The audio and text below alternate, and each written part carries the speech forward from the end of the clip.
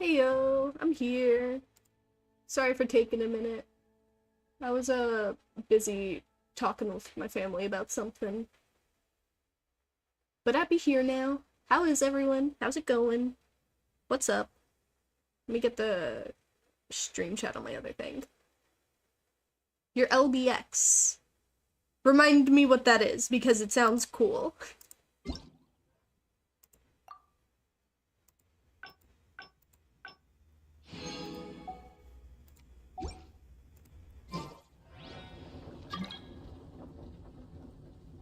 Oh yeah, everything's fine. Basically we got a new shower head in the bathroom I share with my sister, and she was just telling me how it worked. Because she just put it in. And so I was just like, okay, yeah, cool. And yeah, that's why I'm late, basically. She was just explaining stuff to me. Yeah. Like, before we had this, this only, like, handheld one, you know, that you could just shift on the wall, because it had, like, a suction cup thing. But it's, like, it was, like, 8 years old, and it just didn't work well, and the suction cup thing just didn't really stick on anymore, and that's a problem. So we had to get a new one, and the new one is like a dual one. It's like a rainfall shower thing, and then there's also the handheld thing. And she was just explaining how that worked, because I kind of wanted to know if there was a way to oh, I guess I already have some. If there was a way to turn off the rainfall shower, because I don't like my hair getting wet when I don't need to wash it. So yeah, I only tend to use I'm probably only really gonna be using the handheld one. Let me access. Oh, that thing! Yeah, that's awesome. I remember that. Hold on, let me look. Yeah! Awesome. I want to build one of those one day. Those look so fun to build. I wanna get a 3D puzzle too. I haven't done a 3D puzzle in ages. 15, 16. Wait, how many? Okay, no.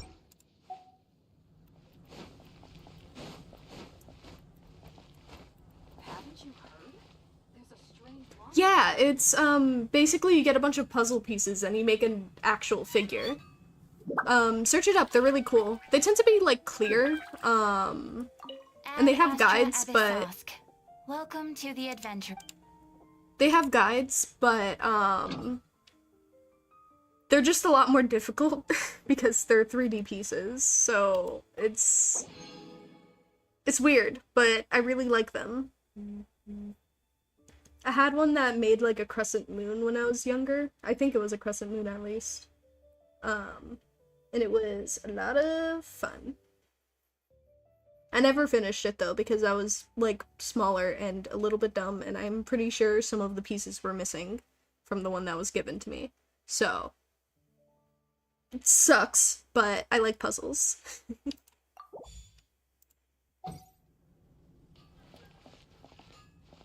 I'm gonna do my dailies, and then also do some world quests, because I realized, I have, like, a shit ton of world quests that I need to do here, and everywhere else. And when I say a bunch, I mean, like, I didn't realize I had so many in Mondstadt. Oops.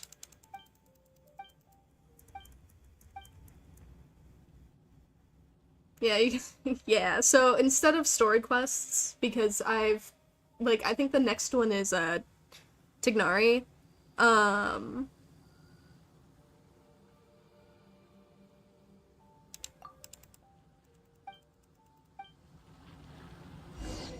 I'm just, deciding to do things. Hold on. My brain is, like, shutting off a little bit. Yeah, I'm already at, Tignari, so, like, I think I've, done quite a few. So I might as well just start working on these. There's leeway.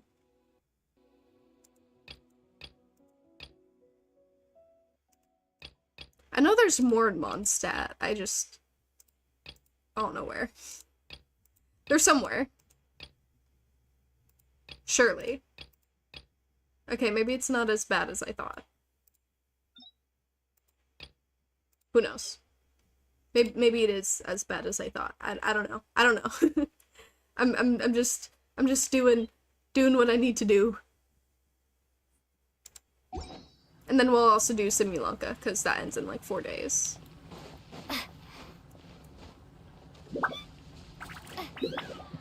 Oh wait.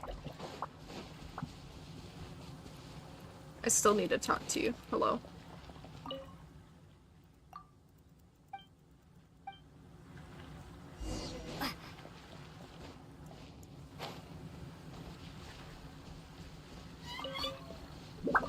Ayo, what's with that super shiny spot in the water?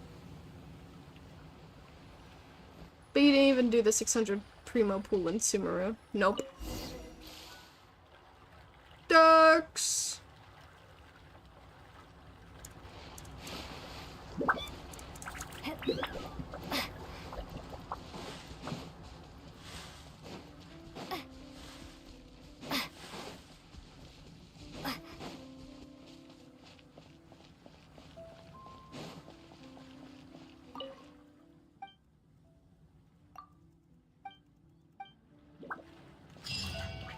There goes Timmy.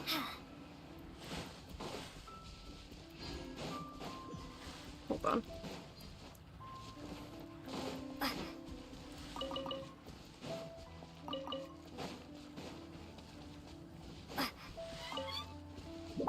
Is this a fishing spot? What is this? Ooh. Those look cool. Do I use these?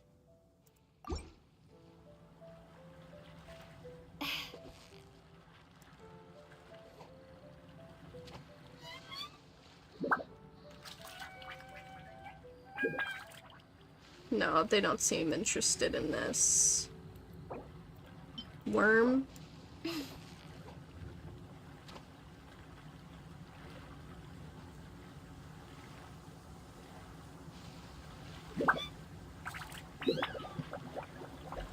Really? No worm?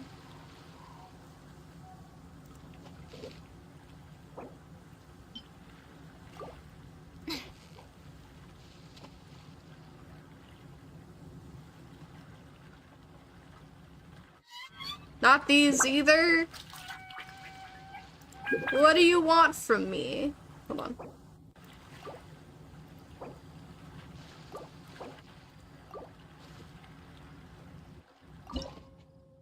I don't think they would they?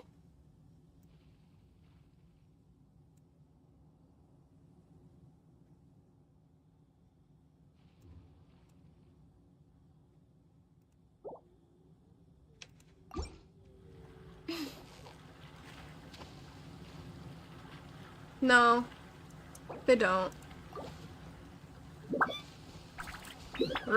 Frustrating. Anyways, moving on. Yeah, you can fish in this game. I want to do it more, but I don't have bait, apparently. I need to unlock more recipes, so I need to fish more. But I can't fish if I don't have bait.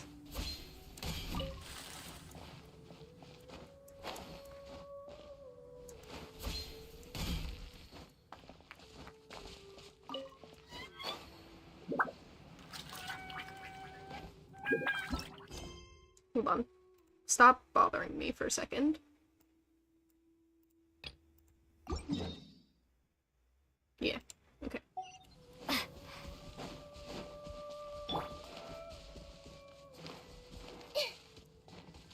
What is that glowing light? It is guiding me.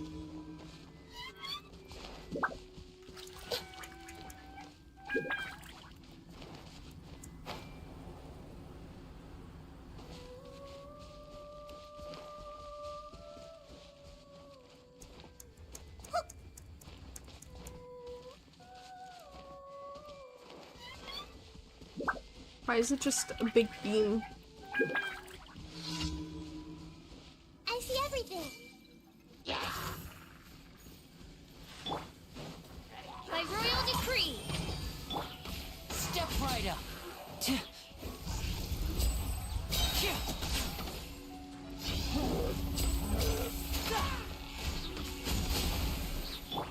Take this. Everyone hold hands.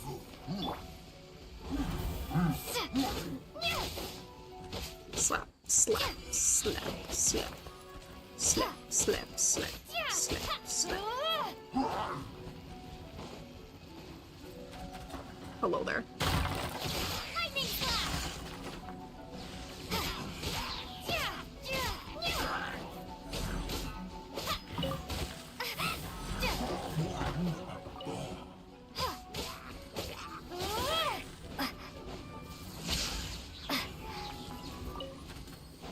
Sorry, I just want to do some no-brain.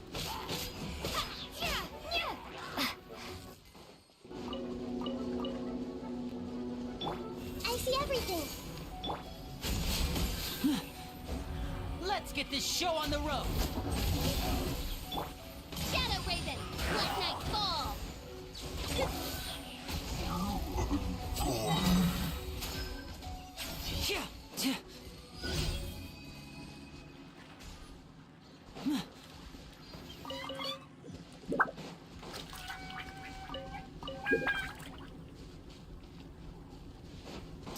Yeah, Mondstadt music is nice.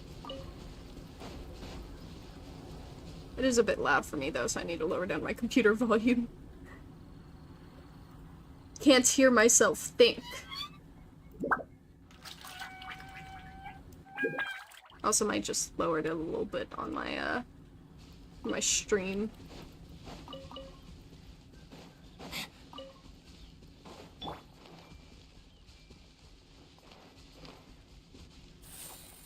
Hey.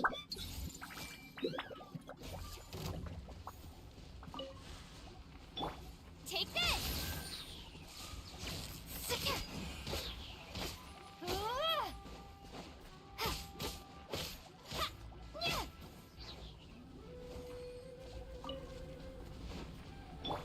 I see everything. Lightning slash.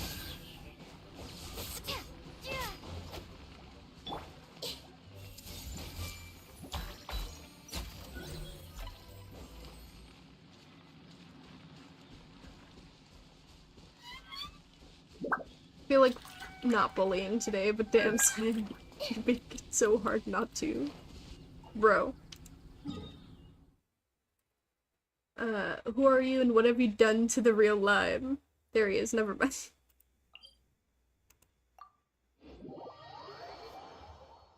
How has this just become acceptable? Acceptable? Yeah, acceptable. Oh my god, never mind. I'm done. Time to end the stream.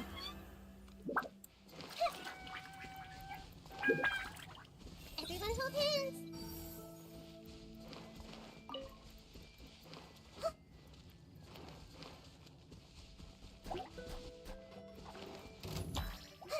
Hey. I didn't choose this life. It chose me.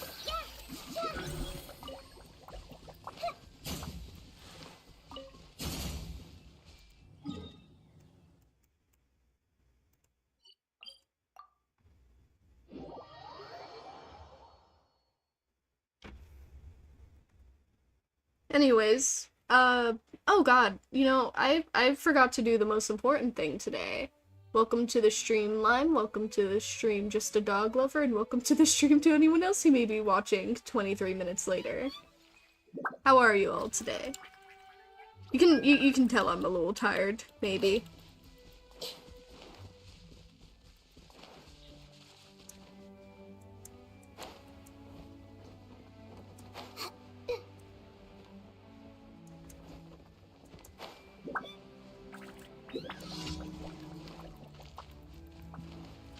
Everyone hold hands. Midnight Phantasmagoria.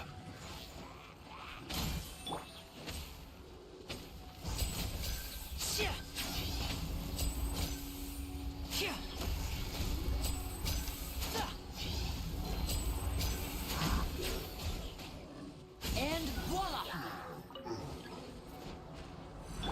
I see everything. As you wish, main Fräulein.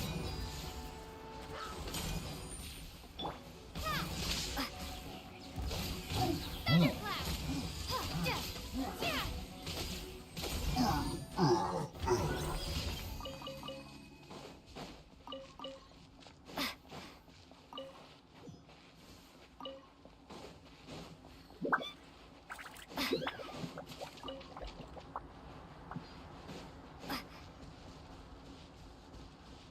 Doing fine. That's good, that's good. I cut myself multiple times, but I don't care. I got my LBX. Good sign, just finished work. No, I didn't have work today. I just went to bed late last night. Or more like went to bed early this morning. But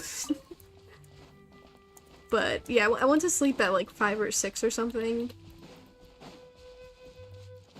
Not for any reason in particular. I bet I could have slept, but I just didn't. So, yeah. Wings of darkness.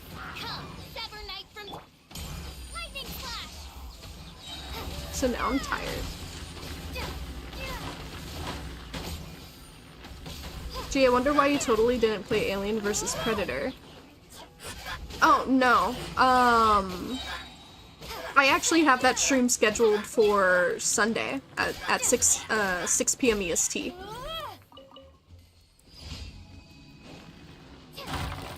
I'm pretty sure it's every generation. They just don't want to admit it because they got stuck with their day jobs, you know? There are plenty of people with fucked up sleep schedules, not in our generation. Just look at nurses. Nurses have some of the worst.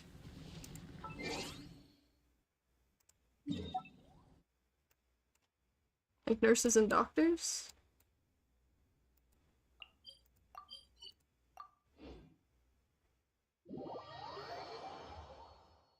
Maybe 24-hour gas station attendants. True heroes out here, you know.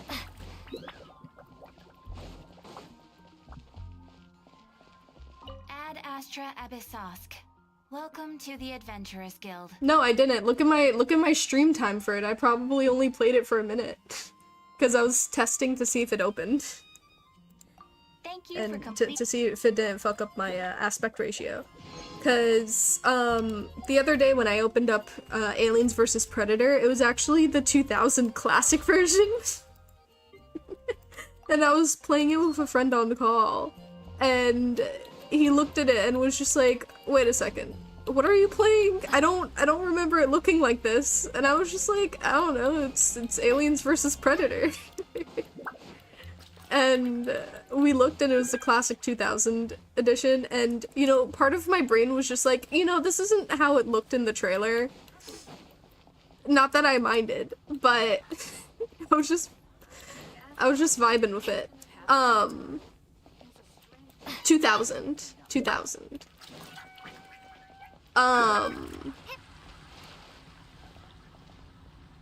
But basically, I got the Alien bundle, so I have like Colonial Marines now, both versions of Aliens vs. Predator, etc, etc. So like I didn't accidentally buy something that I shouldn't have. It was just in the bundle and I got mixed up. I mean, it's fun. I played it. Like, there was a single server online when I played it, but like for multiplayer, and it was something. It sure was. I forgot what the name of it was, but it was like gay something, and it was a funny name. It was, whoever made it had a funny name.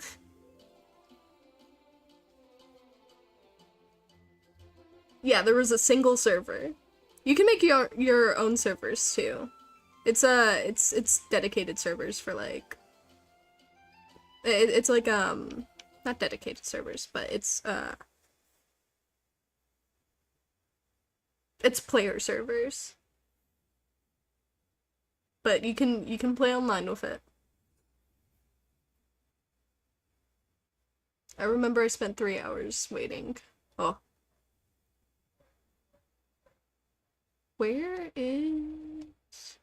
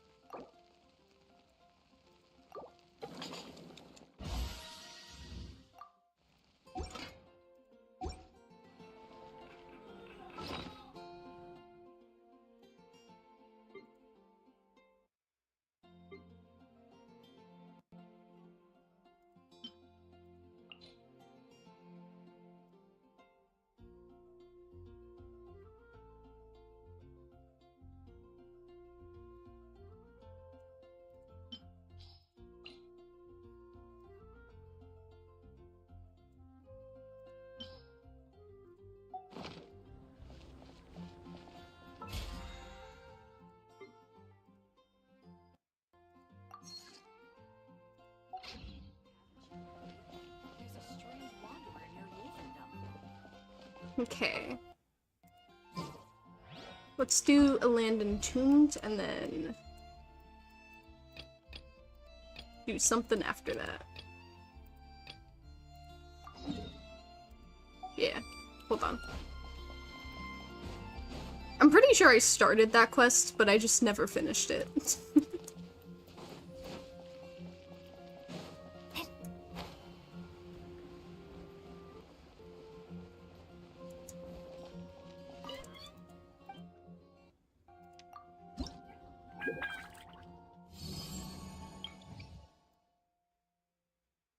Yeah, like, I don't even know how I get the rest of these.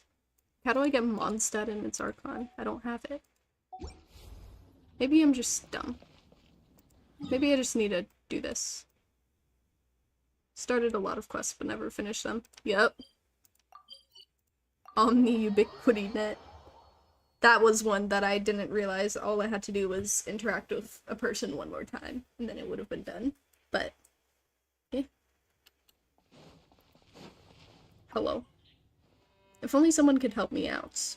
Oh, sorry, didn't mean to be talking to myself like that. I found this. I don't know what I'm handing, but, up on the mountain? Let me take a look. Wow, what a find! This is priceless treasure. Treasure? I don't even know what I gave you. Treasure! A treasure trove of knowledge for history enthusiasts, I mean. Once on a research trip, I read some ancient historical annals. I remember one of them, from before the time of the Knights of Favonius, talked about a team sent by the aristocrats to investigate the mountains. For some reason, though, the annals provide next to no details about what the investigation team found. All Mondstadt and world quests, leeways and other world and commission quests. Got it.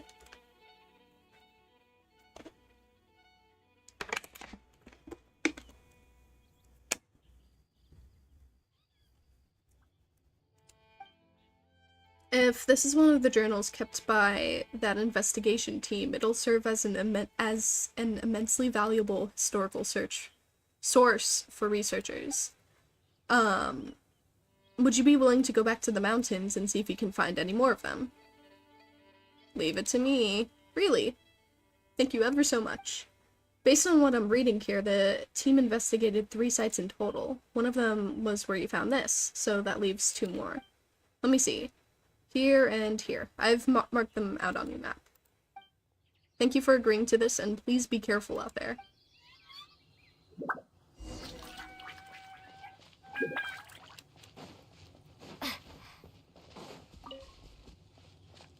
Give me flour.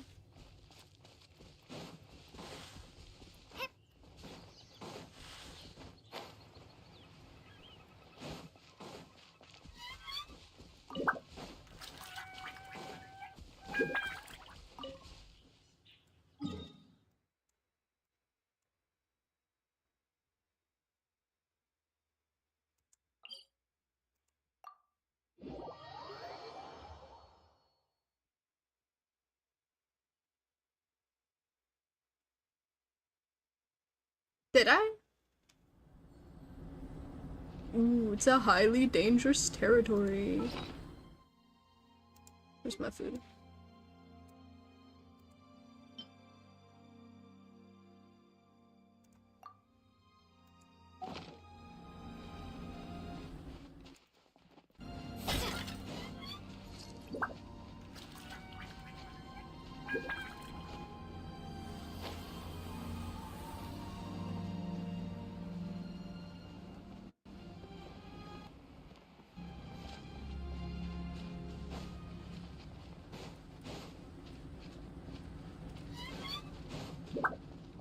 Oh, treasure. A reward on the road. Moving on.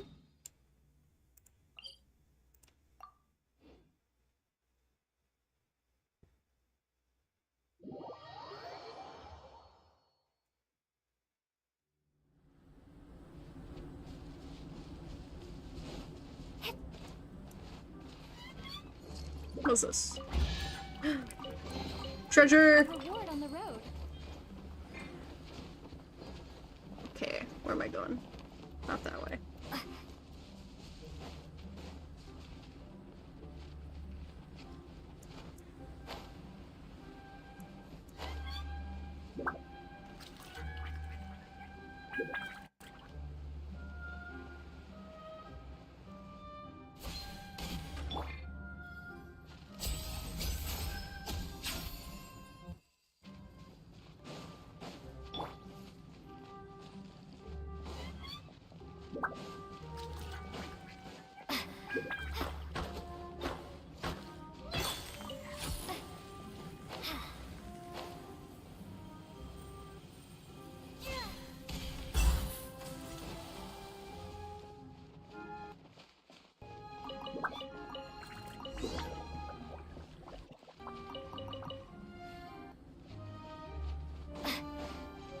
Money! I'll keep this close. More money! Wow. So much money. Hold on. How much money do we have? Money! I'm a fiend for money right now.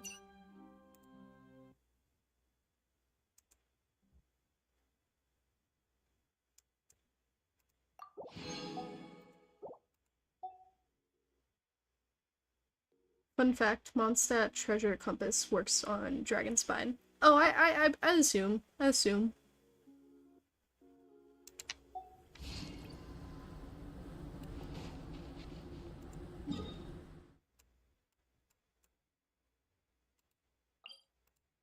Oh wait, hold on.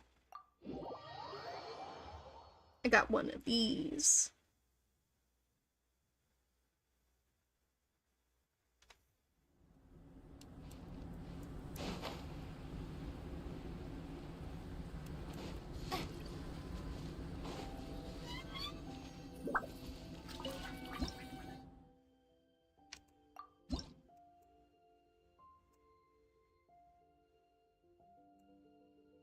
What's this? Crimson Wish. Deal with this later.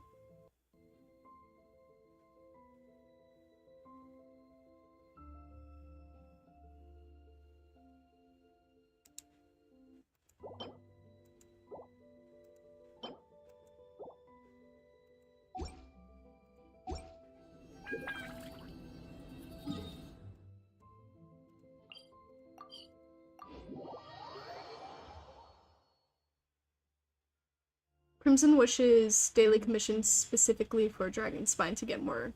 Oh, agates. Got it.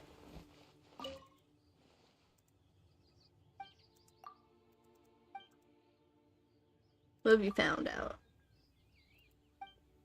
Thank you. These investigation journals are of rather significant historical value.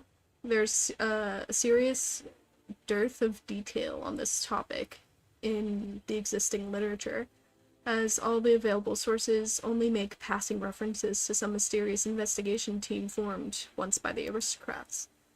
These journals you found will help fill in some major gaps in the historical record. Now we finally have answers to the questions of why so little information on the investigation appears elsewhere, and why nothing of relevance beyond the initial departure of the team was recorded in the annals. I think I understand what happened too.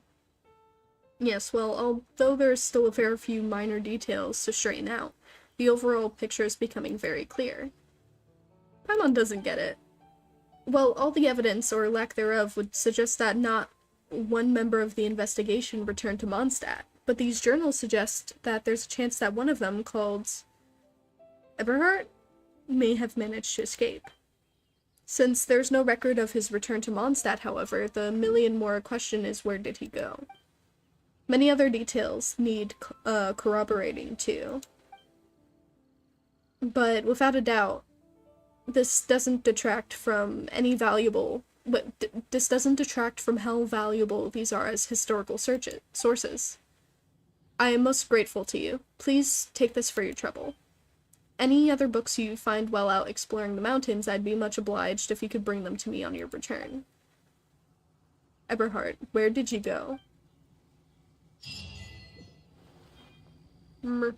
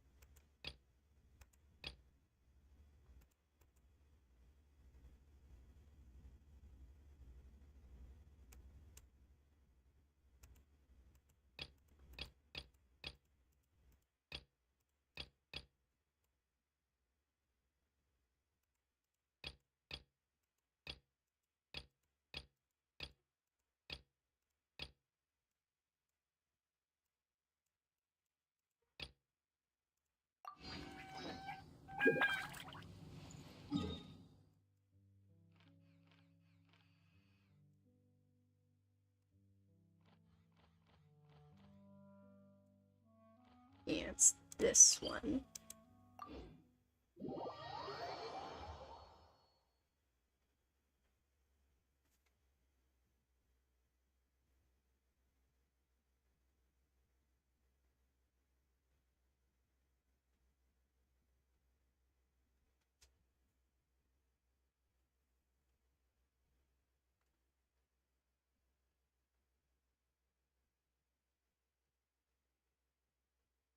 Do I have plans tomorrow?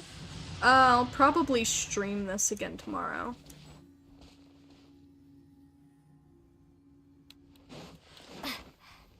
I guess I'll fight this.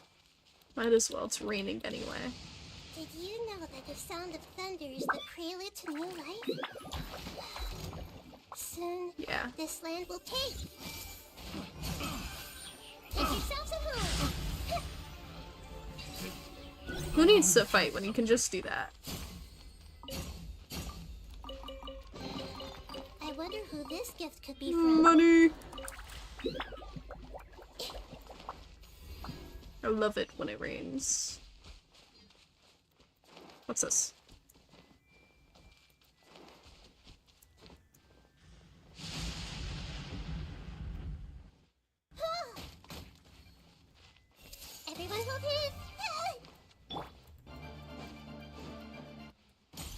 Oh shit, I was Step right up. debated into this. Here.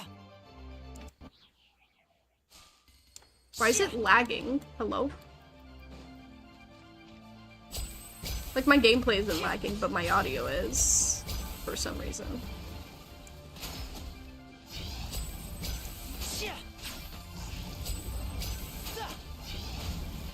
Now disappear.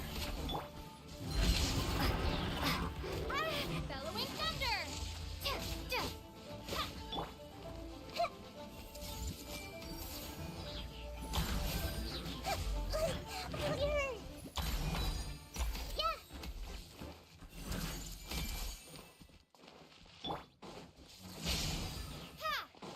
I don't even need to fight them. I already have this unlocked. How did I never collect it? Midnight Phantasmagoria. Questions only me of the past could answer, I guess.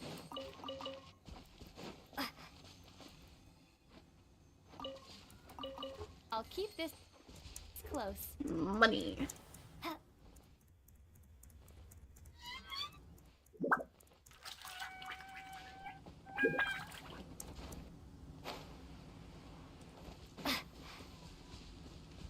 It's at like the tallest slope or something.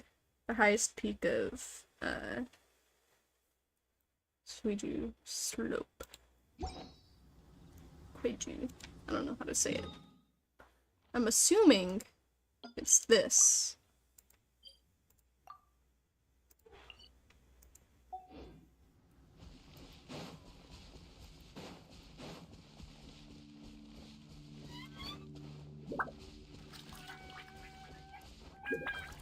I see, well, after this update, Sunday night, you might find a few new things. Alrighty, sounds cool.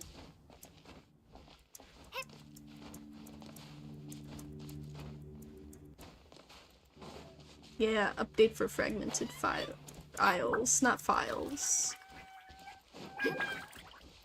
Sounds cool. Also, I've been staying hydrated, but for some reason, my throat still feels dry. Weird. Look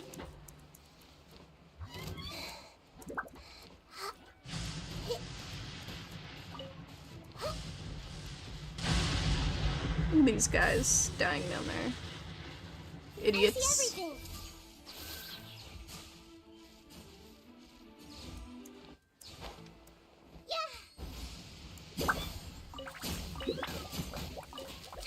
Owie.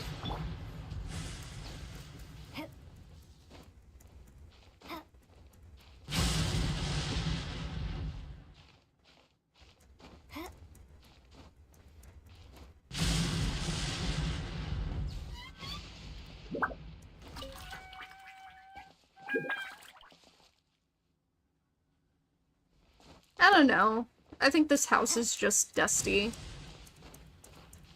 But it's just drier than usual. It was raining outside too, so like it's not like the air over here is dry or hot or anything like that. It's very much supposed to be humid. A reward on the road. Money! Ooh, 30.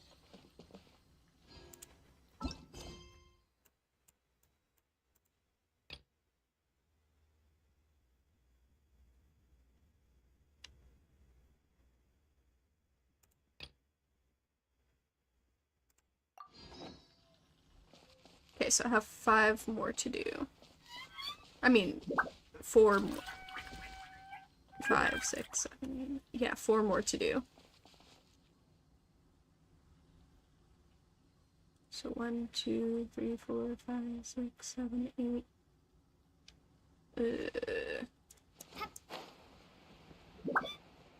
1, 2, 3, 4, 5, 6, 7, 8, 9.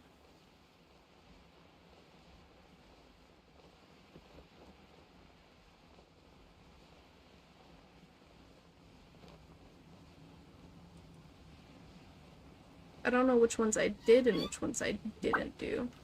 So we're gonna have to look at these one at a time.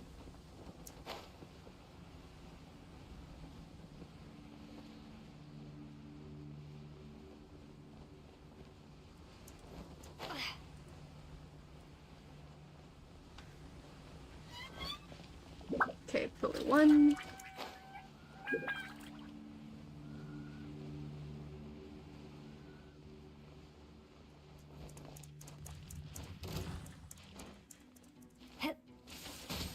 Ow. Pillar 2. Yeah. Thunderclap.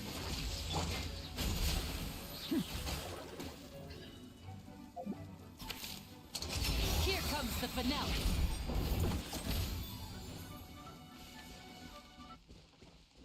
Yeah.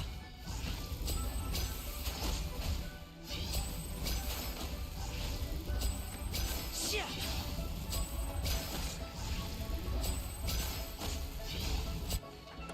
Step right up. Now disappear.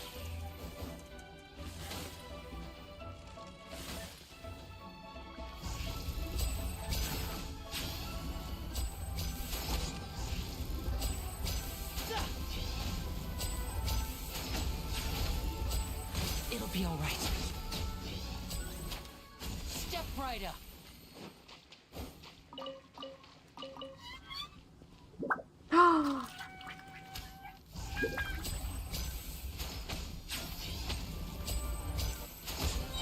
I've only like fought maybe 1 or 2 of these in my entire life.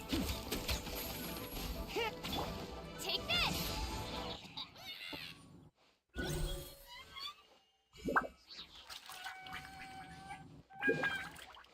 Anyways, moving on. Yeah, pillar 1, pillar 2, wait, no, what's... Pillar 3... Could also be what you're staying hydrated with. Yeah, I have water. It's just bottled water. It's one I usually drink.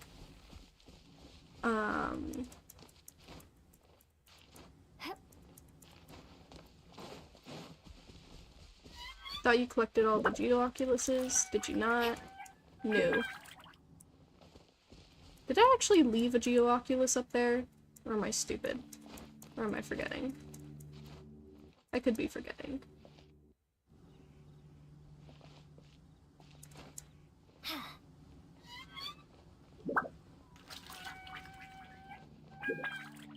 I don't know, the side designs all look the same to me.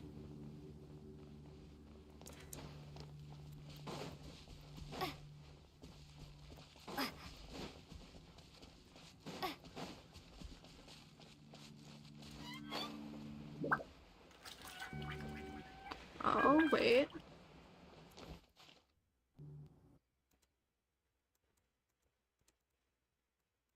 Whoa. Confirm. Why is that lacking? I see. Okay, so it has to have that, like, swirly. Oh, there's also a thing right there.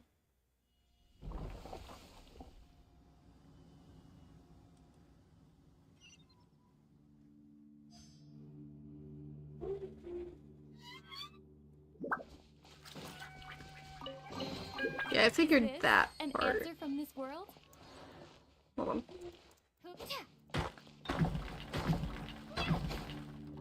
Yeah, no, I don't know what that is. Maybe I just gotta reload. Who knows?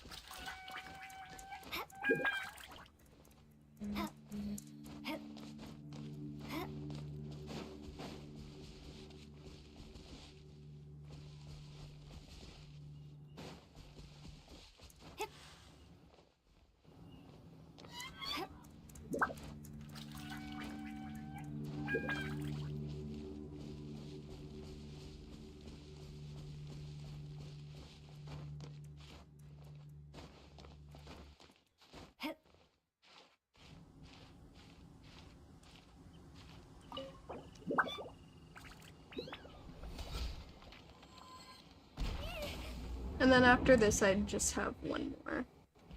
But... And then after that one more, I have to get one more. But I'm gonna wait until the update for that, Cause if you know, you know. Is this an answer from this world? I'll go to that one over there.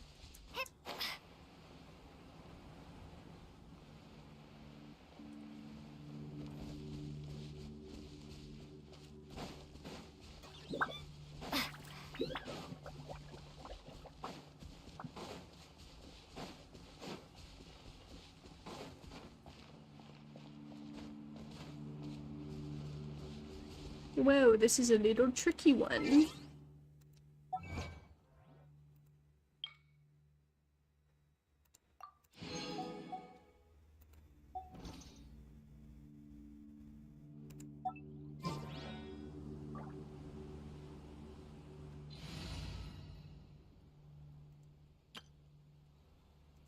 Deploy Venti, and only Venti, apparently.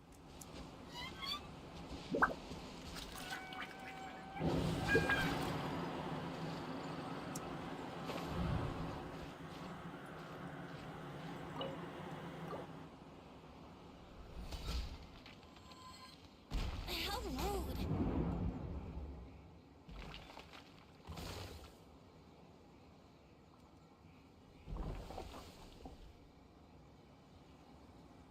Then I just have that one more left.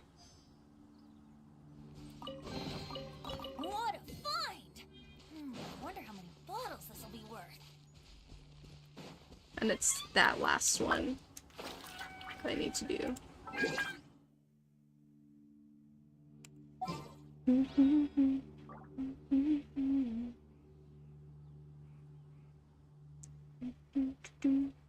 Hello?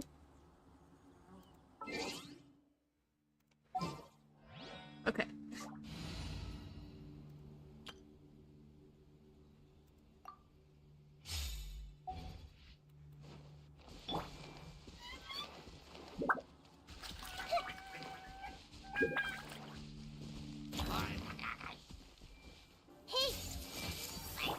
As you wish, main Fräulein. Now disappear.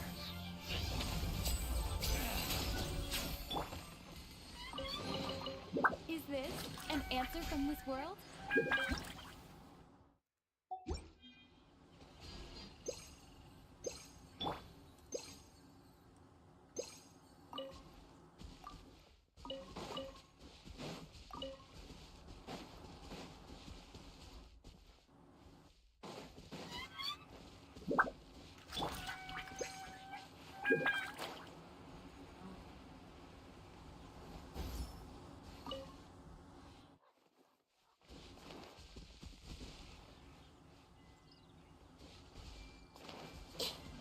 I see everything.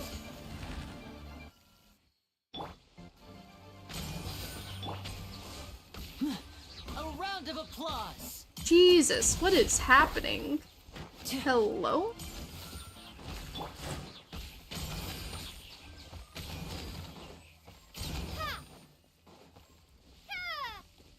Almost.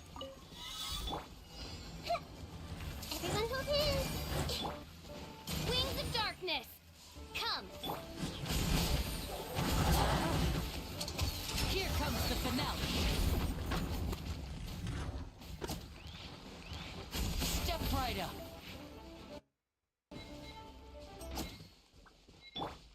Hold on. If this game keeps acting like this, I'm not gonna be able to get it. Hold on. I'm gonna reset. Note, Japanese instructions are confusing without subtitles. Indeed.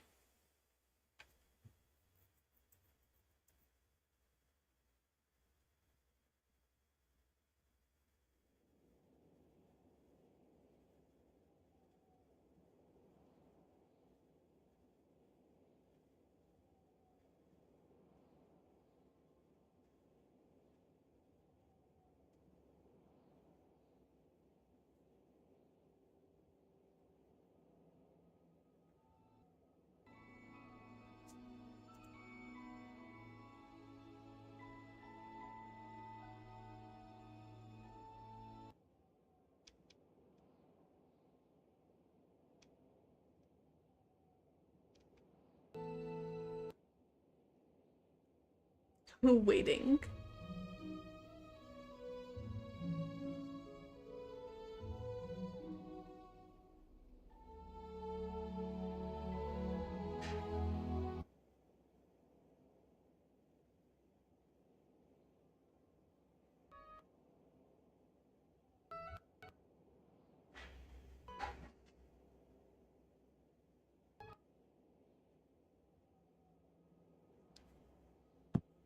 What is this? What is happening? Hold on. I think I just need to close the game. Close. Close.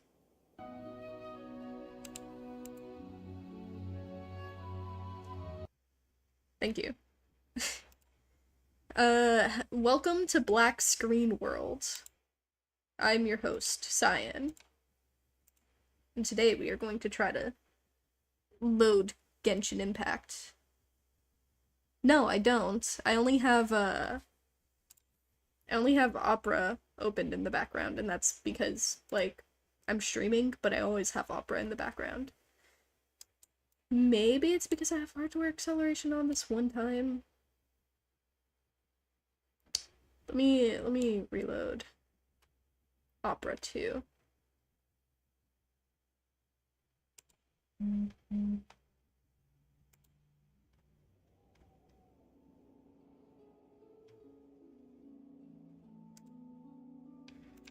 Relaunch this.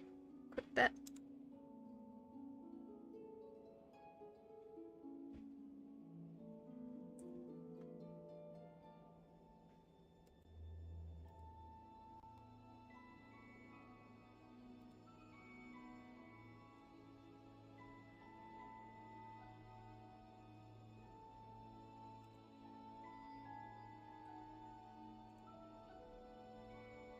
No, only time will tell with my computer.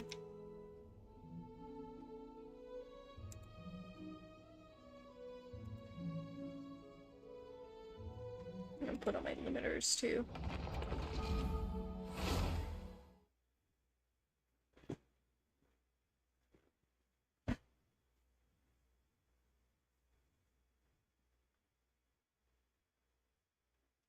Yeah, I guess something did need to break for this stream to be a real stream.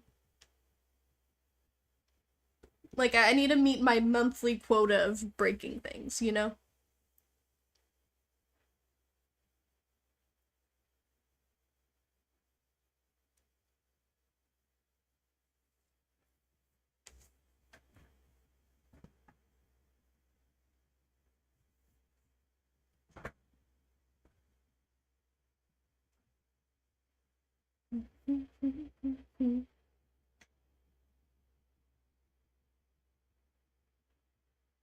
Hello, Dragon Slayer. Welcome to the stream. Hope you enjoy your stay.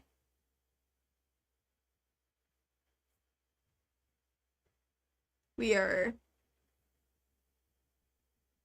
trying to fix stuff.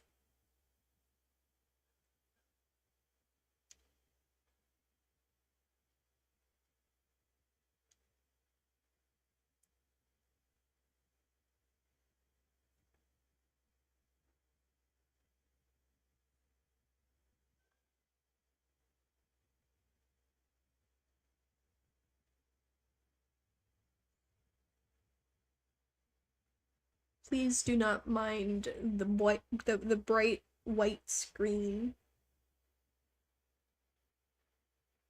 It'll only be here for another 5 minutes.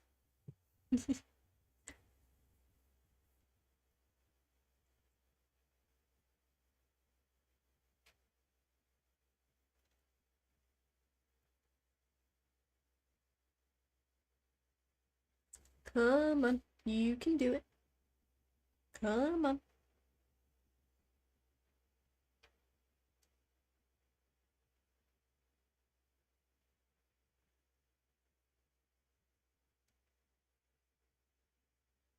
Come on.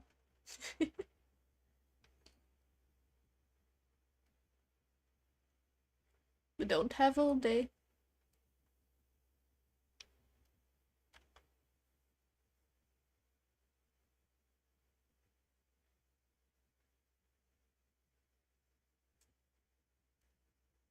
Genshin Flashbang. I love that game. Okay.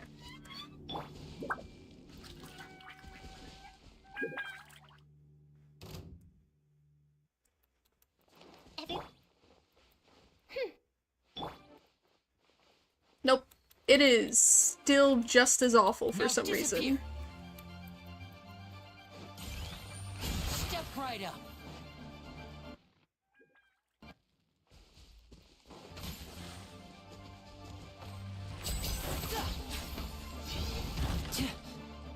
Am I expected to do this in 30 seconds? If it wants to take 30 seconds off of my life before I can even fight. Okay, there we go. Hey! Midnight Phantasmagoria! Stay calm, stay calm. A round of applause.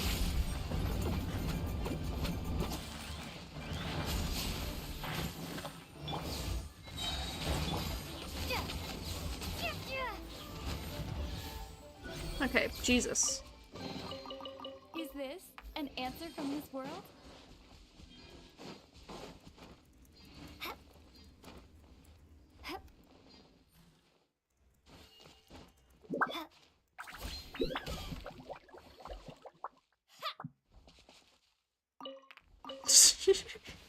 What is this?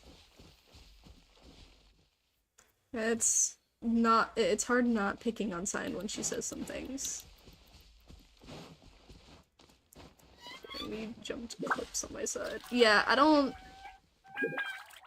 Also, any lag you're seeing, I'm seeing. So... This game is just... giving me a hard time today, I guess. I see everything!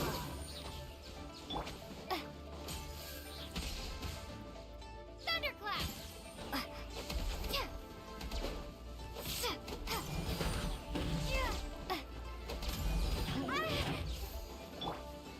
By royal decree! Take this!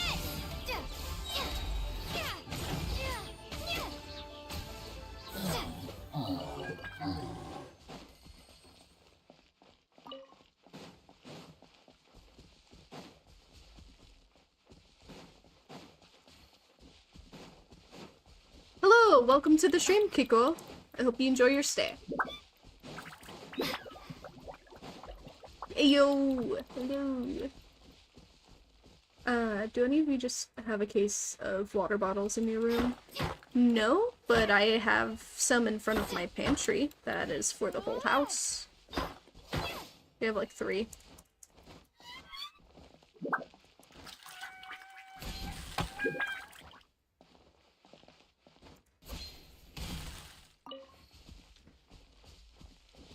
Yeah, we got like 2.5 cases right now. Okay. Oop. I'm clicking space, not alt.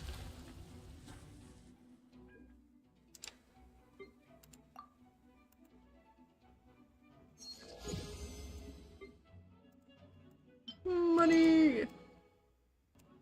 Think we could get to this? Hold on. Wait.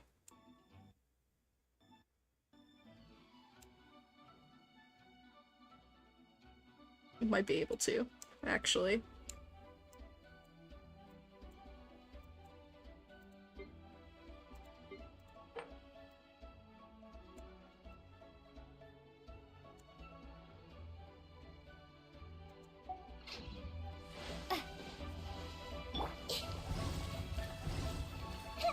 Hey!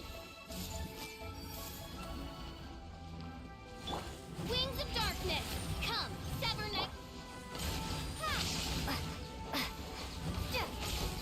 I really hope this long trail doesn't fuck me up in a minute.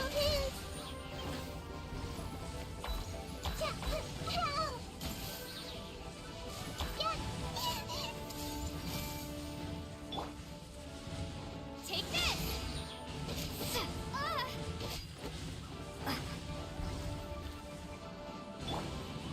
Oz, reveal thyself!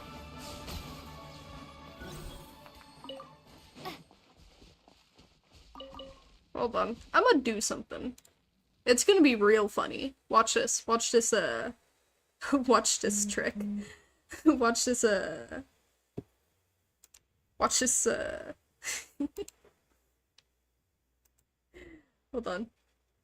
If it'll freaking load. It does not want to load. I don't know what's happening. Anyways.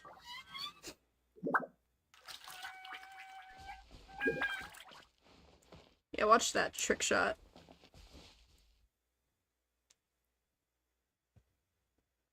Okay, I found new addiction to the clicking sound when you put a build kit together.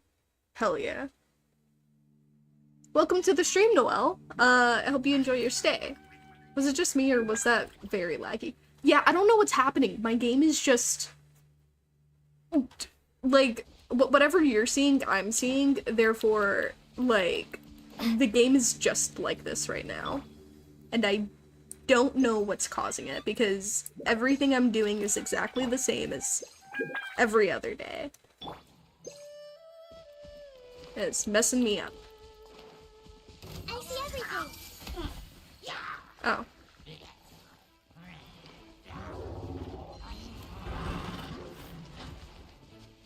Everyone hold hands. Midnight Phantasmagoria.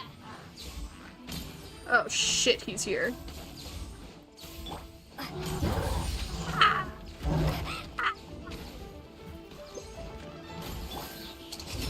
get this show on the road.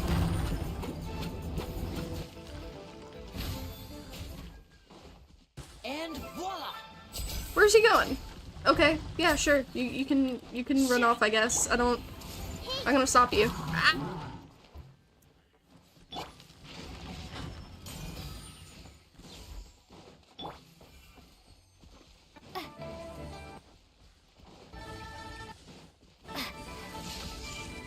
Why do I hear boss music? Oh my god. Please, I just want to play the game. What is happening?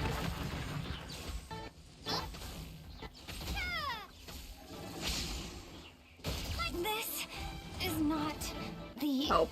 end. I knew he was gonna beat my ass, but he just keeps doing it. Stop. Stop. The finale.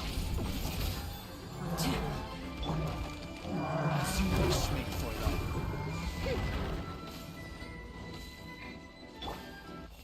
Everyone hold hands. Sharing my knowledge.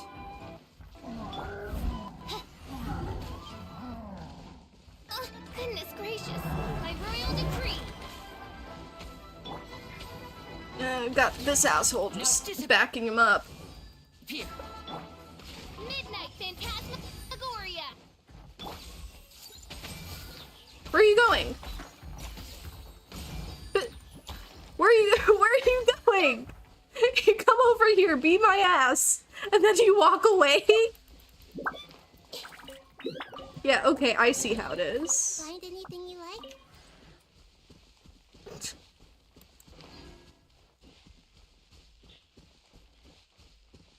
Anyways.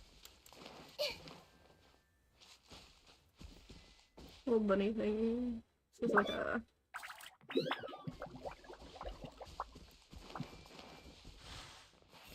Oz,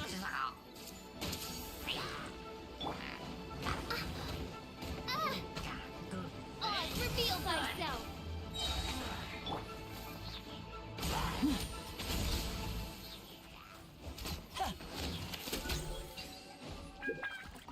What do you mean my... Yeah, he came on over, beat my This ass, chest is and then he walked away.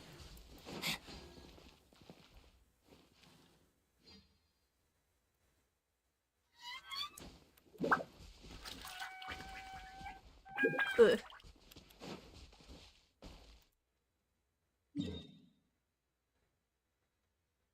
Hello, welcome to the stream, Corruption Azoof. I hope you enjoy your stay.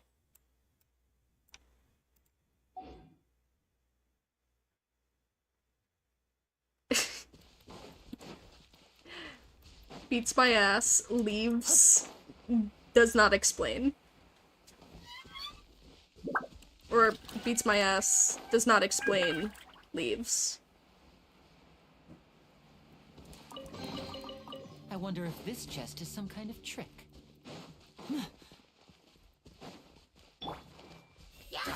No, my friends hear me say shit like that all the time. By royal decree. Step right up. It's not anything surprising.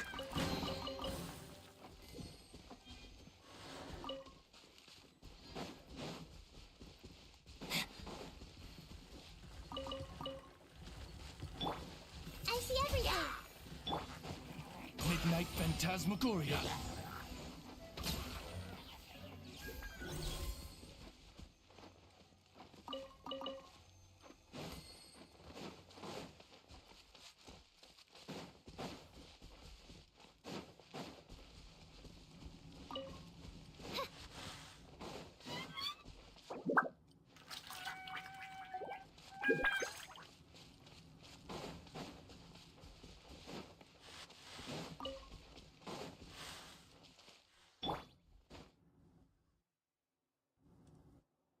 Hello? Where am I? What is happening? Did I crash the game? My finger slipped once, and my entire game is just... No! It crashed! Can I wait for it to respond, please? What's the... Oh, that's a Sealy. Oh, hello.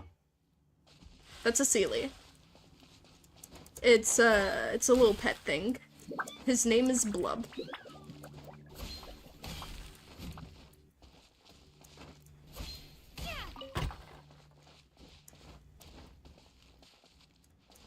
I'm not tired though. I slept. I woke up at 3 p.m. because I went to bed at 5 p.m. I think that's enough sleep.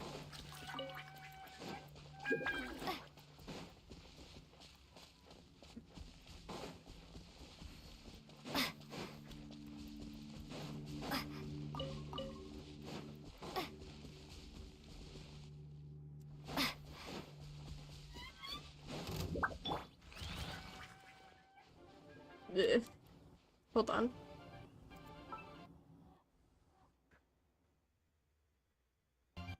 I'm just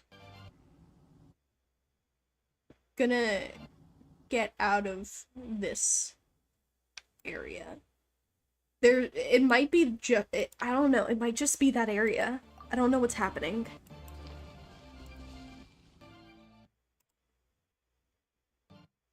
I'm just gonna, that's my teapot.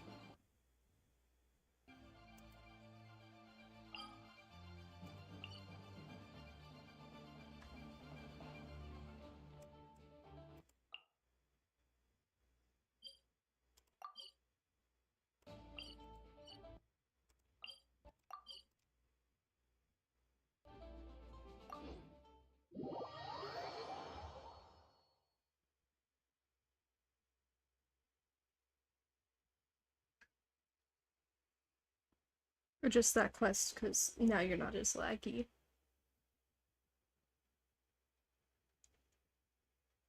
I don't know. It's still fairly laggy.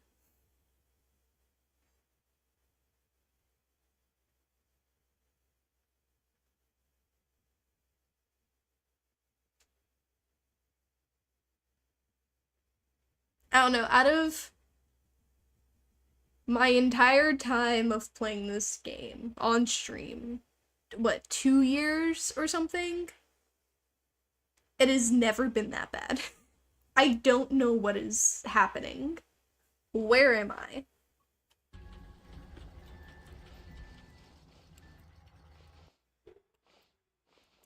Even the music's still lagging. It's still lagging.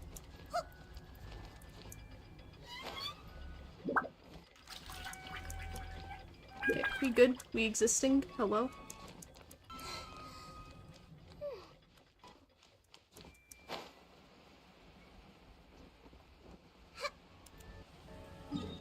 Yeah, no, it's still lagging.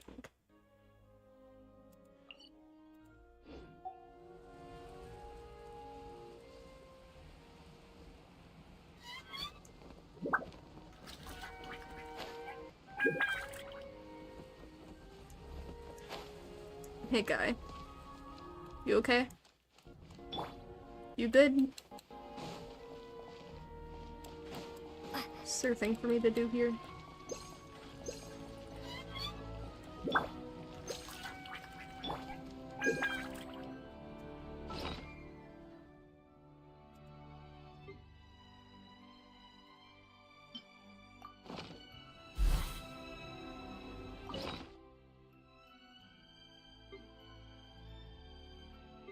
Hmm.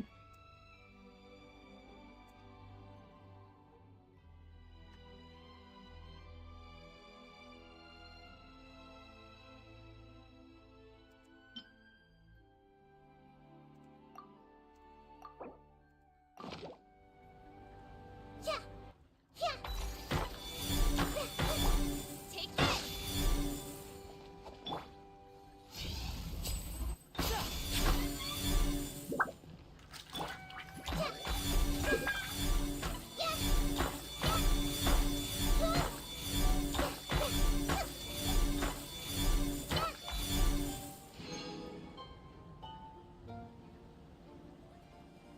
Stuff.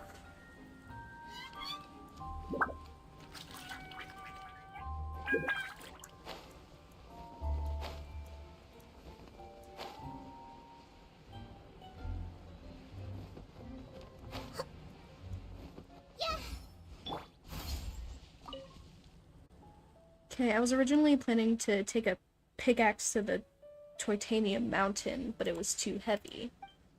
There aren't any good spots to hide things around here. How about somewhere near the seats in the station? Okay. I'm assuming that is for the thing. Give me money. Thank you.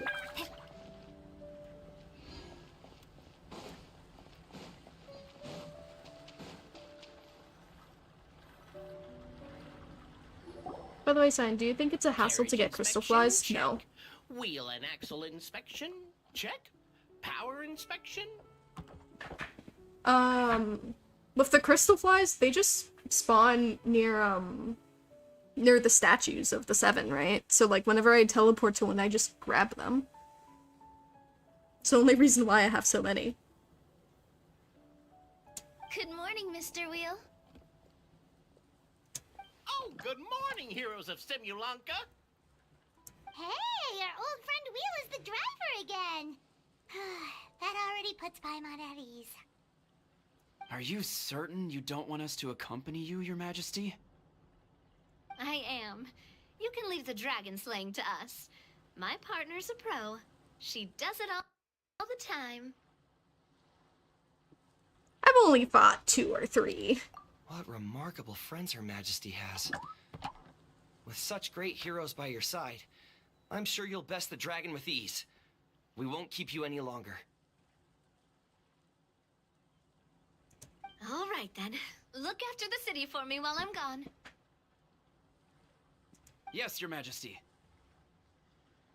Fair enough, I was gonna tell you there's a device to get 15 a week. Oh, cool. I mean, I wouldn't mind having that.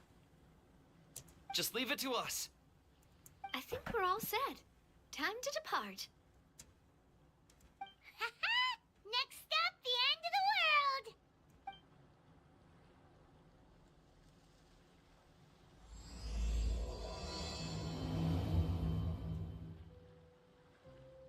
world. Lightning slash. Not what I meant to do.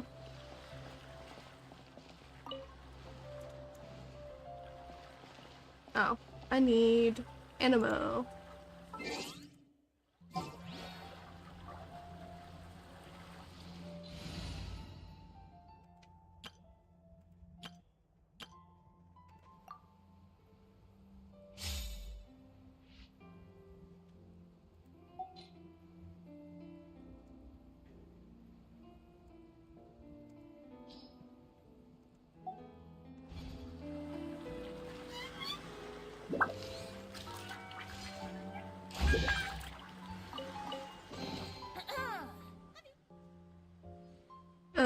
Haha, this is my final treasure. I hope you enjoy finding it. Next, I'd like to go to the end of the world, down by the sea. Maybe there will be somewhere deeper there to hide my treasure. Did I ever get the second one?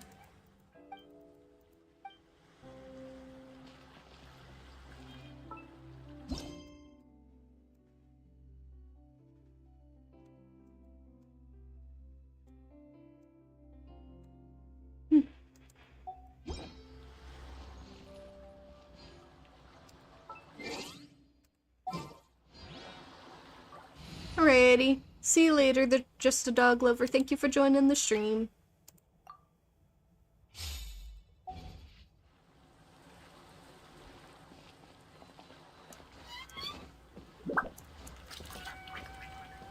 Hello.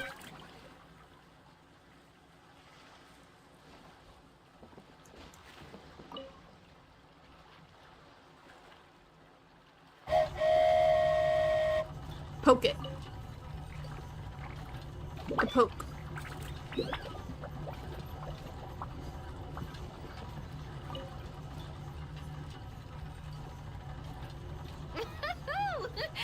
So this is what it feels like to ride a toy train. Ooh, you're really easy to please, Navia. Ooh. Looks like the fog ahead is getting thicker.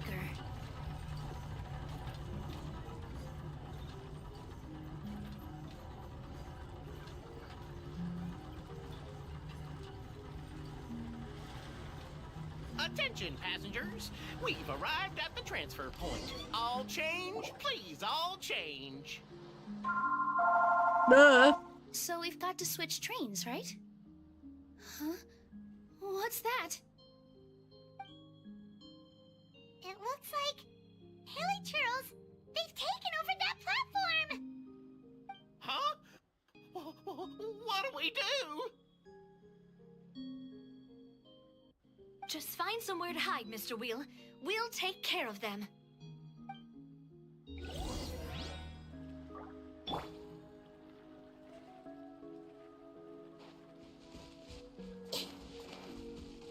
Everyone hold hands! Oz, reveal! Yourself!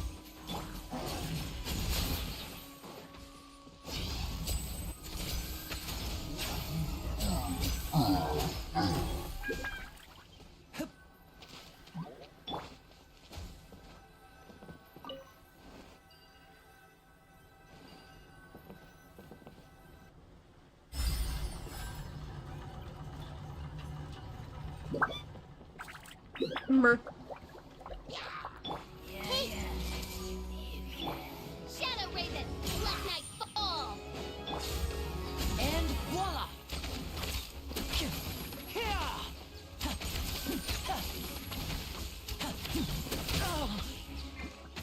Take this! Yeah!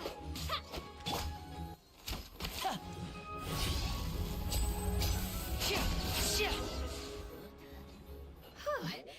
That's all of Dead. them. Thank you so much for your help, everyone. Now, let me take a look at the train.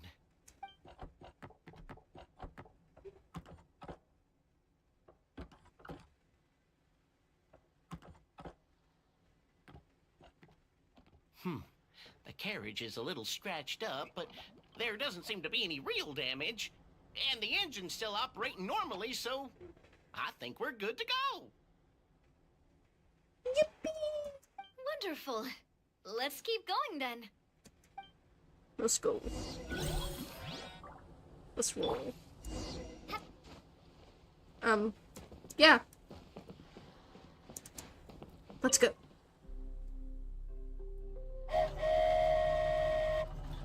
Poke.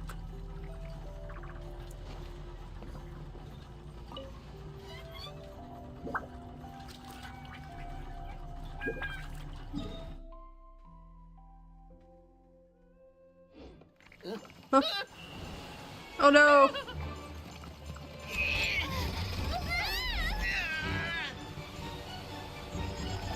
Oh no!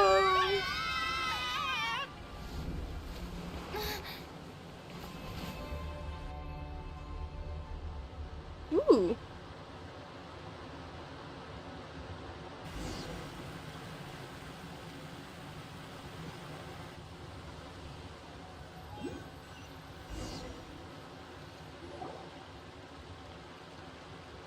Go forth and witness this world, my... Make sure to be nice to everyone. Oh. I leave it to you. Oh. Are you okay, Miss Nilu? I'm fine, but I think the traveler is still unconscious. We're lucky this guy caught us on the way down. Oh my god. It's him. Passed out from a little fall, did ya?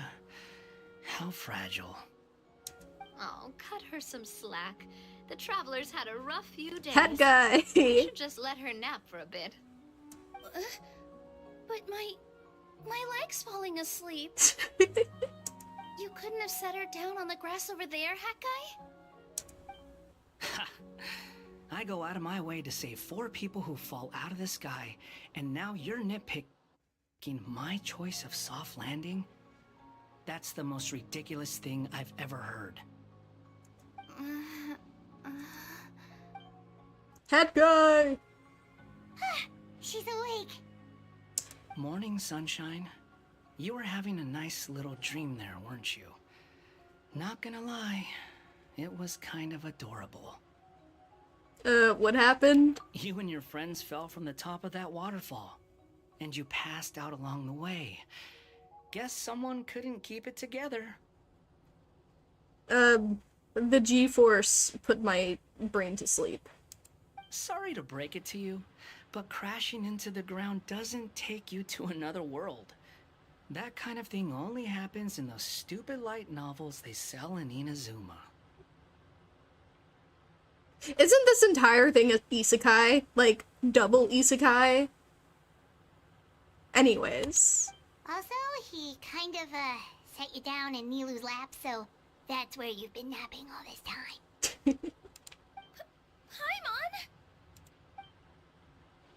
Paimon? Sorry. Oh, no. It's alright. I'm just glad you're okay.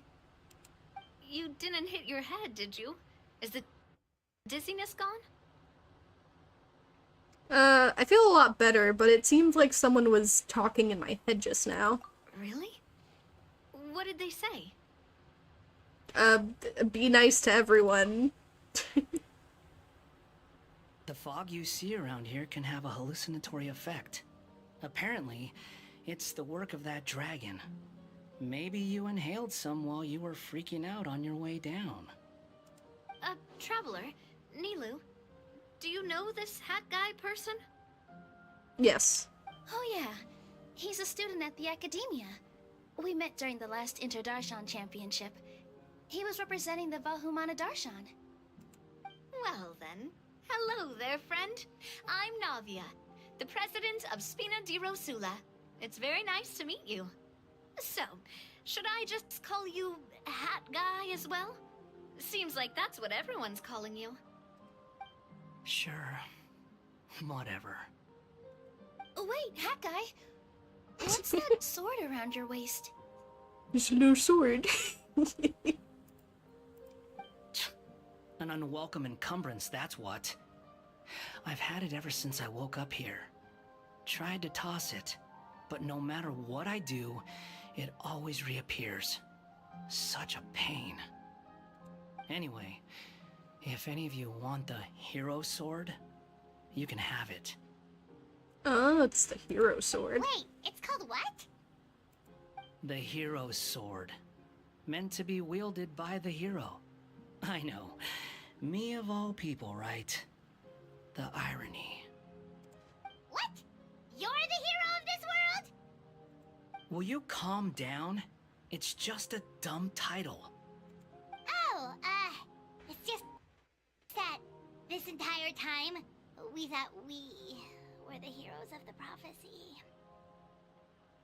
Oh no, we could be heroes of the prophecy together, the 3 heroes, the 3 musketeers. Well, if it means that much to you, you're welcome to claim the title. You'd be doing me a favor. No, I'm good actually. I'm tired of being a hero every single time. That's not the point! The real question is, If you're the hero, then where the heck have you been all this time? Looking for a way out. I heard there's a boat in this area that can bring you to another world. So I came to investigate. But look at the state of things around here. The lighthouse collapsed. The boat won't budge. I say we try to find a different way out. Sometimes being the hero sucks. I mean, I think it's all the time. Being the hero sucks all the time. I don't think there's any real, like, good thing coming out of being a hero than, like, you know, making the world a better place. But, like, personally, I don't think it has any, like, good things come, like, for the hero, you know? Usually they just suffer more. Huh. Paimon's guessing a voice told you what you were supposed to do here. That's what happened with Navia and Nilu, at least. You expect me to take orders from some disembodied voice? Maybe.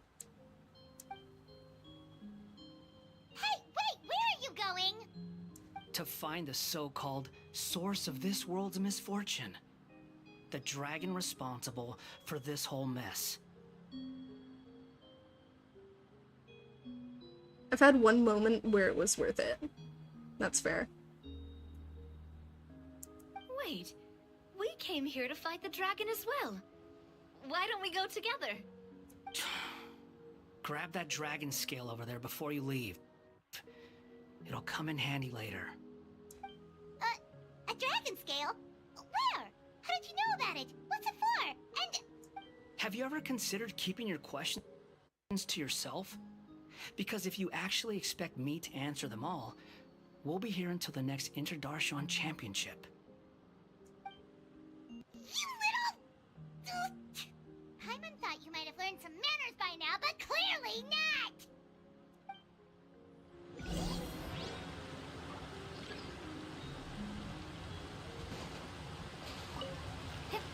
Anyway, let's try to find a scale, I guess. Oh. Toy bombs can be interacted with by pressing. By pressing to pick them up.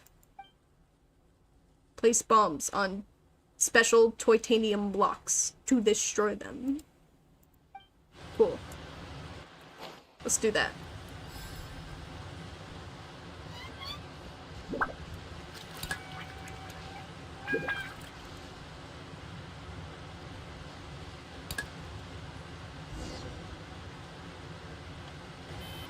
I love Paimon too.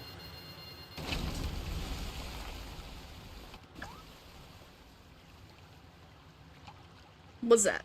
What am I looking at? Is that a scale?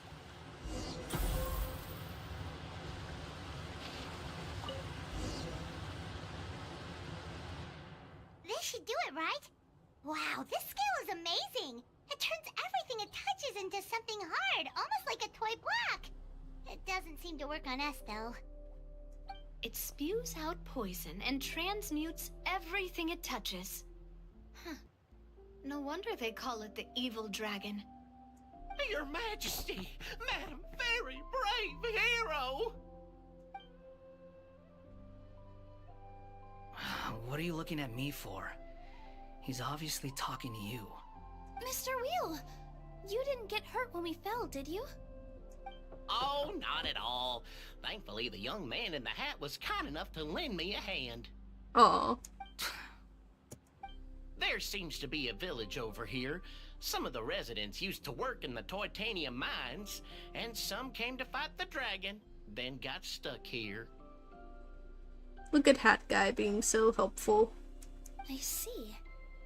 I'm glad they're all safe and sound. I can try to use my magic to fold a boat to bring everyone back. Oh, I'll help too. Still, I think we need to take care of the dragon first. We don't want it to start causing trouble when we're trying to load people onto the ship. Apparently, the villagers often see the dragon fly into a space behind the waterfall. They think that's the location of its lair. Then we should look around and try to find a way in. I'll wait here for your triumphant return. Your Majesty, brave heroes, please be careful.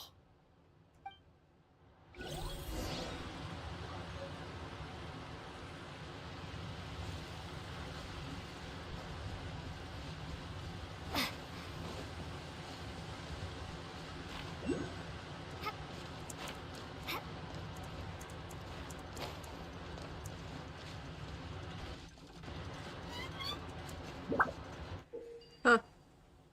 The colorful toy blocks you can occasionally see by the road. Push, interact, carry the blocks, fees, but don't get too far from the main body of the toy.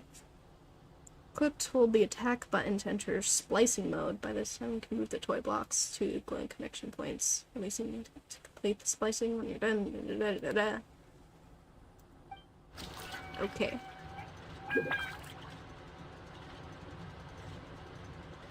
By the way, there's a hidden room somewhere related to Alice's Clee's mom. Yeah, you know, I was actually thinking that, like, is this connected to the witches? Like, whatever they're called?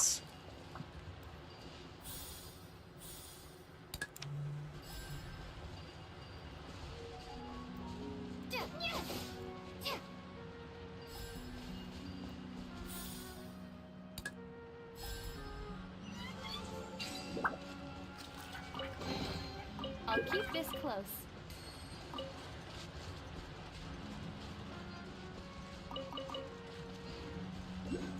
Oh, it will be revealed in due time.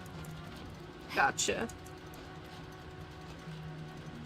That's been my theory for the most part. I just keep forgetting to, like, mention it. Because what are they called? I forget what they're called. They're called something.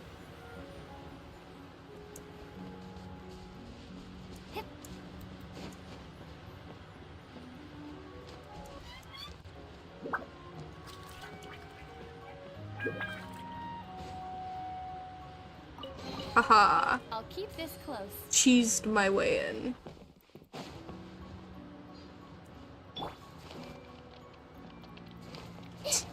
Oh no. Time to make my grand escape.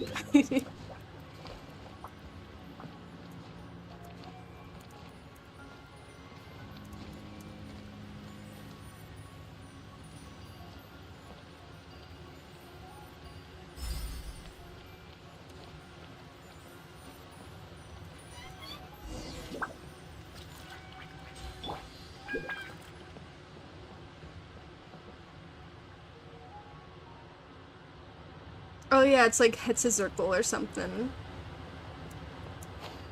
Hexazircle, I think.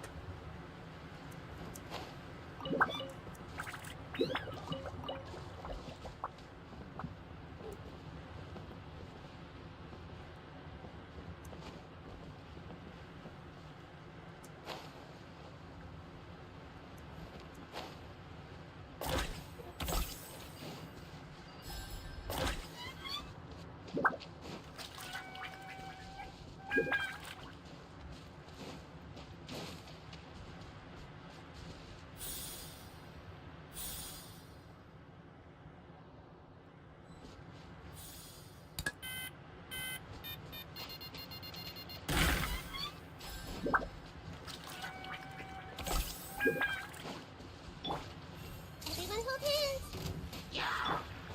Thunderclap!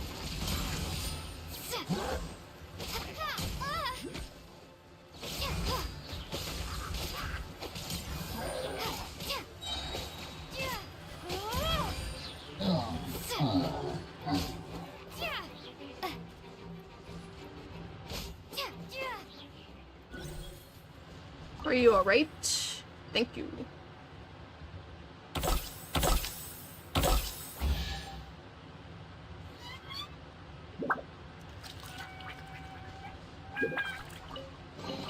Is this an answer from this world?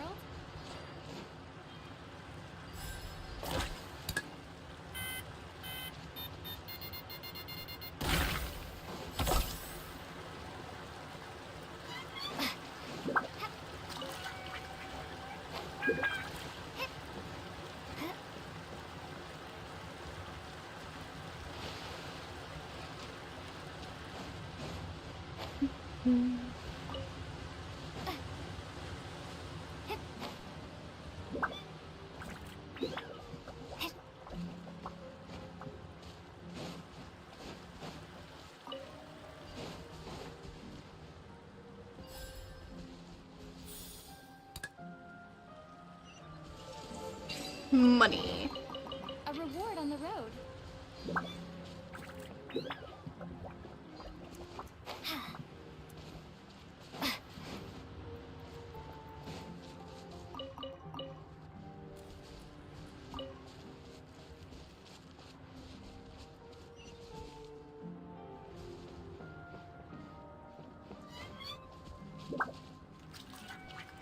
Hey! Congrats! Giant block with immense elasticity. Landing on or jumping up from an elastic surface will let you fly up to higher positions. Gotcha.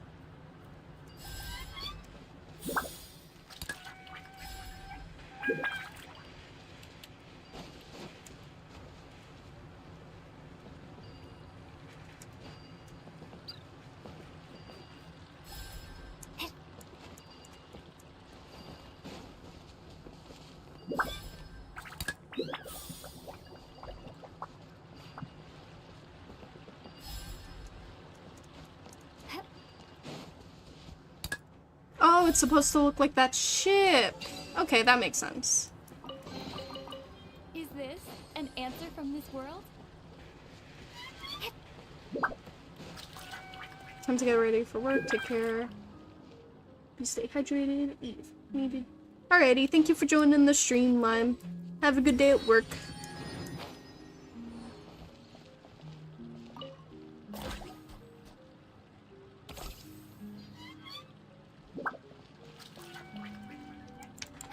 Take this!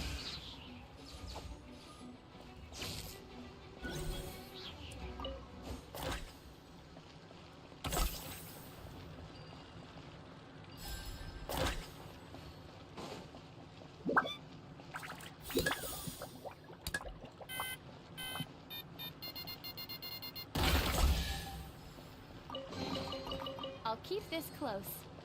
Yay. Money. Money for everyone.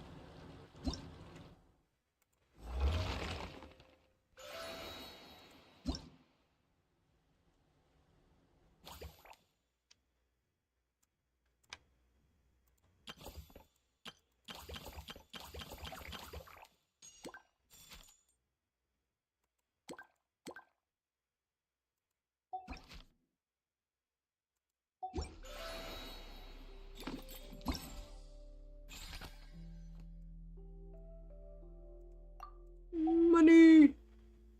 I love money.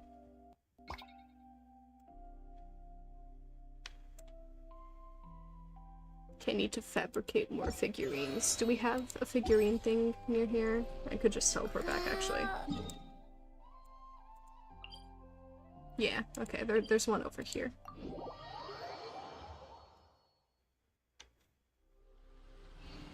Like, could I just teleport to this? No, I can't.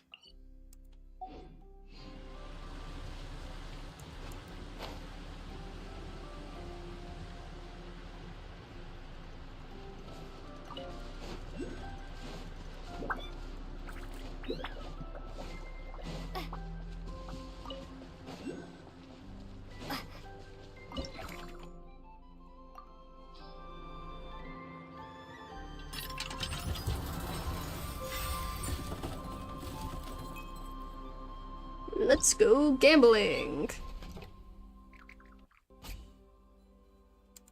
Oh. Again.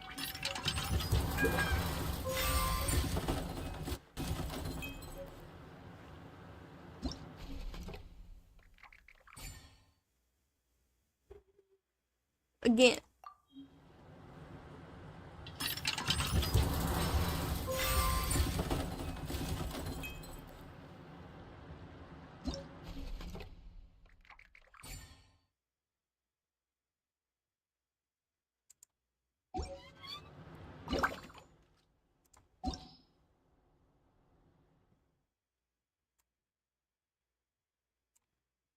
Okay, so I have like 4 more here that I need.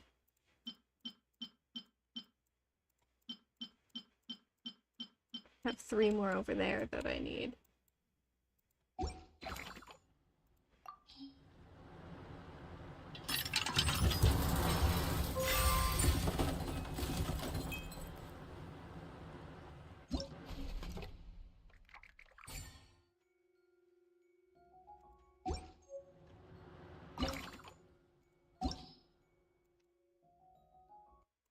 I have 2 more that I need. See if I get the last 2.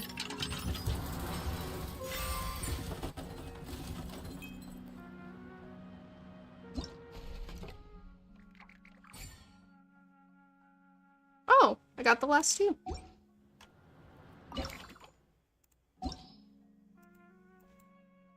No, I still need 1 more.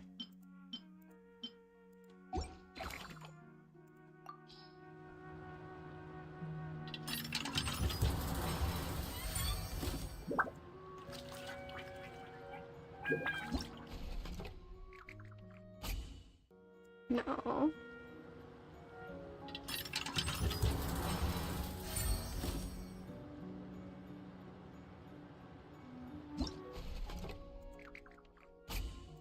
No.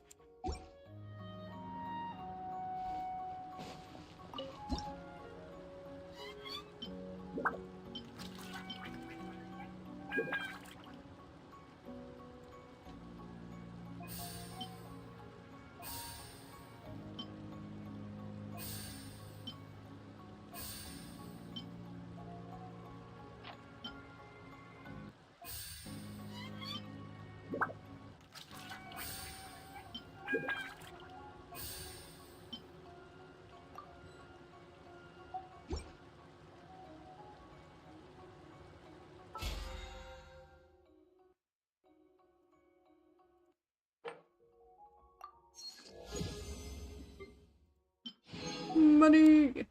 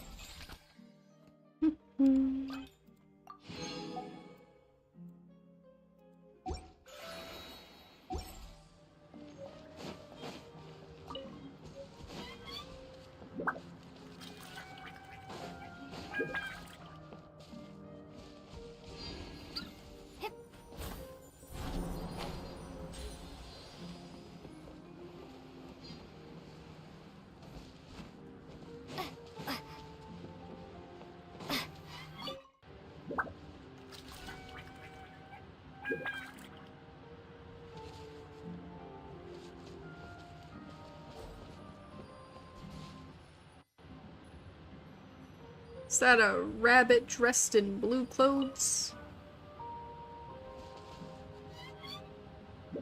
You mean this is way too hard? It's a fox in green clothes. Thank you. Give me my money. A reward on the road.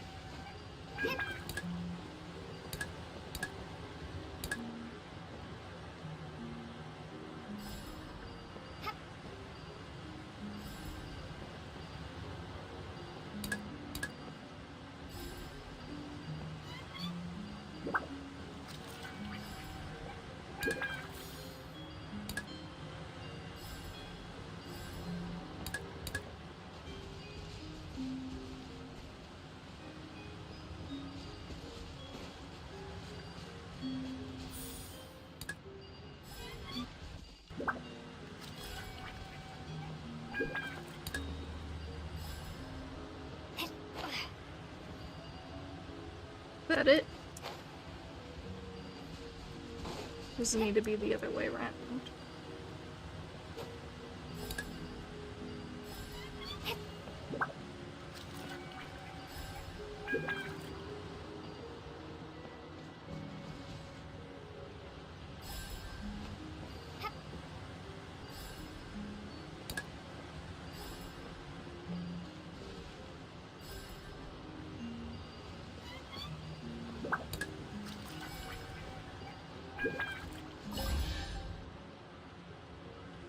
Oh, okay. Is this an answer from this world?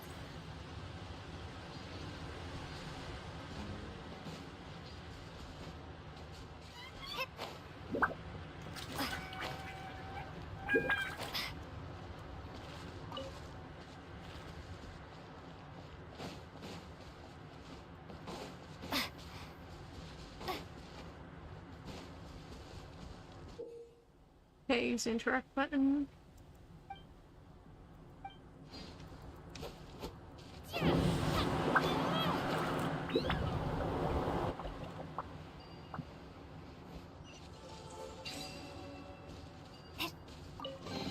I'll Money! keep this close.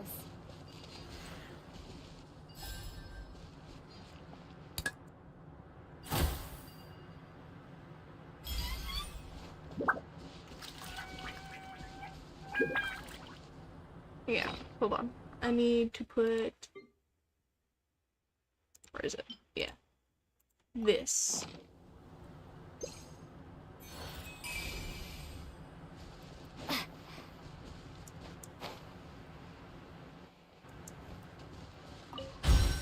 money.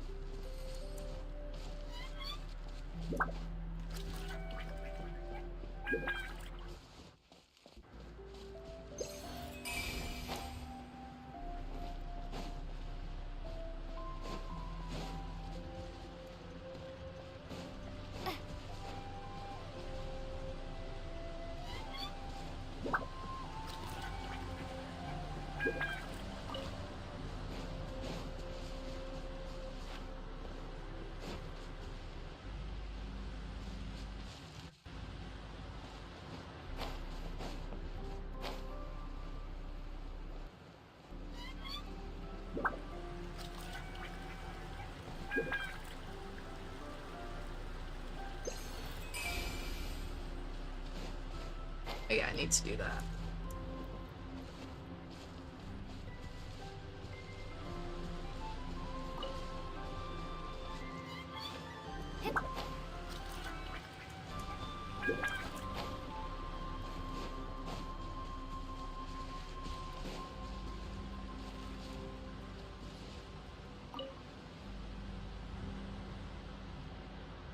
Do you like a piece of wood? Mom always said life is like a bowl of wood chips. You never know what flavor you're going to get next. You're a fast fella. Wish I could be too. I got short legs. But that day I ran into the monsters, and everyone shouted, "Run, Diamond, run!" And that's what I did. I ran clear across the forest of blessings, clear across Constellation Metropole. I ran clear to the Titanium Mines, and then I got company.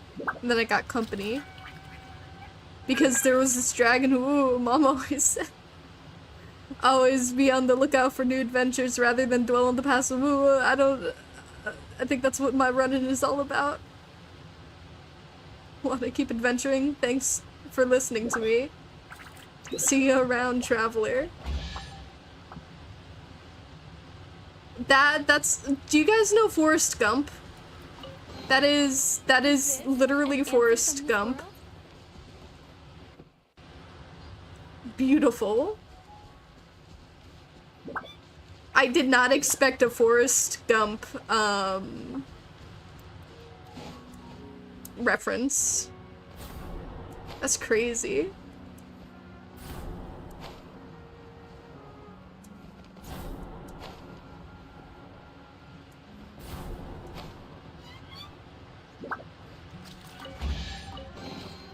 I'll keep this close.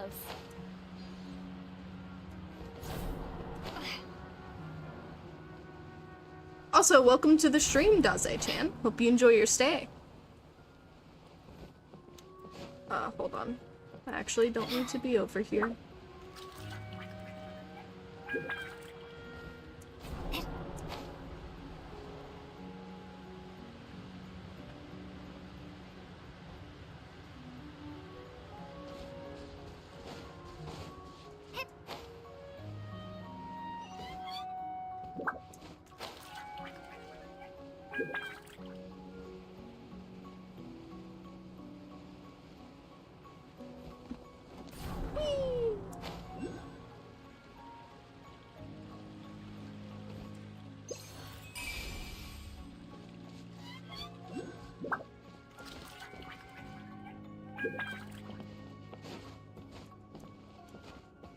Try touching.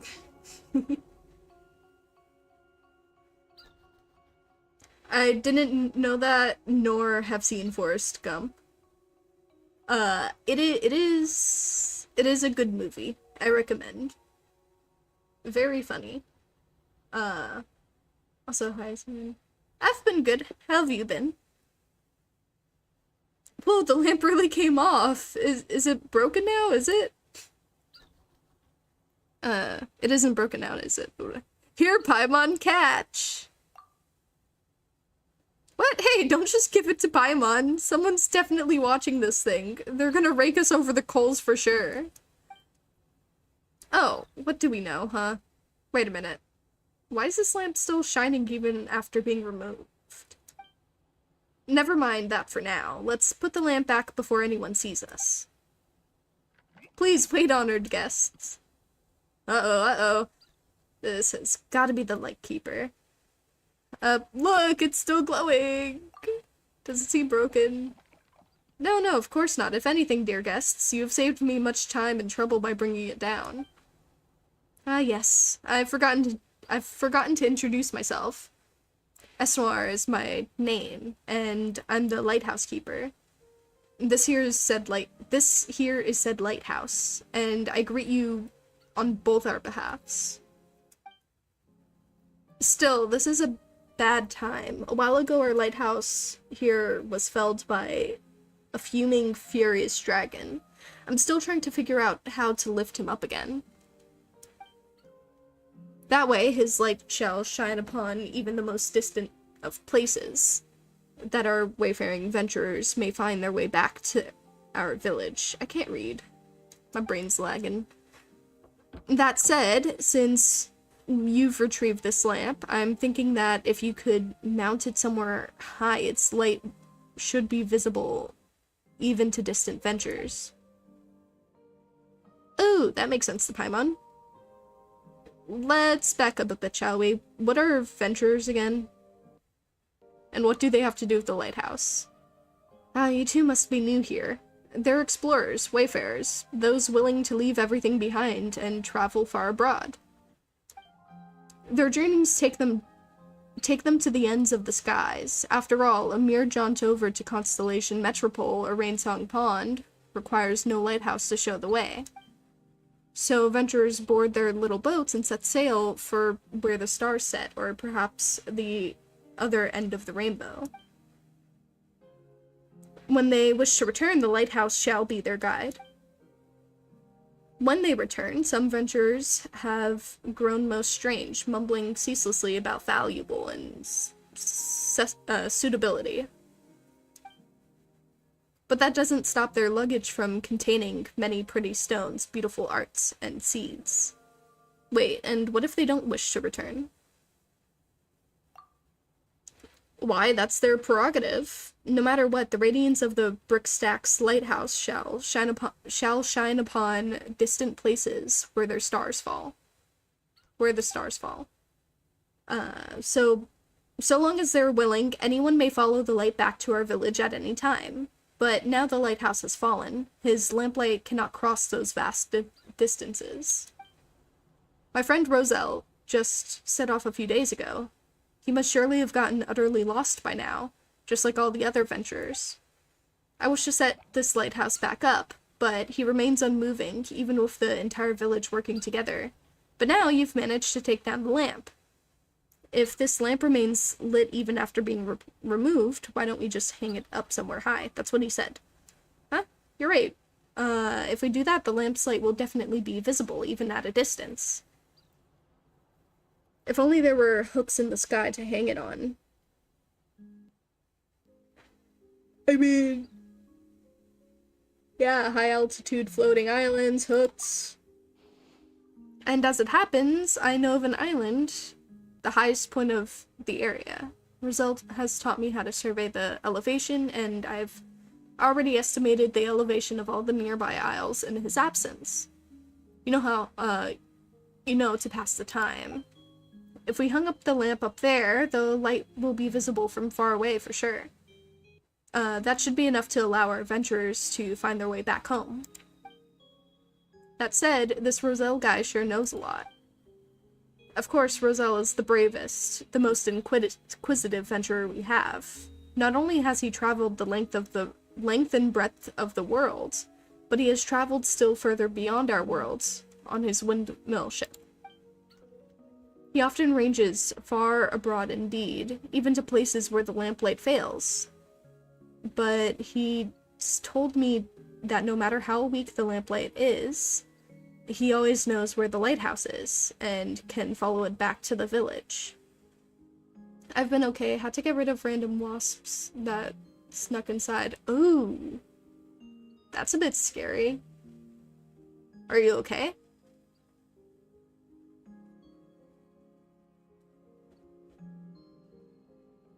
What? Taking a slip of pie, shall we?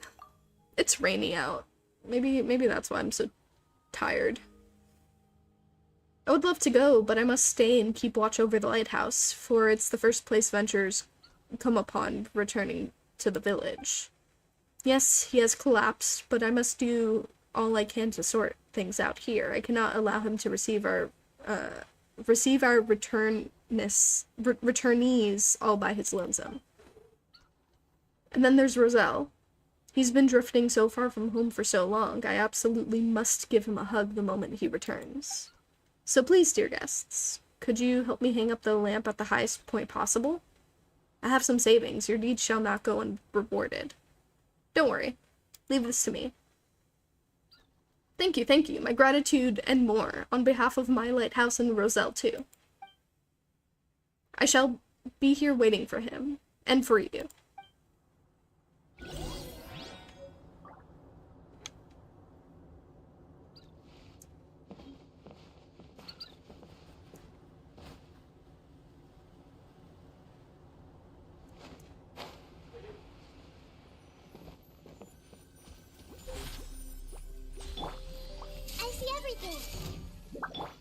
Midnight Phantasmagoria.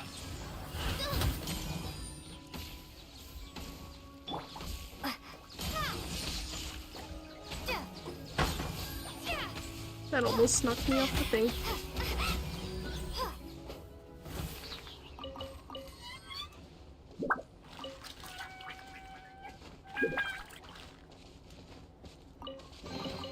Is this an answer from this world?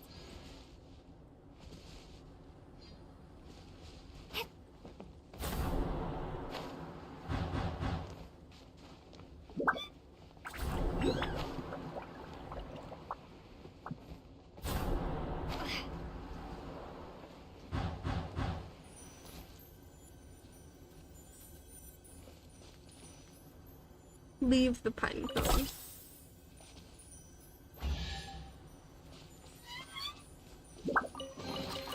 Is this an answer from this world?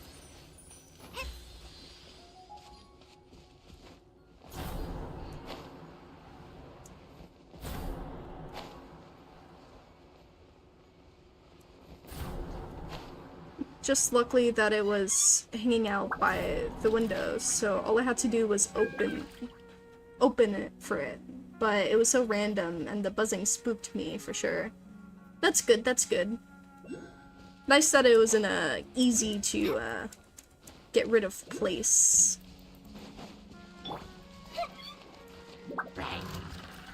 Everyone hold hands. The Temple of Wisdom. Wings of darkness, come, sever night from day. A round of applause. Step right up.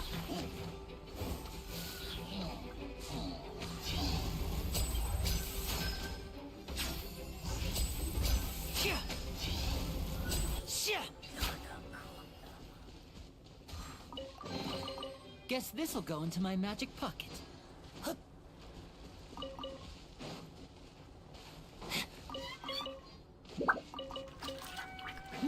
Hip.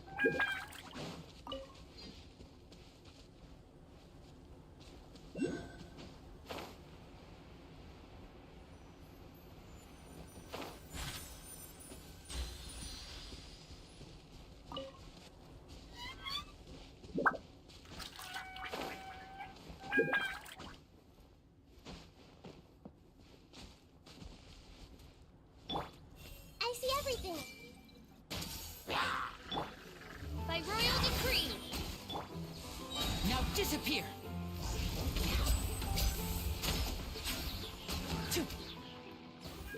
Oh, there's a guy stuck in there.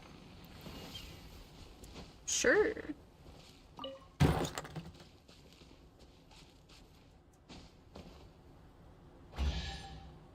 Money! I wonder if this chest is some kind of trick.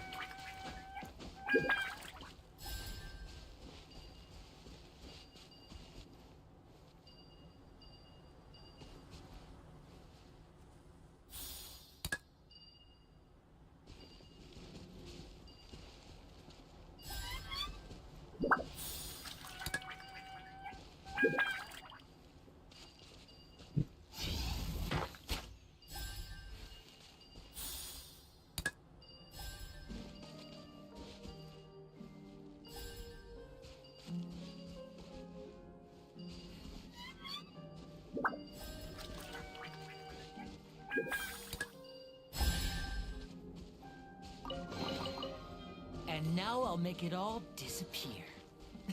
Just kidding.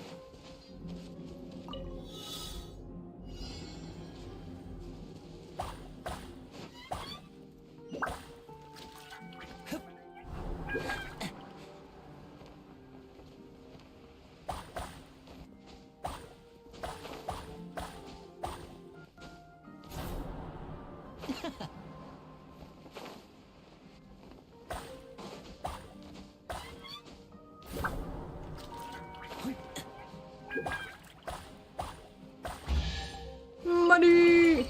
Guess this'll go into my magic pocket.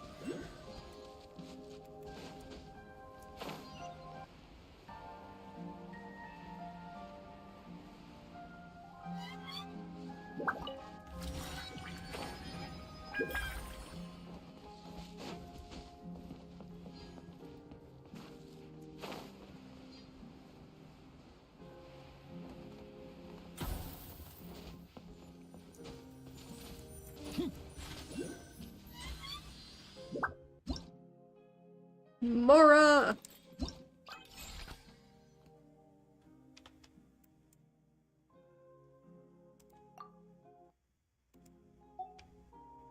Mora.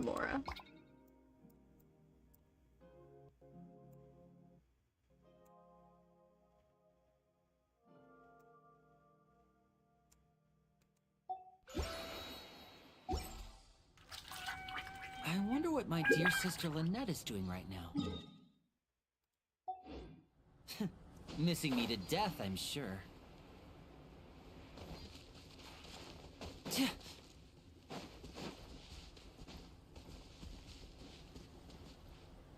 Hip.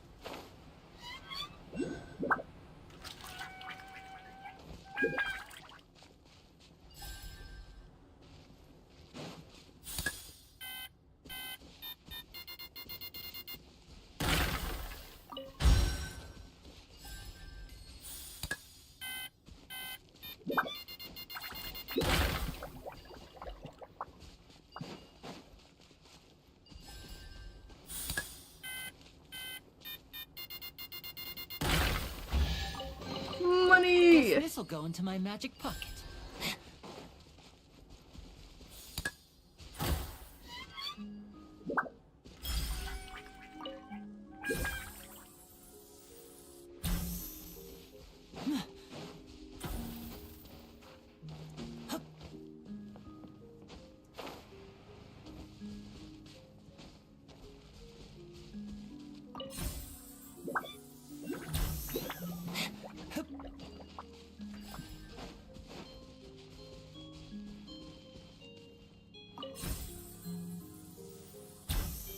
Okay, nice. I can bring this with me.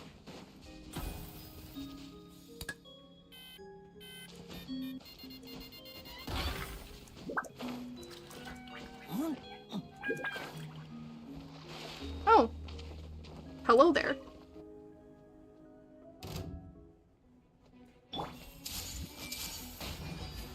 Midnight Phantasmagoria!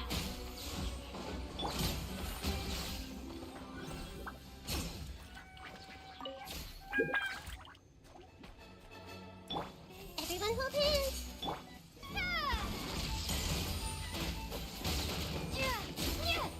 Lightning Slash!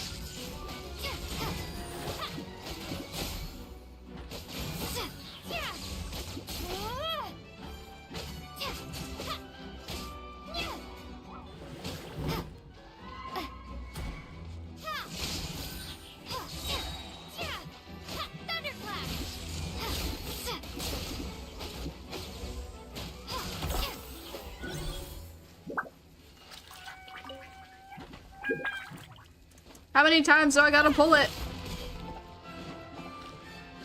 Take this! Shadow Raven, let night fall! Here comes the finale. Step right up.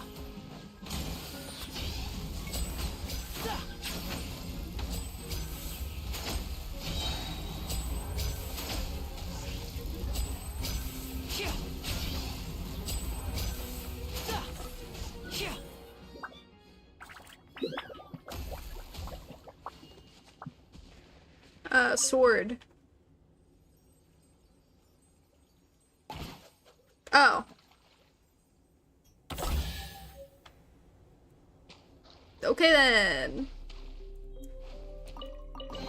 Weapon like Dragonborn. Disappear. Just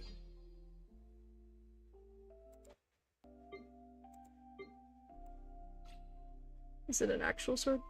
Do I keep it? No. That'd be fun to swing around. Woo, you hear that?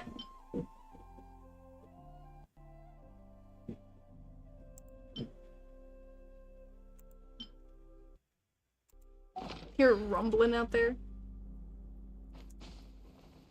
Thank you.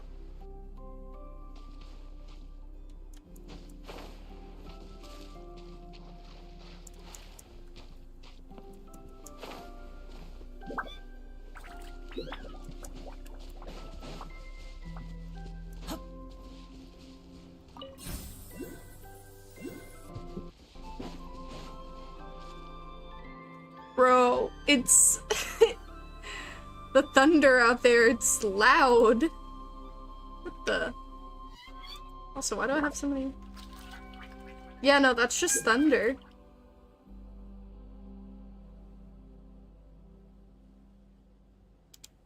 so long as the audience thinks that seeing is believing, there's no limit to the number of tricks I can pull off. I need to check something. Oh, I saw lightning.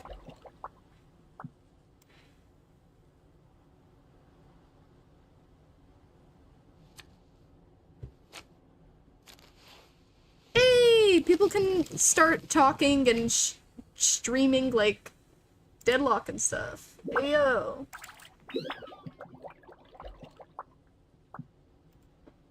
Deadlock is now a thing that I don't have to pretend to not talk about. Yippee! That means I can actually stream it. That's crazy.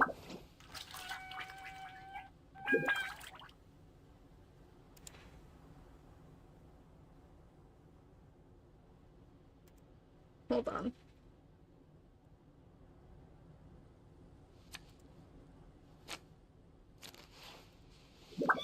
Okay, there we go.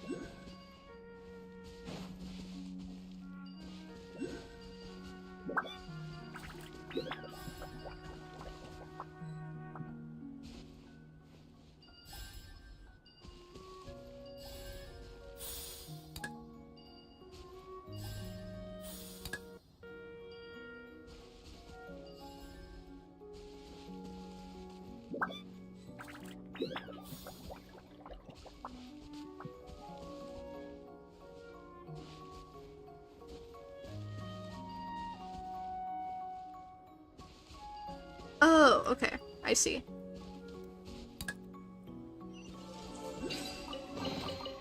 I wonder if this chest is some kind of trick.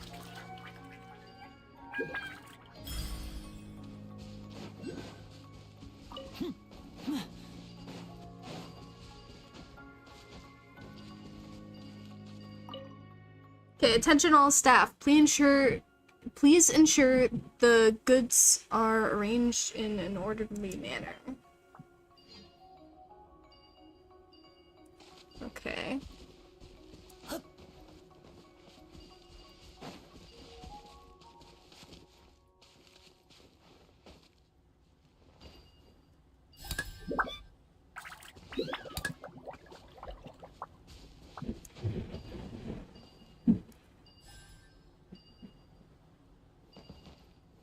Give me. Put this here. so put that there.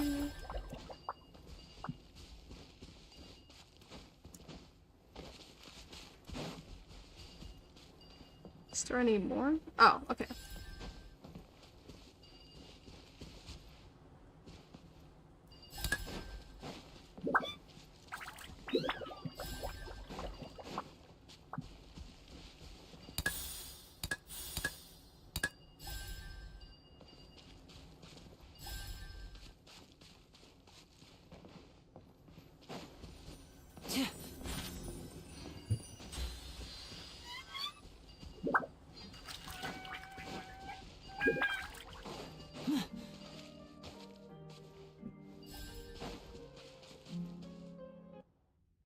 Oh. If you find a toy that matches the missing match heads, you can use red toy blocks to replace them. Use pyro- Oh, okay. Cool.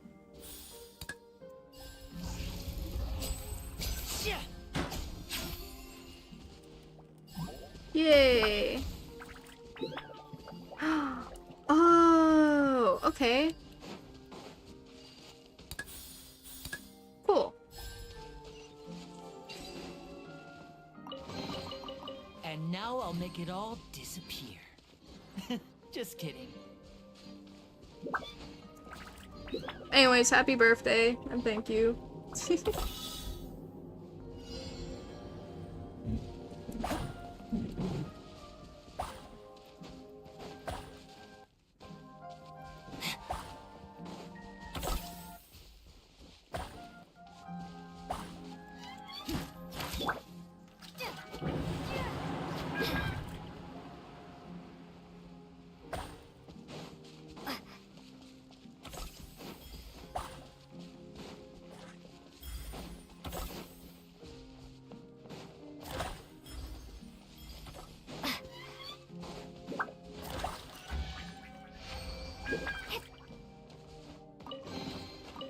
A reward on the road. Money!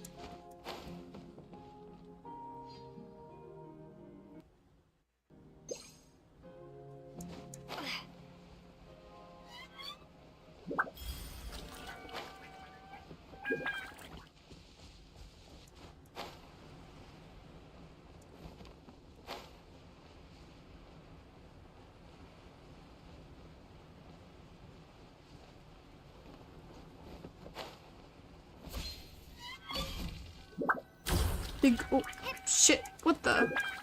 Touch. Legos! Floating Legos!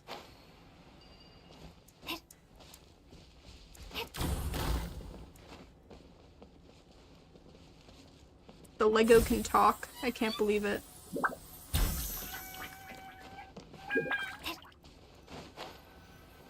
Lego!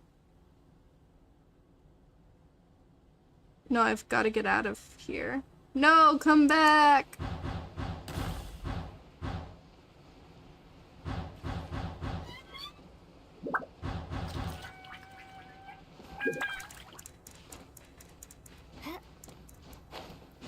Lego! Where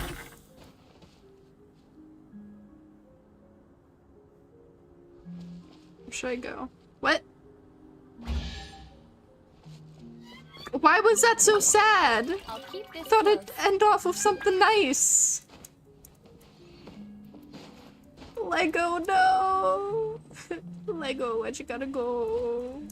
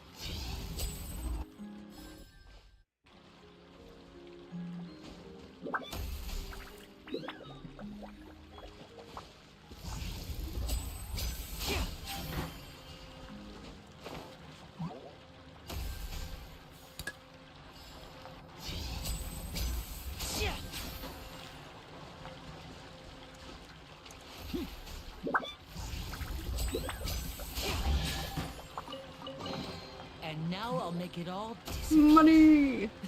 Just kidding.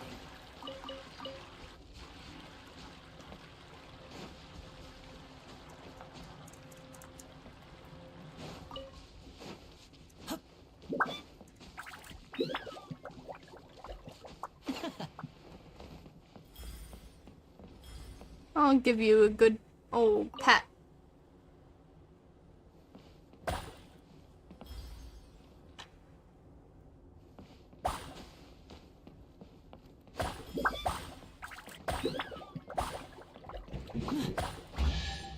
Money! I wonder if this chest is some kind of trick. Push.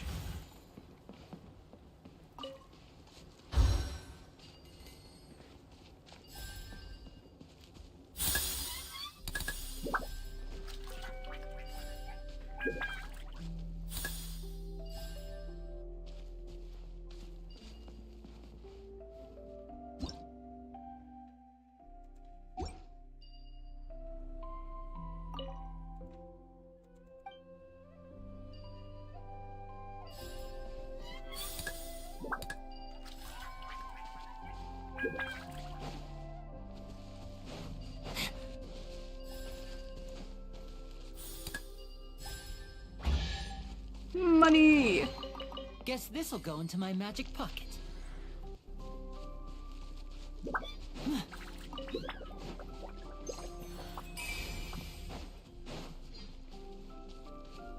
Hip. Hup. Hup.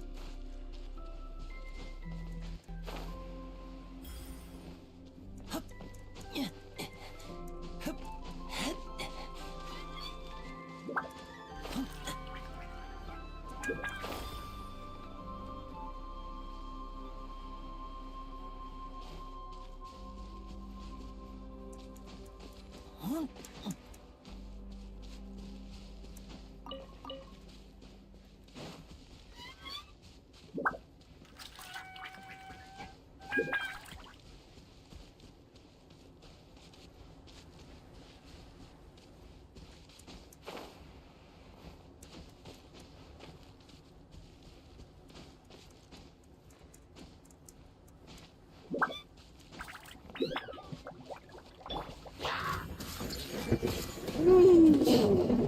Okay, that was loud. Oh my god. That's crazy. I love Florida. Sorry about that. That was a lot louder than I thought it would be. That's crazy. I mean, not that I can control the weather, so I don't know why I'm apologizing, but... Ooh, that house shook with that one. Reveal thyself. Oh my god, where am I?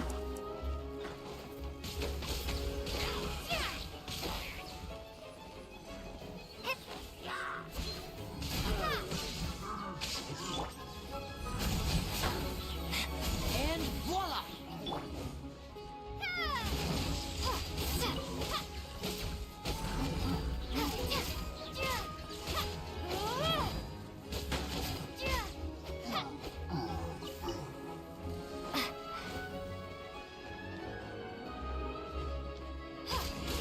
Take this.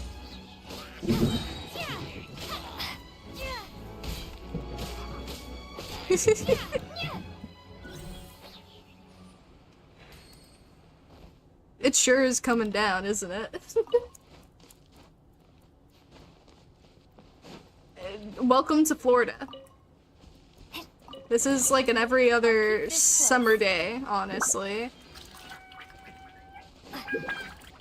Have you ever had like lightning strike in front of you? One of the scariest but most beautiful things, honestly.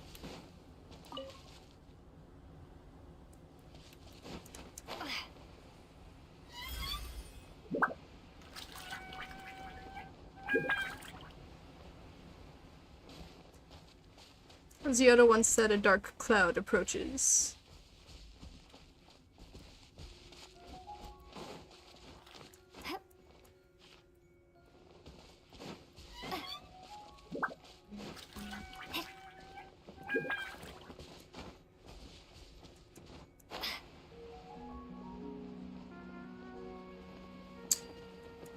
Okay, wait. So, more or less,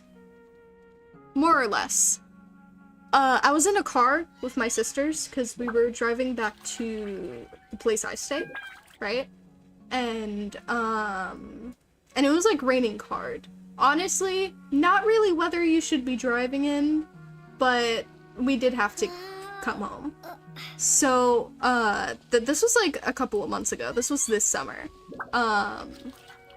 And basically, we were driving back. It was a tropical storm.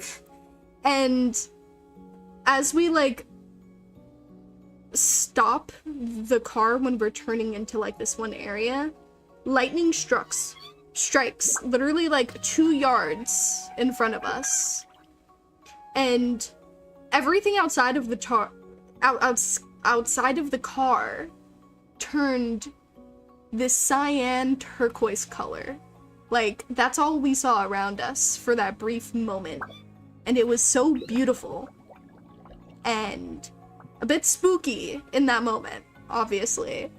And after it cleared, you could see the sparks from where the lightning struck, like, coming up from that spot. And then every part of that moment was gone. And it all happened in an instant. Scary, but, like, when you look back on it, it was beautiful. Truly.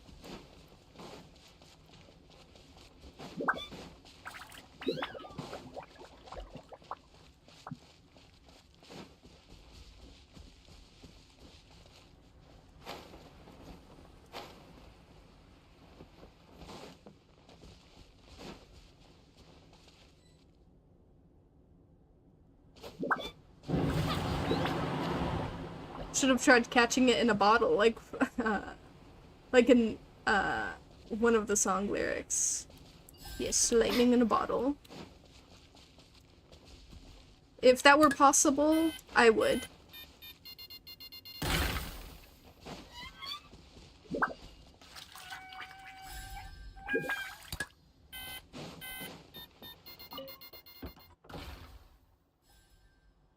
What are you doing? My friend, you scared the living daylights out of me. I'm looking for the perfect treasure spot. Hiding stuff back in Constellation Metropole always seems way too simple. It's fun to give the treasure seeker a bit of a challenge once in a while, no?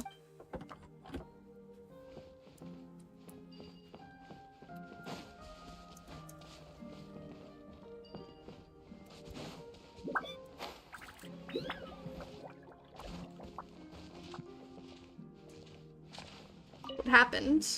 After the titanium mines collapsed, we were trapped here.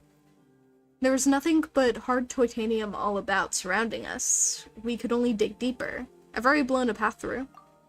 Are you serious? That's amazing. But we may have delved too deep. We can't get back up. If only there was some wind to give us a push. Okay, leave it to me.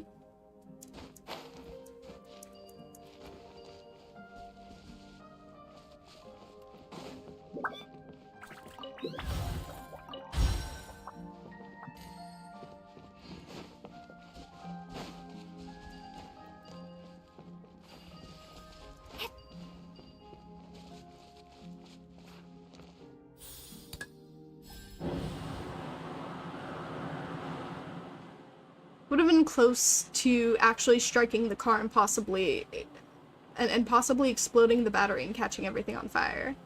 No. No, if lightning strikes a car, that doesn't happen. The cars are meant to be insulated so that, you know, like, it's a safe spot during like a thunderstorm.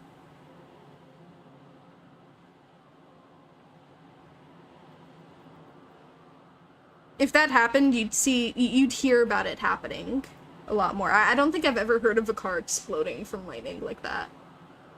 Though I could be wrong. Maybe it's happened like once or twice, but normally that shouldn't happen. Like, it's a sort of, at least in Florida, it's a well-known fact that if you're in a car, you're safe from lightning. That's why people drive during this type of weather. Wind! There's wind! We can ascend! Thank you. Thank you so much.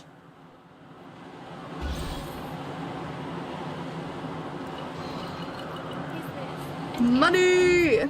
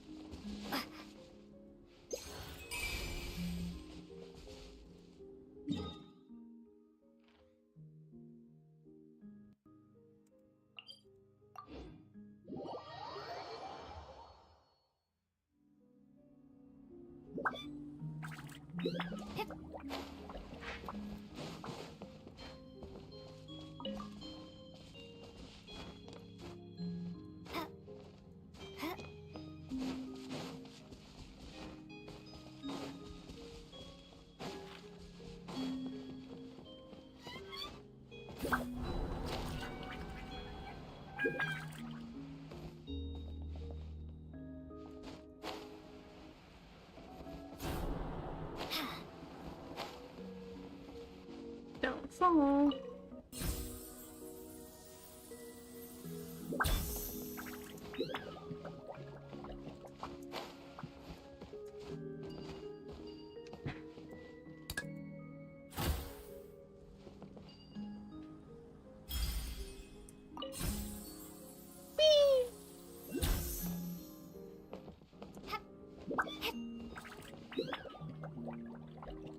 At least it's refreshing where you're at, I'd imagine.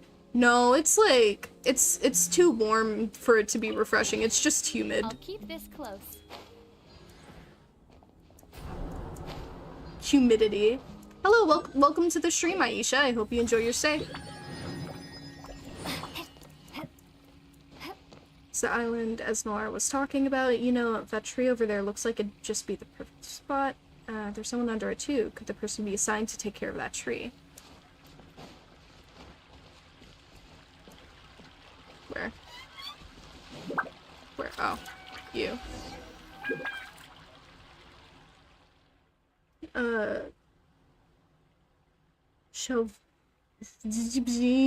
Why are you still angry? Perhaps you really shouldn't have ventured outside.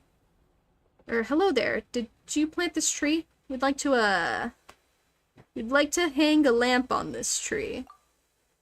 A lamp? Well, putting one up would be nice. Some more light might do, mine some good. Might even put us on speaking terms again. Please, do lend us a hand then. And if I may lend you one in return, just say the word, and it shall be so. Nice! Smooth sailing so far. Hey, Cyan? Come on, let's get this lamp hung up. What is the time? Can you tell me? 7:06 p.m. Trying to figure out my location? Or, not location, but my time zone?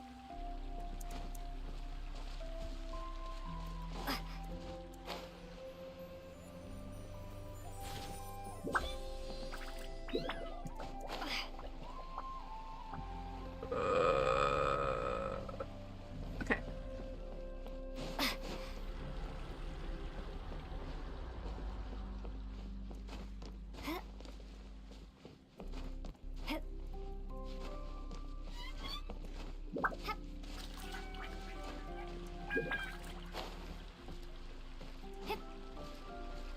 Oh, same for me, but I definitely don't live in that state. No, you don't. Only I live in this state. I'm from India, and it's 4:30 a.m. Ah, I see, I see.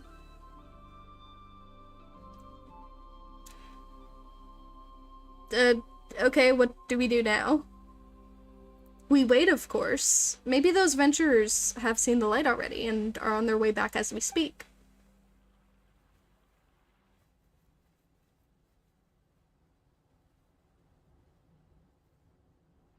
Huh, nothing's happened. Not a person has returned. Hello, you two. Not to disturb you or anything, but what are you intending to do by hanging that light up again? Well, long story short, you tell Ponwell. I see. I've heard about the issue with Esnor and the lighthouse as well, and this idea is a good one. However, perhaps we could hang it up still higher? Paimon, fly that lamp way, way up, would you? As long as Paimon's supposed to stay up there. Wait, how long is Paimon supposed to stay up there, huh? We don't even know what the ideal elevation is. It's not like we can just take measurements every few meters or something. Ugh. If only there really was a hook in the sky for us to hang the lamp on. I mean, there are, technically. Hanging the lamp up in the sky, that could perhaps be possible. So, there is such a place to hang up the lamp. Was that lightning?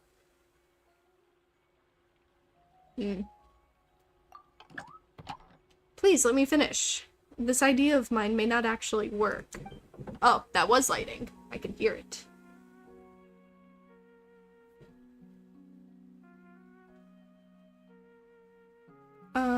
The Whispering Isle is not far from here. If a gift is offered unto the goddess of that island, she will grant the supplicant their wish. Whoa, that's some island. Righto. So, take this lamp on over to that Whispering Isle and see what the deal is. That said, I don't know if that goddess still hears our wishes. I've been to that island to offer gifts, but my wishes are not granted. Perhaps something's gone wrong somewhere. Eh? What did you wish for? My wish was a simple one, to be friends with forever. We used to live here together, taking care of this tree, drinking tea, and chatting.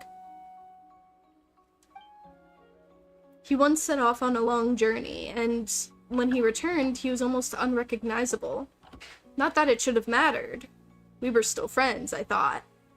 We'd understand one another. But he grew stranger and stranger, his days filled with odd mumblings and melancholy. He even rejected all of my tea party invitations. I feared that he might no longer want to be friends, so I made plans to go to the Whispering Isle to make a wish to the goddess. The oldest legend in our village says that originally the goddess greatly favored the brave, so long as a valiant person were to bring her a gift as proof of their courage, she would respond to them. But I feared that she would not bestow her favor upon me, so I brought a dragon scale with me. Do you know about the giant dragon that suddenly emerged from the titanium mines? It flattened a great many homes and even mashed that mountain. Now, our adventurers can no longer repair their boats or make tools there, and have had to change from whence they embark on their adventures. That mountain is just over there, but nowadays he's broken as the broken sea itself. We've constantly tried to chase the dragon away and defend our village. Whenever it flew above our village, we would grab chairs, tables, forks, and spoons with which to chase it away. We should prepare a few utensils ourselves. Hey, it's not like that dragon's made of bread or butter or something. Forks and spoons won't do squat to it. Well, whatever the case may be, at least the dragon hasn't come back to set fire to our village or roll it over or anything like that. You could even say that this dragon might even be pretty reasonable. In any case, while we were chasing that dragon away, a couple of its scales did fall off. Proof that we did what we said we did. I believe that the scale I took could prove my courage, and my neighbors thought so too. And when I put the scale before the statue of the goddess, it began to glow with an awesome light. I thought that this meant the goddess acknowledged my wish and was about to grant it. But, Shavujin did not change. He still refused to come out of that pot, and he remains as upset as ever. He even advised me to become a venturer and go on a long journey with him. No way I'm doing that. Wait, come out of a what pot now? That's right. He is presently a flower in a pot. I mean, that's pretty alright, isn't it? He can live next to the tree and I can take care of him, water him, drink tea, and sing for him. But he always says that no matter where he goes, he must be sure of his place, something he learned from his venturing, and that pot is his place. Copes and cajole as I might. I can't get him out of that pot. The goddess didn't make any wish come true, and I don't know what the matter is. Ah, sorry for going on like that. Must have taken up quite a bit of your time. The Whispering Isle is that way. Perhaps the goddess will be more willing to hear your wish. I don't know, maybe your wish did come true. You just don't realize what you did. You make friends with...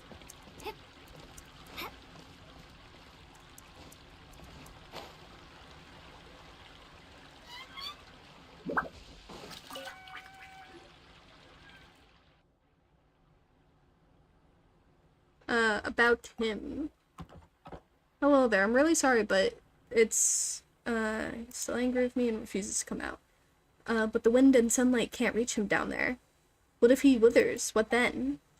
Since we're talking about a potted flower, we can just scoop him up. I've tried, but as long as he's upset, I can't even get close. He's in such a stormy mood, and that I nearly got blown away. Wait, how can being angry blow someone away? That would make it hard to get close, yes. Maybe the reason he's so furious with me is because I refused to venture out with him before. Please, dear guests, can I trouble you to check on him? Perhaps you might even be able to reason with him. No problem, we'll give it a try. Yeah, we've traveled to so many places and seen so many people, we'll probably be able to convince him. That's wonderful. You can find him in the cavern below the island. Please, if you head that way. I must tidy up the place and find a good place for him to soak up more sun.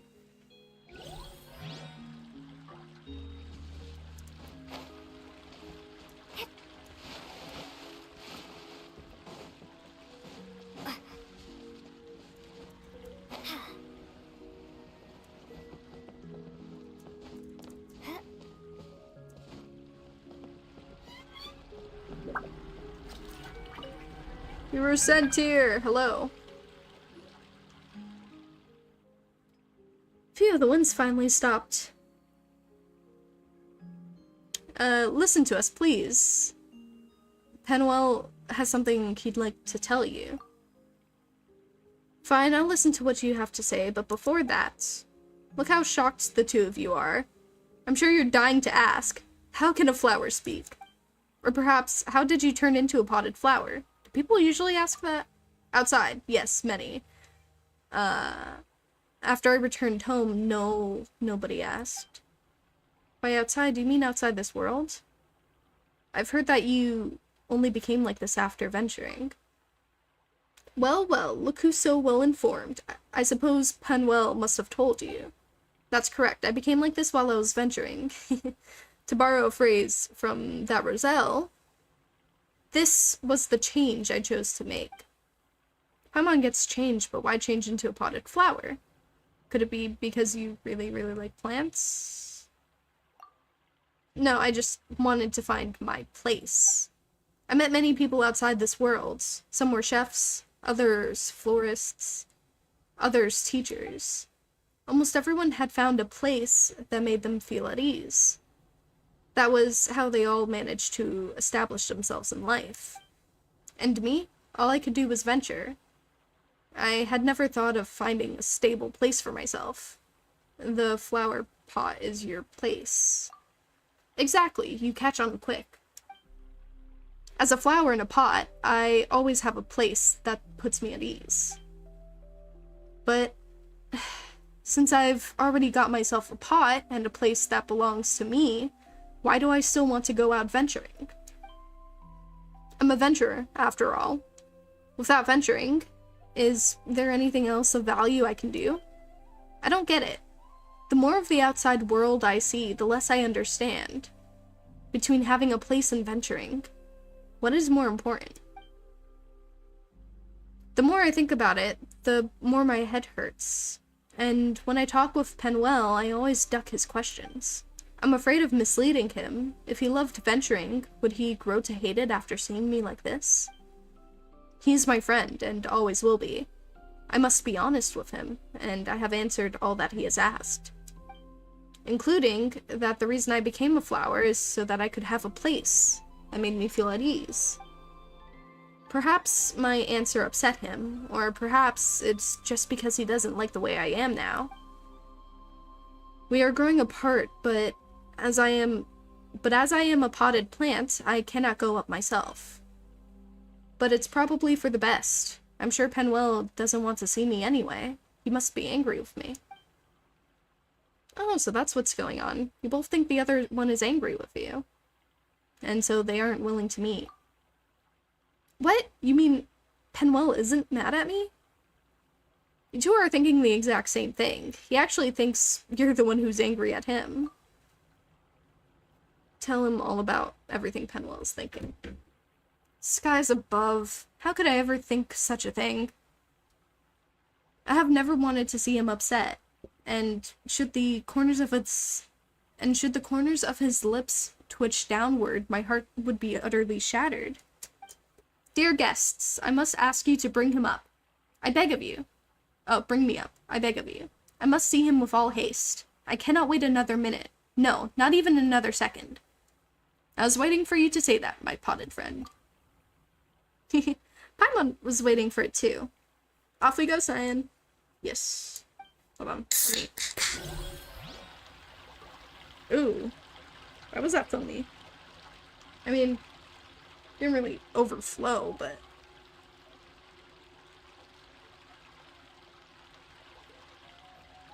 Lucky it didn't, jeez. What was that all about?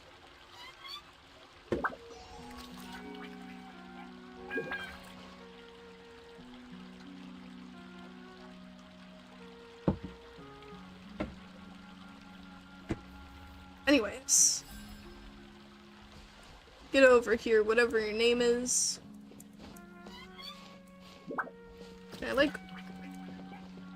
No, I can't put you here.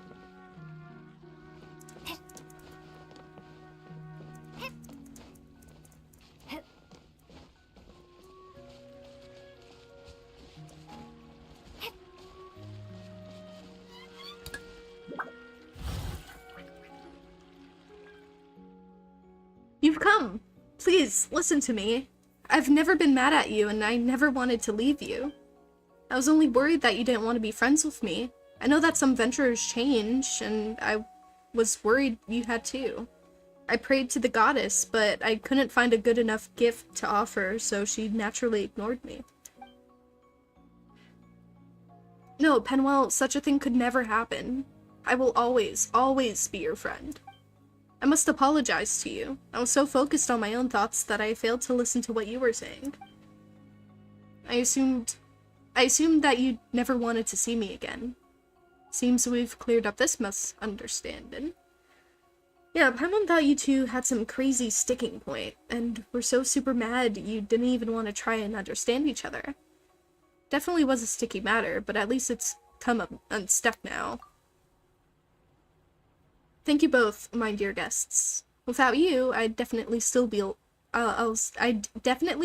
holed up in there, refusing to come out.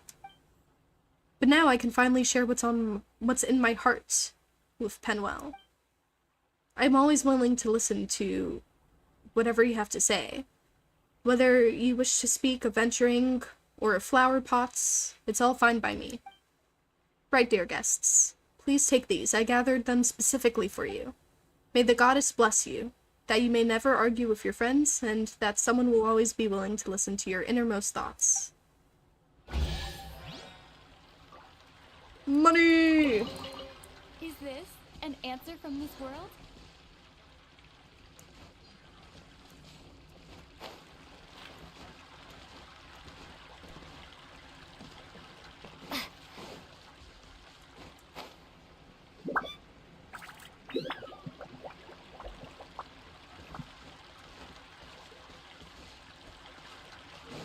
that little spot is gone. Weird.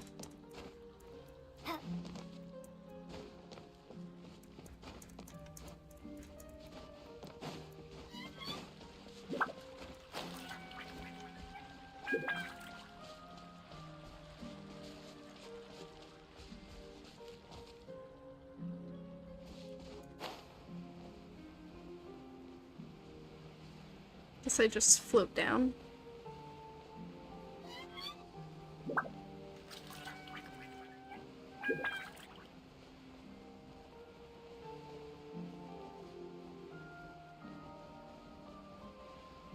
Oh, it's the 3 goddesses. They definitely look like witches.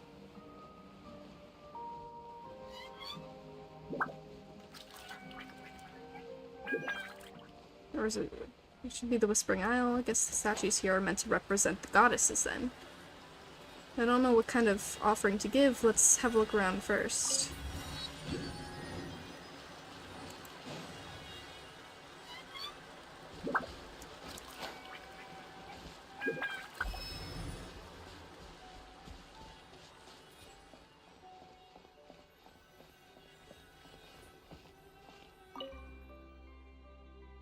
Offer here your weapons, bright. Dispel the dense days as light does night.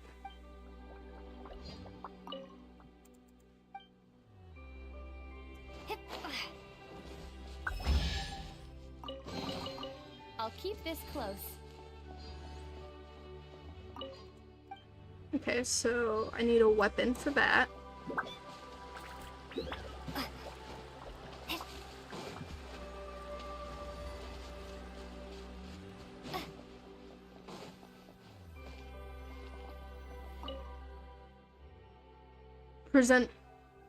Present you now your armor strong, that guards your heart lest it go wrong.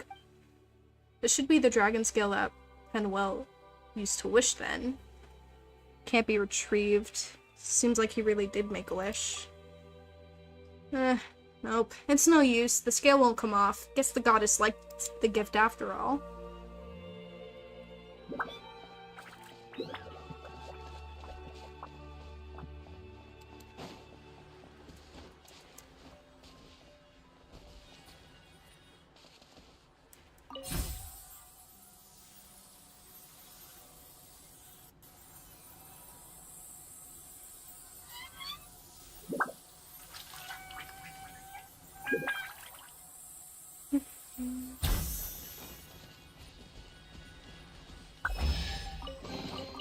I'll keep this close.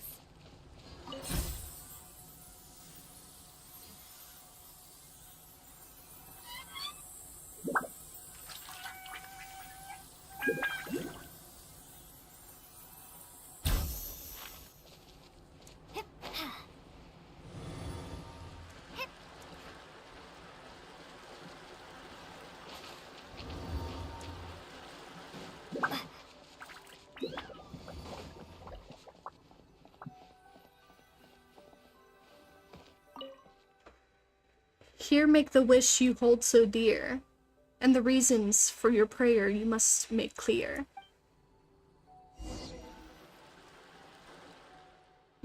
3 statues, and it looks like we're gonna have to offer them 2 more gifts. But what should we offer? Paimon has no clue. Any thoughts? If it should be related to the wish, we should offer that lamp. That makes sense. Esnor's wish is to see his lamp hung high up for all to see, right? Well, that just clears... that just about clears armor, but we don't have any clue where to begin with weapons. Could be a sword, a polearm. There's way too many options. Perhaps the 2 gifts we need have to do with the dragons. Dragon-related stuff, hang on. Didn't we pick up something that resembles a horn from inside that mountain? That's right, and it looked like a sword. Like a sword! That's gotta be the weapon we're looking for. That sounds sensible, and looks sensible too. The point is, the whole idea is most sensible. On point. The problem is, though, that Penuel's wish wasn't granted even after making a wish using the dragon scale. but the scale and horn are our only clues right now, so we might as well give it a try. That said, Whispering Isle is pretty big, huh? The 3 goddesses' statues up there are huge too. If this was an ordinary adventure story, there would be mysterious treasures hidden under the statues or something. On that note, I think we should take a closer look around. You never know what we'll find, when we'll find something nice. I've got no problem taking a little stroll. The goddesses probably won't mind, will she?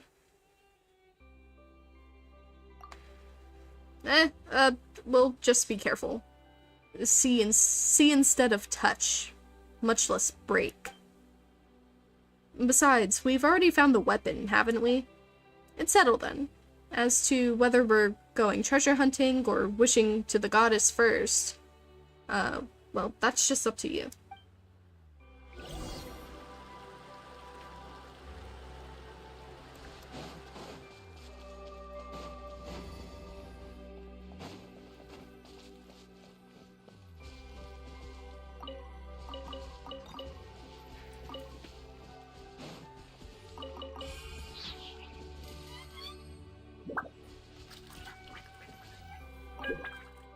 There's a tale of this and below.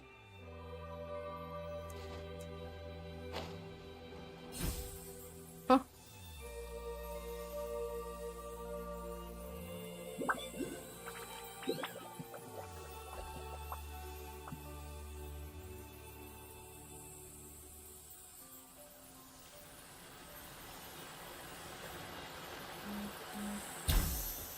Oh.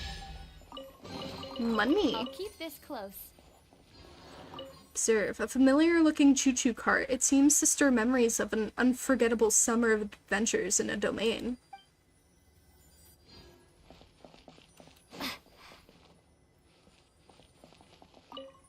A familiar-looking night raven statue. It seems to stir memories of an unforgettable summer's adventure in a castle.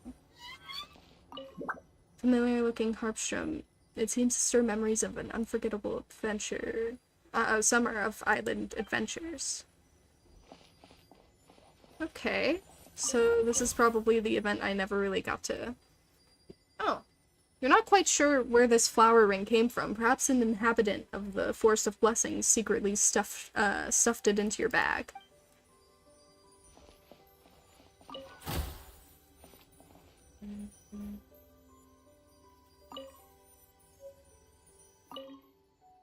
You're not quite sure where this clockwork key came from. Perhaps a citizen of the constellation Metropole.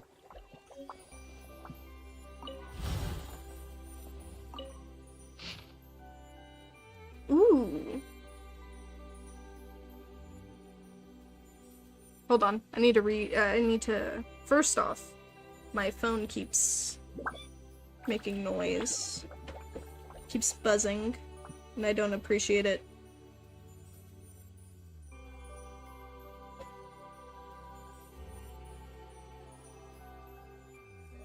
So I guess some of that did spill.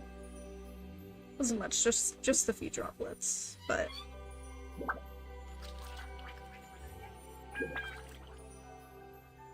Anyways. Yeah. Long ago, in an era where the mountains were filled with oh my god. Hold on.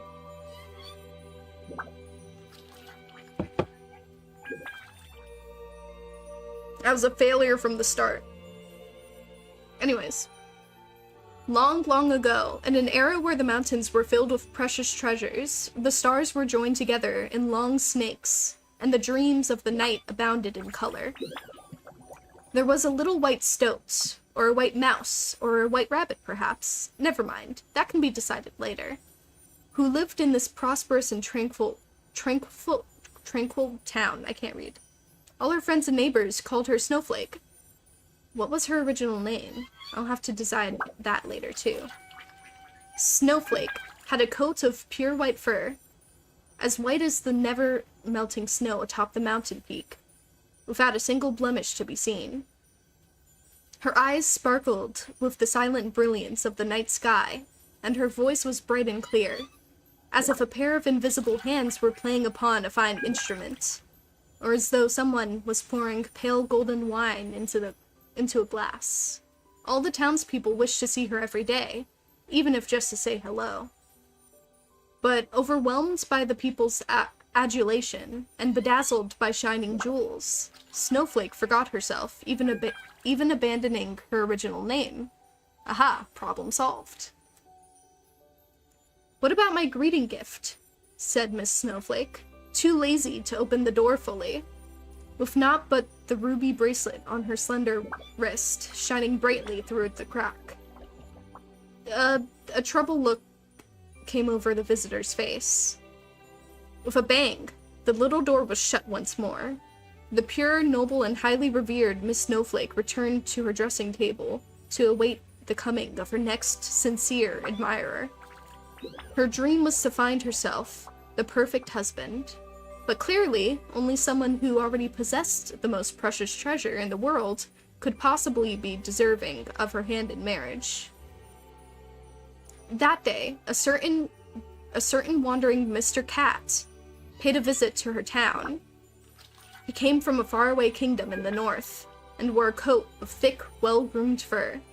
Perhaps you might even say over-groomed, in fact, for if you got close, you could even smell that he had eaten what he had eaten for his last meal. My cat is currently sitting on top of me, licking itself. Has a really fishy smell. There was a wisdom in his emerald green eyes that was beyond anything common folk could hope to attain. The kind-hearted townspeople welcomed the traveler calmly. Within the time it took him to drink 3 cups of ale, he had already heard about all the town's noteworthy going-ons, and no less than 5 different weather forecasts for the following day. Among all news, what most interested him was that relating to Snowflake. Oh my god, hold on.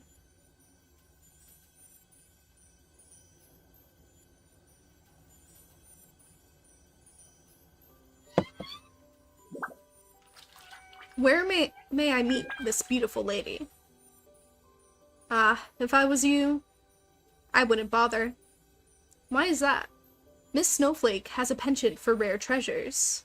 Over the past 2 years, she has become more and more particular.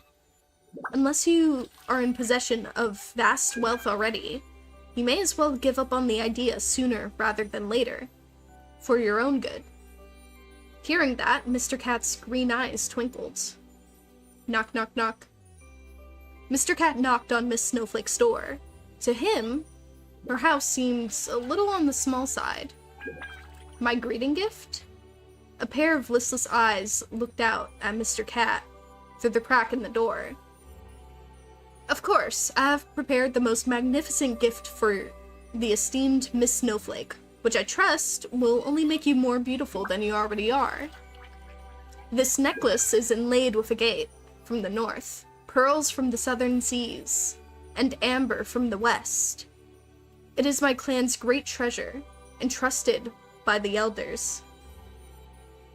I have traveled the world in search of the most beautiful, noble person to speak to. It is a great honor to meet you, Miss Snowflake. I believe that you must be the one I seek. Please, accept my gift. A flash of dazzling color shined out from the crack in the door, as the reflection of the opulent necklace sparkled in Miss Snowflake's eyes. Not bad, not bad. Just about up to my standards, said Miss Snowflake proudly. After meeting you, I am now convinced that all jewelry will pale in comparison to your unparalleled beauty. But please, allow me to help you put it on. Mr. Cat bowed sincerely, then took a step inside, nearly getting stuck in the cracked open door as he did so. I will now perform a ceremony of blessing and prayer on you, that this gift might still shine as brightly as the moonlight once I am gone. Please, go ahead. Intoxicated by his praise, Miss Snowflake exposed her flawless alabaster neck. From that day forth, no one saw Miss Snowflake again. Some said she had grown tired of the mundanity of life in the town, and set out on a journey to find treasure alone. Whereas others were convinced that she had finally found that husband she had been waiting for, living happily ever after with that Mr. Cat from afar. For someone passing Mr. Cat as he left town and caught a whiff of Miss Snowflake's delicate perfume on his fur coat. Maybe the story isn't suitable for children either. I have to think it over.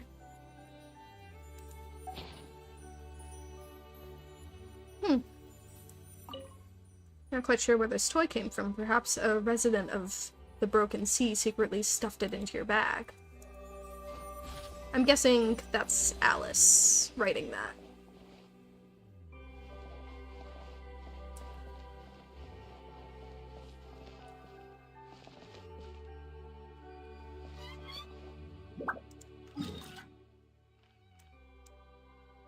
Oh.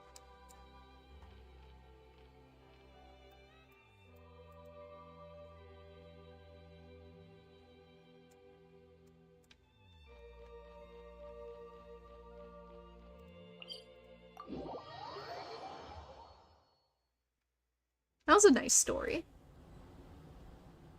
Interesting.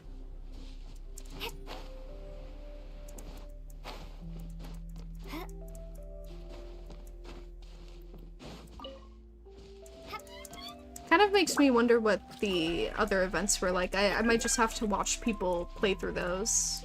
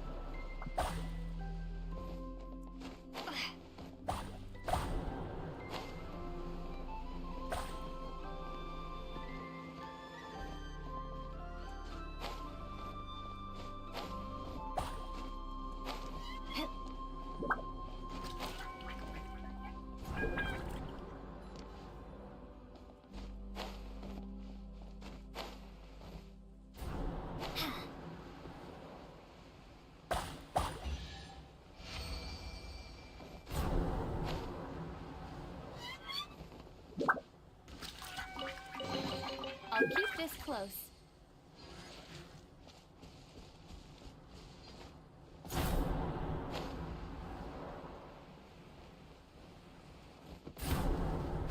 Oh, wait, I need to go up here and get the thing.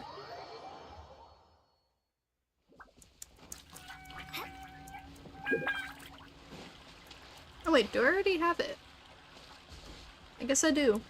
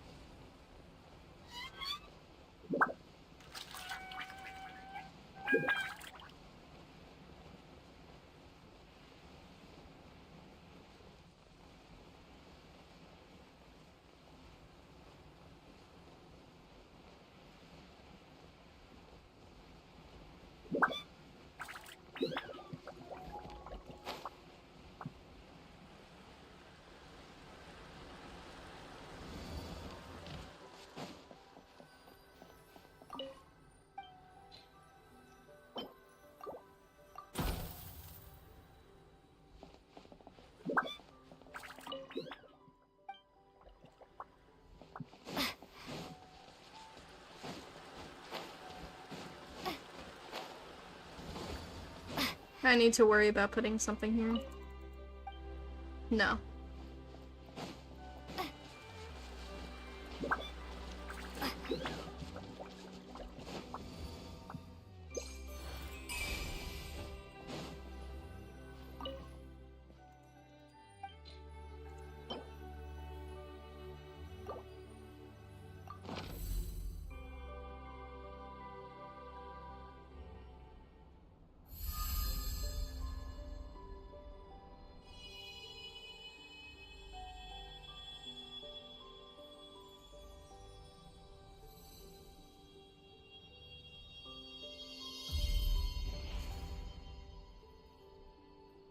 Ooh. Turned into a moon.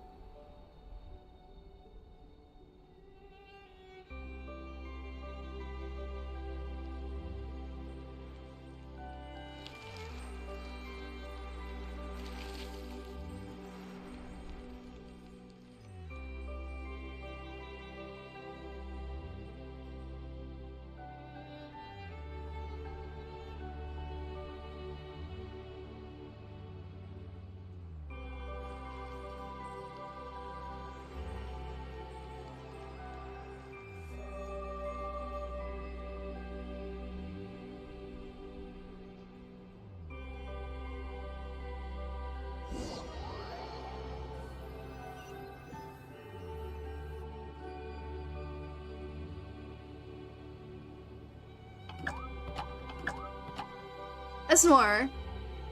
Oh, it's so good to see you. I knew I could trust you, and the light that you've shown my way. I gave you my word, dear friend, and now you're back. As for the light, however, you have our two guests to thank. Skies above. That was you then? I thought you had been stranded.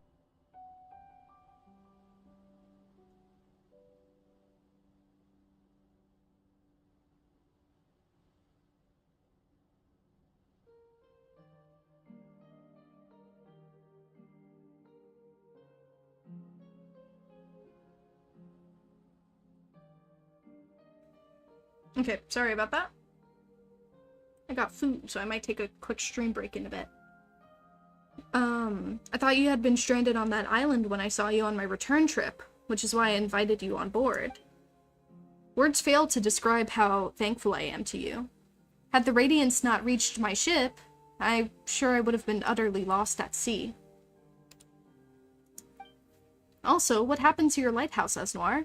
What happened to this place? What exactly did I miss? Esnor, oh, okay.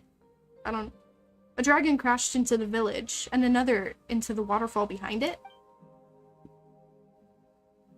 That really is a lot. I'm going to have to ask you to give me all the details when you got the time.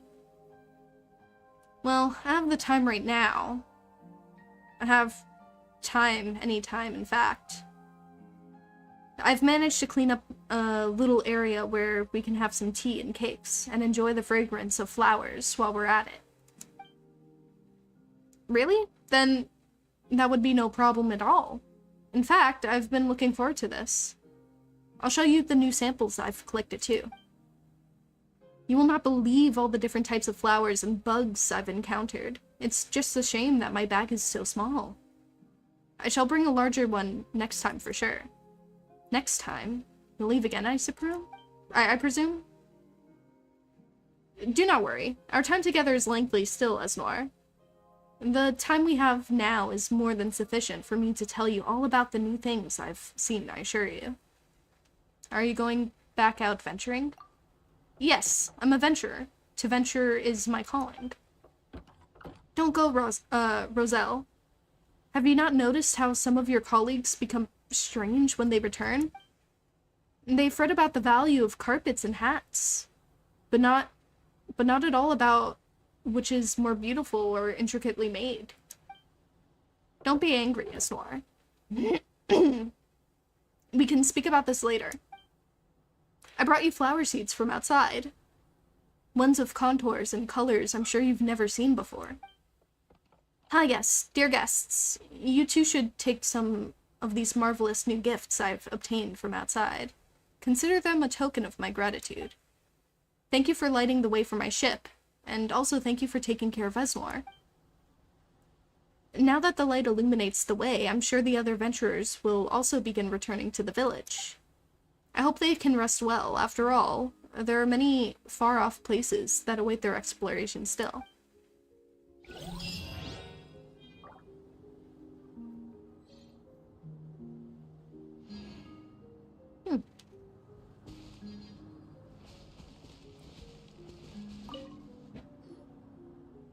No matter how many times you ask, Roselle, I will not go out venturing with you.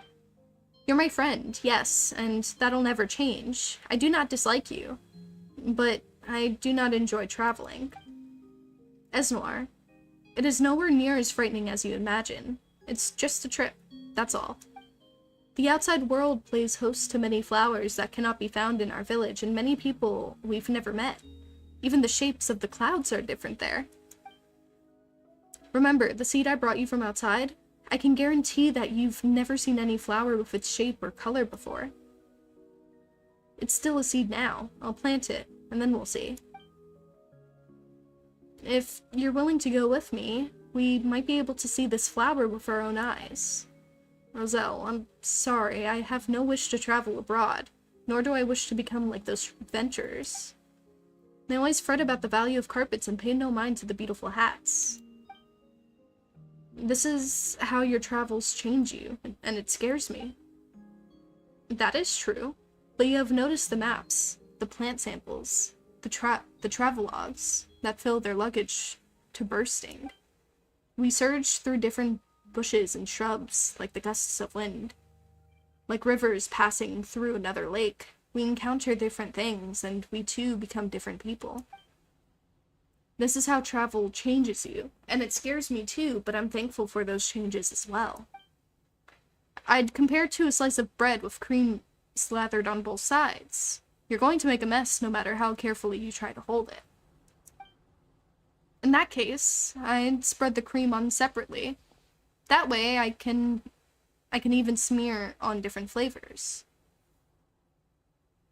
Not a bad call. I'm sure it'll be a filling meal.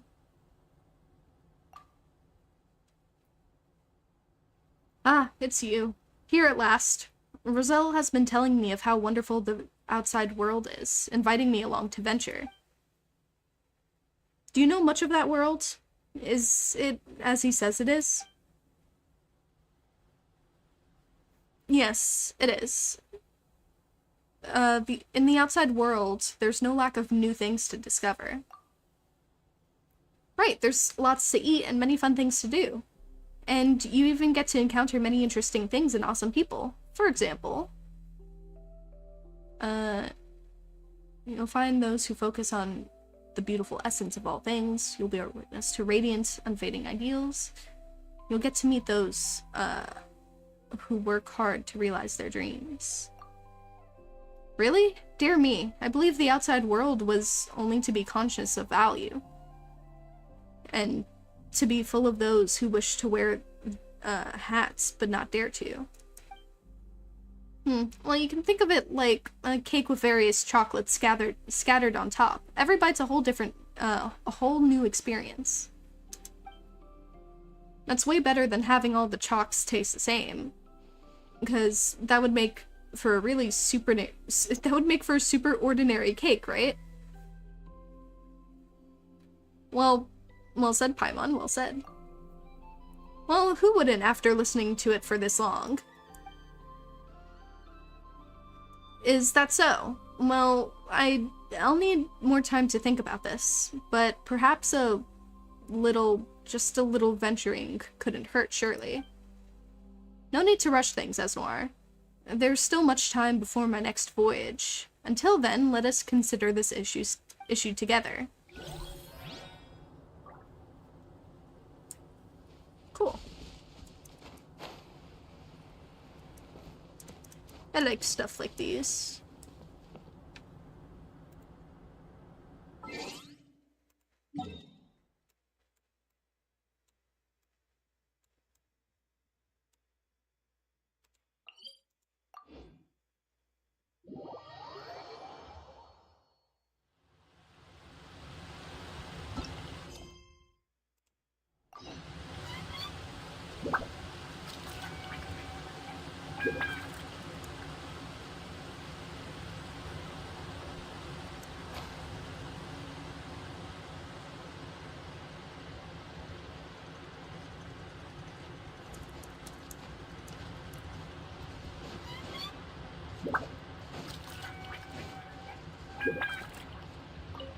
Bird egg.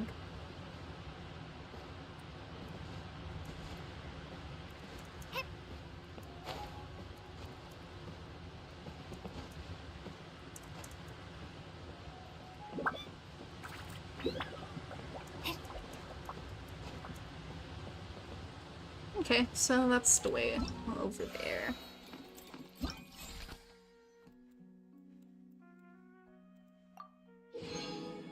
Okay, now that you've obtained a certain number of excerpts of bliss, you can unlock the joyous letter gadget. The letter can search all the excerpts in Simulanka. Use it well to more easily obtain every excerpt.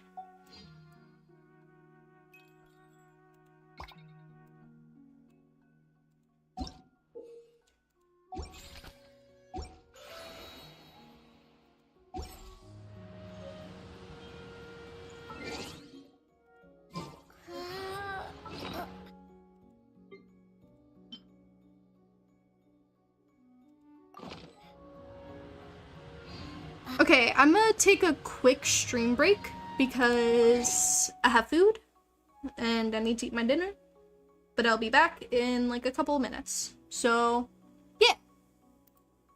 Stick around and make sure to grab a snack, eat some food, do what you need to do, and I'll be back soon.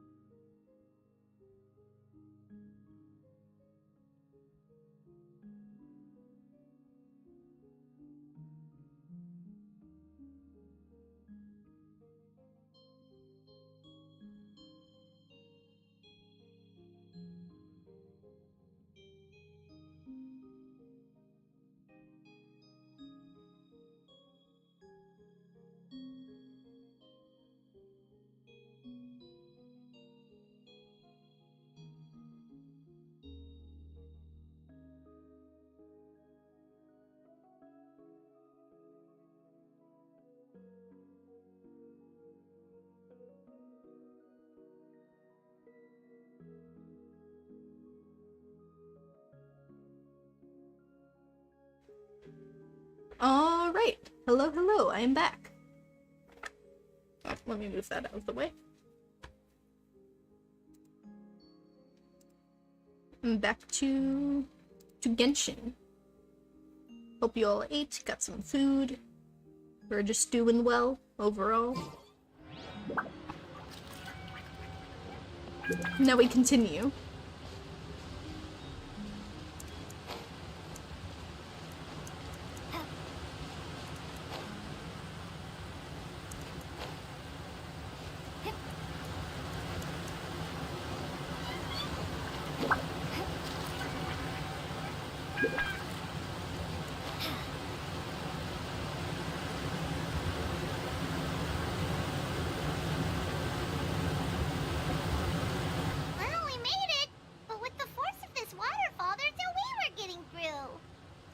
Quick, take out the dragon scale. Wait, but... No. Paimon doesn't need to ask you anything. The dragon scale can turn anything it touches into toy blocks, so... Aha! You want to use it to block off the water! See? Paimon can figure things out all on her own. Good job, Paimon.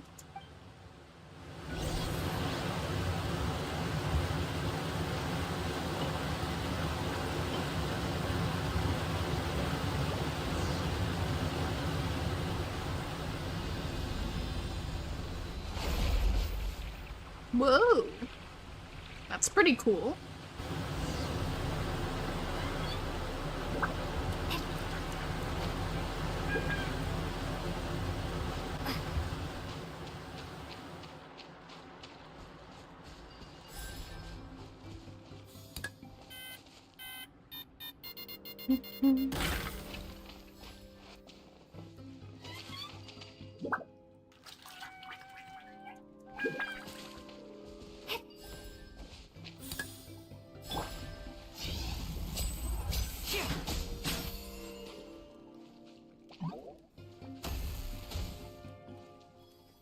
Thank you. Please take these. Thank you. I will take them. This'll go.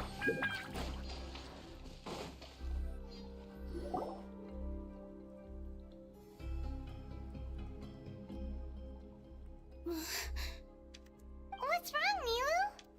Oh, nothing. It's just... I sensed a very powerful magical signature just now. Huh. Guess this is the dragon's lair after all. Huh? When did you put your hat on? Well, we're getting ready to fight, aren't we? I feel more comfortable in my regular outfit. Hat Guy also put away that sword around his waist. Should have never had to use this thing to begin with. Do you need to do anything to prepare, Traveler?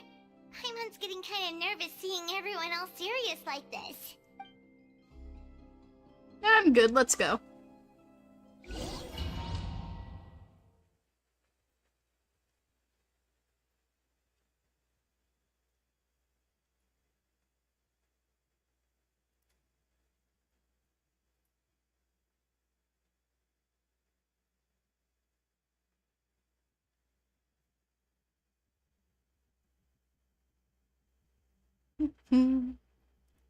On our way to fight a dragon. It's Friday night, dragon fighting night. Oh. That's interesting.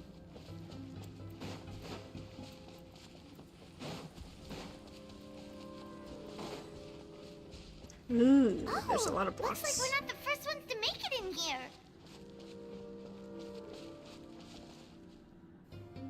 Charge! We'll beat the dragon! Charge! Wait, hold on! Let's fight the dragon together! They're already gone! Let's try to catch up! We're gonna get there and they're gonna be all beaten up. Whoa. What's that sound?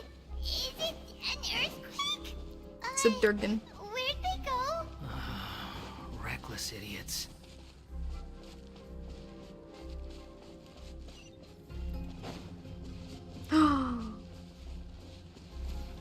That looks cool.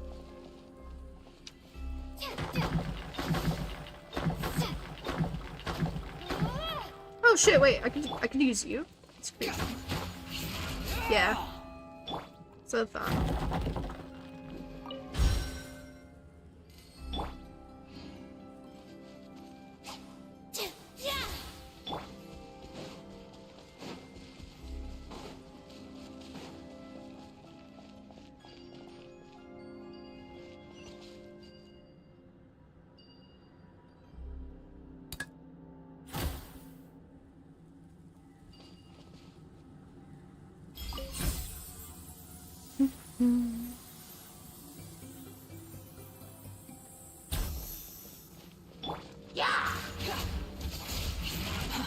Too slow.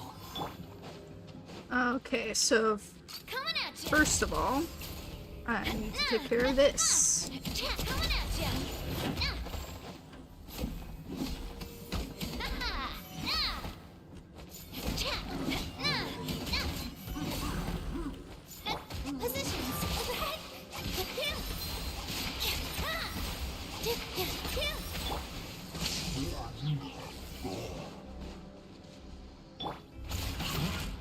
Squall Fury.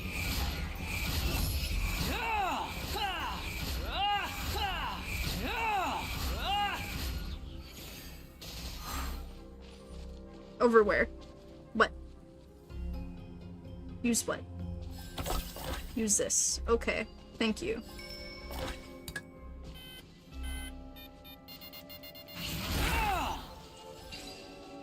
Give me.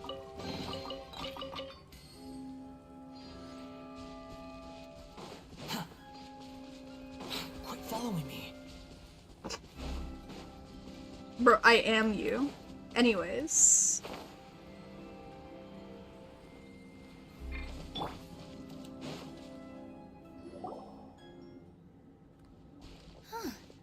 This space is completely empty. My mom bets this is where the dragon sleeps. Watch out in front. It's coming. Rah. That looks cool.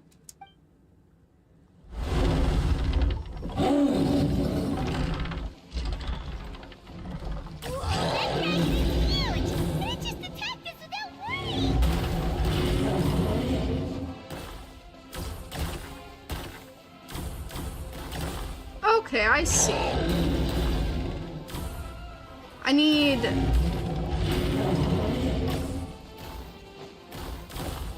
to find something to put in his mouth. So probably an explosive? Ow.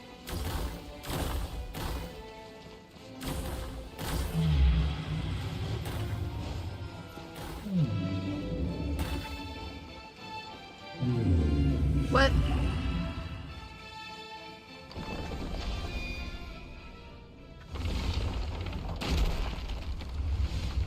Oh!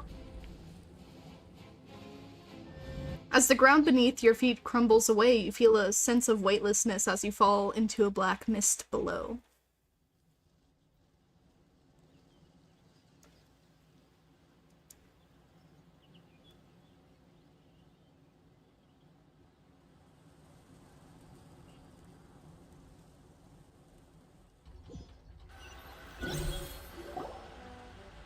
Look, he's here.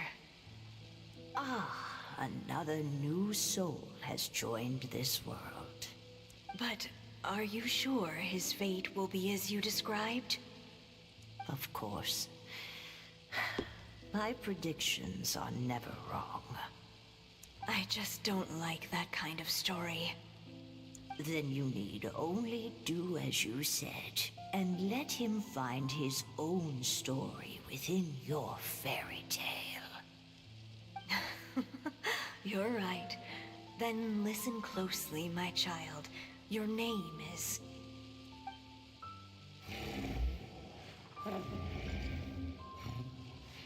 What is this place? Is that water? So this is the Durgan.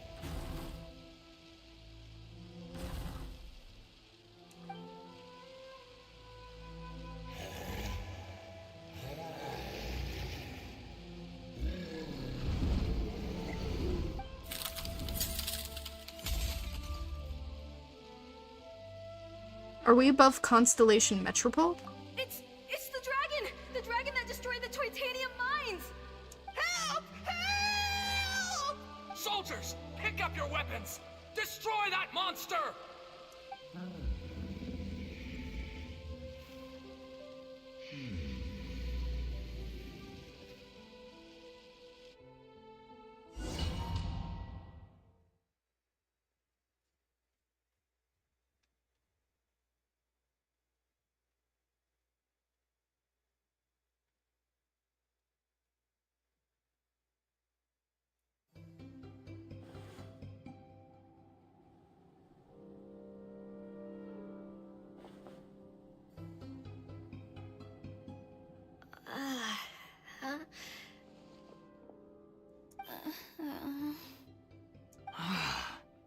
How many times am I going to have to save you? At least 5 more. Thank you, Hat Guy. Paimon still feels dizzy. Hey, did any of you also see something strange? It was like we were witnessing... The dragon's memories. Sounds like we all saw the same thing just now. Well, we definitely saw a different side to the story. Watching it all unfold, Paimon couldn't help but feel bad for the dragon. This world might be a lot more complicated than we thought. The next time we encounter the dragon, how about we try talking to him instead of fighting? That sounds like a good plan. But maybe we should figure out where we ended up first. Huh. If the world above is a fairy tale realm, then maybe we've fallen into the next page of the book. Just keep walking and don't fall behind. Hey, wait for us!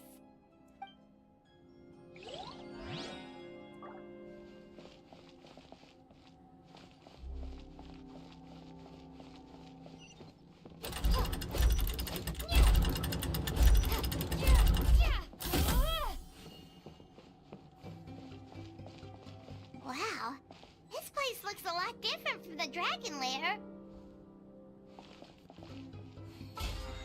What's this? What am I looking at? That counted as a domain challenge. Interesting.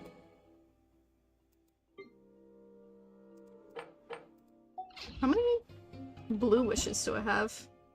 Oh, wrong thing.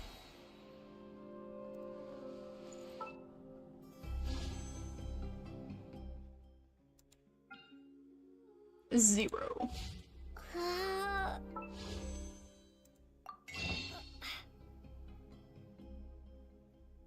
Can nab some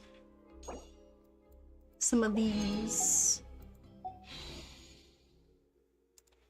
I'll have 39.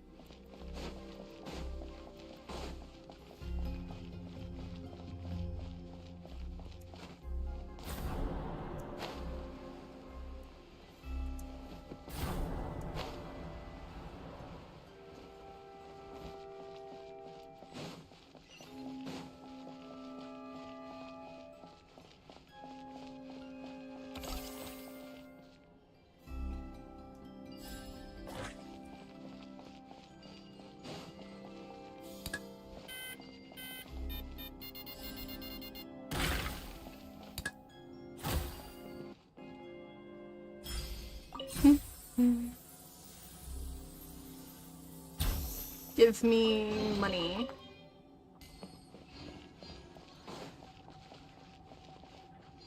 The day the giant dragon brought us here.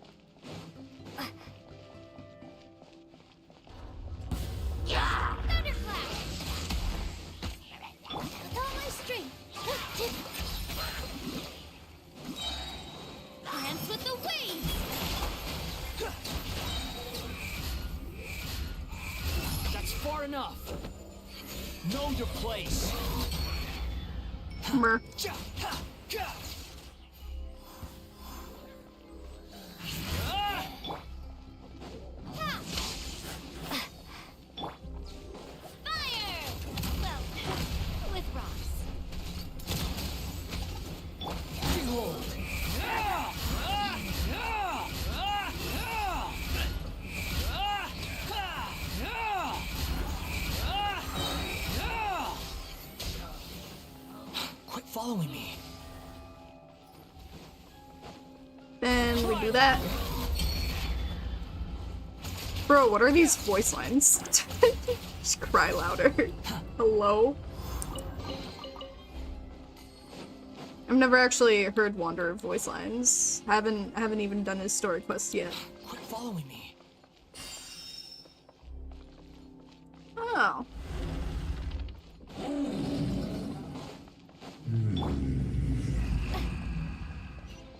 Durgan, you shouldn't be here. He seems angry. We just want to talk to you. Don't get any closer. Oh.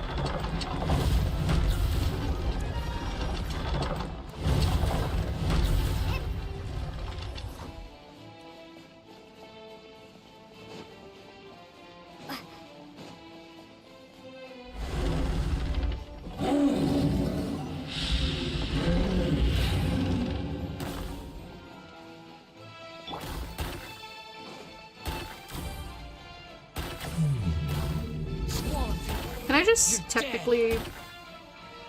How do I go up? Ah, yeah. Hello there.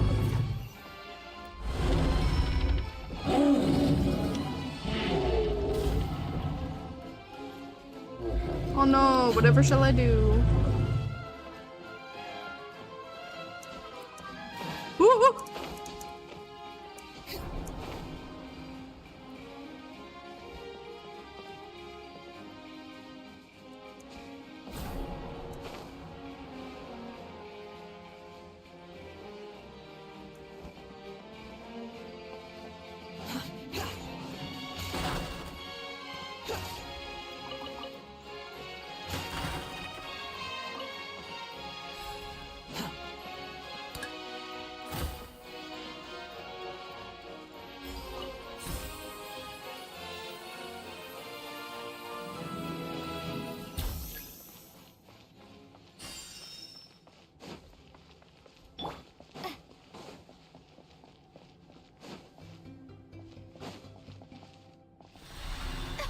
It was destroyed by that evil drag!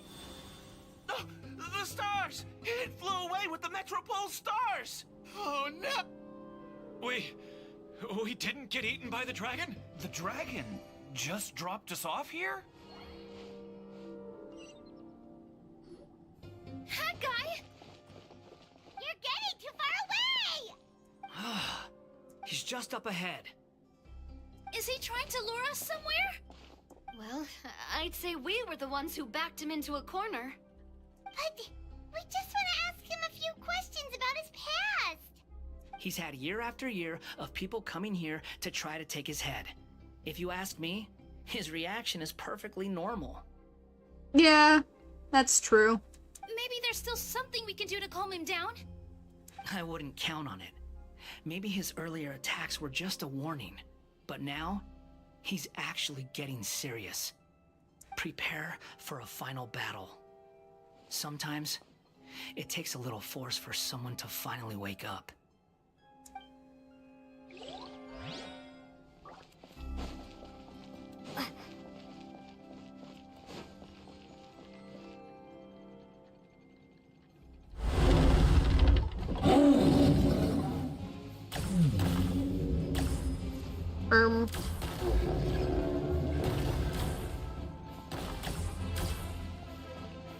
Okay, so we're gonna have to...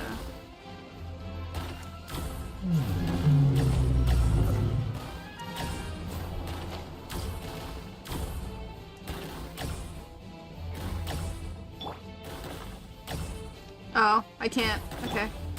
I just gotta get through this normally. That's fair. Oh, stubborn beast. You really want to get beat up that bad? Ah! Ah!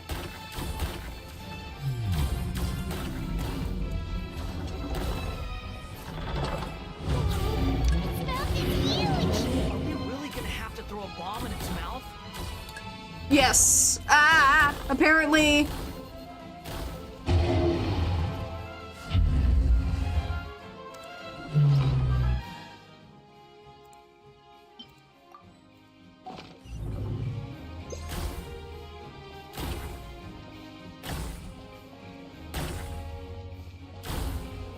Watch out!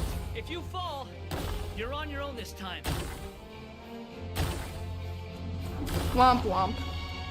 Anyways.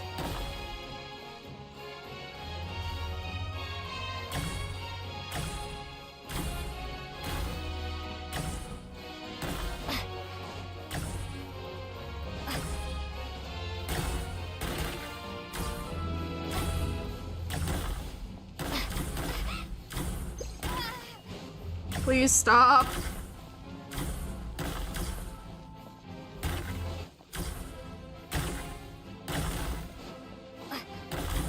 What am I supposed to do? Do I just outlast this or like what? Okay. I am.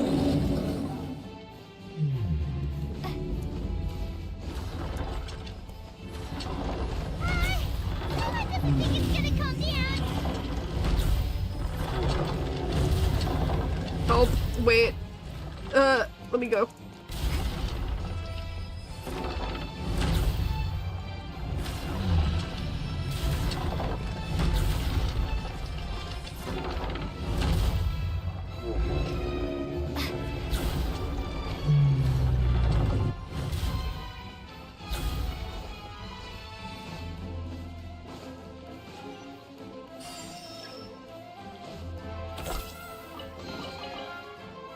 Food. Oh.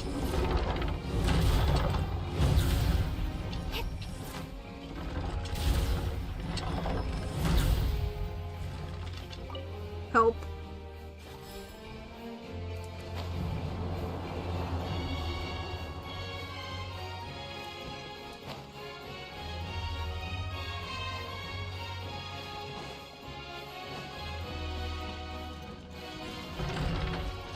Oh.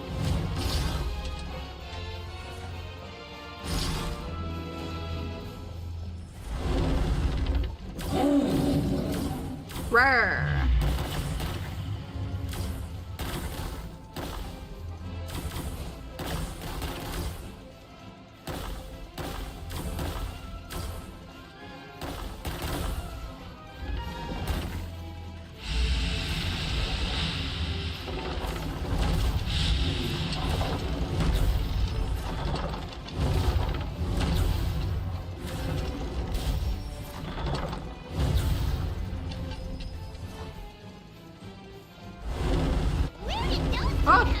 Stand serious. Don't get hit.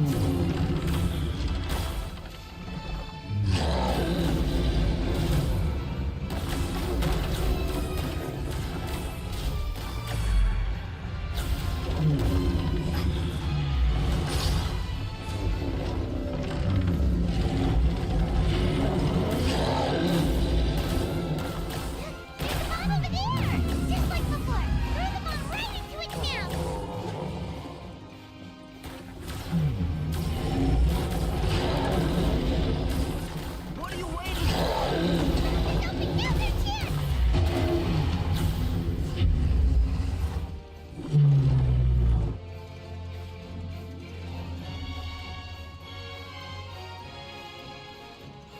Yeah, that must hurt. Wait!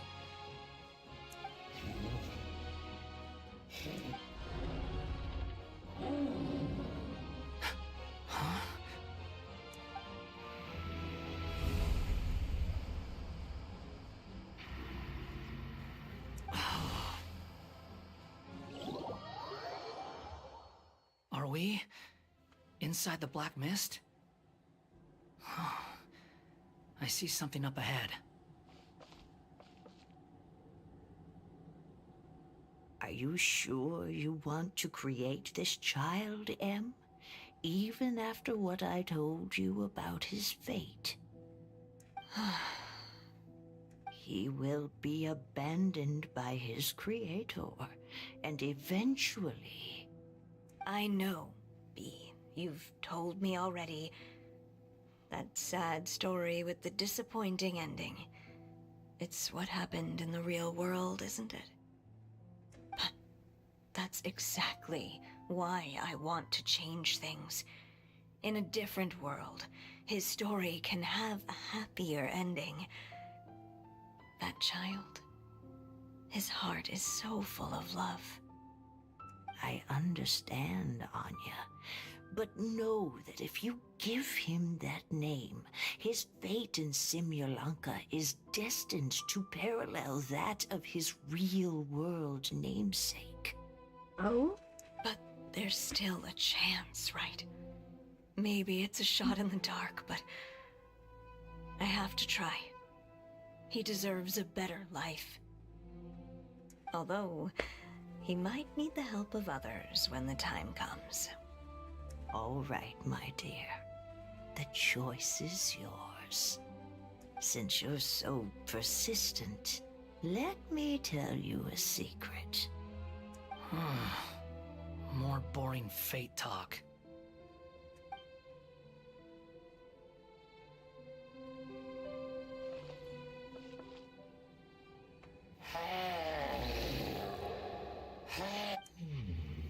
Mom. I'm sorry, my child. Unlike my friends, I don't have a long time to live. All said and done, the story of my life will be shorter than the fairy tales in this book. So I will have to leave your side, I'm afraid. It's okay. It's okay. Once I'm gone, I will become a star in Simulanka and watch over you from above. If you ever feel lonely, just look up towards the sky.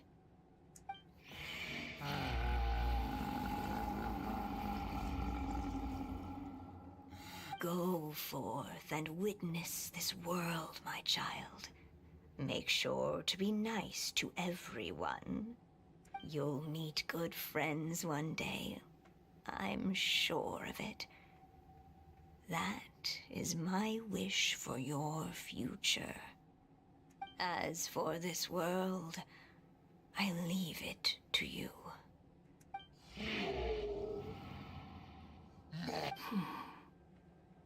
So in the end, you were betrayed too. No! No! Wait! No, this is about to make me cry. Don't do it. So. Hey, Mr. Dragon, he brought you some food. You must be hungry.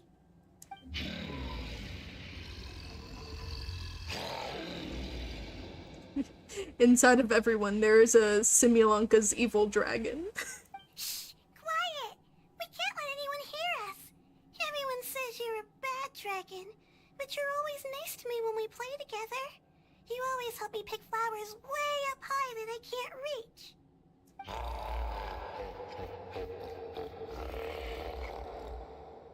It's okay. Just keep hiding here, and tomorrow I'll... Oh no! My child! Help! Somebody help me! Save my child! The dragon's trying to kidnap her! No, Mom! It's not like that! Listen to me!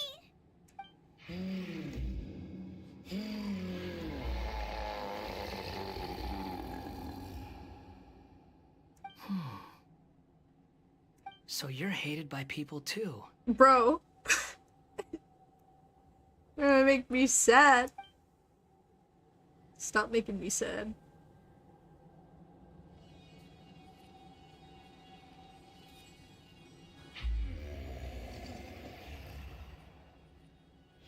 So that's it. That's really your wish? To never have been born at all? That's not a fate you should wish for.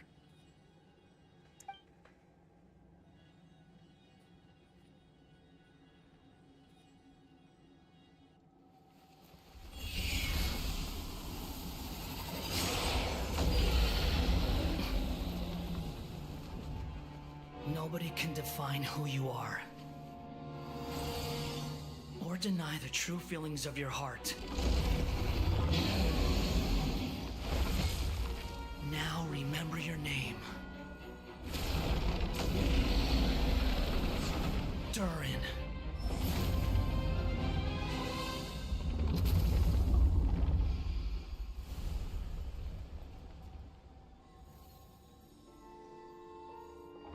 It's all right now.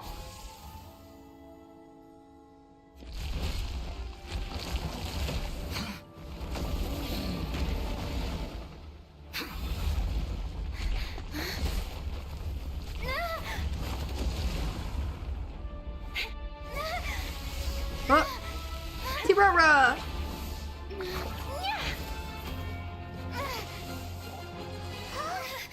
Watch out!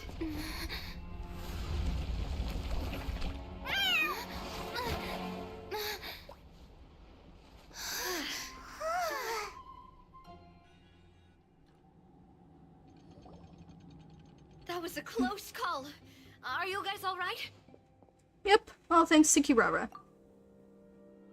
Back in Constellation Metropole, I heard people saying you'd gone to fight the dragon, so I followed you here. Right when I managed to catch up, I saw you fall through that hole. Wait, didn't someone else fall through just now? Shouldn't we do something? No, he can fly. Oh yeah, that guy. Well, he can fly, so he'll probably be fine. He called the dragon something earlier. It sounded like he said... Durin. Durin. That's his name. Oh, Hat Guy, you're okay. Wait, what about the dragon... Durin? They keep calling him Hat Guy. And it's... I can't take it seriously. He's fine. Durin. Oh, wait, that's the name of the dragon from Dragonspine, right? The one that became a part of the mountain after being slain by Dvalin? If Paimon remembers correctly, it was created by... Gold's, Rheindotter? Right! It was created by Rheindotter! Rheindotter.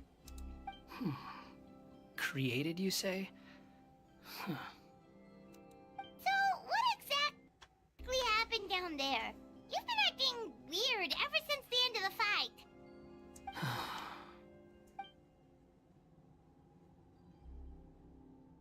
So that's the truth about Simulanka's evil dragon. What we saw in the mist weren't hallucinations, but the dragon's memories. Everything I heard during my fall must have been things said to Durin in the past. Huh. I thought it was strange. The people around the Broken Sea are clearly stranded, but I never heard any stories about the dragon attacking the village. The people we met along the way are probably workers from the Toitanium mines, or guards who came here to claim the dragon's head. Durin probably allowed them to live here because there was nowhere else for them to go. When I first came to this world, a voice spoke to me and said, "You are the hero of this world. Now go forth and save the dragon." Who is the person behind this voice anyway? And why did they bring us all here? Come with me. The answer to all this can be found below.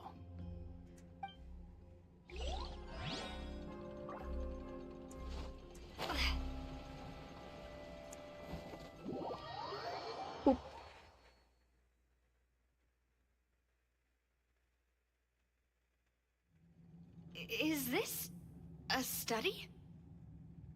That's right. It belongs to the goddess of fate. Goddess of Fate? As in one of the three goddesses who created Simulanka? Or more precisely, M. One of the mages of the Hexenzirkel. Ah, the Hexenzirkel. Okay, that's how you say it. Hexenzirkel? As in... Sorry, Paimon shouldn't just regurgitate everything you say, it's just... It's a lot to take in! She created the story of Durin. Well, the Simulanka version at least. These records should cover most of what you want to know, including the identities of the other two goddesses. Read them for yourselves.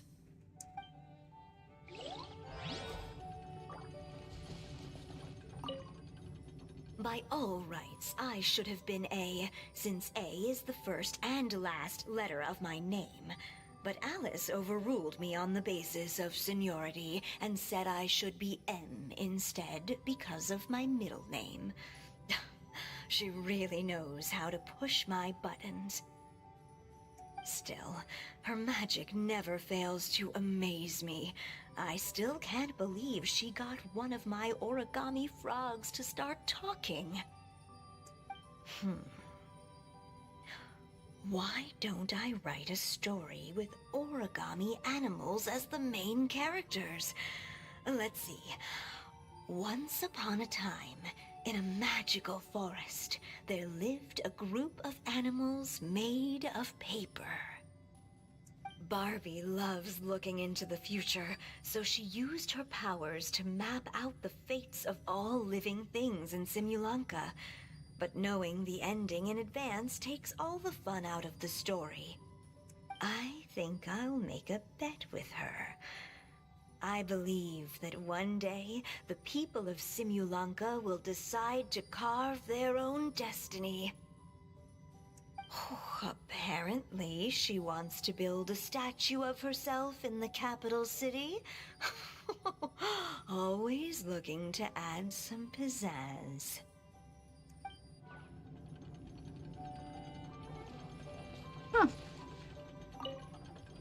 My dear sisters, I fear my pen shall soon run dry. Even now, as I write this letter to you, my dexterity is all but failing me. The time we spent together was the most wonderful youth I could have asked for.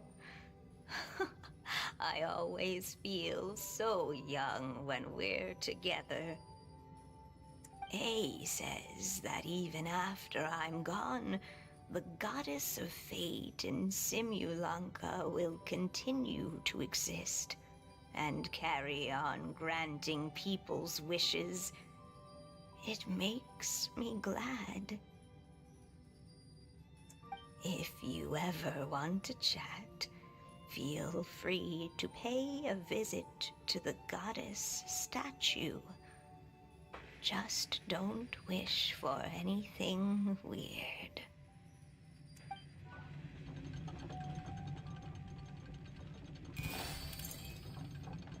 It's Simulanka Durin. And he's looking up at something. A star. This must have been after M passed away. This looks like a mine. Maybe the Toitania miners dug too deep? So deep that they dug right through to the world on the next page. Yeah. Now that you mention it, this miner's lamp looks really similar to the star on the previous page. The Forest of Blessings. This book has been recording Simulanka's history all along. Look at the size of those footprints. If that's every time he lands, then no wonder people are so terrified of him. So that's why you took the stars. Because you missed your mom.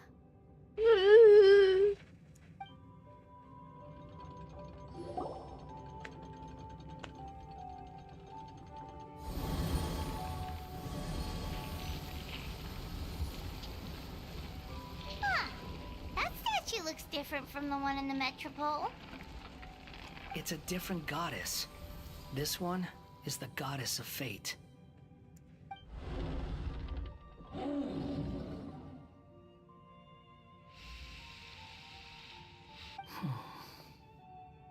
It's all right now, Durin. Nobody here wants to hurt you. I don't understand. Why would you say that? I'm the one who hurts people. Don't say that, Durin. Paimon made a mistake. She was wrong about you. But it's nice to talk, isn't it? Now that we've all calmed down?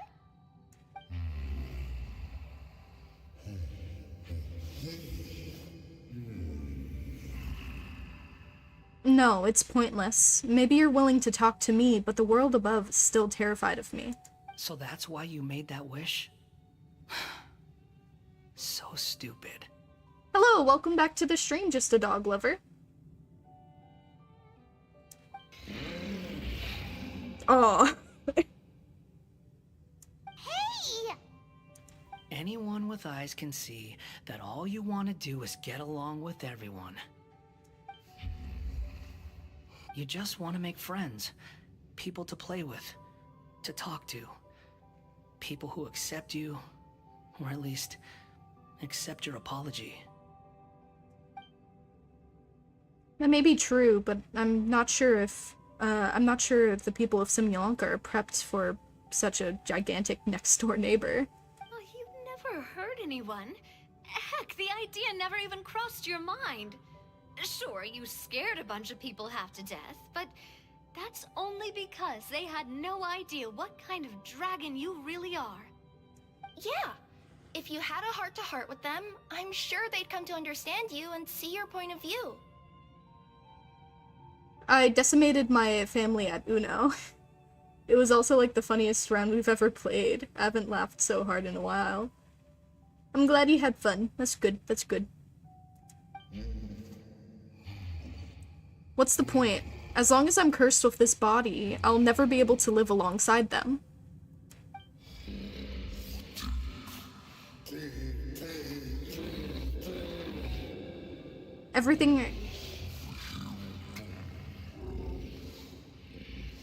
Everything I touch will be turned into toy blocks. Anywhere I set foot, reduced to a barren wasteland. Is there no way for them to coexist? Even if they come to an understanding. Why are we both in the same thinking pose? The curse. Huh? Nilu? Is it your true wish to live side by side with the people of Simulanka?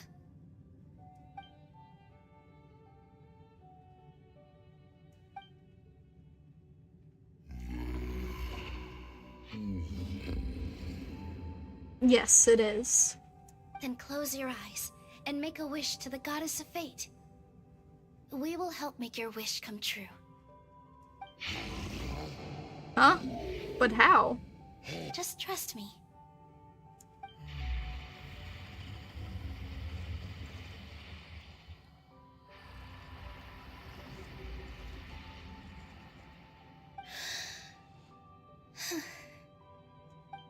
I, Nilu, the Forest Fairy, give to you my blessing and welcome you as a dweller of the forest. Wait, that's... May everyone accept you as one of our own, and may the Forest of Blessings be a place you can call home. I, Navia, King of Constellation Metropole, give you my blessing. I grant you citizenship to my kingdom. Oh, me too! As the, Nekomata in Boots of this world, I give you my blessing too. The rays of light, they're coming together. Wait, what's going on? This must be the magic power of words. But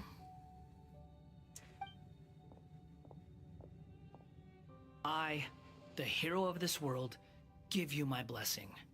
I recognize you as a resident of Simulanka. May you find acceptance in this world. Also, speaking as someone who'd like to be your friend, oh, I wish you all the best for the future.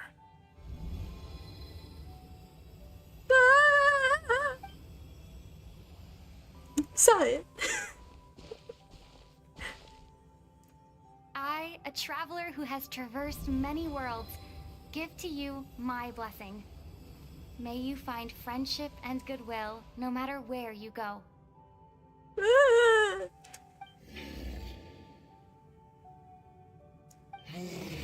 Mom.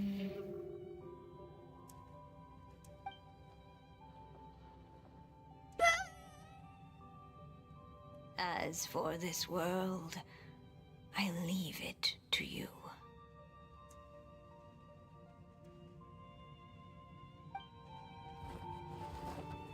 Huh? What? Why are you all staring at me?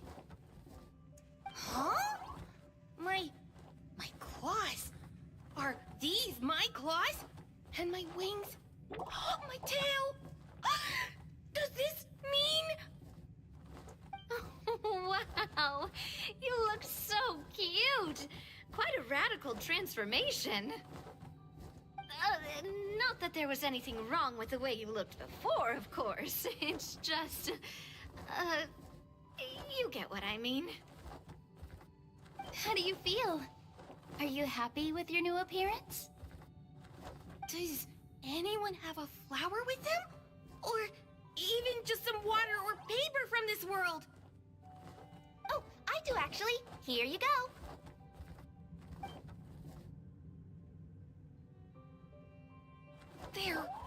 They're not changing. I can touch things without changing them. Hey, that's great! One more flying friend for Paimon! Now the residents of Simulanka won't be scared of you anymore. But what about all the things that I did before? That's simple. Just go out there and atone. You could fill in the footprints you left on the ground, or help the people around the broken sea get home. Okay. And you'll come along and help me, right, Hat Guy? Huh? Why would I do that? Because you said you wanted to be my friend. You little... Gah. Well, maybe I spoke too soon. Huh? But I thought... Come on, Hat Guy. All right, fine. I'll go with you. Really? Yes, really. Lying to you would be no fun anyway. Oh, thank you! You're the first friend to call me by my name! Let's go back up.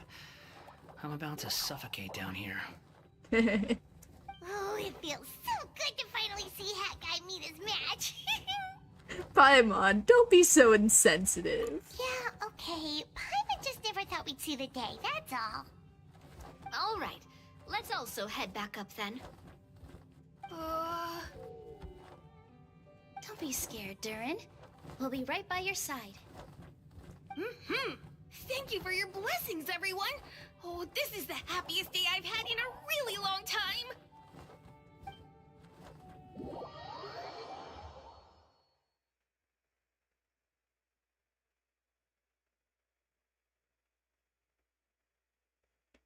Yippee! We got the happy ending. Not that there was any other ending, but I am happy.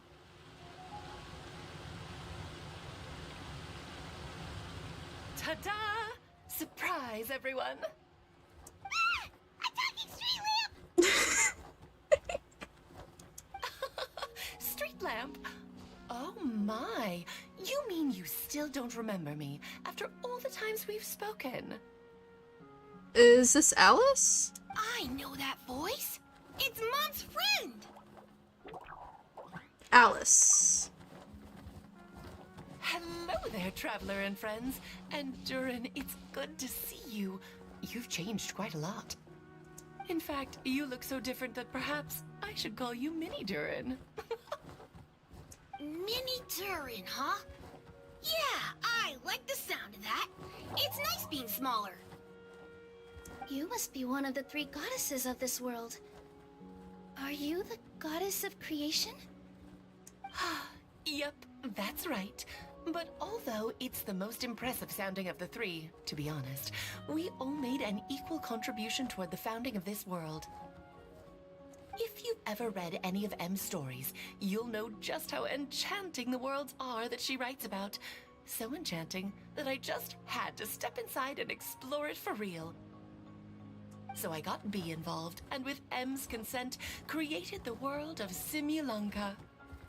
Whoa, whoa, whoa! You're getting a little ahead of yourself. First things first, would you mind explaining what you're doing here? In fact, no!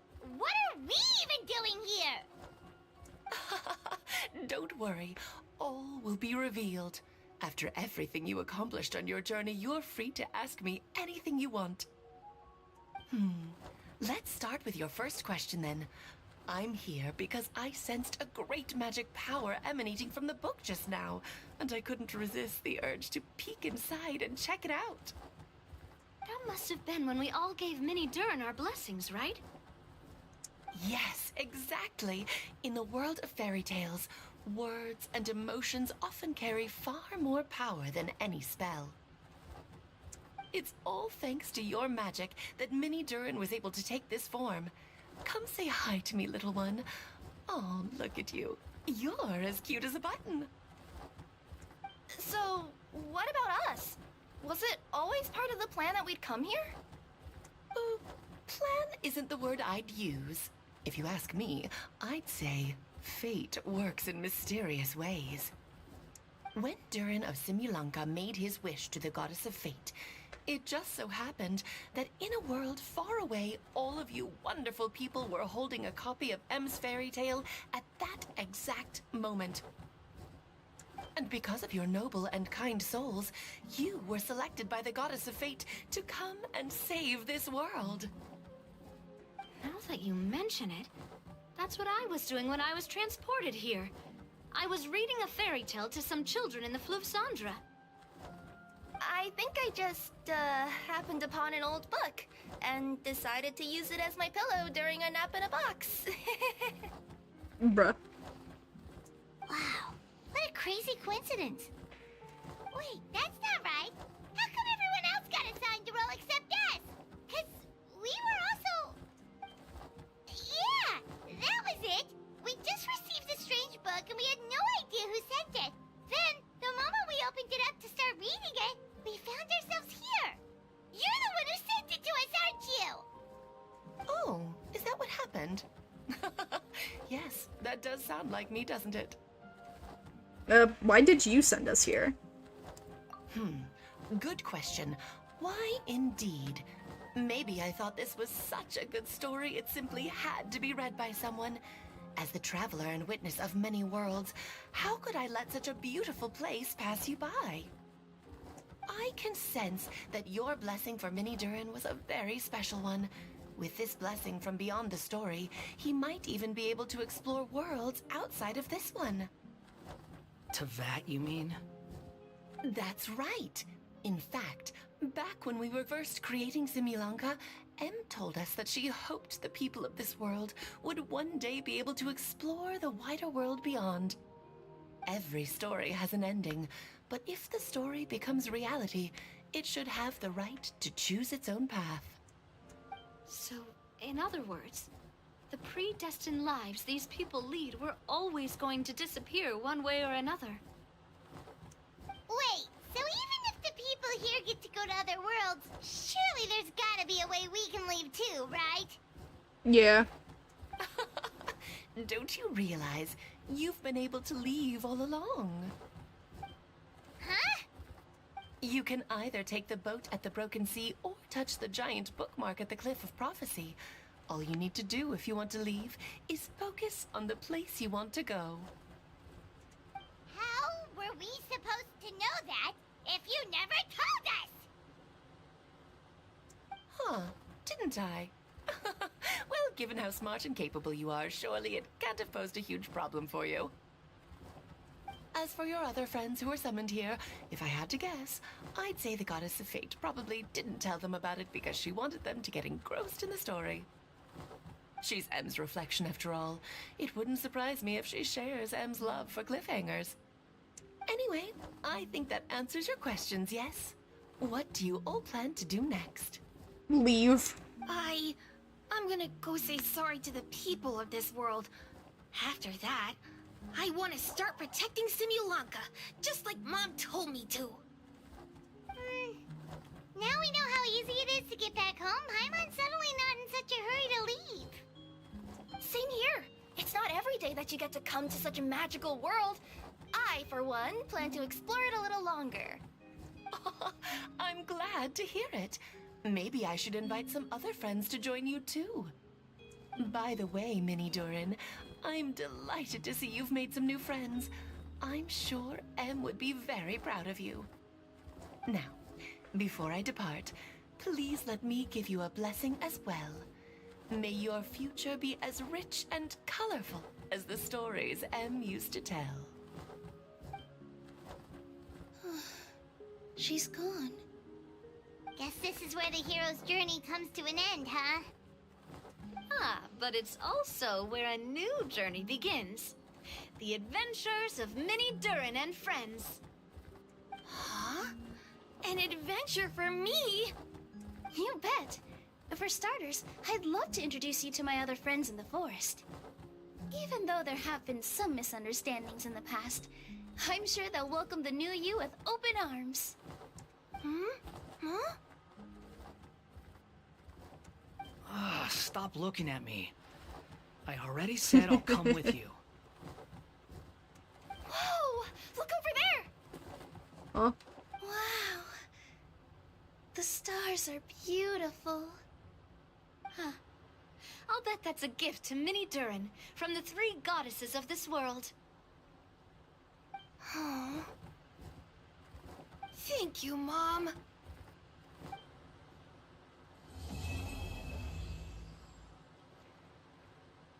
Yippee!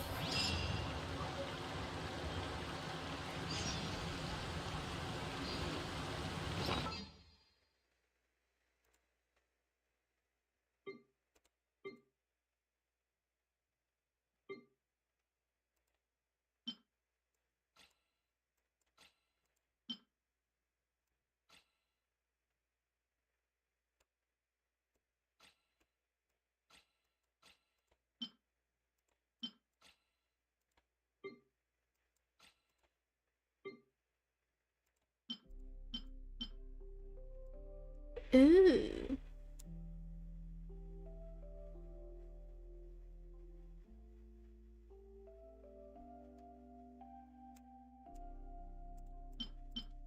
It's a furnishing.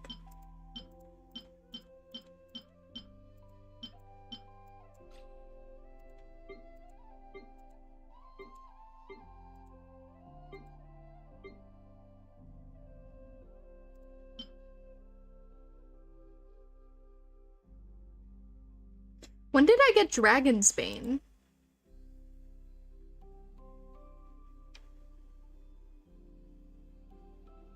I'm confused. Hold on. When did I get this?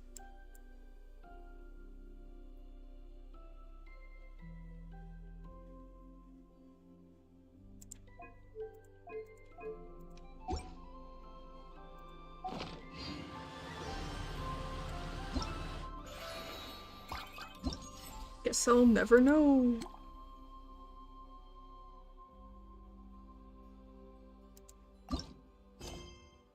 Afterward.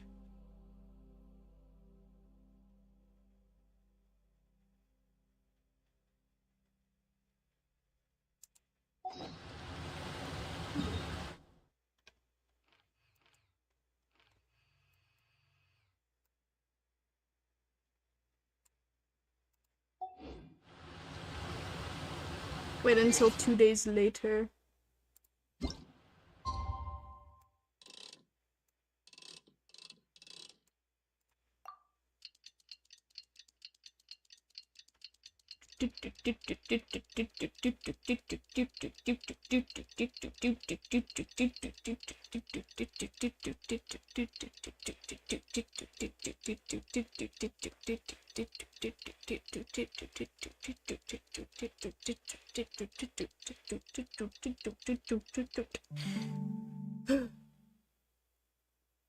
Anyways.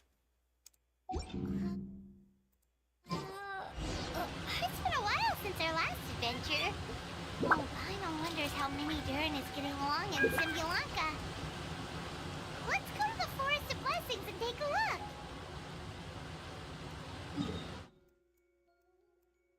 You're welcome. I'm just doing my duty.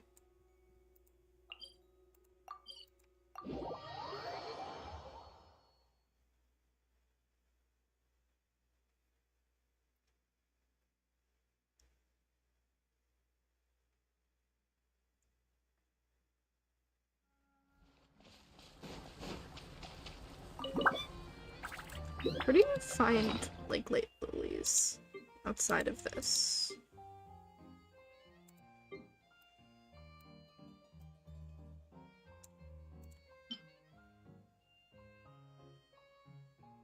In Fontaine.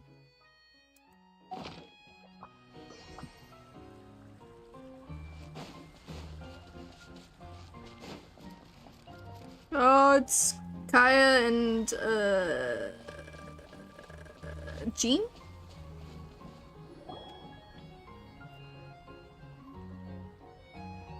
Here's your 2 magic tonics. Why, thank you, young lady. And might I add that you're looking quite lovely today. Jean, come on, take a seat and let's have a drink. I ordered one for you as well. But is this really appropriate? I mean... Still worried about Klee? Relax. Albedo's with her. She'll be fine. Kaya and Master Jean! What are you two doing here? Oh, look who it is. The Traveler and Paimon. You must be the pleasant surprise that Miss Alice told us about. Greetings to you both. This is one place I didn't expect to run into you two. The locals here have been talking non-stop about some brave heroes who saved the world. Let me guess. You two have been up to your old tricks. Well, not just us. We only played a small part. You could say we were 2 members of the Heroes Adventure Team. Still sounds mighty impressive to me. As ever, our honorary knight is making us proud wherever they roam. Did I hear you talking about Alice and Klee? That's right. We received a letter of invitation from Miss Alice, proposing that we take Klee for a vacation in Fairyland when work dies down. I wasn't sure what she meant by Fairyland at first, but if my eyes are not deceiving me, she was being quite literal. Klee ran off excitedly as soon as we arrived. I'm a little worried about her, but Albedo insisted he would look after her while we do our own thing. We could hardly say no to such a considerate offer, so I took it upon myself to bring Jean to the nearest tavern we could find. Any excuse for a drink, huh? Well, we are on vacation. It's only fair that we get to indulge ourselves a little. You're right. I should make an effort to relax and unwind. It's what Miss Alice would want, after all. Oh, wait, Kaya? What exactly did you order from the bar? The house special, of course. Best way to get a taste of the local culture.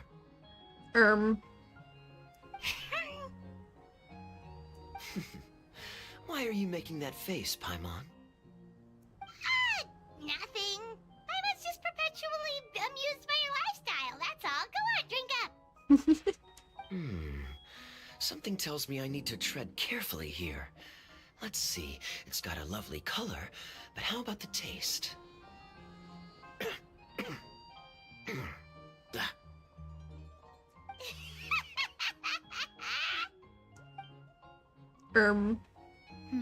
I think maybe I'll pass. But it's such a shame to waste it. All right, Paimon. Well played. Well, Paimon got burned too, if it's any consolation. It's nothing personal. Oh, by the way, we weren't the only ones who got invited here. I saw Kale earlier. She didn't see me, though. She was making a beeline for that big tree. Welcome to the stream, AX Potato. I hope you enjoy your stay. How you doing? The Kingdom of Breezes and Bells, you mean? Oh, this is turning into a huge reunion. Maybe we should go say hi to her. All right. Well, give her my regards. Will do. Enjoy your vacation. Thank you. Enjoy your time here, too. Quack.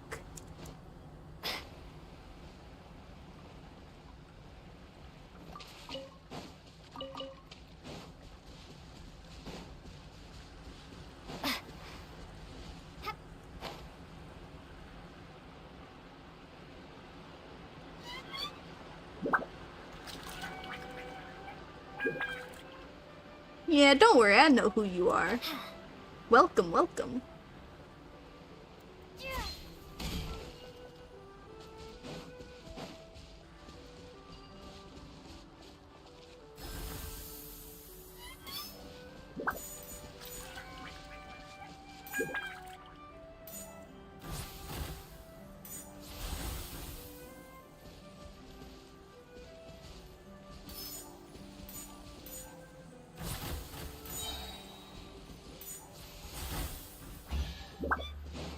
Money! I'll keep this close.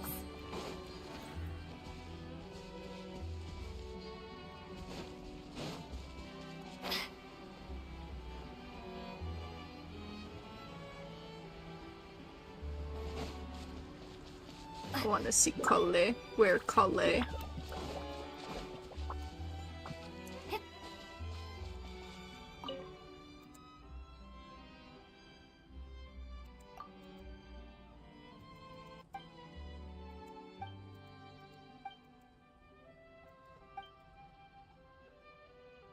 Oh. Word.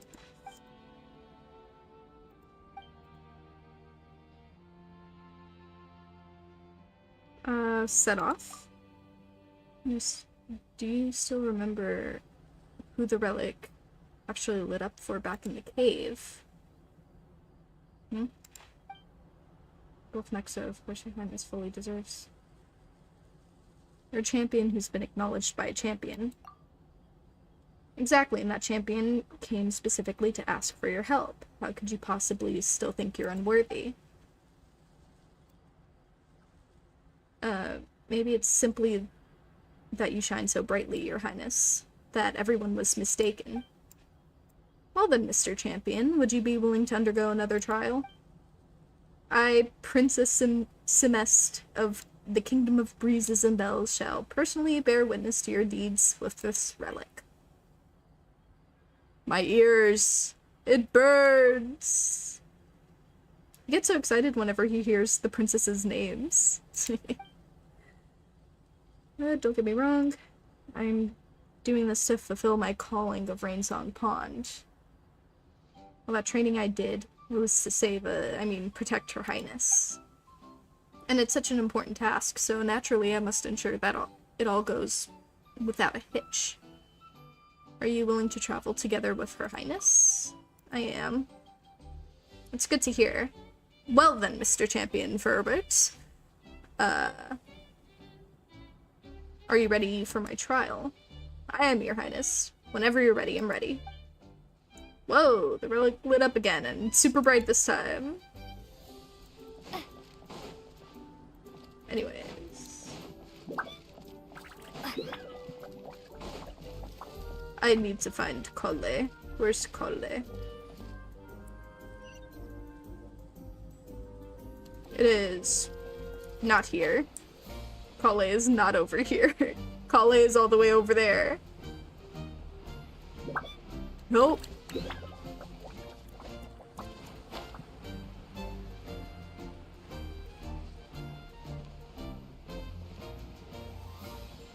Kale!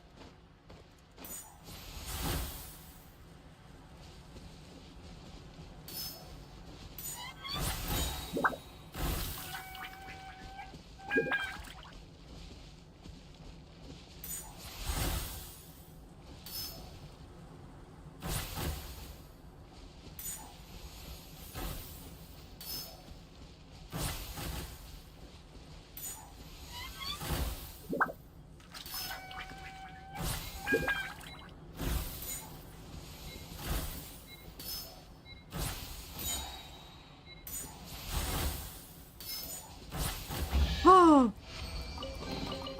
I'll keep right on close. time. My brain. The structure of the tree houses here is nothing short of amazing. I have to write it down so I can tell Master Tainari all about it later. Her voice is a lot more high-pitched than I remember. Not that it's bad. Hey, Kale! You scared me. Traveler in Paimon? You got invited here too? Yep. Well, they sort of skipped the invitation part, but anyway, what you doing out here? Something caught your eye? Oh, yeah. I'm trying to observe and summarize the structures of the trees here, and also the animals that live here. well, the residents, I guess? I still can't get over the fact that they're all someone's origami handiwork. Once a forest ranger, always a forest ranger, huh? Not sure you'll be able to apply much of what you learn here back home, though. With this being a magical world and everything. What? Over there, by the giant footprint. Have those houses always been there? Well, this looks like Durin, anyways. Oh, those? The local flying squirrels told me that they were built by a small dragon and some guy wearing a hat. Of course. Oh, that must have been Mini Durin and Hat Guy. Any idea where they went? Supposedly, after building the houses, they went to somewhere called, Constellation Metropole? Did I say that right? Yep, you got it. Oh, also, when the locals mentioned the dragon, did they seem at all, did they say how they felt about him at all? Now that you mention it, the atmosphere changed a little when they talked about him. Oh no. They mentioned some stuff along the lines of past misunderstandings and welcoming new members. I only just got here, so I know very little about what has happened in the past. They seemed genuinely grateful for the houses, though, and said they were going to plan a welcome party. Oh, thank goodness. Whew. Sounds like the forest has begun to accept him. It's a step in the right direction. Yippee! Are you looking for that small dragon? Yeah, he's a new friend we made after we arrived here. No way! Really? I'm getting more and more interested in your story. No. I've got to save it for next time.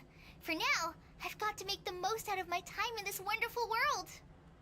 Oh, there's no rush. Just take it slow and enjoy yourself. Like Kaya. Oh, he sends his regards, by the way. Oh, Mr. Kaya is here too? Then I've got to go say hi to him. Well, right now he's at the tavern and he probably won't be leaving until he's drunk. Not that he'll ever reach that point because his alcohol tolerance is so high. Basically, it's Kaya. You know where to find him. You make a good point, Paimon. Then I'll focus on exploring for now and go catch up with him later. Shall we go pay a visit to the Metropole Traveler? Maybe Mini, Durin, and Hat Guy are still there. Why do we insist on calling him a Hat Guy? Oh, right. By the way, something pretty interesting has been happening in Sumeru recently. Master Trinari has been working really hard on it, so if you have time, definitely go and check it out. Huh? Sounds good. We'll find some time in our schedule. Take it easy, Colin. Enjoy your field trip. Of course. See you later.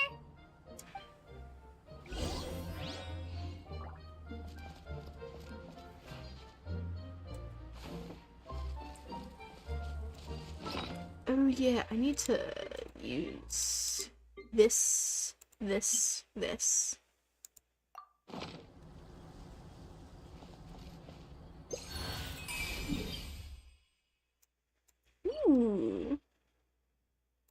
Ooh, okay. I see.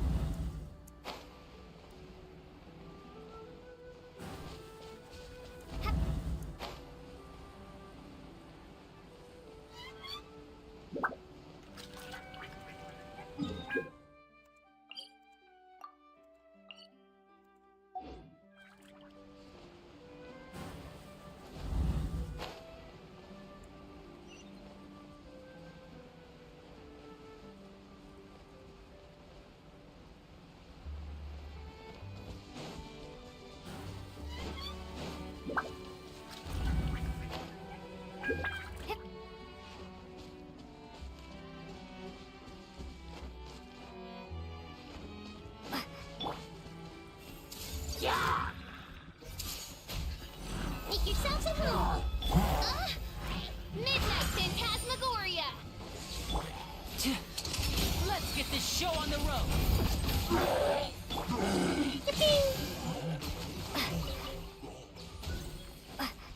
Die, fiends. Give me your money too.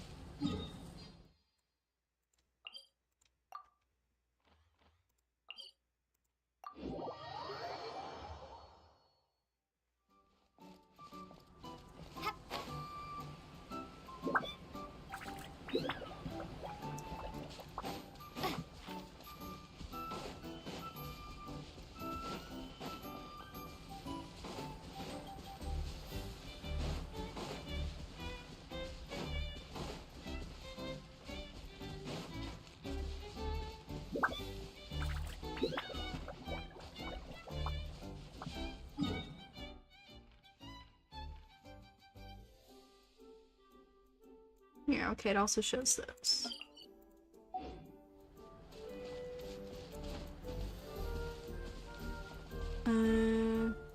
It's below.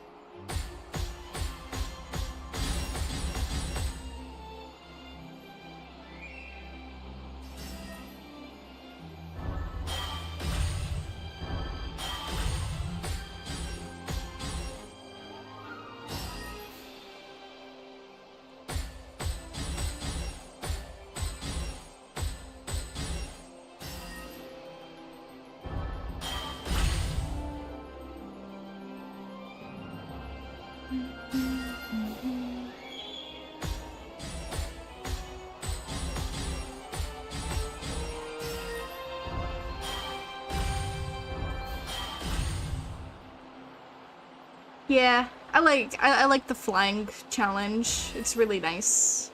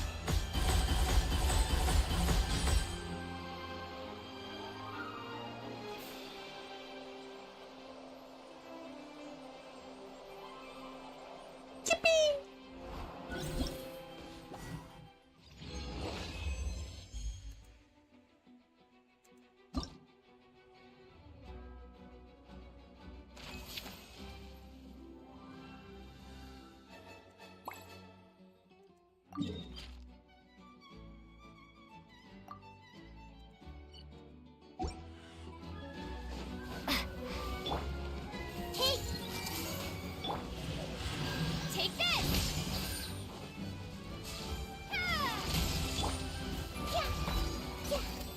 I see everything!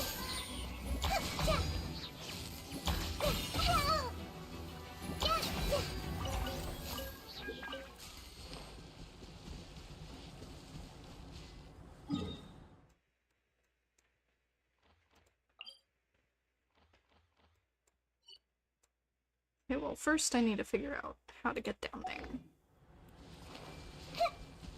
Oh, well, I think I answered my own question.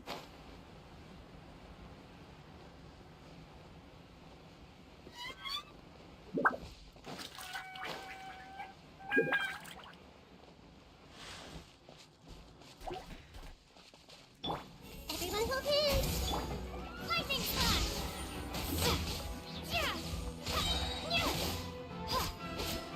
Thunder flash!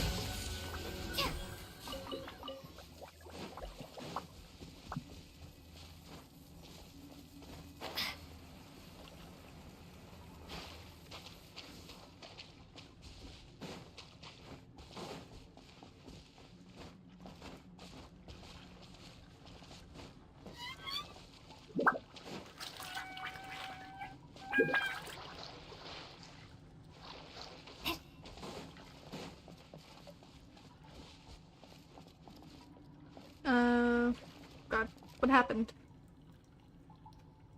I've been staying up so late. My eyes are getting blurry. Lots of things mixed in. Could you help me pick them out?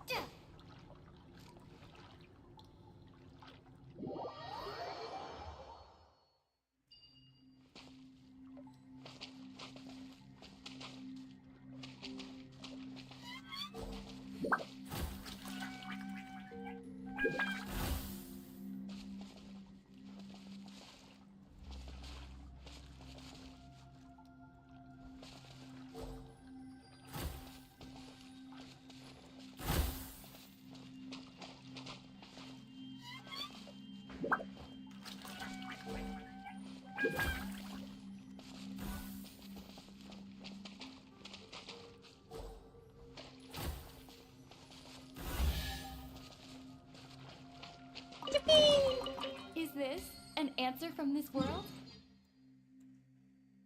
What's my favorite movie? That's a hard one to answer.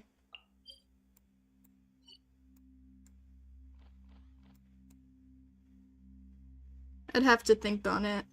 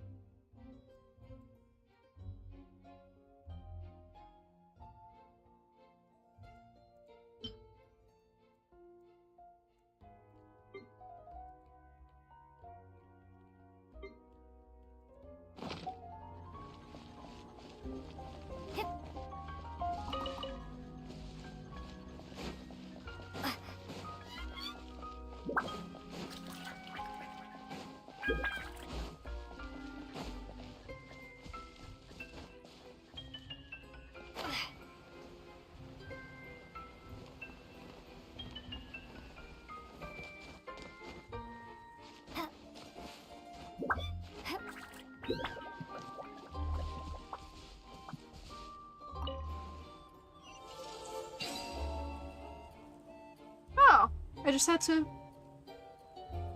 Nice. I'll keep this close.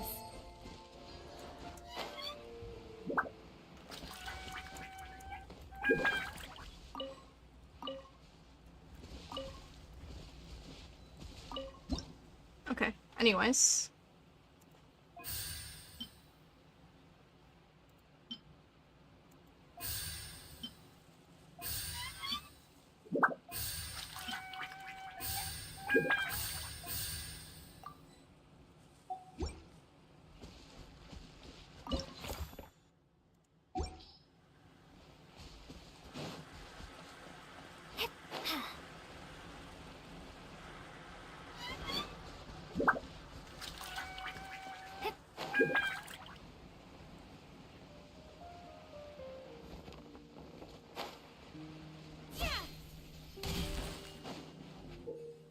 Okay, explosive targets might appear along the streaming currents, and they will detonate when hit.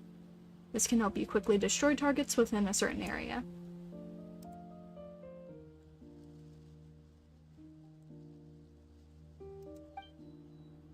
Okay, shot enhancements may appear along the streaming currents. When you pick them up, you can increase the rate of fire for speedy shots, and you will not consume energy when shooting when buffed. Okay.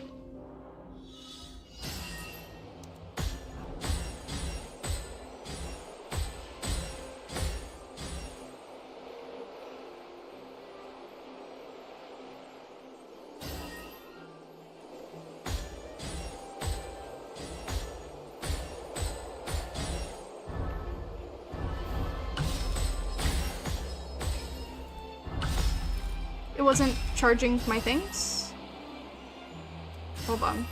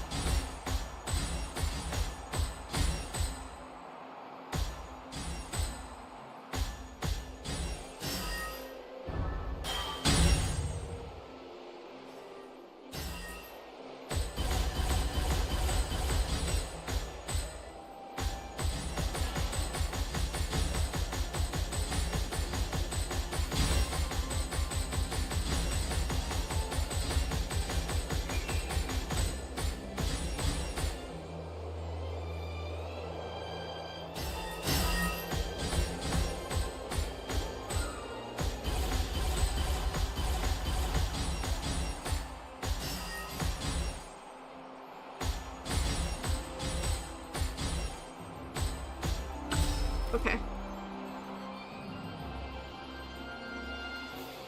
I think I missed 2. It's not a perfect victory, but I guess it'll have to do.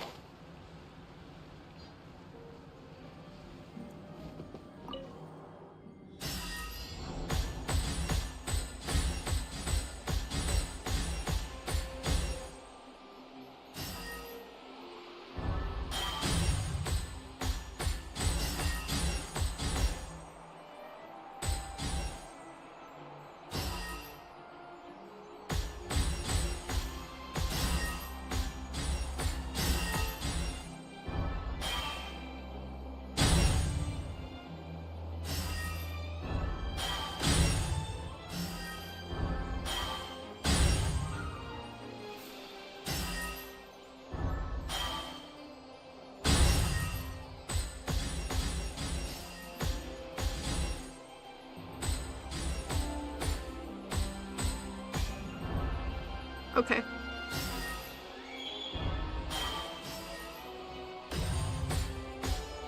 Okay, I just... Hold on. I'm just bad. I'm just bad. Try again.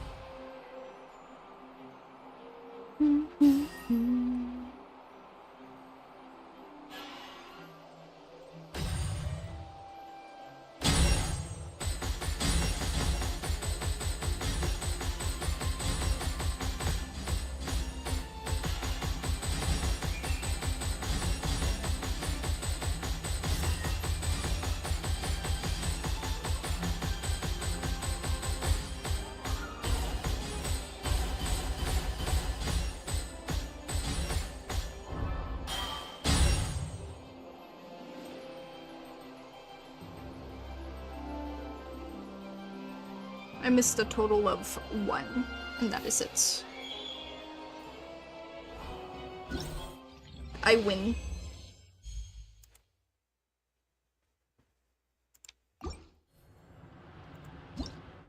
Now give me my money.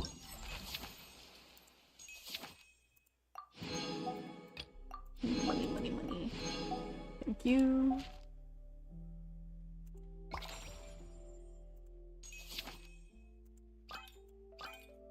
Already did that.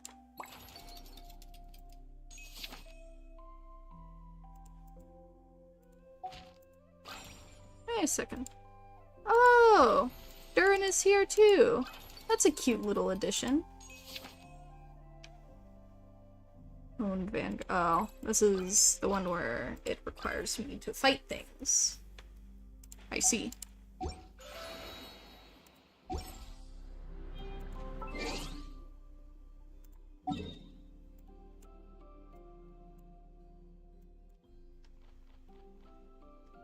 Anyway, let's continue the story.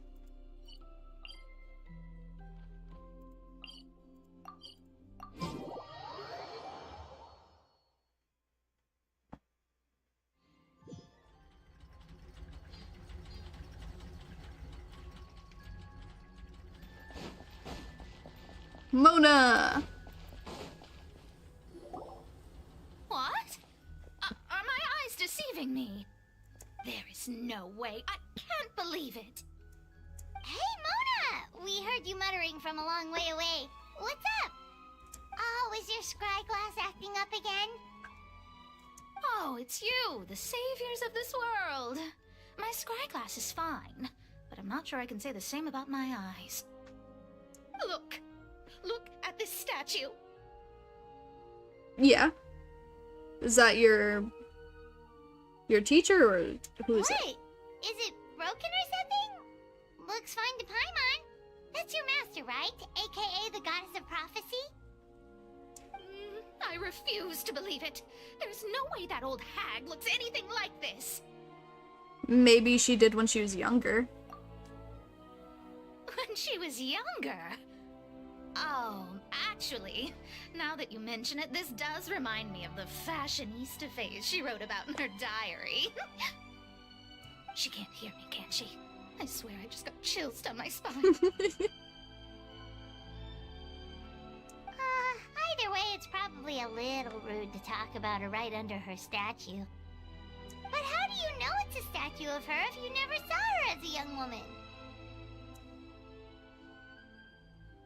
I did a quick scry when I came into this world, and when I saw the stars' reflections, I was at a loss for words. It looks like fate in Simulanka is based directly on Tevat. Ooh. A projection of real-world fate to form an image of reality. Or in layman's terms, basically the creator made this world inside a mirror or a lake, and this world is the reflection. Still sounds pretty impressive. The more I scried, the more familiar everything looked. It's her work, there's no doubt about it. Even so, everything's far more complex than I'd imagined. Trying to decipher it all is giving me quite a headache. I also asked the locals about her. They call her she who has dominion over the stars and the course of fate itself. Not even a pretense of humility. Clearly, she let the role of creator goddess get to her head. Not that I'm surprised in the least, of course. It certainly matches the tone of her diary. Anyway, we should change the topic. Oh, so Mona, have you seen a small dragon around by any chance? He's about the same size as Paimon, but with tiny little wings. What does scry mean? It's like read. Hold on. Let me find it. It's hard to explain. I don't use the word very often myself. Scry meaning.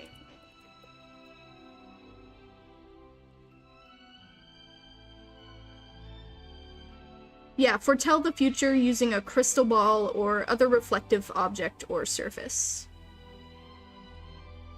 So it's like to read your future or something. She tries to like decipher fate from the stars and stuff by scrying them, you know. But yeah, basically that.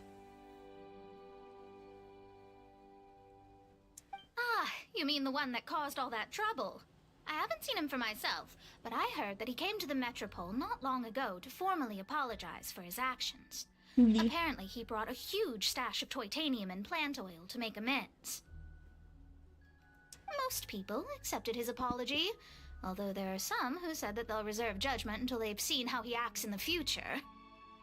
Oh, okay. Do you know where we can find him?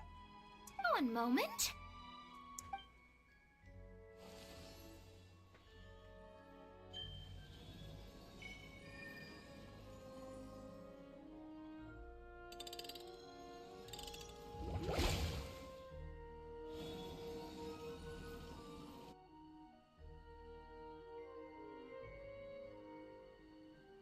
Is that an idle animation?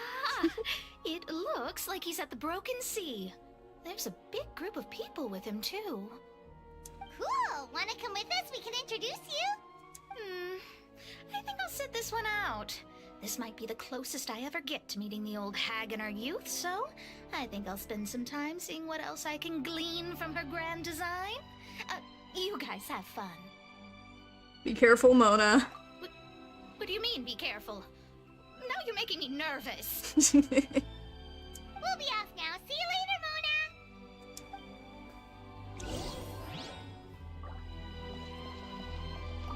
Creating a whole world starscape is no easy task.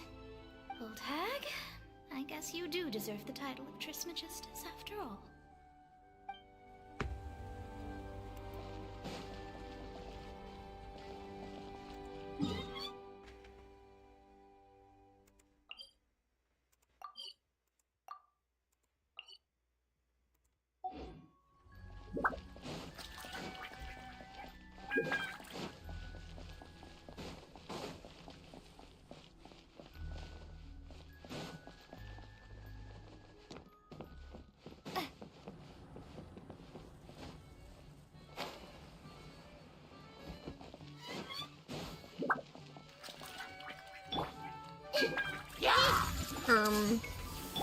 What the actual fuck are you doing in my house? Anyways.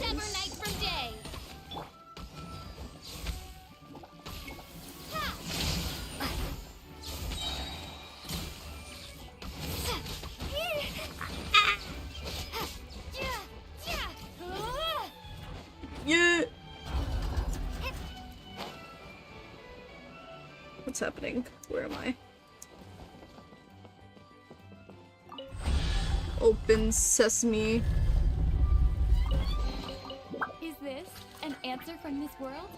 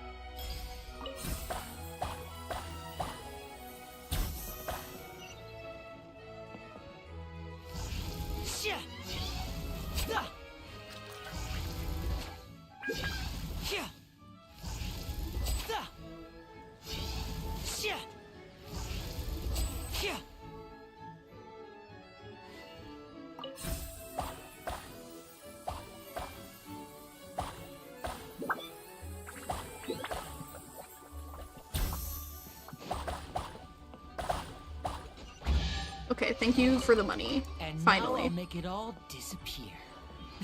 Just kidding.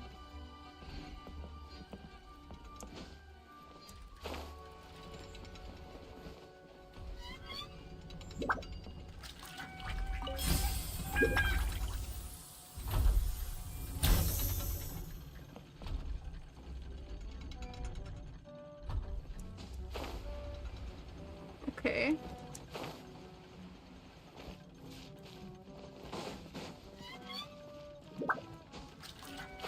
Ooh, this is a lot of chests. What's the competition? This challenge is a test of a contestant's ability to work as a pair. Though each contestant has their own style, so too do the challenges offers.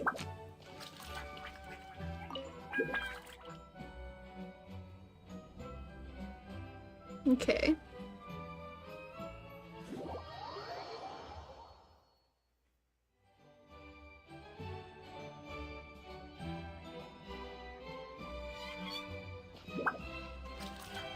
Shut those eyes and move legs, go.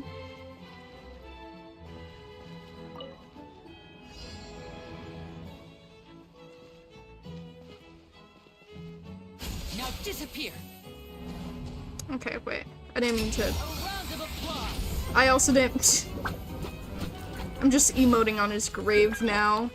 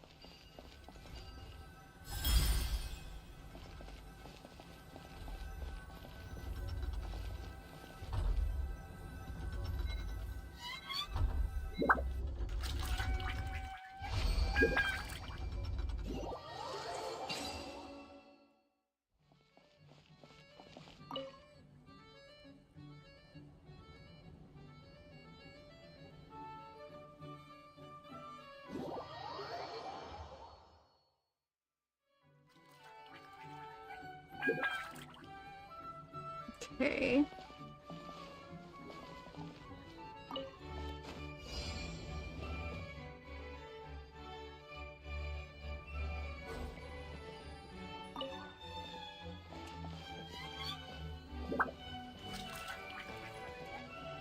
Oh, fruit.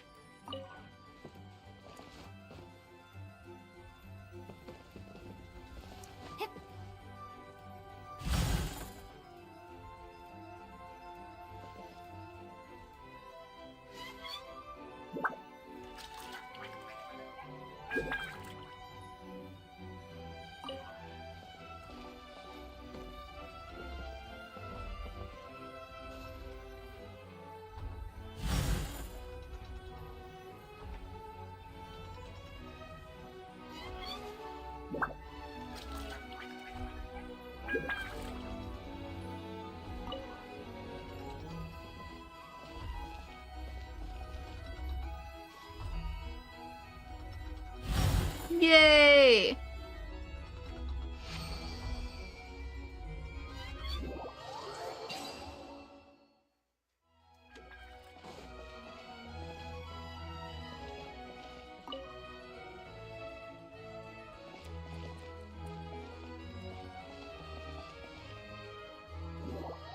Okay, what do I gotta do here? Ooh, okay, I see.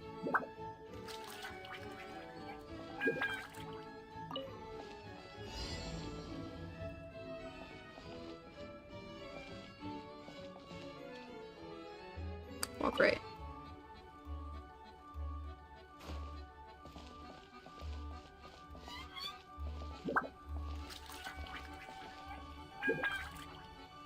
Walk straight.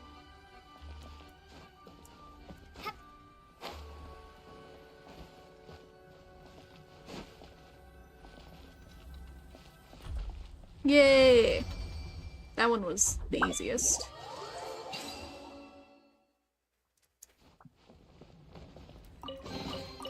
Is this an answer from this world?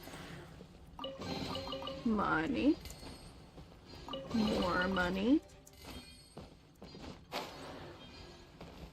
How much money do I have at this point? So much money.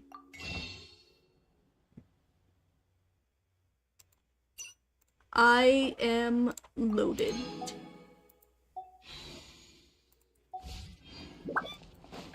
Hell yeah.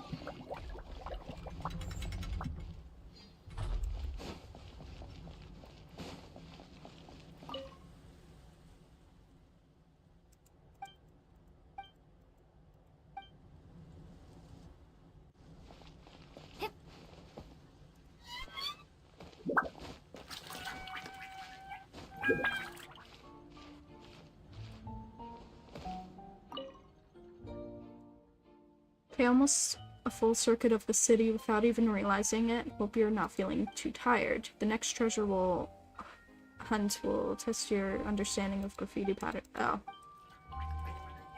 It's telling me to follow. Okay.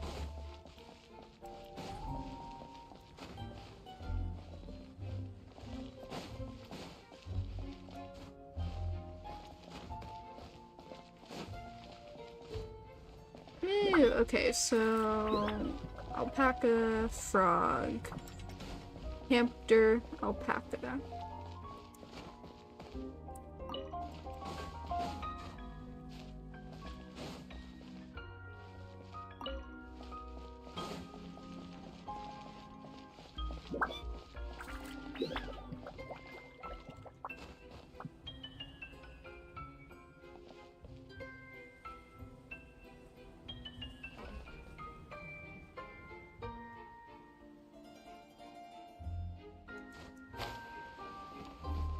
Wait, no, okay. Alpaca, frog, hamster, and then it'll go into alpaca. And it'll be a full circle.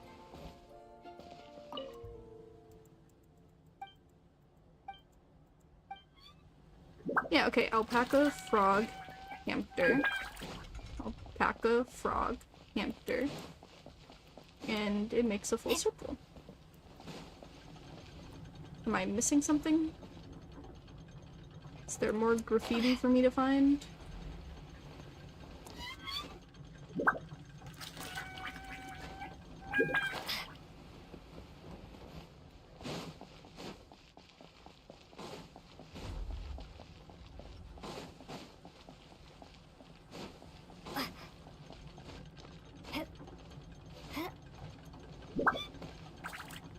If only that was the same for in real life, Cyan.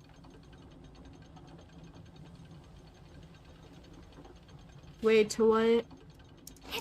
My brain. It don't work.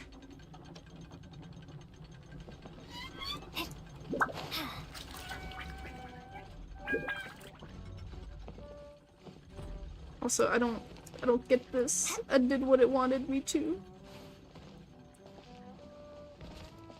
Please, I just want my treasure.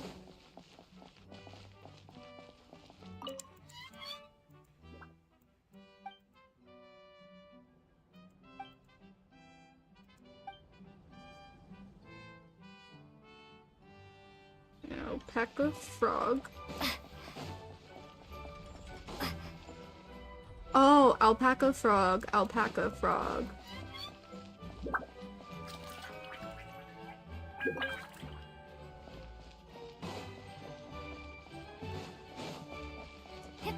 Because this doesn't have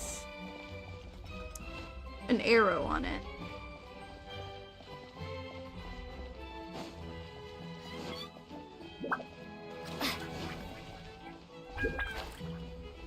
Wait.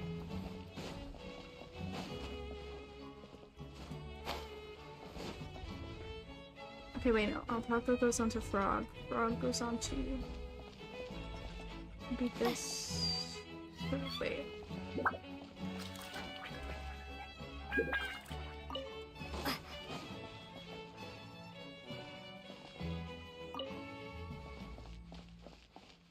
Oh, shit. I'm just wrong. That's not a hamster, that's a squirrel. So, alpaca, frog, squirrel, alpaca. No, frog. Squirrel. Okay, there we go. I'll keep this close. I think I already found that one.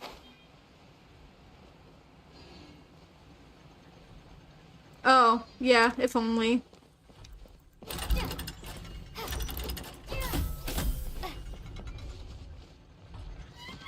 Money!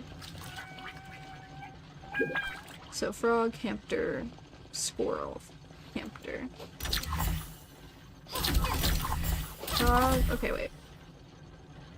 Frog, hamster, squirrel, hamster. Frog, hamster, squirrel, hamster. I'll keep this close. It worked. Oh, of course it did. I'm just smart like that.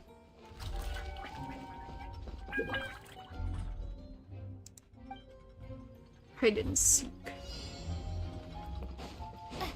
You can't hide from me, fool.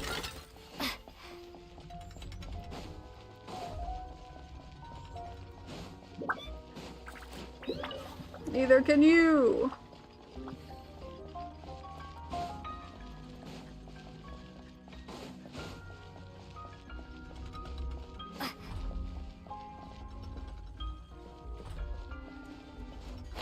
I'm looking for a blue one.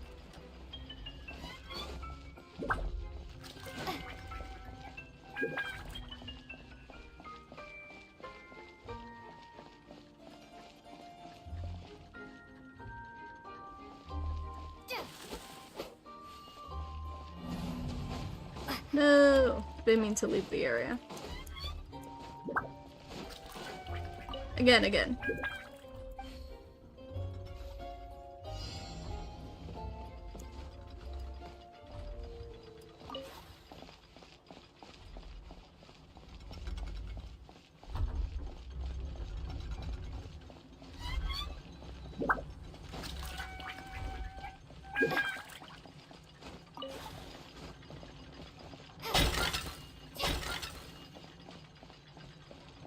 Oh. Get off. Get.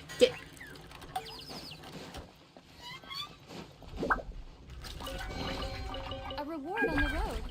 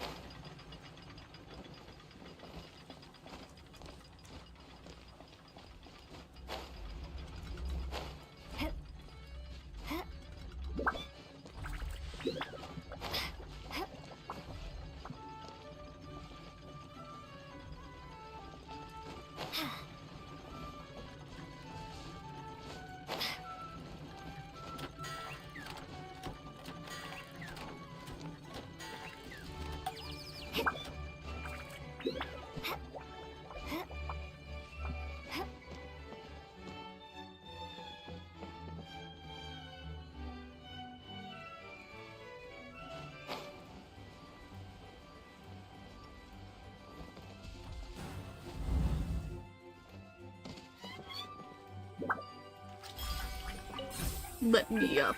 Give me money. Hello there. I'll Money. keep this close.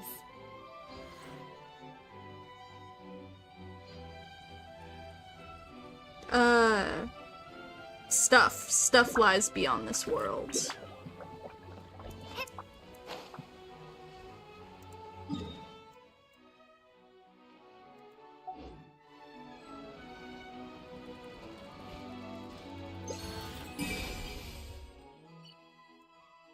Okay, so there's nothing left in this area. That means I just have this area left.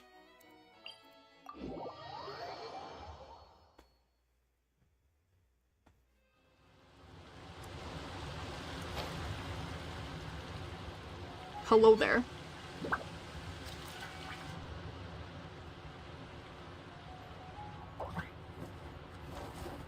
Osvaldo Hafnavines! Does thou see what I am seeing? Tell me that my all-perceiving Aug de Verurtelung deceiveth me not. I wonder how the voice actress goes through those lines with a straight face. Does she even go through it with a straight face? I don't know. Your eyes see true, mein Fräulein. Very well. Then, as sovereign ruler of the Immenachreich, I extend to you both my greetings, O Night Dragon from the land of the Thousand Stars and his hat-wearing servant. No, don't call him a servant. With great difficulty, I imagine. Who did you just call a servant? What mein Fräulein means to say is, hello, it's a pleasure to meet you. Pleasure to meet you too. But Hat Guy's not my servant. He's my friend. Now you're over-explaining. Well, it's better than being perceived as a servant. Hat Guy, Mini Durin! Found you at last. Whoa, and Fischl's with you too? Oh, greetings, Outlander blessed by the Immenachreich. How honored you are to meet your princessin beneath the stars of another sky. Clearly a decision made by fate itself. I echo your sentiments, your highness. This honorary knight, Paimon! Please! Albedo! Greetings. You both look well. Hey there, Klee! Have you been having fun here? Yup, loads and loads of fun. There are so many cute animals and a magic train that was really long and a huge, huge castle and a king lives there and everything. I've been taking Klee to see all the sights. It's been a very enriching experience. Alice's magic is truly outstanding. Yeah, Mom's amazing. Klee wants to build a great big house now, too. So, your mom and my mom were friends? Our moms were friends, which makes you my big brother. My mom used to read your mom's stories to me all the time. They were great. Big brother? You're part of the family now. Wow. Thank you, Klee. Can I go play with Klee, Hat Guy? Suit yourself. Albedo, can I? Go on. Just don't go too far away. I'll come pick you up later. The two babysitters. Yay! Come on, Mini And the babies there sitting. You want to come play with us too, Fischl? Your princessin accepts Aww. your invitation. Rejoice! Though you may be concealed by fog, still you shall have the good fortune to witness the true might of the Aug de Verurtelung. What mein Fräulein means to say is, perhaps we can all play hide and seek together. Mein Fräulein is it. Hooray! I love hide and seek! She is great with children. Oh, me too!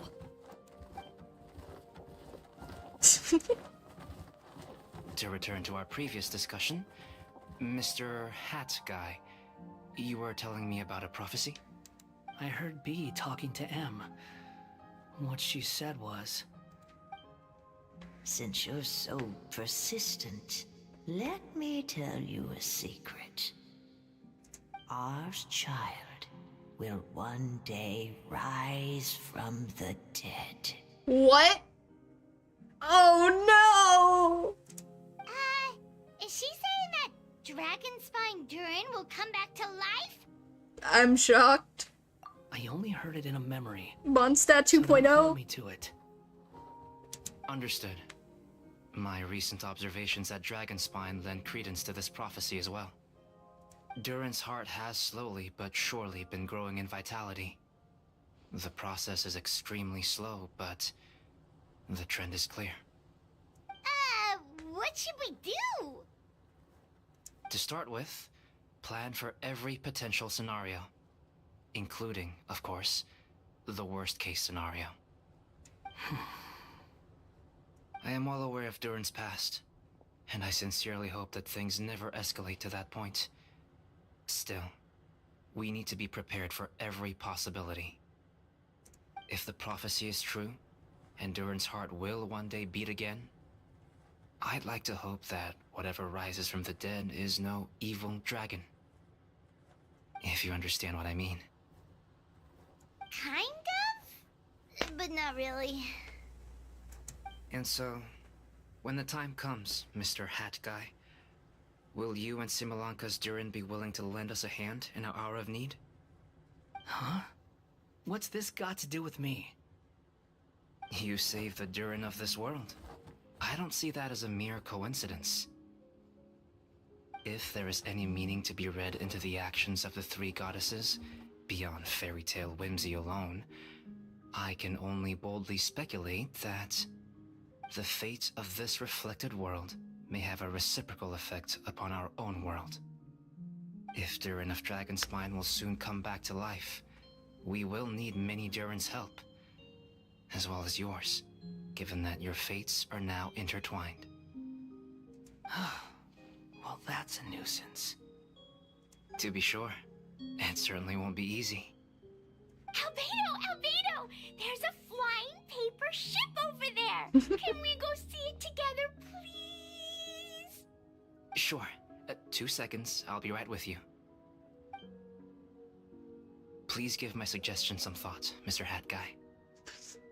You can't be talking so seriously while also calling him Mr. Hat Guy, please. Hat Guy, I'm back! Huh? What were you guys talking about? Nothing. Huh. Okay then. Let's go join the others. Everyone's going to check out the new origami ship. All right. I'll be right there. Cyan, are you worried about Durin? Why would I be? Do I strike you as someone who cares about other people's issues? Now that he saved Simulanka's Durin, maybe he'll be sympathetic to the Durin of our world? Quit trying to guess what I'm thinking. I'm leaving. No, you're going to an origami ship, and I want to follow. Albedo was right. He needs time to think about it for himself.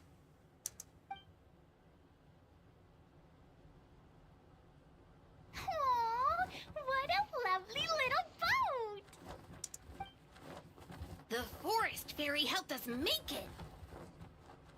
I just realized there's a lot fewer people around the Broken Sea now. Guess most of them have made their way back to the Metropole. Does this boat have a name? I can't see one anywhere. Huh? A name? Every boat has a name. At least, all the ones I've seen before. They're usually symbolic names that represent something aspirational. Friendship. Let's go with the Durin. Huh? You want to name it after me? Oh, you mean to wish Mini Durin a safe voyage as he sails into a new chapter of his life beyond this world? That was a very quick analysis, Paimon. Your prinzessin approves. Let this vessel bear the name of the most esteemed dragon of the night. The Durin. Let's call it that then. Thank you, Hat Guy. Also, can I ask you a favor? Go on. Remember how Mom's friend said I should be able to leave this world? Well, I want to pay a visit to your world. Just a quick trip, can we? Huh?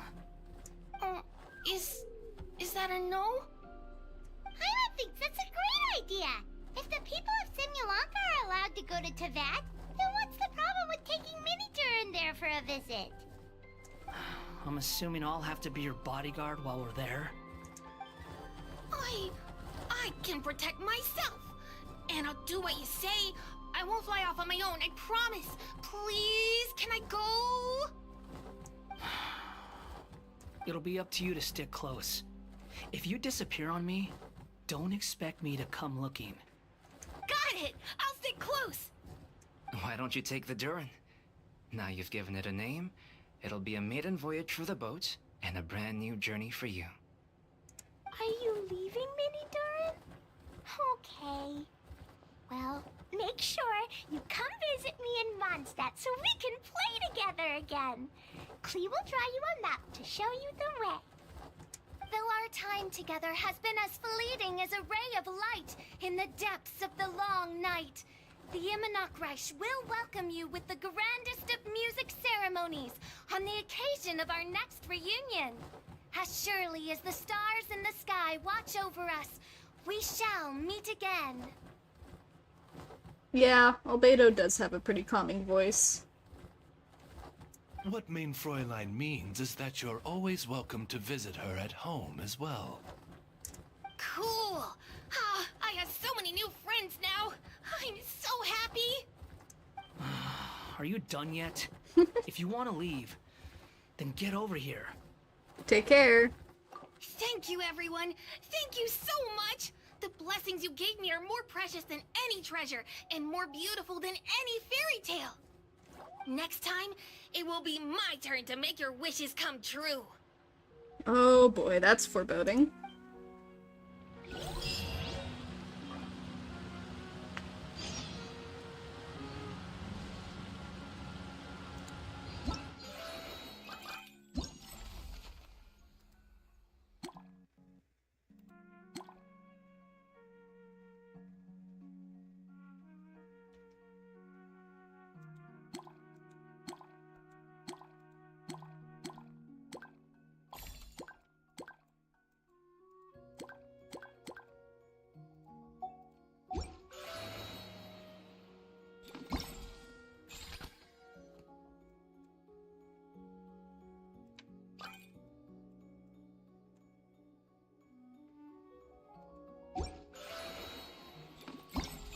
Wait a second.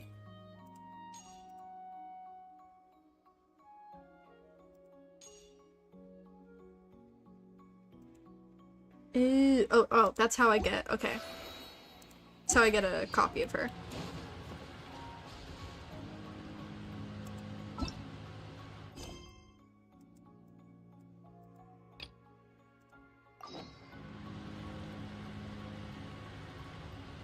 Oh, okay, so this stuff takes place outside of Simulanka. Hold on. I'm gonna deal with some of the stuff out here. Well, in here.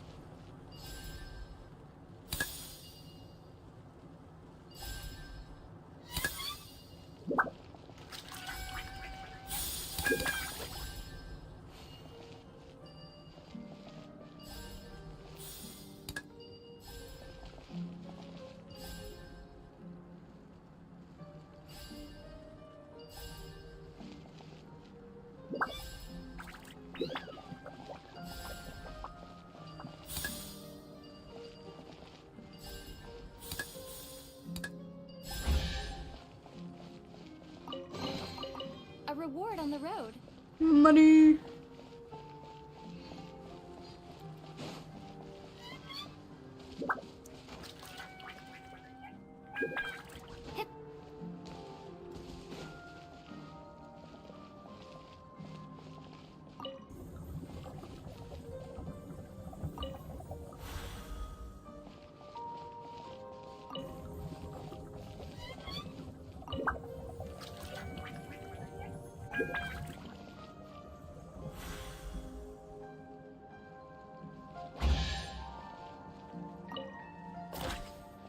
Back once you're done eating.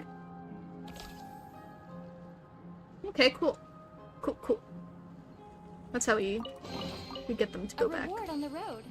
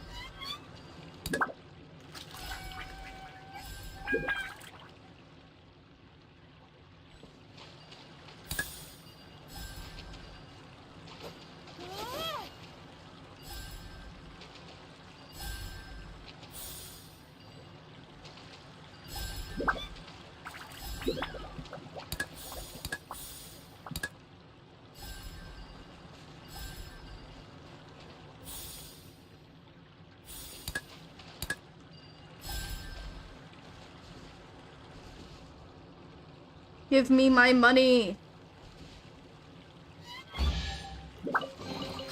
Is this an answer from this world?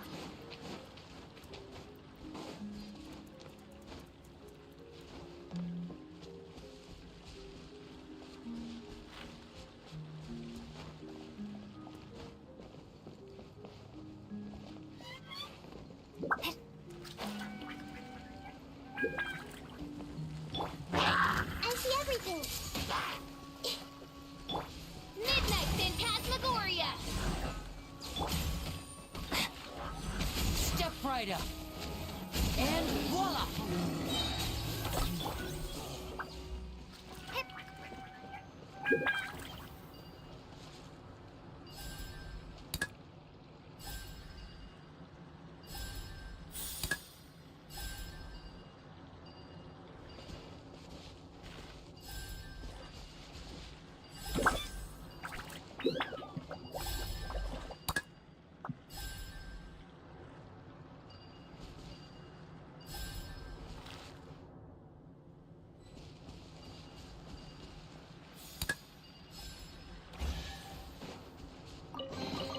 I'll keep this close.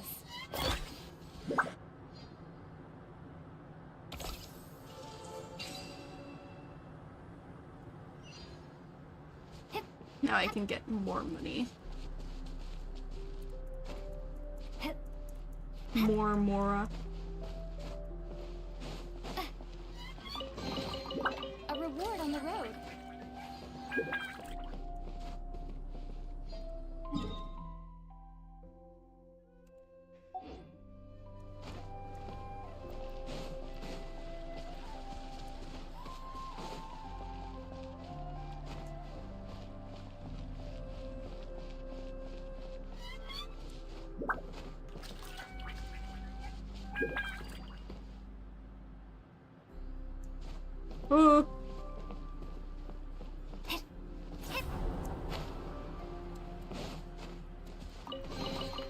Is this an answer from this world?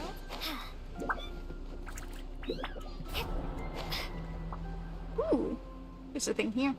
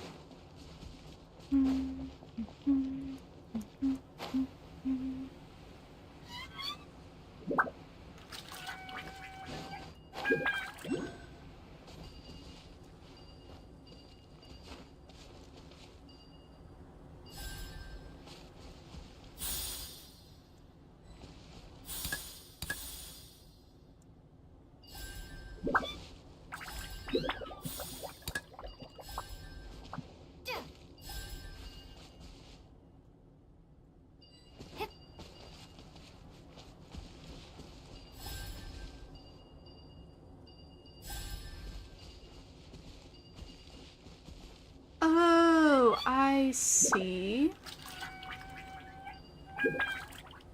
I think.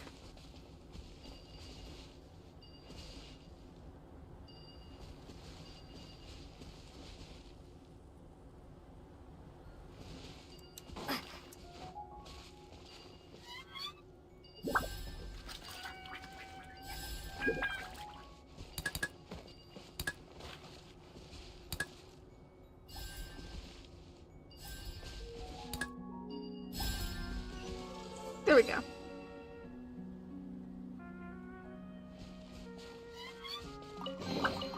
Is this an answer from this world?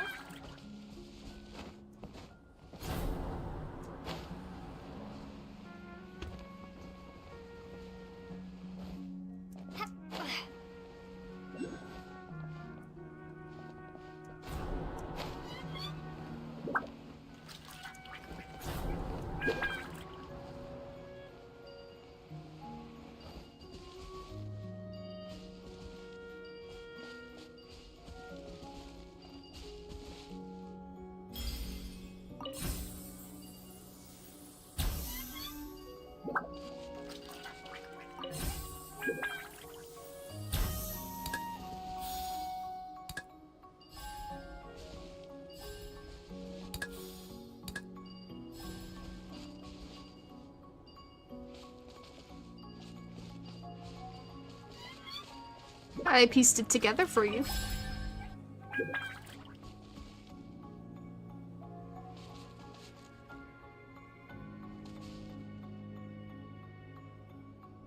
Squirrels.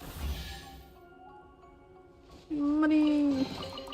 Is this an answer from this Aw, world? look at them. So cute.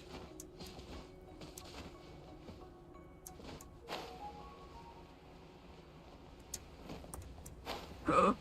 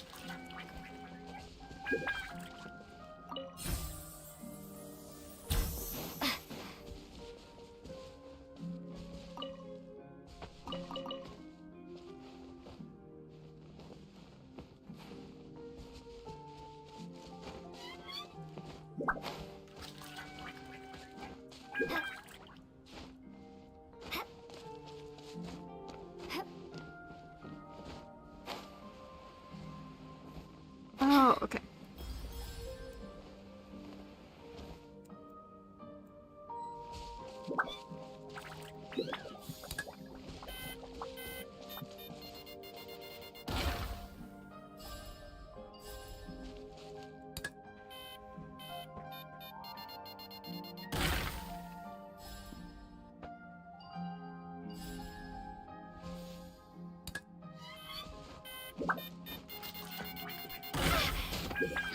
Oh damn, that hurts.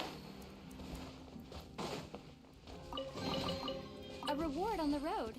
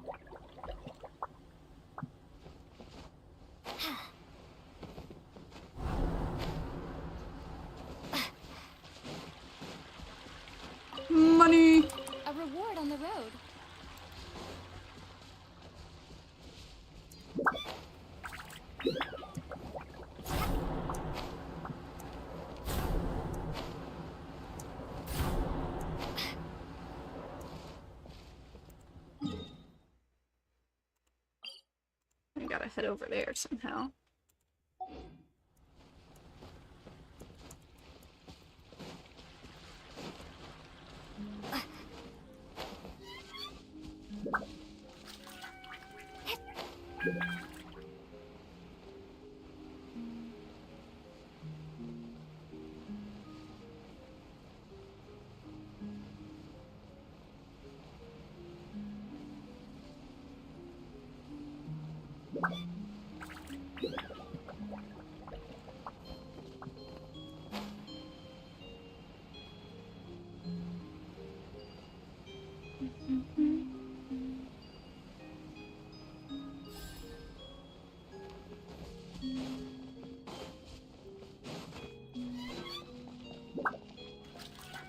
You get the Titanium Mines.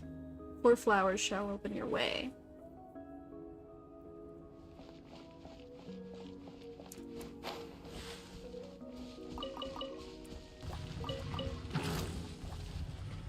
Ah, shit. Yeah, hold on. Everyone hold hands! Here comes the finale. Magic can't cheat death, you know. Now disappear. Take this!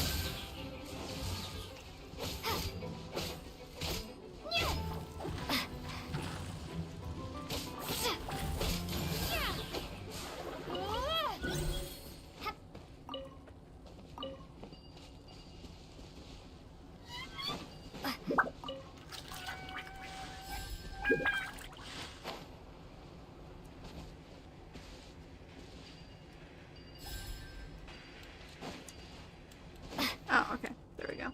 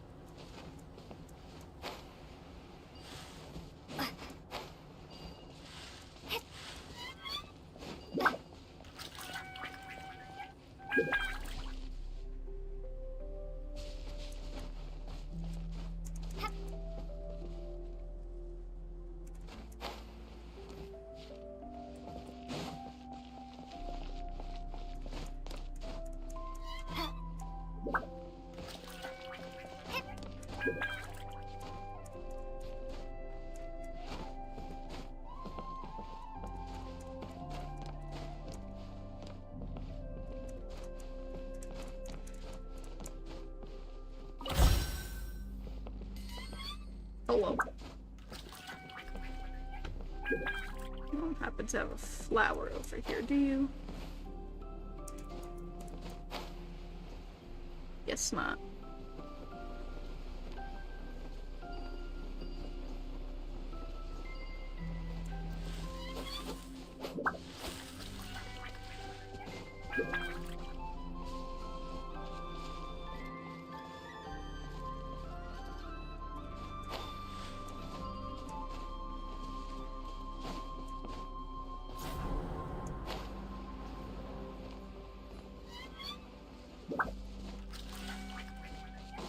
Maybe.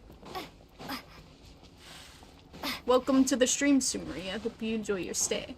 Ah, there it is! You sneaky flower.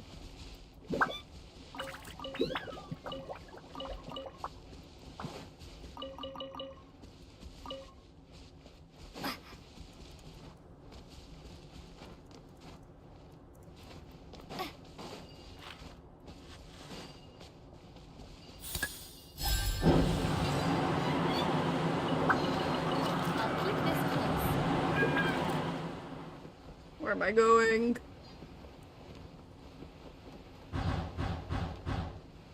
I don't need to be here, I need to go there.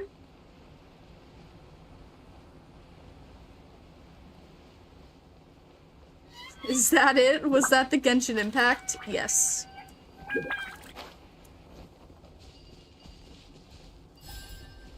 Damn right it is. Hold on.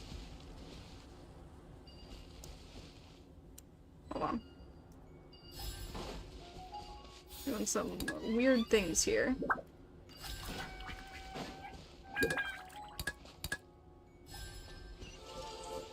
Money! A reward on the road. That final flower ends the entire game.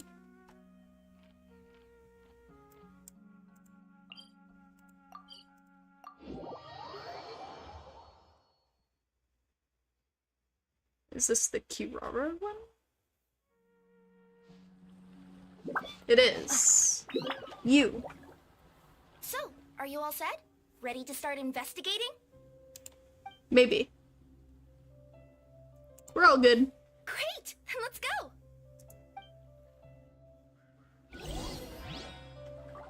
I've delivered packages all over, but I've never seen a mysterious fairy tale world like this before.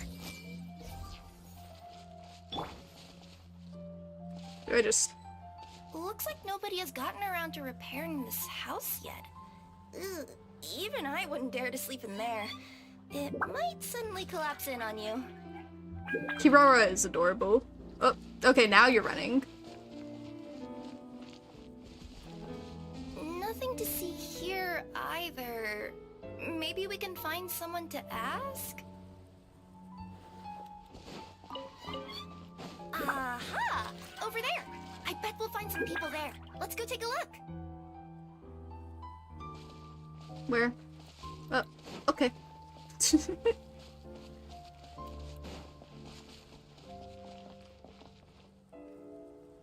Uh-huh. I was sure there'd be people here. There once was a goddess who ruled over fate. Before she died, she left 3 riddles for the kingdom she had created. What? Who said that? Long story short, on this day, a sentient feline, an outlander, and a diminutive pixie arrived on the scene. They saw a narrow path off to the side. Okay, but which side? Yeah, if you gave ambiguous instructions like that to a Komania Express courier, they'd give you the parcel right back and tell you to write the delivery address more clearly. Despite how obvious the answer was, the perplexed pixie and the flummoxed feline struggled to work it out. Although, perhaps a small part of the blame could be attributed to my dull narration. Hold on, is this a Stanley Parable reference? We have a Puss in Boots reference, we had a Forrest Gump reference, we have a Stanley Parable reference. I'm sure there were more references that I didn't get or I can't remember. What's with all the damn references? I mean, I appreciate them. They make the story much funnier. Alright, let's try this again. The path on the left-hand side seemed to give off an enticing fragrance, as if to say, this is the way to wealth and glory. Okay. Ooh, that sounds like the start of a good story. Then what? Then what?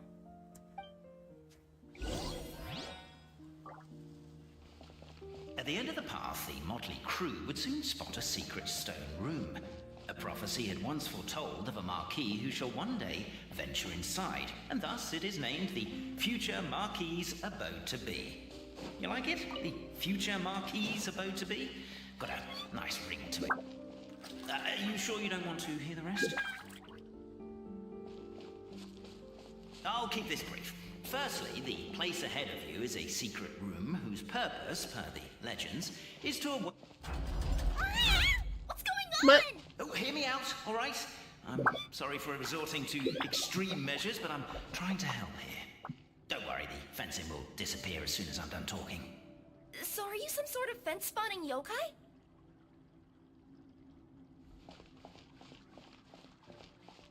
I'll keep this brief. Firstly, the place ahead of you is a secret room whose purpose, per the legends, is to await the arrival of a certain Marquis.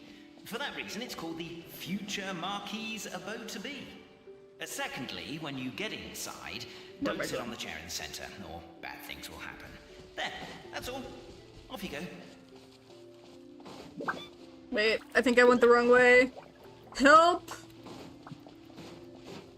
I think I'm already lost. I'm already lost. This way?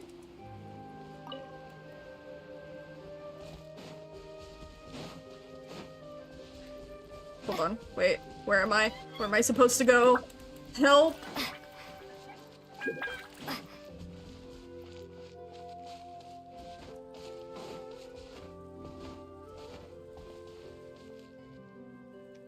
Don't mind me just looking at my stream. I think my brain glitched.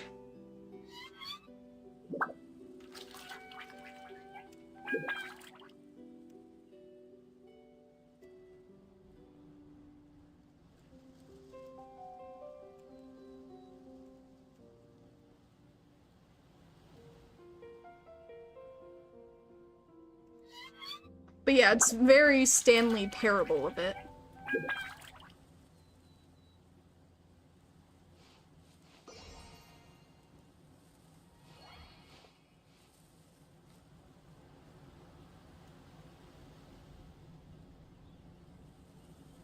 Hold on, give me one moment.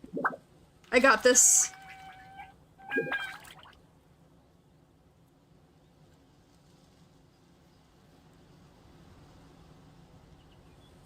Okay, so I did go the right way.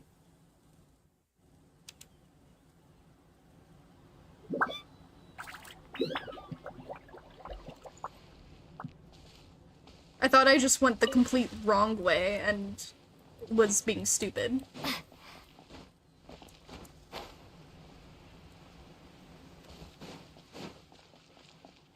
Is it here? Secret room? Secret passage. Like, where?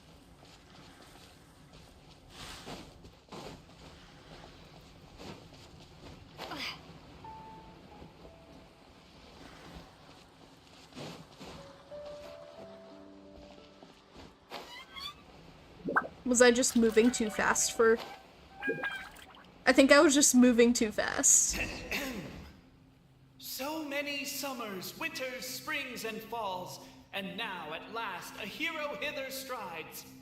This realm knows not what lies beyond its walls. Its secrets mystify the world outside. Secret tunnel. Wait, new Secret voices? tunnel. Who are they?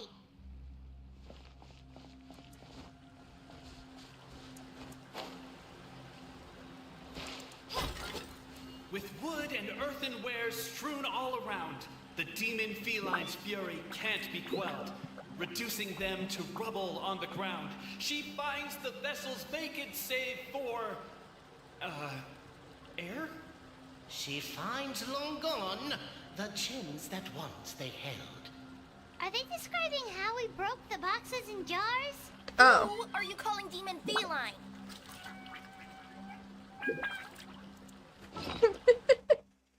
Listen. Listen. Listen. I needed to be sure. I'll do it again though.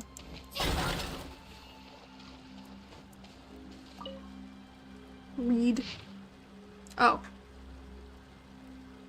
That's funny because my brother was just watching the Secret Tunnel episode before bed. Lovely. In the name of the elders of our 3 tribes, we hereby form this pact. That from this day forth, our peoples shall harm one another no more. No more shall we drip glue into each other's breakfasts, nor strike each other's heads with pickaxes, nor secretly drink growth serum that does not belong to us. We acknowledge the truth that has been determined by the great clockwork key, and we shall see the family of truth as supreme. Three witnesses to history within the future Marquis abode to be. Quietly awaiting the Marquis of Carabas, who is foretold will pluck up the great clockwork key. Let this esteemed one guide us, revealing one truth and 2 fictions. Of course, if the highest house has not been selected, then we may yet contend in private, within permissible limits. But no more glue. it does far too much harm and is utterly inhumane. Captivated by the epic poetry and enthralled by the outstanding storytelling, the Outlanders knew what their next objective was. Namely, to remove the clockwork key from the raised platform up ahead. Cafe, I just realized you said we all had to speak like bards. With wood and earthenware strewn all around, the demon feline's fury can't be quelled, reducing them to rubble on the ground. No, you don't. I wrote that line. Don't start plagiarizing me just because you can't take a bit of criticism. Okay, I can't do anything. Perhaps the Outlanders are worried that something drastic will happen the moment they remove it. Maybe that's why they're investigating the area thoroughly first. Can't fault them for that. I'm wondering if we can take advantage of this downtime to discuss whether we really need to keep this up. Well, if you guys don't want to put on a voice and speak in verse, be my guest. Just don't blame me for your own poetic incompetence. Yeah, I noticed that too. It's one standard for us and another for you. That's not fair, Cape.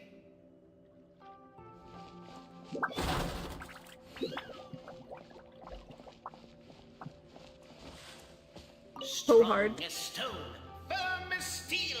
The Outlander pulls, but it does not yield. This has happened many times before, but this time is different. A thought enters the Outlander's mind. Attack! Attack! First weaken the structure, then seize the treasure. Treasure! The attack now over. Only one final step remains. Now it is the time to seize the key. Yes! Finally! Come on, move your butts and your lights, assuming they're still in working order. It's showtime! Huh. No hard feelings about your lack of poetic contributions?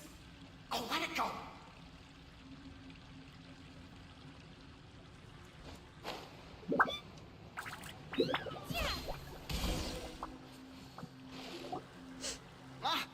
Welcome, esteemed and noble Outlander. Allow us to introduce ourselves.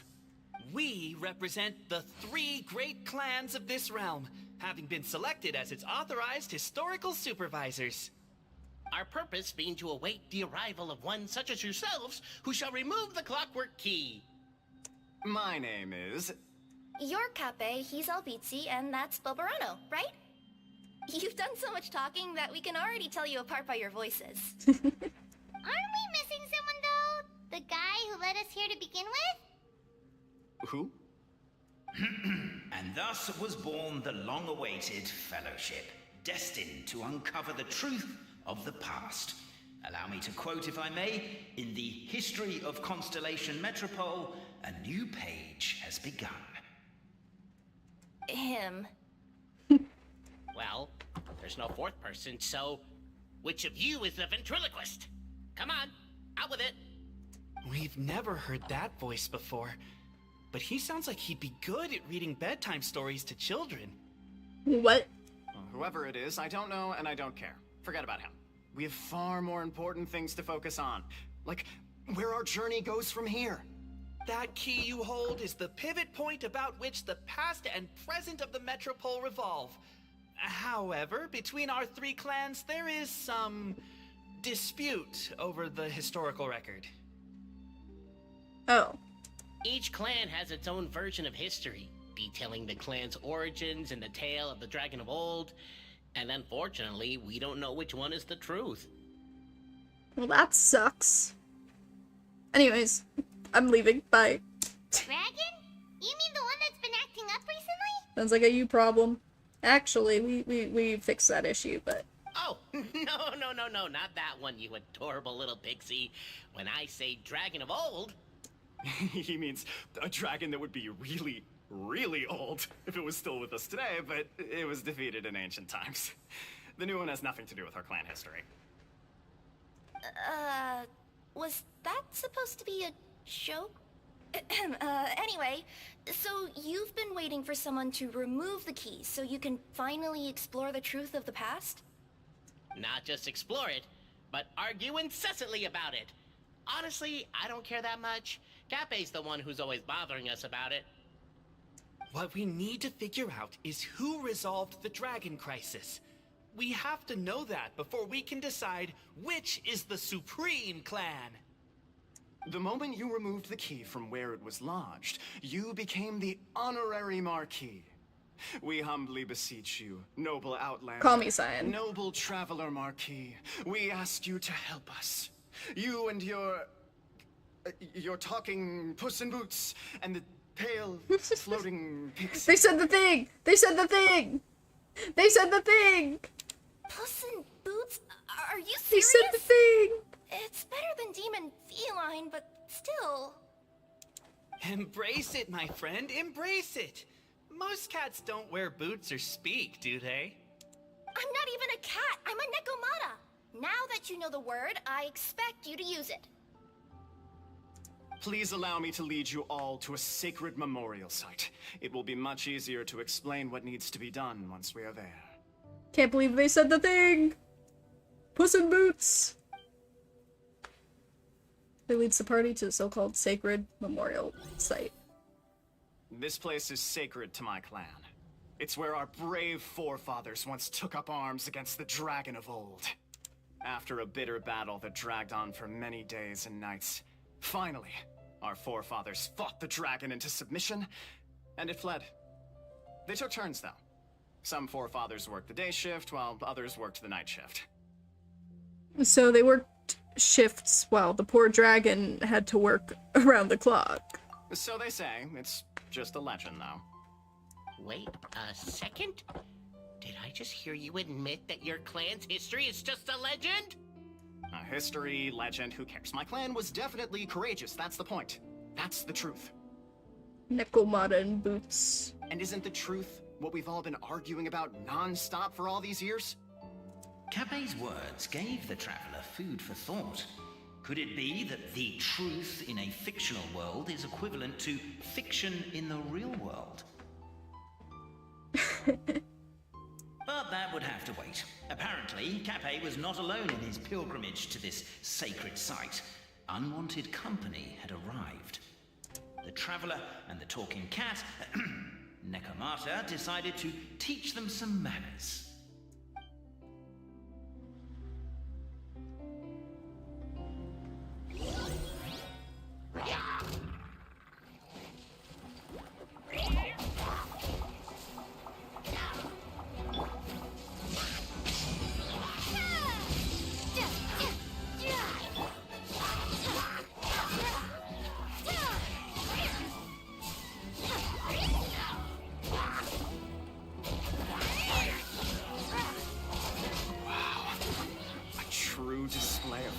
And valor.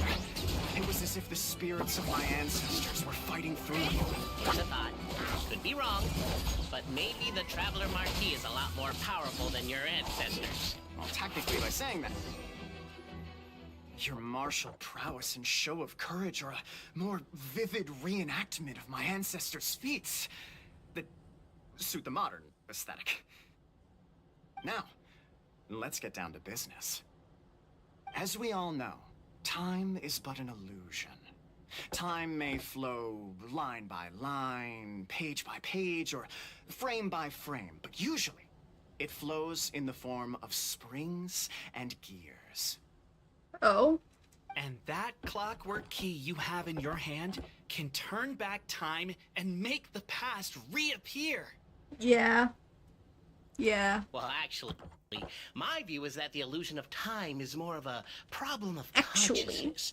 Gears power the body, while the body is the vessel of the conscious mind. But the mind cannot understand the dimension of time, so we experience instead an endless continuum of moments as the pinion of now turns along the rack of ages. I'm getting flashbacks to when I was delivering packages to the Sumeru Academia. Actually. A teacher once asked Albizzi what his greatest fear was, and he replied, dragons. Boberano was asked the same question. He replied, time, and repeated the argument we just heard. The teacher then turned to Cape and posed the same question. He replied, Boberano. The manuscript that tells the truth of the historical record, the blueprint to all of creation, the work of the great mage themselves. It can be found at the beginning of the Girak, and on the very first page of the book. Paimon didn't follow all that, but basically, you're just saying that we need to put the key in and turn it all the way back? Exactly. It is said that in the beginning, the goddess of creation took the goddess of fate's manuscript as a blueprint, placed it under the goddess of prophecy's starry realm, and generated the world from a few magic arrays. So in a few moments, when the great clockwork key turns the local time here back to the very beginning, we will restore the magic arrays back to their original configurations. Hold on, isn't stealing part of the blueprint of creation a little dangerous? Also, how are we supposed to know the original configurations of the magic arrays? Well, the general shapes of the configurations have been passed down over the ages. They now form the family crests of each of our clans. So you'll just need to reference my family crest and join the dots accordingly. Ooh, okay. So the shape of valor is that. It's like a Z that To goes address up. your other concern, when the house has already been built, do you really think that taking away the construction crew and blueprint will cause it to collapse? The Traveler Marquis prepares to insert the great clockwork key into the nearby keyhole.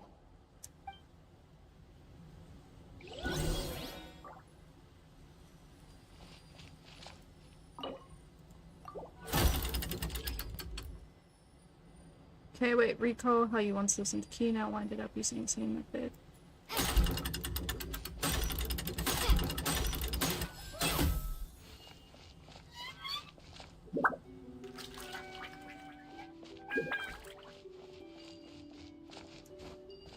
I guess we should start here?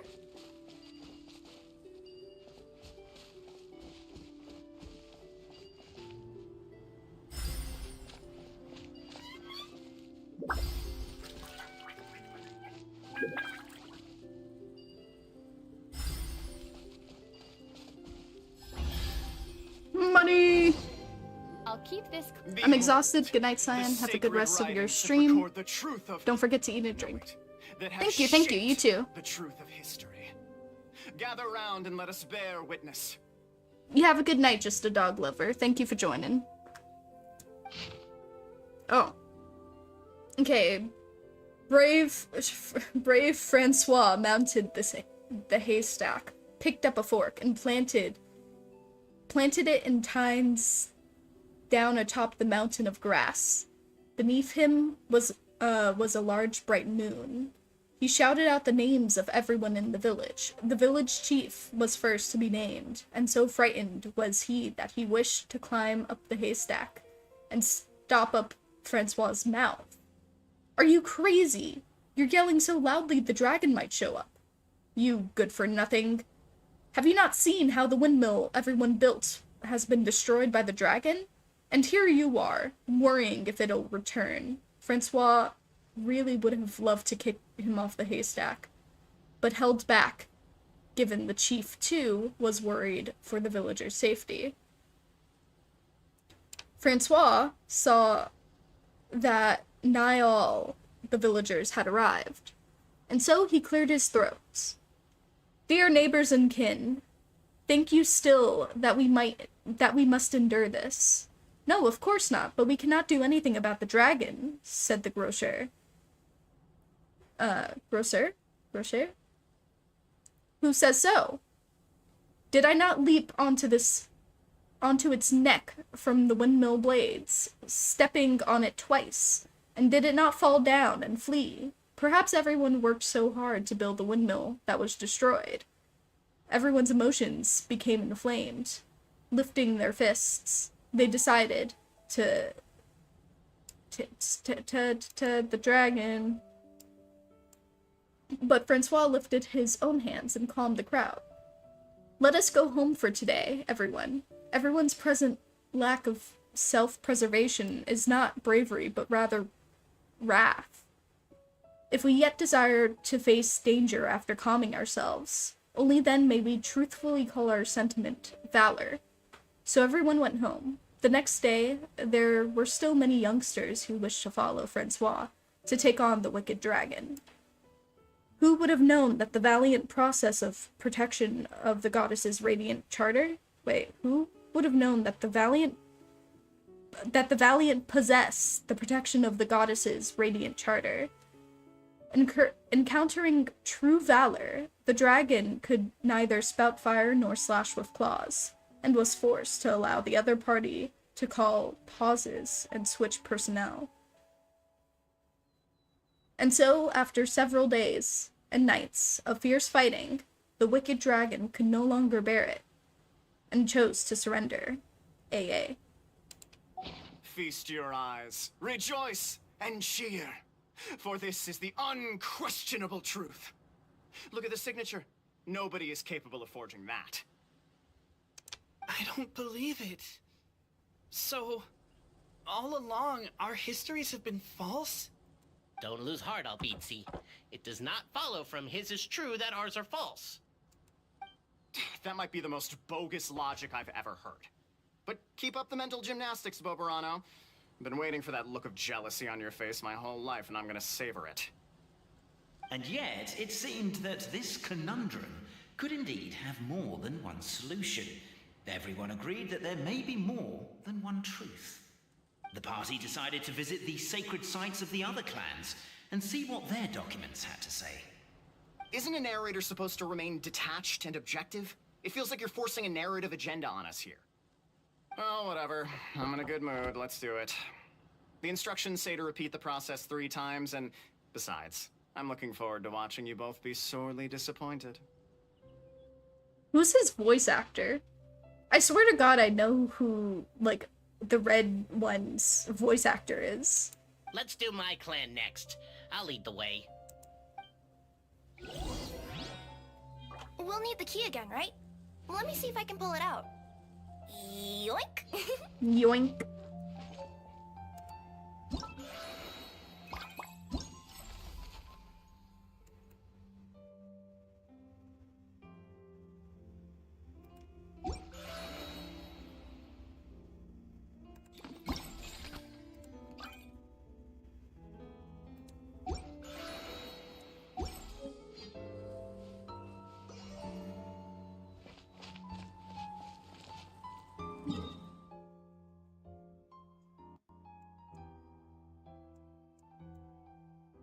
Hold on. I wanna use the thing real quick.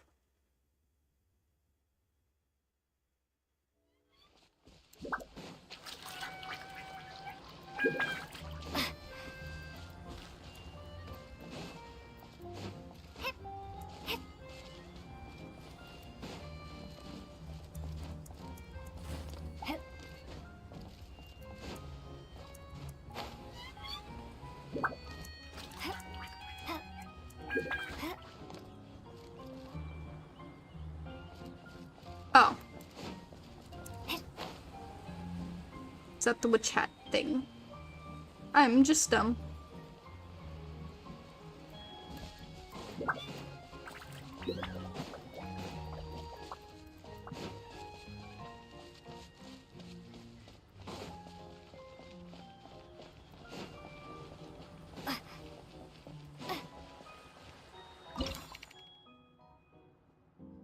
So I did 2, 3.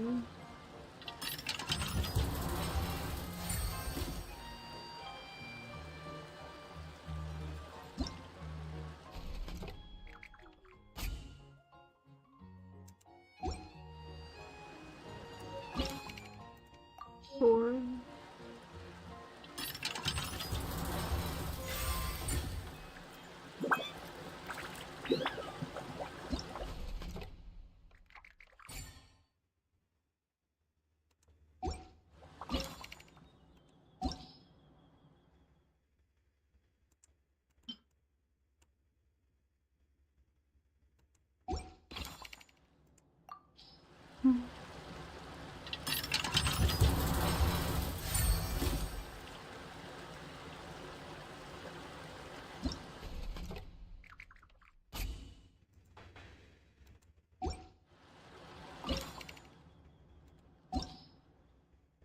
Okay, so I need this one and that one. So purple alpaca and flower.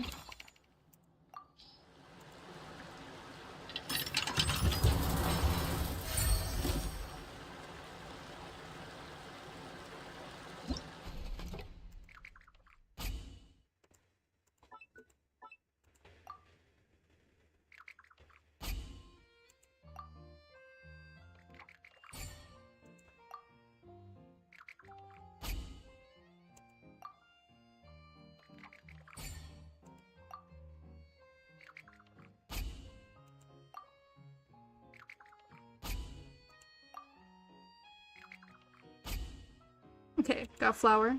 Now I just need a purple alpaca.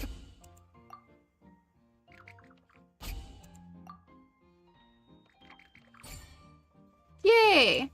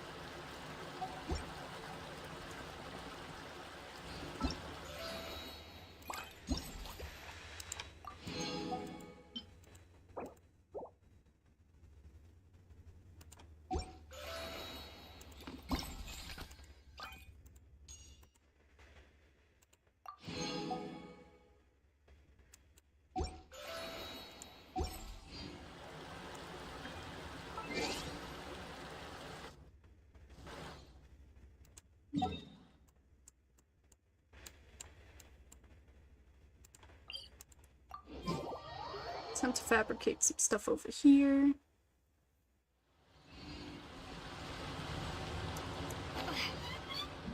I want to get that final one.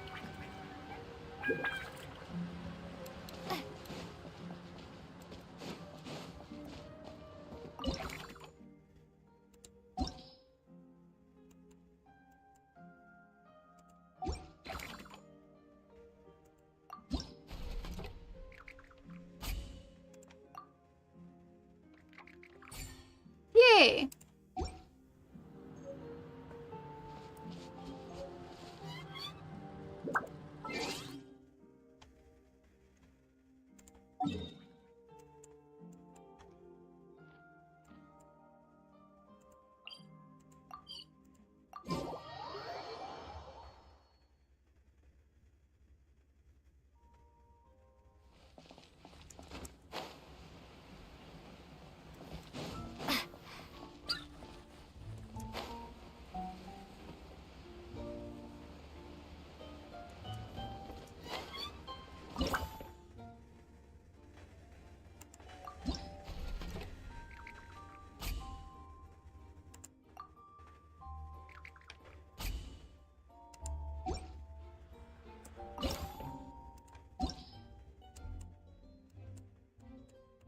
So, 1, 2, 3, 4, 5, 6.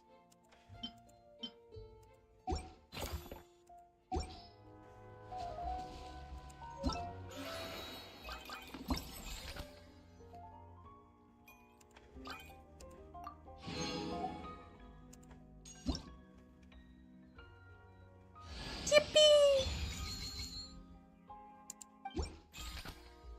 I got a Kirara.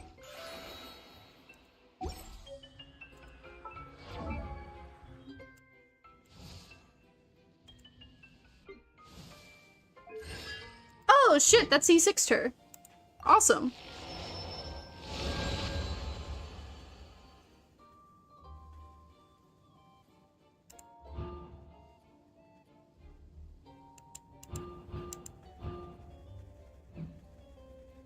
Nice.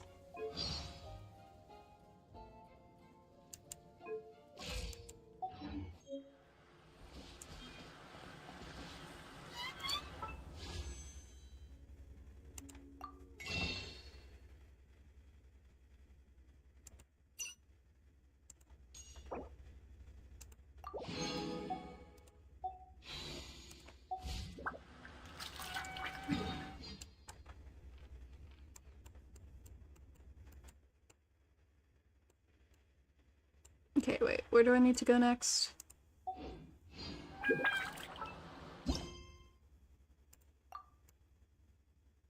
No, I need to do the other thing.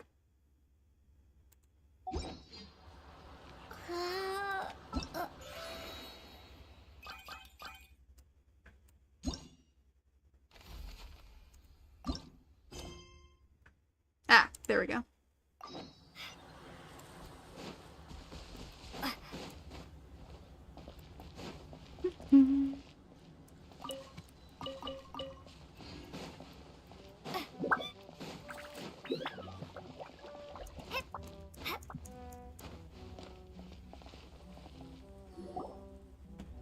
The party finds no pedestal in which to place the great clockwork key, only a locked door.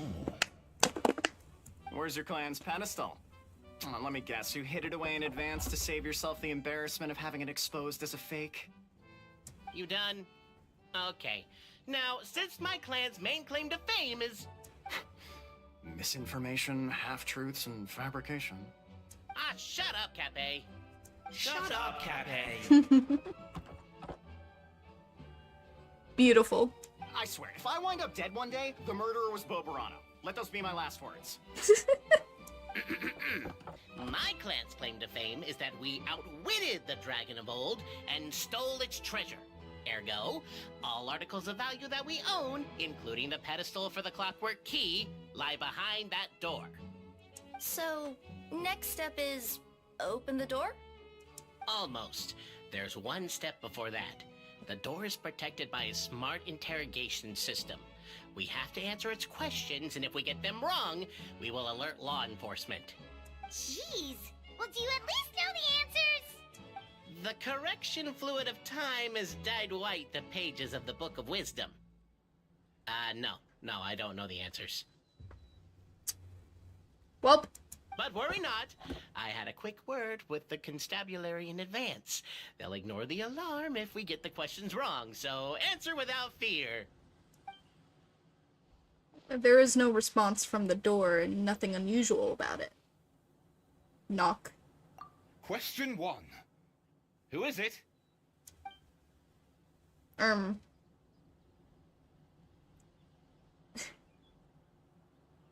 Cyan Marquis and her retinue. The retinue. The great yokai, Nekomata in boots. And the trusty travel guide, Pixie. Travel guide. Trusty travel guide. Question 2.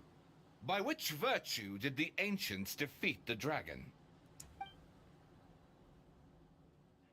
Wisdom. If this is the right answer, I swear I'll... Correct! What? A bare-faced lie. So low. Question 3. Which is more real? The fiction of the outside world, or the truth of this world?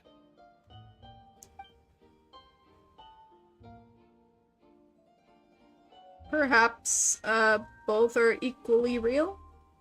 Hear, hear! Who can be sure that the outside world isn't just a dream? And that when the dreamer wakes up, they won't just find themselves inside a novel? Bro. There is no way to know, therefore both are equally real. All correct. You may have the key pedestal. The door opens, and a puff of smoke wafts out. Traveler Marquis, you know what must be done. Please insert the great clockwork key. Oh, and this is my family crest. Okay, so it's a key.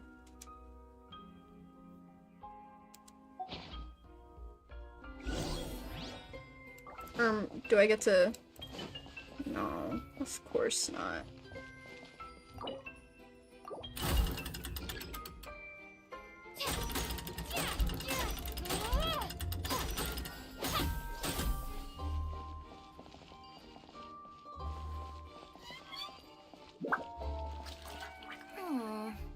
Do we really need this one?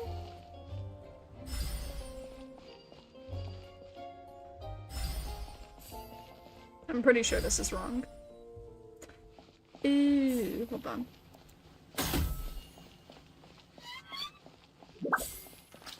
The Traveler Marquis draws a design that is practical and aesthetically pleasing in equal measure. One thing it is not, however, is correct. I think you should take another look at Boberano's family crest and have another go.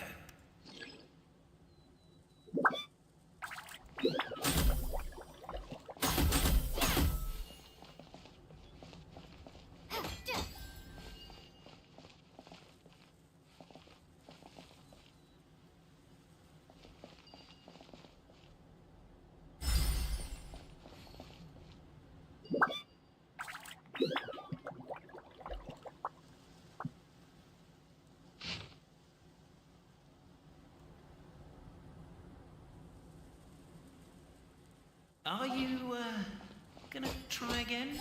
Shut up. Shut up. Oh! There are more over here. I see. I may be stupid.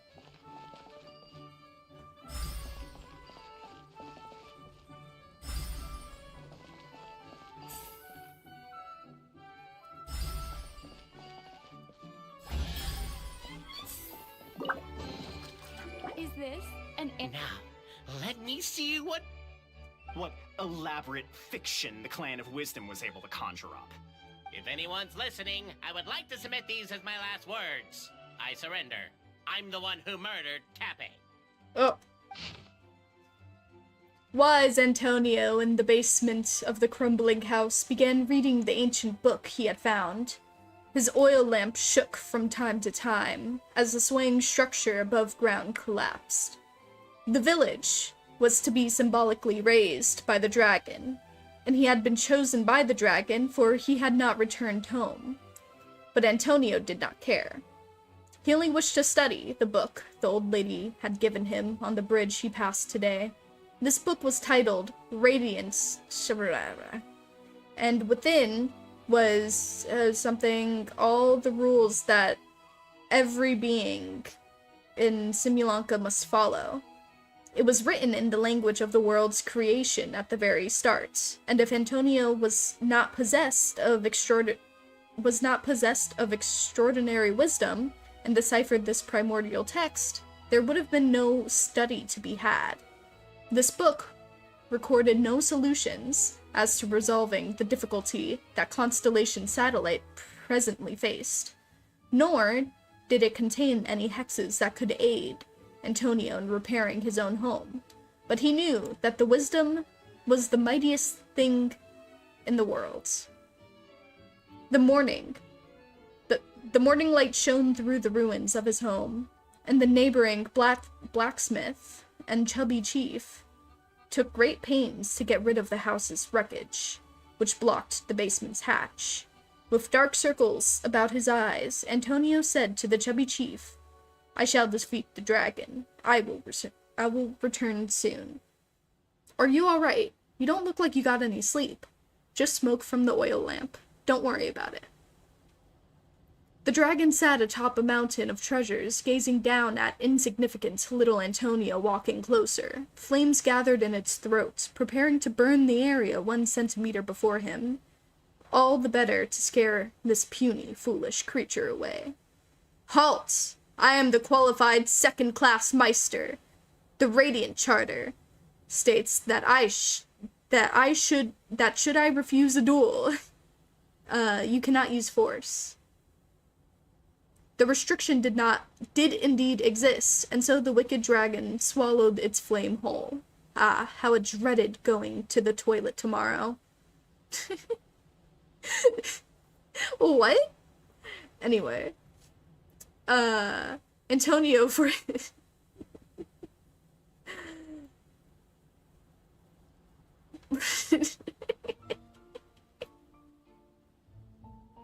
That's such a stupid joke. Why? Anyway, Antonio, for his part, had not expected that the second-class clearing Meister qualification exam he had taken on a lark would come in useful. And since I am the second-class Meister, I propose a duel of riddles. You cannot refuse. Now, Simulanka had just such a law mainly for the benefit of sphinxes, old sages, and princesses who wish to make life hard for others. The dragon had not expected this rule to catch up with it. I shall ask the first question. My house sold for 8,000 mora yesterday, but I thought there was room to raise the price. So I bought it back for 9,000, planning to sell it for 10,000. How much mora did I lose in the end? The dragon contemplated in contempt. What's so hard about that? You could have waited until you hit 10,000 to make your move. But you sold for 8 and bought for 9, so you lost 1,000 mora. That you could have earned instead. Wrong. You burned my house down yesterday, and I couldn't sell it in time, so I've lost far more. Sorry, I mean, I do have to burn a house, and you happened not to be home, so I might as well hit one that doesn't result in any loss of life. Now that you've lost this contest, I have the right to loot of the same value as your life, -1 mora, and considering that you've burned my house, I can seek damages. Let's assume that my house was worth just 1 mora. Well, the wicked dragon, you know what to do with yourself. Please, spare me, I'll give you anything. Your words, not mine, Antonio said as he pulled out a contract he had written long ago. Thus did Antonio use his wisdom to take all the evil dragon's treasures. The dragon, devastated, would never again return to attack Constellation Satellite, where Antonio lived. Many years later, a child asked Antonio, "You sold your place for 8,000, spent 9,000 buying it back, so it looks like you actually did lose 1,000 mora." What? What did I just read? Look, my clan's history is true as well. There's that same unforgeable signature again, right here. What? Oh, does this mean that my clan is the only odd one out? Given that my clan's wisdom is such a subject of ridicule in your eyes, I will now appeal to my own personal intelligence, which I believe far surpasses that of my clan at large, and make a prediction. It seems likely that the claims made by each of our clans regarding their history and virtue are all true. Oberano? How can that be? Oh, I get what's going on. Once, when I was drinking with Gujiyai, she bet me a round of dried fish that I couldn't guess which cup the umeboshi was under. Whichever one I guessed, I was always wrong, and Gujiyai would lift a different cup to reveal the umeboshi. But then, I learned later from one of the shrine maidens, Miyuki, that all of the cups had an umeboshi under them. Just goes to show, I still got a long way to go before I become a great yokai. Oh, don't mind Fox Lady. That's just her way of teasing you. Actually, that reminds me. We can now open these 3 treasure chests. And unlike the guessing game you mentioned, this one's not a trick. Yay! Cool. Well, once you've plundered the last of Boberano's family wealth, we can go to my clan's place. Guess I'll take the clockwork key again then. Yoink! Yoink. A reward on the road.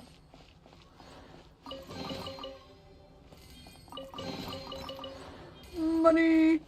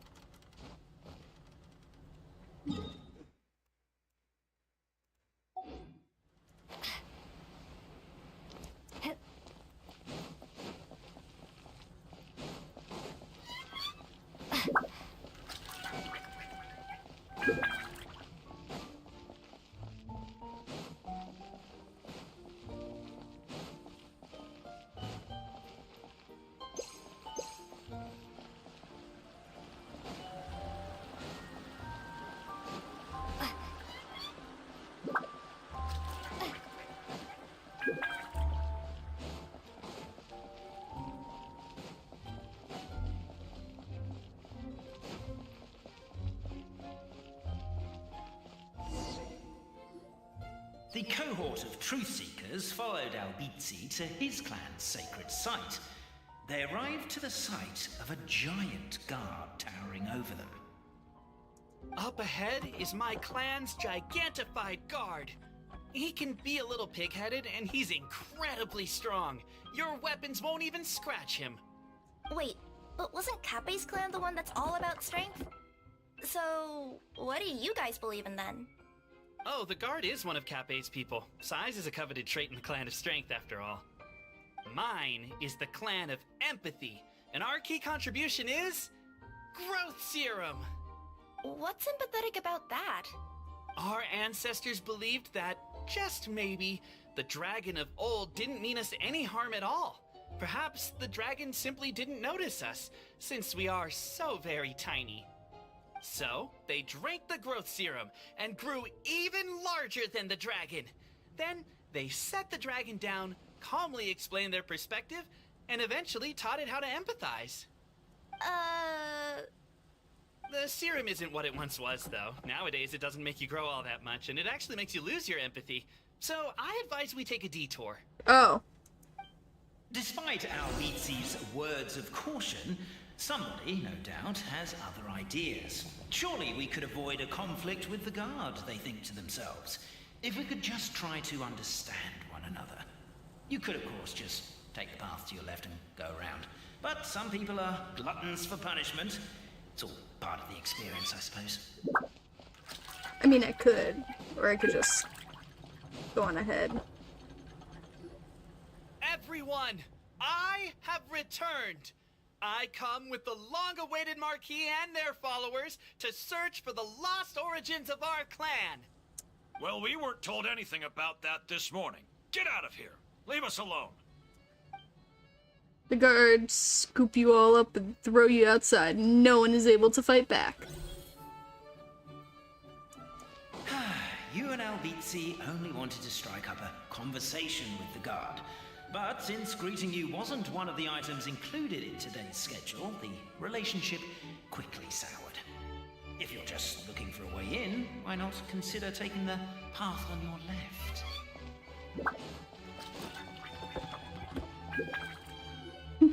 Everyone, I have returned.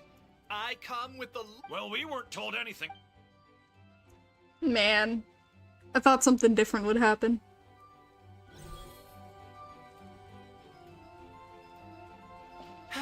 You and Albizzi only wanted to strike up a conversation with the guard. But since greeting you wasn't one of the items included in today's schedule, the relationship quickly soured. If you're just looking for a way in, why not consider taking the path? Why is my own clan treating me like a villain? You've been away too long. We all have. Feels like we've been waiting forever.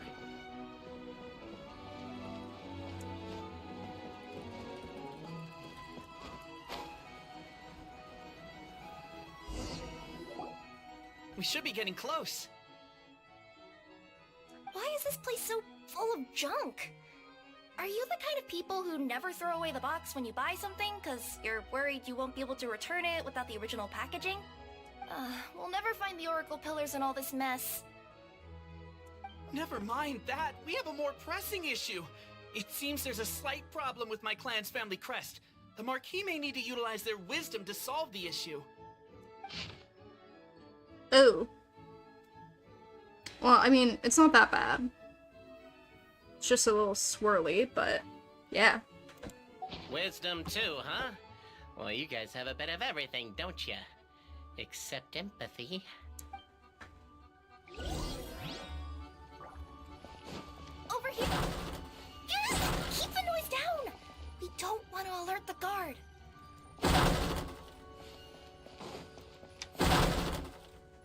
I don't care. Can't you destroy the boxes a little more quietly?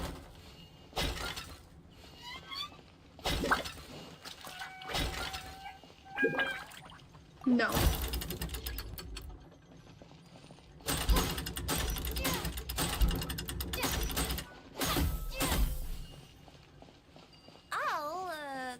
I'll go keep watch.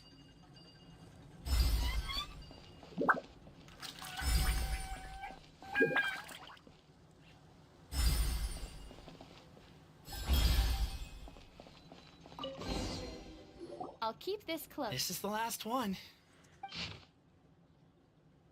Alright. Galileo and Alberto did many good deeds again today, though it was most tiring to help the old lady on the bridge move her barrels of hard apple cider. They each got a small barrel as their reward. Wait, though it was most tiring to help the old lady on the bridge move her barrels of hard apple cider, they each got a small barrel as their reward. The moonlight was unobstructed and beautiful, and the two good friends climbed up the high wall that had been built to stave off the evil dragon. Alberto lost the rock-paper-scissors match, so he had to hold the barrel of cider under the crook of his arm as they climbed up the ladder. Look! This is the big house that our chubby chief was so proud of. Doesn't look so big from here, huh? Said Alberto, as he looked at the house. You're wrong. That's my home, said Galileo. The chief's house is that one. Alberto's night vision was not all that good, and moonlight could never compare to daylight. If one were to close one's eyes, the light could not be seen at all. But he tried a little harder, but could discern nothing more. But it's also really small, Galileo continued. So there's nothing wrong with your statement. Galileo and Alberto were both rather perceptive people. Galileo's reply covered for Alberto's discomfort regarding his poor vision, while Alberto also lost the rock-paper-scissors match on purpose, so that he could carry the cider barrel because the gears under Galileo's ribs were injured. Here's to you. The two friends raised a toast. Once Alberto stuffed the cork back into the barrel. I can't read. The next day, the two gathered everyone in the village plaza. First, they apologized for the collapse of the anti-dragon wall, and told all the people that they were prepping to have a talk with the evil dragon.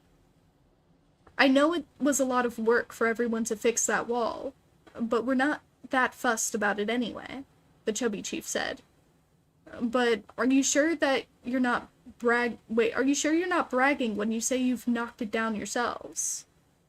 Of course, that was not the chief's point. He too was a good person. He continued, also, it's too dangerous to seek the dragon out. Don't worry about us. And so the two best friends in the whole world departed.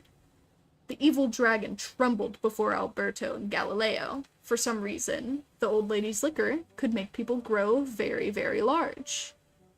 That was how they accidentally squashed the high walls the previous night. As they gazed down at the ground far below, they more or less understood how the dragon thought. No wonder it could accidentally destroy the village at its feet. So as long as they could get the dragon to notice people, they could surely come to an understanding. The two friends thus drank all the remaining magic cider, becoming even larger than the dragon by a good margin. Reeking of alcohol, they sandwiched the dragon between them and drunkenly tried reasoning with it. The dragon shriveled up in terror as all of its majesty and fell aura forever gone indeed. Welcome to the stream, FlexTube. I hope you enjoy your stay. And yeah, I started like over 7 hours ago. That's not... I tend to have crazy streams, like long streams. Crazy long streams, not crazy streams, though they could get a little crazy. But yeah, no, this is like average stream hours, so yeah. Welcome. Forever gone indeed. It even looked kind of pitiful. Alberto attempted to pick dirt off the scales of the dragon's back, but wound up picking off an entire scale. The dragon sought to flee, but Galileo, fearing that the crisis might persist for 10,000 years more if the misunderstanding was not cleared up, tugged its tail and dragged it back. To be honest, we've always lived under your feet, but we are far too small, so you may so you may not have ever seen us. Now we've transformed and become big, Galileo said. So now, surely you must know that we dwell at your feet. The dragon nodded repeatedly, and thus did the two and the dragon chat all night. And believing the goal of mutual understanding achieved, the two set off along the road home. Okay. The signature. So it's true. Empathy is one of the founding virtues of Constellation Metropole, too. My hand. Just as we suspected, all three are the truth. Okay. Well, this is a lot to process. I feel a little empty inside. Yes, we found the truth, but there's too much truth. Womp womp. I get you. It's like in Inazuma, when there were only 6 books in the Mirage Warrior series, it was really popular. But by the time book number 88 came out, nobody wanted to read it. They'd all lost interest. A brief moment of joy is drowned out by a growing feeling of melancholy. But perhaps there is a glimmer of hope to be found too? Anyone? Anyone? All right, I'll say it.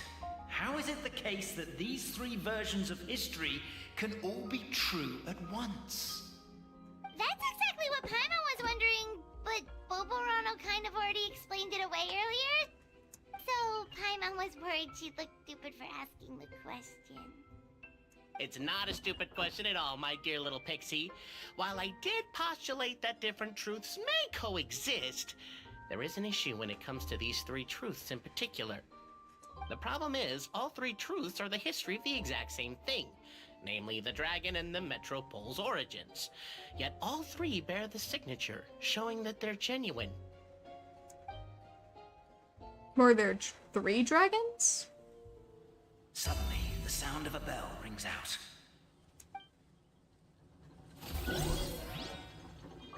The bell! It rang once! What does that mean again? Ah, yes! Highest level of emergency! Everyone, to the main entrance! Stat! Bring all the glue traps, and place them outside the gates! The whole city is on the lookout, and there's only one way out. It's the path right in front of you.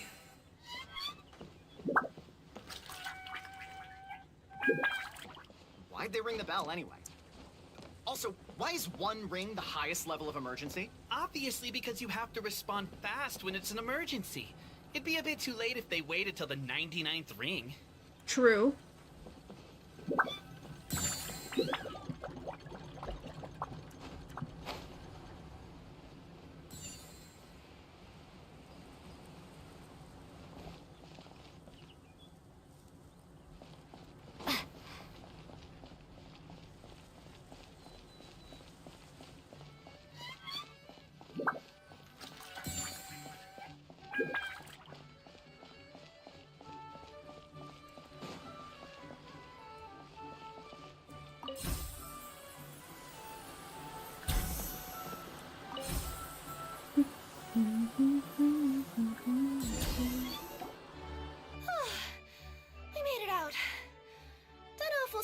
This clockwork key, but I yoinked it out before we ran, just in case. Yoink.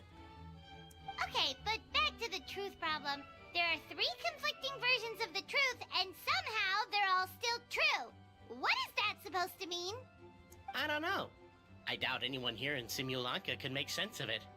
All we do know is that any manuscript bearing her signature has to be valid. Well, she is the goddess of fate, the creator of all this. And all these manuscripts are her grand design. The reason we argued about who was right was that we didn't know enough about the truth of the past. But now we have the truth.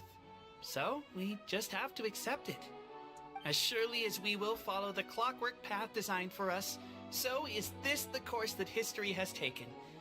It is clear and incontrovertible. We will never argue again. Thank you all. Is that all there is to it? Is this where the decision made at the first crossroads of destiny has led us to? A pointlessly happy ending? Overthinking it would be equally pointless. Well, That's enough for one day. Time to take a break. Could you be any more cryptic? You're planning something. Paimon knows it. Whatever happens, today was a breakthrough in my journey of discovery. I will go back and share it with my clan. Me too. And me. Let's leave it there for today then. I'm sure we'll find out what else Mr. Narrator has planned for us tomorrow. Oh boy.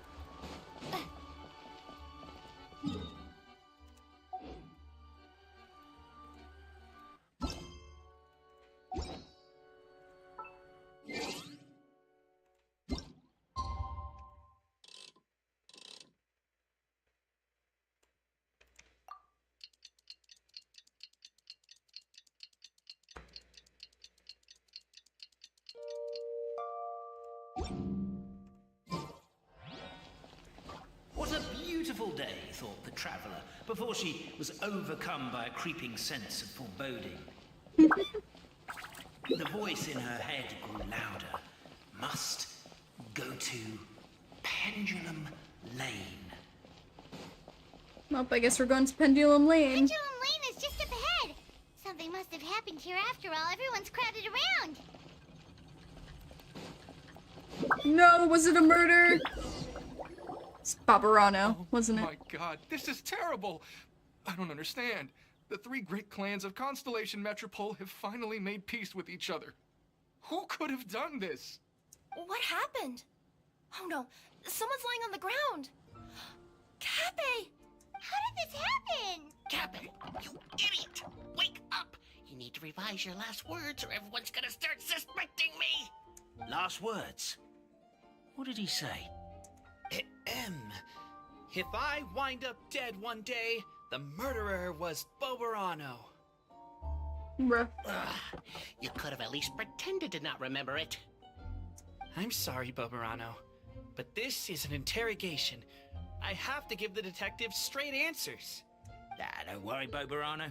I don't consider you a suspect, nor do I have the authority to charge anyone with a crime. So, are you the last people to have had contact with him? Yeah. My sincere condolences. You were travel companions, right? It's a real tragedy. I'm afraid he'll be out cold for another hour and a half, at least. Huh? Yeah, I know. It's despicable. Hitting someone in the back of the head is the second worst act of cruelty there is. The first being replacing their gear oil with extra strong glue. Lovely. So, Cappy's not dead? His gears, metal frame, and shell are all still in excellent condition. It's just his energy supply that's been all messed up. Wait. But surely you can't be suggesting that just because Cape isn't broken, there's no need to go looking for the culprit. No! There's a need! Huge need! Unfortunately, this is rapidly turning into a cold case. There's no evidence and no witnesses. Unless there's an official clockwork pedestal or the goddess of prophecy around here somewhere. Are you the narrator? Excuse me. Then suddenly the long-lost dragon of old flew across the sky. Where? I didn't see anything. Wait, why can't I move? No, my mistake. It was just a cloud. Or a bird. Or something. Bruh. If only we could turn time backwards and replay the crime. Isn't that one of those, clockwork socket things right behind you? So it is. No wonder everyone here is suddenly struggling to move. Traveller, if you please, let's recreate the crime scene.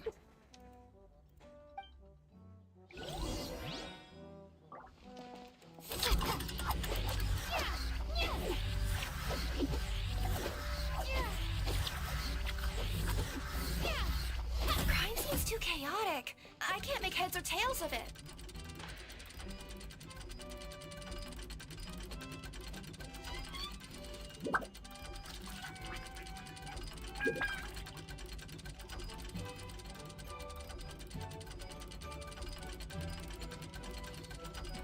Was it the the detective that did this. What?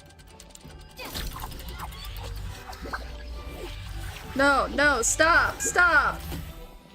I didn't want it to go all the way back. Okay, whatever.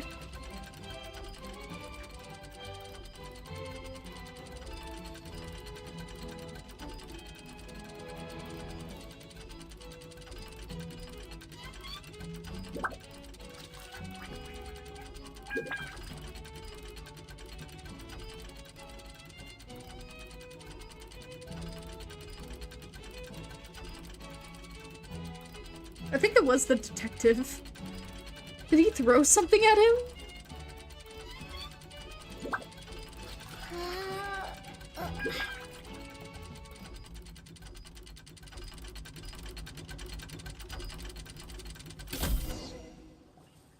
Well, that clears it up. Cappe was walking along the street, and he suddenly collapsed. He was faking it. What? So case closed? Aren't you supposed to investigate a little more first? Well, we literally replayed the crime scene and saw it with our own eyes. There's no need for any evidence gathering or powers of deduction now. And besides, maybe the truth is inherently strange by nature. Like how Constellation Metropole has 3 histories, each of which is the truth. But didn't you say Cappe was struck in the back of the head and knocked unconscious? For all I know, he could have bashed his head against the toilet bowl before leaving the house, then walked here in a daze before finally passing out. As for why he might have done that, my guess is...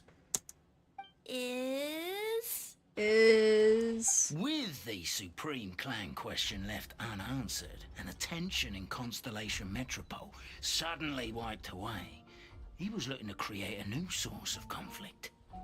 Only then would the city feel alive again. Do we really think he's capable of that, though? Sounds like a pretty complicated conspiracy for the average Simulanka resident. Traveler, something about the crime scene isn't sitting right with me. It just seems unnatural. Also, anything outside of the immediate area won't have appeared in the replay. Is it possible that something was missing from the scene? Why don't we search the area? Wait, what are you doing? Oh, we're gonna head to Catbay's house to check the toilet bowl for signs of an impact.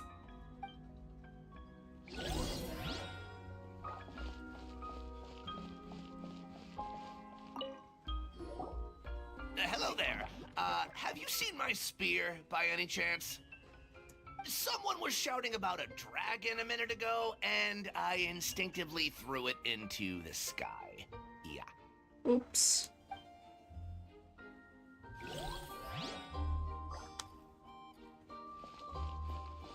What about you?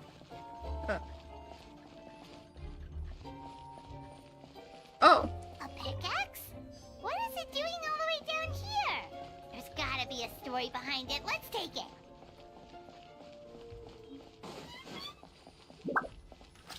There's a spear here. It looks so mysterious. Let's take it. Oh, look at this. So interesting. Let's take it. There's a strange potion bottle here. Looks so weird. Let's take it. Let's take it. You're not from these parts, are you? Just visiting? Yep, that's right. Why? What's up? Ah, well, I was gonna offer you a great job in the Titanium mines. A safe and secure working environment.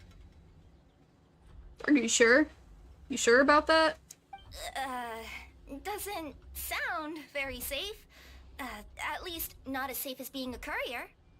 To keep the titanium ore intact, we use specially designed pickaxes that can't cut through it.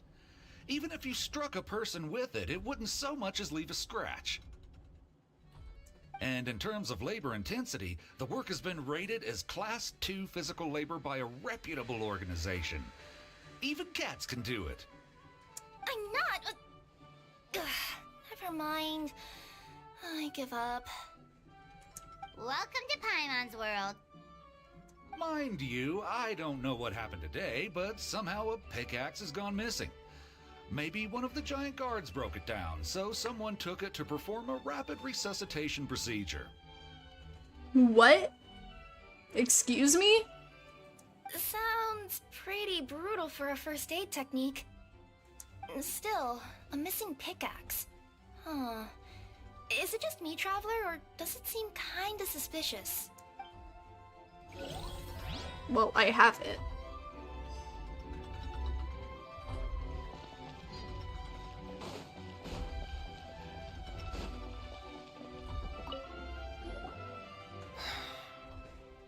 Come here. Whatever it is you were looking to buy, please do come back tomorrow. It's just, I have to close early today. A bottle of growth serum has gone missing. If someone's stolen it with the intention of harming others, the consequences could be disastrous. There's a whole investigation into it, so I gotta close the shop while I do an inventory count. If it turns out I'm wrong and I miscounted, I could be charged with filing a false report and disturbing the peace.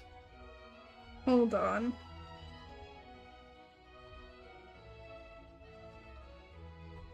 Is that Clifford Chapin?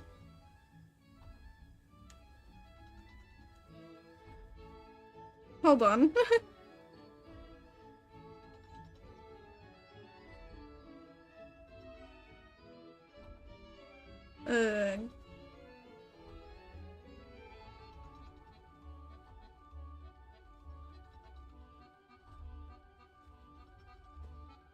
Hold on.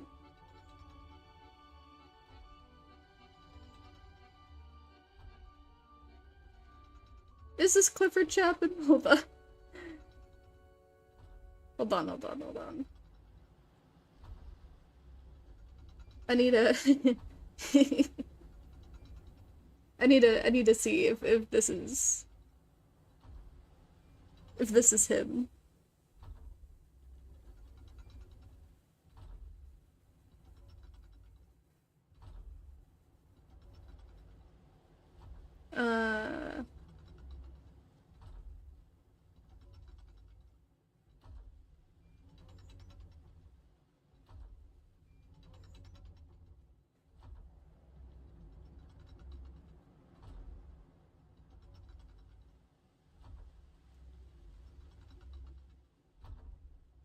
Okay.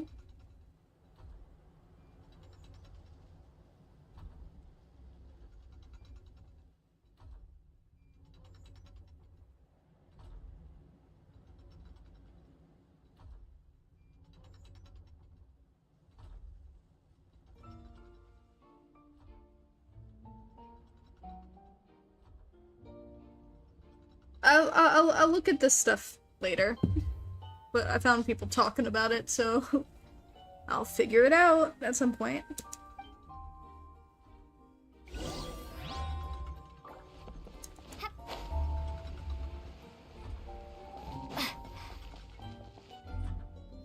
Let's say one of these was the weapon used in the assault. Which one do you think it is?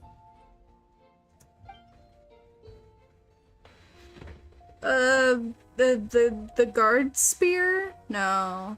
Wait, I'm thinking the pickaxe? If it was the pickaxe, Cafe sure is lucky it's not still lodged in his head. Actually, you're wrong there, Paimon. The foreman at the mine was just saying, this kind of pickaxe is designed not to damage titanium, so it couldn't cause any superficial damage to residents here.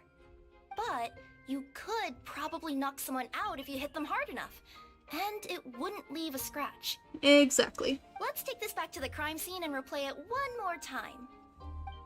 Ah, you're back. How was the toilet at Cape's house? Toilet? What about it? Oh, yeah, forget that. Show pickaxe. What's this about? What are you trying to say? We thought the way Cape fell looked odd, so we searched the area for suspicious items and found this. It could have been deliberately placed out of range of the crime scene so it wouldn't show up when we replayed it. Now we've retrieved it, we were gonna replay it again. You don't mind, do you? Oh, I just remembered I forgot to turn off the clockwork switch in my kitchen. Yeah, I think I'll just, Oh, no, you stay right there. Yeah, you stay right there, mister. We should be good now.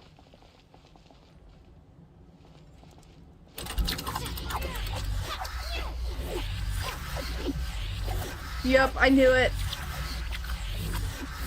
I knew he threw something.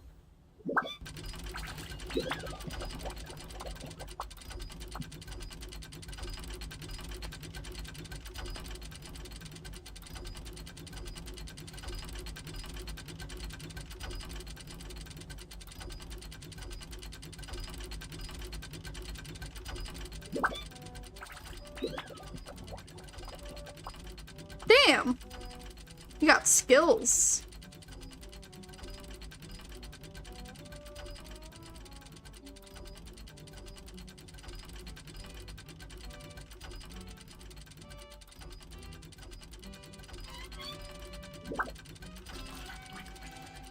So you're the attacker!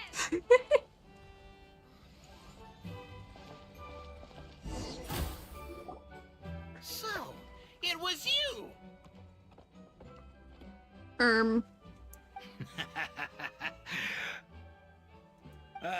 I would congratulate you for cracking the case, but since I did such an abysmal job of covering my tracks, didn't exactly have your work cut out for you. What? Was that... Were you trying to, like, do some sort of own, or like... What?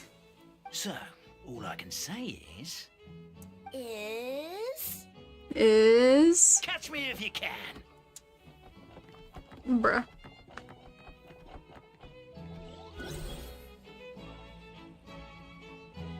We have a runner! That's it! Let me at him! The would-be Marquis of Carabas dispatched the Necromancer boots who ran off in pursuit of the poor little minion.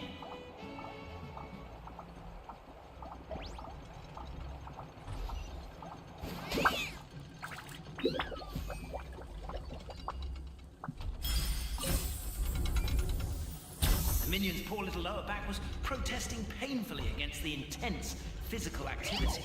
He decided to take the elevator, giving him a moment to catch his breath. Really? His lower back asked. But the minion had no other choice. He resolved to make the jump down. By this point, the Necromancer in boots was gasping for air. The minion was huffing and puffing, even more loudly. But we'll ignore that. I'm not! Don't underestimate the gold-level courier of the Comedian Express!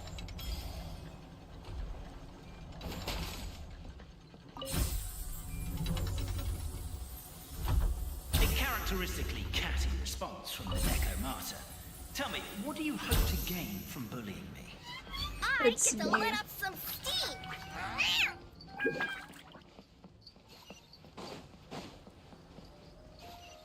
What? You fell into my trap. In fact, all the glue in this world is created by me, using my narrator powers. I make it and the residents just gather what they need. Rats! Oh, I'm so jealous of you guys right now. You can just jump out of your shoes and keep running, but Wait, I'm wearing boots. The unnamed minion made a last-ditch escape attempt. He began his long climb up the wall, the tall wall. He began his long climb up the tall wall. Do you call that a tall wall? In urgent Neko parcel mode, I'll scale it in no time. I'm beat. I surrender. Bruh. You've got nowhere left to run. All right. I confess. That was fast. Getting caught by you here was a backup plan. I don't know if what I've done will make things better or not. Time to come clean. I am the narrator. The one who's been guiding you all this time. Gasp! Shock! My mind is blown! You're overdoing it a little bit there. Anyway, I only did what I did because Why are you suddenly spilling the beans? I poured my heart and soul into all this. I was worried you wouldn't ask. The truth is, I was one of the first conscious beings ever made by the goddess of creation. And I've known for a long time that this whole world is just a fairy tale written by the goddess of fate. Gasp. I know they say that fairy tales are just made up for kids to read, but I refuse to believe that fairy tales are just fictional stories and nothing more. The reason why Constellation Metropole has 3 origin stories is that the goddess of fate wrote 3 drafts and couldn't decide which one she liked best. Oh. Then her cat trod all over them, and they all got crumpled together, so the 3 worlds just sort of folded into one. The goddess of fate was torn between them anyway, since she couldn't decide which ending was best for the dragon or the kids. So when she saw what the cat had done, she simply decided to go with all 3. Who'd have thought? But what does any of this have to do with what you did? You're not a fictional character, so you couldn't hope to understand my sorrow. Honestly, I don't think there's anyone in all of Simulanka who would understand. Every day that I experience, every interaction I have with another person, is it really all just a work of fiction? The only reason the 3 great clans wanted to find out the truth was for the pointless task of electing the supreme clan. I thought that once they'd learned the truth, it might make them curious enough to investigate further. But as it turned out, they just accepted it and carried on living the same old lives. I have to motivate them to keep looking for answers now that they think they've learned the truth. I have to make them uncomfortable with the superficial explanation that they took at face value. No, you don't. And I have to figure out, once and for all, while you real people from the outside world are still here, are we real? Aww. That's my full confession. Time for you to take me back. I'm guessing I'll probably be forced to make a public apology, then sentenced to half a day in solitary confinement.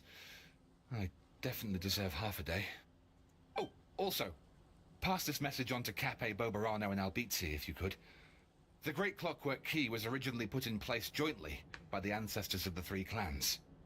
If the 3 of them had any ability to cooperate whatsoever, they'd have been able to remove it by themselves.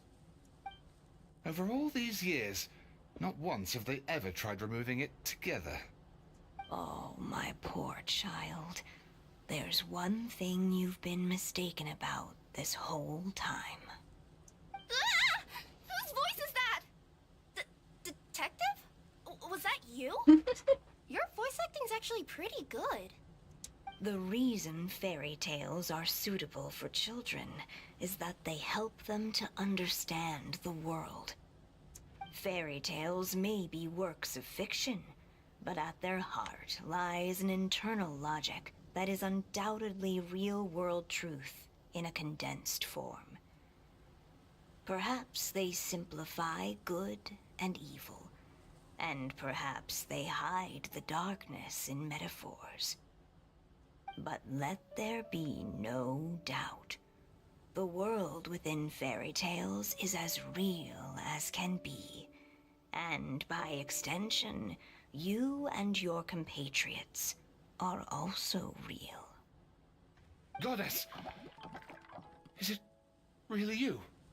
The line that separates footnotes from narrative can never be crossed. Never the two shall meet. This is why you have never heard my voice before. But now you wish to break free from the story, and there's a cat nearby, so you can hear my echo. Necromora! Just your echo? Oh, poor detective. So, we are a part of the real world too. Lead the surrendered detective back to Cape.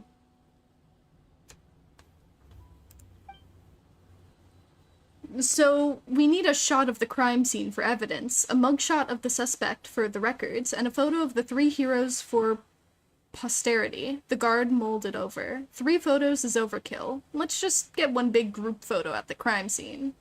Suspect. Try and look more serious. Heroes, more natural, please. Happy smiles, but no smiling from the victim or their friends and family. Thank you. No, don't get up. Stay on the ground. We need to capture the crime scene as is. 3, 2, 1, say cheese.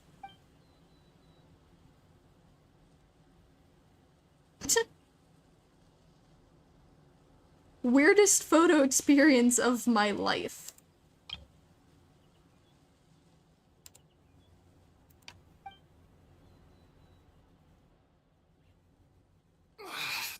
My head's spinning.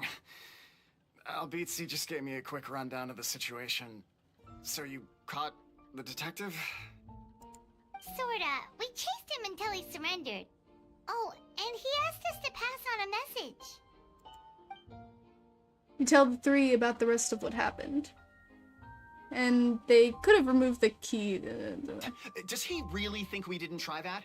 'Cause we did. After 6 months in that place. Ah, that was my bad. I thought it was a stupid idea at the time, so I didn't really exert myself. Bro. I also sort of stopped trying after 3 years. Never mind. I'm partly to blame as well. On the second attempt, I just hugged the key and pretended like I was pulling as hard as I could. You guys are so lazy. My granny's neighbor's pet cat has nothing on you, and it spends all day, every day sunbathing. Pet cat? That's not what you said. You said dog. Dog. Come on.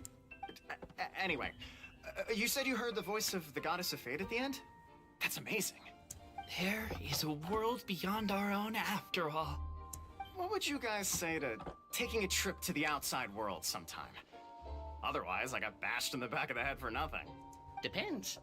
Do either of you know how to get there? But yes, I agree we should go. And not invite the detective. Just to annoy him. But maybe the reason we've never worried about whether we're real or not is that, unlike him, we weren't there to witness the creation of this world. We've never had any reason to doubt that we're real. If someone ever convinced me that these delightful dimwits, Cape and Albizzi, weren't real, oh, I'd be devastated.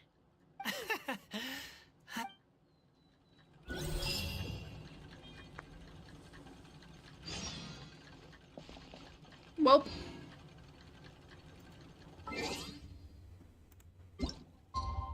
2 days later.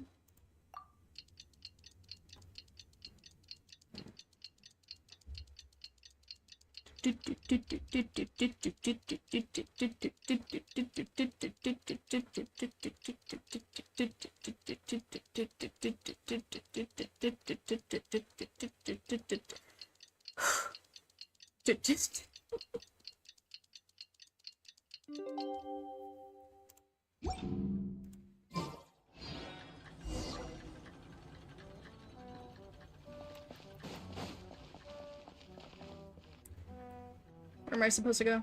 Hello?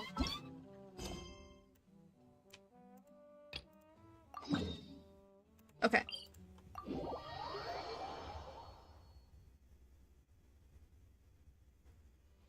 Key.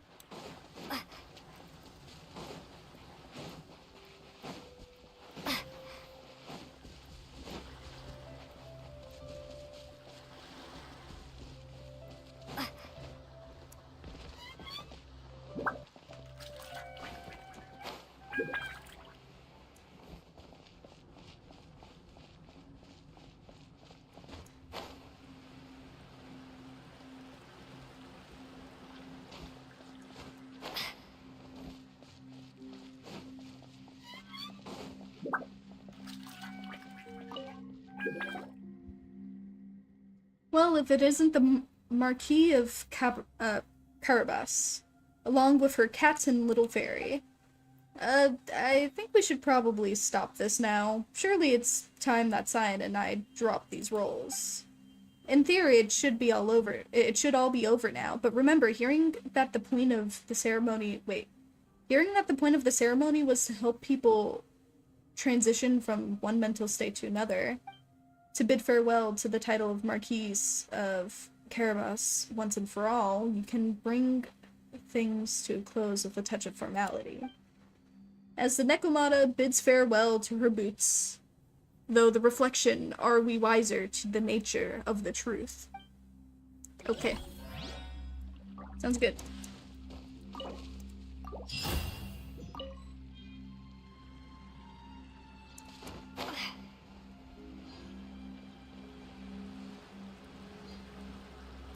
Anywho, I think that ends that one. So that means I could do the last thing, which requires me to leave.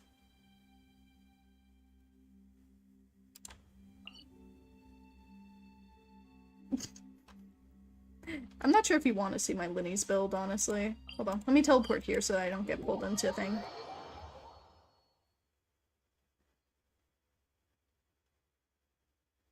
I'm still building him.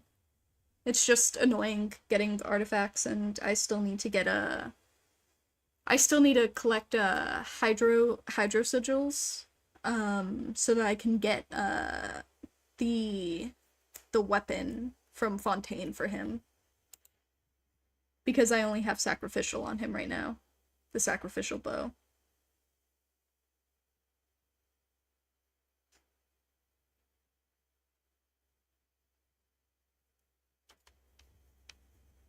Five years later.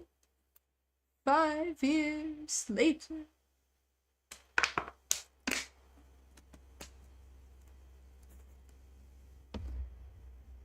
I'm glad I have the lights on because this would really hurt my eyes.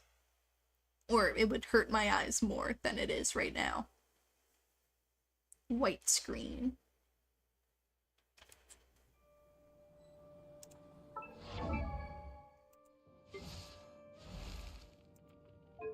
Got weapon.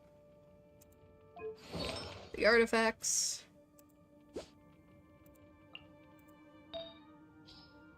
I'm trying to get a pyro one.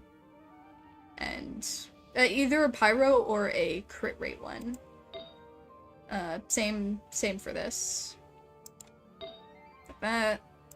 Got that. Got that.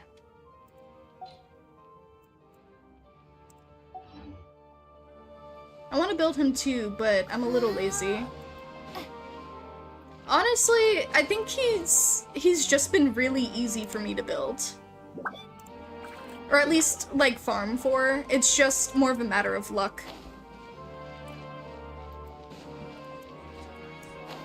You didn't build him at all. Yeah, well, I'm not exactly trying. Welcome to my channel, where I really do not try to build my characters.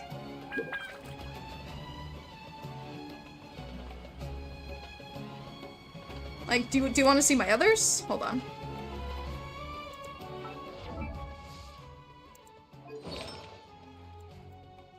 Whee! The weapon isn't that bad.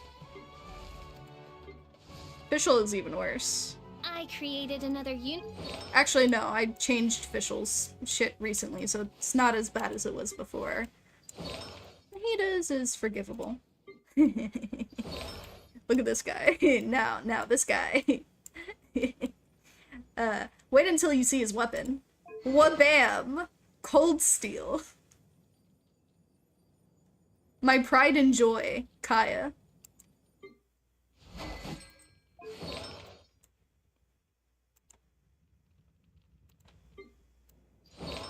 You're not as bad. You're also not as bad. That's when I started caring a little. This, yeah. This, yeah. Now we're just getting into characters I don't use.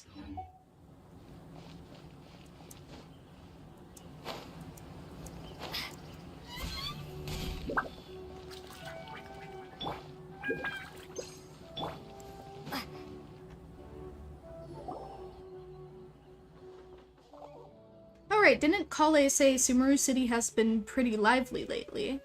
Aren't you even a little curious? Sounds fun to me. Right? Paimon agrees. Then let's go see what's going on. For our first stop, maybe start with the academia. That's where all of the info is, after all.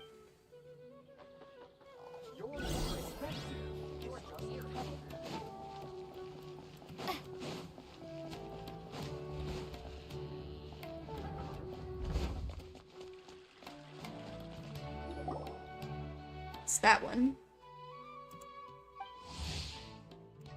Researcher from 100 years prior.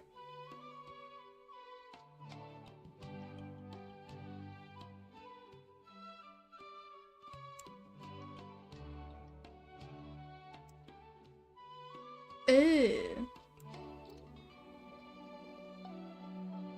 Aw, so you're kind of a little reverse isekai. Oh look, that's Farzan over there.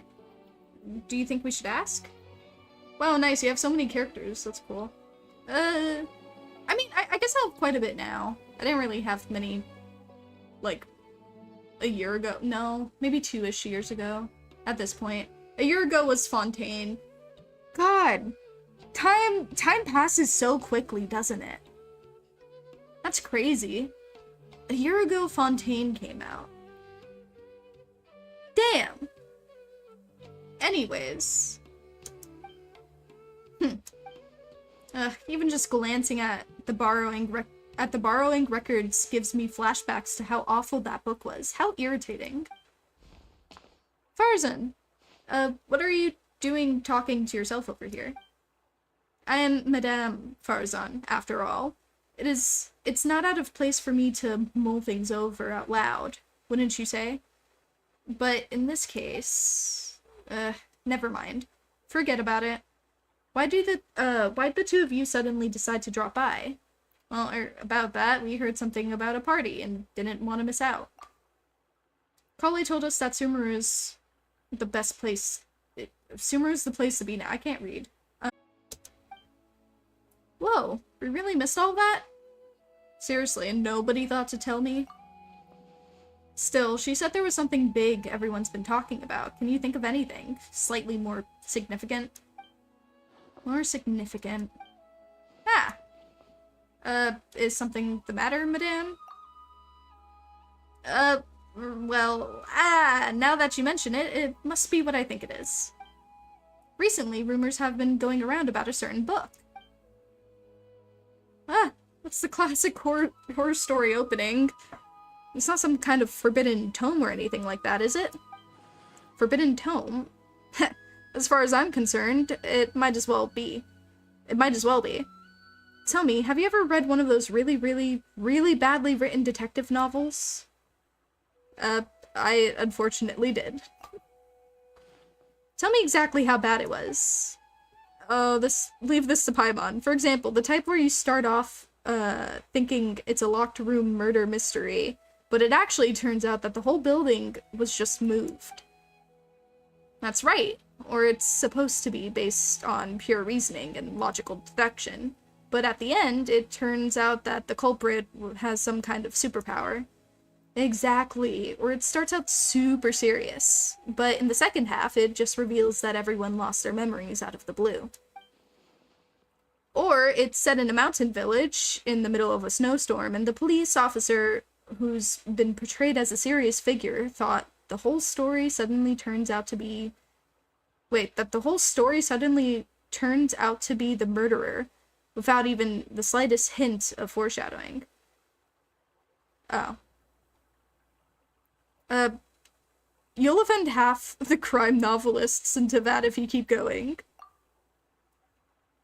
My apologies. I let myself get a bit carried away there for a moment.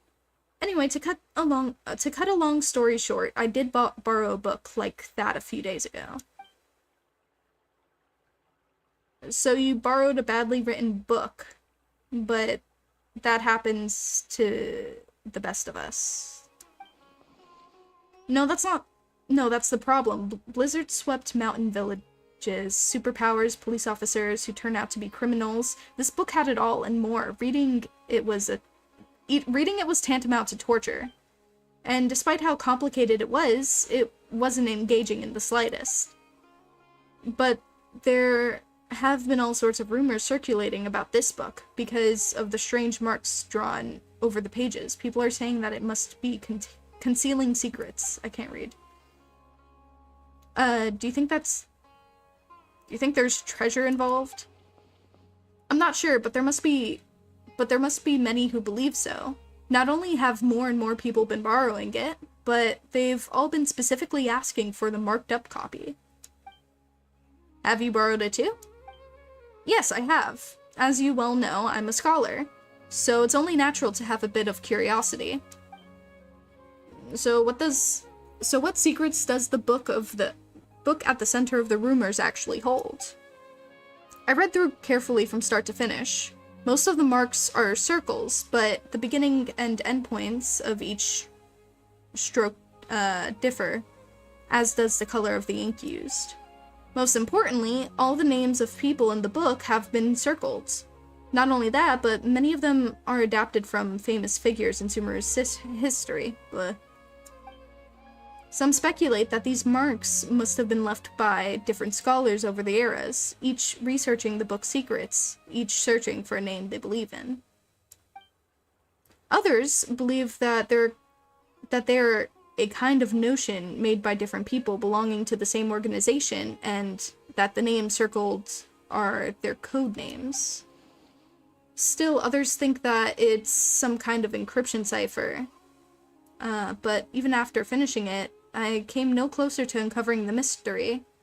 Not only was reading it a complete waste of my time, but sheer absurdity of the shoddy excuse for a plot several times over. I was so angry that I returned the book immediately. And when I came to the house of Dana today, I found lots of people skulking around. I suppose they're all still looking for that thing. No wonder you zoned out like that. Paimon's guessing you won't be borrowing any more detective novels anytime soon. Indeed. Paimon, Cyan, surely you two must understand how I feel. Don't worry, madame. I feel your frustration, just like I feel frustration at my inability to speak. What's the book called? We'll borrow it and take a look ourselves. It's called Reasoning Knows Not Time of Day, but Suspense Always Follows a Blizzard. You sure it's a detective novel? Sounds more like a title of a light novel. Tell me about it. Anyway, read it at your own risk. It truly is unbearably boring. I think Hold on. I think I started the wrong thing? Maybe? Hold on. Could I have started the wrong thing by accident? No. How is this a part of Simulanka? Anyway. The spectrum is so broad. I don't even know where to start.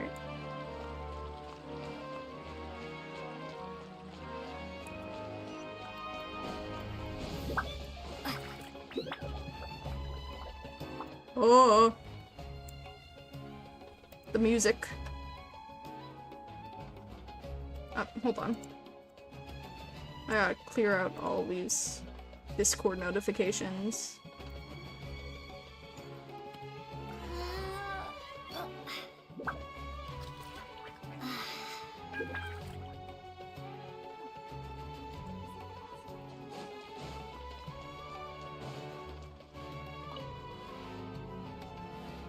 Let me in.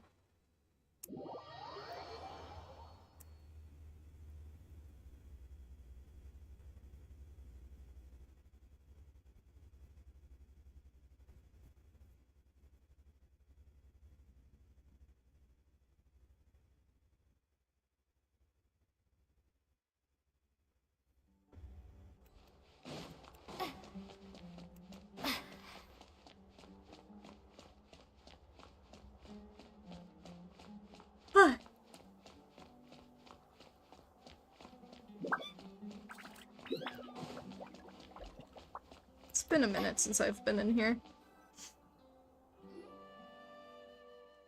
There's so many books with long titles here. Let Paimon have a look. Working hard and vacationing harder. What the heck?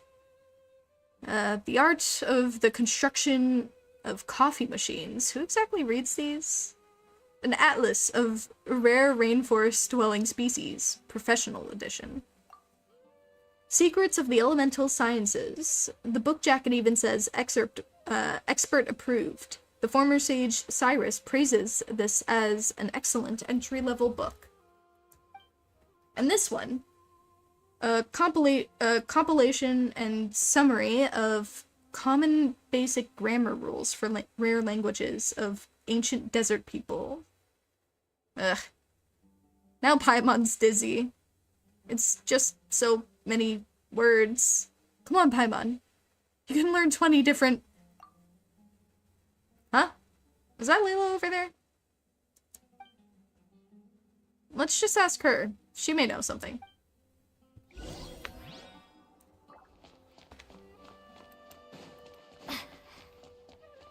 You. I actually have you. Cyan, Paimon, it's been so long. I'm still a bit tired. Didn't sleep well last night? I was reading a novel, so I stayed up late. It wasn't that detective novel that everyone's been talking about, was it? The one with a super long name? Huh? No. If you're talking about that, reasoning knows not time of day, but suspense always follows a blizzard. Oh, right, yes. No, it wasn't that one. Madame Farzan said it was really dull, so I didn't borrow it. Oh, so you're not that interested in the book's secrets? I haven't even been able to keep up with my own work, even though I'm late all the time these days. But way more people have been interested in the book than I have ever imagined. 7 or 8 in a single morning. I felt like a living signboard sitting here like this. Kaveh asked me the same question, so he must be looking for it too. He was even hiding behind a ladder before looking for something. He looked really embarrassed. Searching for something hiding behind a ladder, he must be after Mora. That's gotta be it, so he can hurry up and pay off his debt to... Wait, no. Let's just pretend Paimon didn't say anything. Layla, you're really sleepy, right? You must be dreaming this conversation. I don't really get it anyway, but if you say so, it's a dream. Thank you. We'll keep on looking. Okay, see you next time. Snore, snore. It's not often Layla falls asleep so quickly. Good for her. Paimon thinks we should go ask Kaveh now. If he's searching for the book, he must know something. But where's he now? Good question. But we can try hanging around where he might show up. There's a good chance he's there right now, right?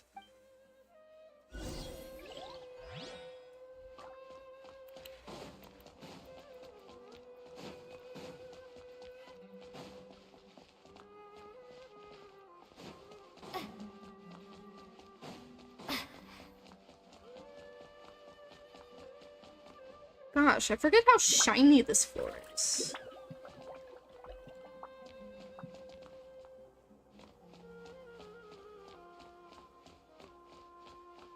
I can see my reflection, Jesus.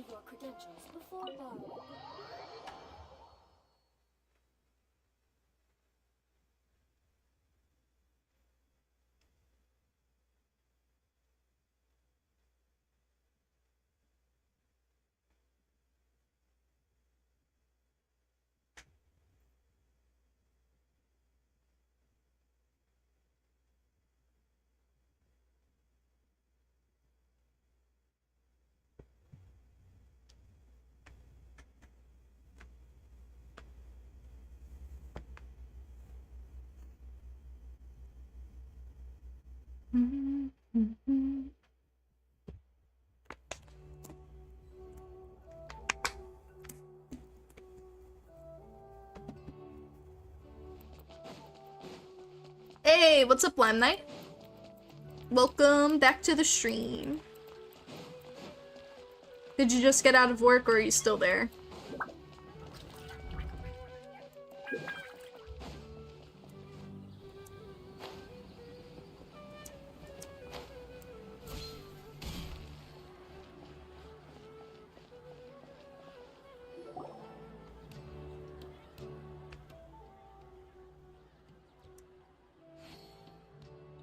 Dot dot dot. Do you ever think we seem like a pair of thieves hiding here to ambush Kave? It almost feels like we're here to extort him or something. Paimon's not sure why that is, though. We just want to ask him a couple of questions, that's all. Don't make it sound like we're the baddies. When have you ever been bothered by your own conscience? What's this? That sounds like footsteps. Quick, let's take a look. Stop right there, Ka. Huh? I'll hit them?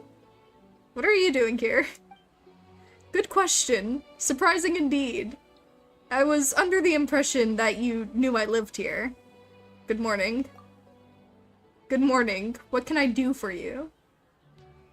I got out of work, just got home, and I got a Snapple, kiwi and strawberry. No clue if good. Oh, I love kiwi and strawberry Snapple. It's great. Yeah, I'm at the end of Simulanka. I did Kirabra's stuff, and I did pick the world of Simulanka clean, so there's nothing left aside from that, like, one fighting thing, and, like, a few figurines that I have yet to get. But it's mainly, it's only the Constellation Metropole figurines that I don't have a complete set of, but yeah. I feel odd about the drink. It's good, but odd. Yeah, that's fair. Did you find the secret room? Yes. The one under the island with the 3 statues. I did. I read everything in it. It was great. Met Alice for the first time, but our characters obviously haven't met Alice for the first time, and stuff and so on and so forth. I basically found and did everything possible in Simulanka. For the most part. Good morning. What can I do for you? Nothing. Never mind. Oh, goodbye then. Goodbye. He just left. Does he have work to do or something? Footsteps again? They're heading towards the door. Stop right there, Kave! Ah, what are you two doing here? Good question. Surprising indeed. Paimon was under the impression that you'd know the only reason we'd be here was if we were looking for you. Paimon, you don't sound like yourself. Looking for a certain book, by any chance. Wait, what? Here's the deal. You and Paimon pull Kave to the side. How is it you guys know everything? Ah. There I was, thinking I'd been super discreet the whole time. No one should have even noticed.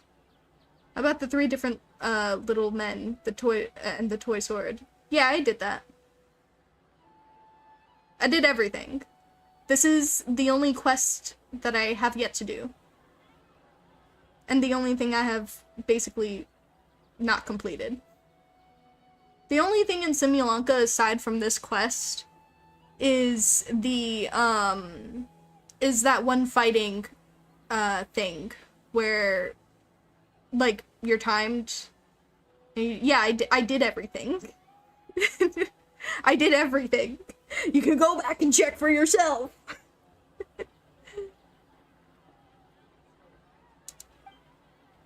Come on, get real. Really think that no one knows you live here? Hey, that's not fair. Of course nobody knows except for Sino, Tignari, Kale, and the 2 of you, right? That's a lot of people. Friends are friends, so if they know, well, they know. But what if a stranger overheard us? It would be a disaster. Might even impact my career. Anyway, about that book. You believe it contains intel about hidden treasure, don't you? Looking to get rich quick, are we? Yeah. Are you offering to help find it? Shucks, why didn't you say so earlier? So, there really is treasure. How about this? We help you find it, then we split the loot 50-50. It's a deal. Cyan, after all we've been through, it's finally our time to get rich. No need to keep yapping.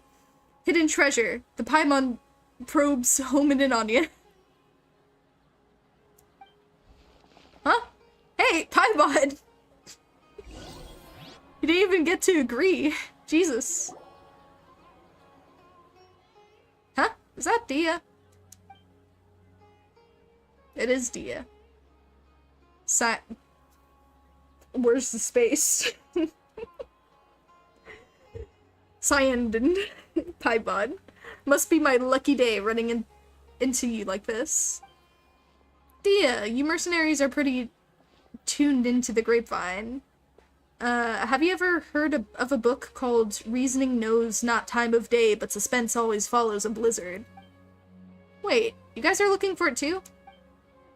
By two, you don't mean you're looking for it too? Darn, it does. So does that mean we're finally gonna have to square off against Dia? Oh dear. They know your full name, Cyan, and I can't believe they used my legal name. Wait a minute. Would you mind telling me exactly why you're looking for it? Once more, you go over the rumors that Farazan told you. If it really does turn out to be something important, I'll be sure to let you know if I hear anything. Whoa, really? From your reaction before, Paimon thought you were after it too. Don't worry, a client had asked me to get her the book, but her attitude seemed off somehow, so I didn't take the commission. She's a smart cookie though, and it was like she was hiding something, so I thought she must have had an ulterior motive. Besides, I have other things to look into right now. Oh, my foot fell asleep. Ah, pins and needles, hold on. I'm not even sitting on my legs right now, come on. I'm sitting normally. Ah. Compared to some commission, it's more important that you uncover the truth behind that book. Anyway, no time to lose. I've got to get going. Alright then, good luck. And don't forget to tell us if you hear anything. What is normally?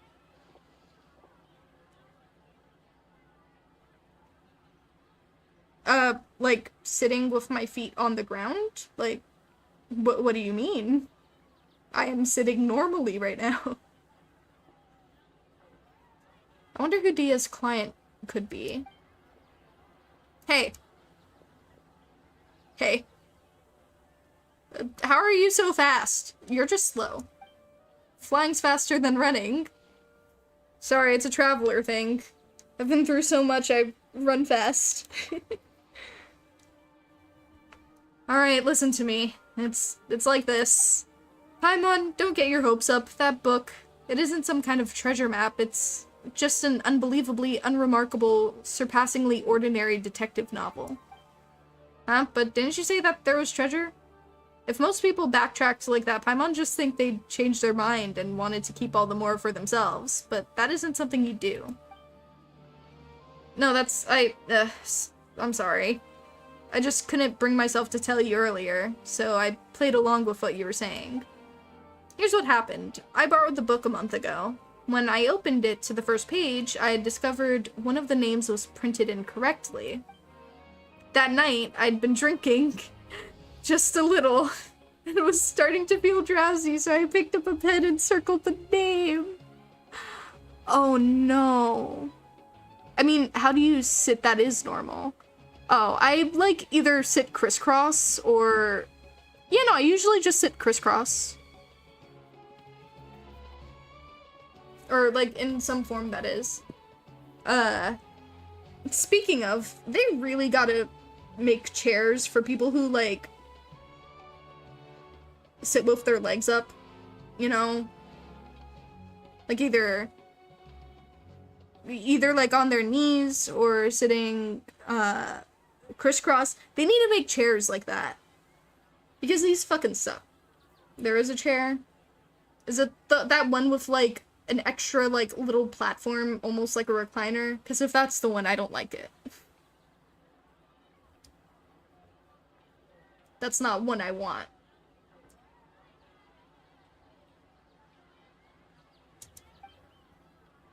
As I'm sure you know, the House of Dana allows borrowers to annotate the books that they take out.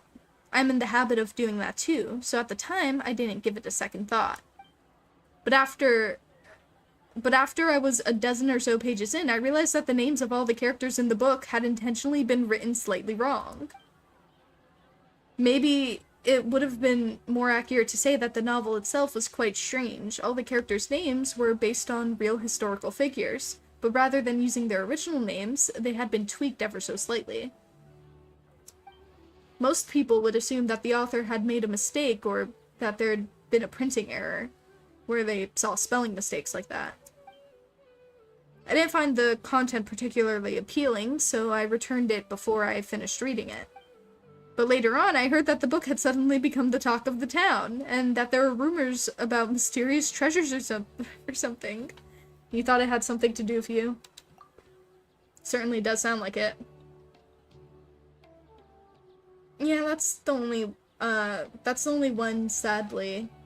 And also a bug chair? What's a bug chair? Yeah, and I also heard that, now all the names in the book have been circled, not just one. I just haven't been able to figure out what into that must have happened after I returned it. Did you tell anyone else that you borrowed it? Let me think. Tignari? Last time we met, I told him all about how poorly parts of the books were written. He said I'd made it sound pretty funny, so much so in fact that he suddenly wanted to take a look himself. Made it sound like it was so bad it's good. In that case, let's go find Tignari. That's fine with me, but I still have some work to finish up, and it's pretty urgent. How about I head back first, and we can meet up again later, once I'm done. Alright, let me see. Send him. Oh, so I just had a look at your Gundam. What a masterpiece. Yeah, that first one is exactly what I don't like. Oh, what is that? What am I looking at? What am I looking at? Oh, Okay, those last two, they're decent, but it has no back. I'd like to also be able to lean back and not fall off. Bug chair. You know, I'm real interested in whatever the fuck that is. You know? Honestly, that might be perfect for me. That final one would make me extremely concerned that I'm going to fall. Why is it leaned back like that? Anyway. Maybe if it had legs and not, like, wheels, I'd be less concerned. That's fine with me, but I still have some work to finish up that's pretty urgent. How about I head back first and we can meet up again later once I'm done. No problem. Hope your work goes well. Never said they were good chairs. I'm just stating my thoughts on them. Not saying that listen, the best one you sent was that bug chair. I have to look at that. It's $3,389?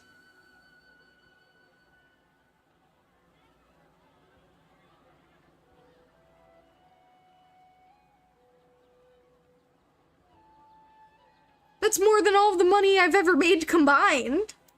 Hello? Actually, no, maybe that's a lie. I think I might have made more than that. But still.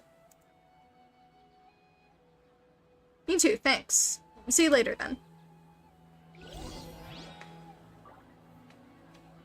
It's a cool looking chair, but that's literally rich people money. Man, I wish.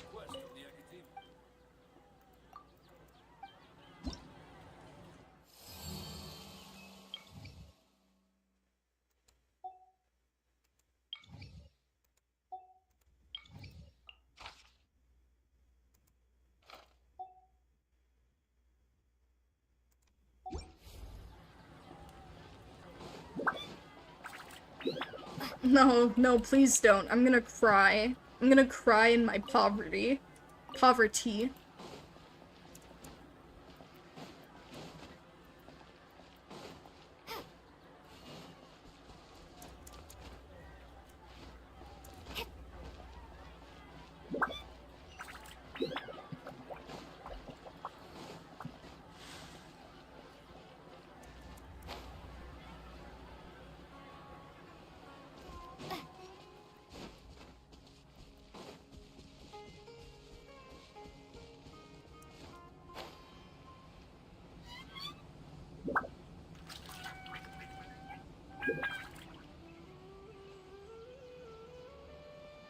This one is more expensive because you can attach a monitor with a built-in PC. The monitor you can adjust with a motor. You know what? That makes sense. It's kind of like a 2 to 3 in one thing.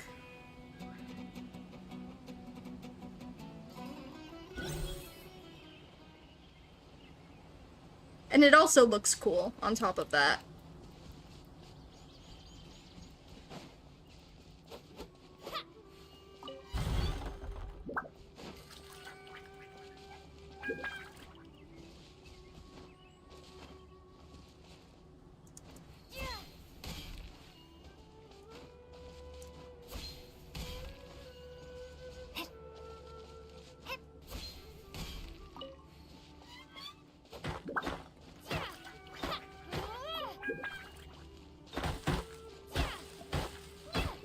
Hold on, let me see.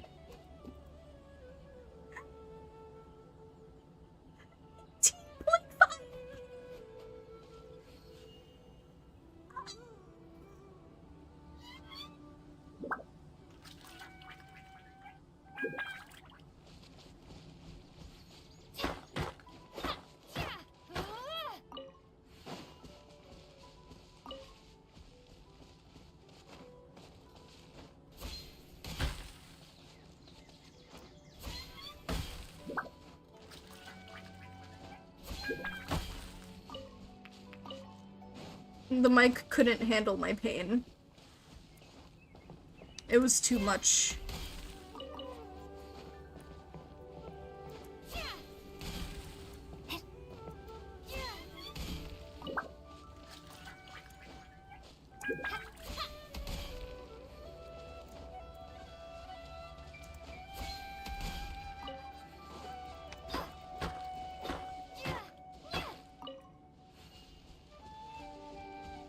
Damn, why is it such a small little circle? Jesus.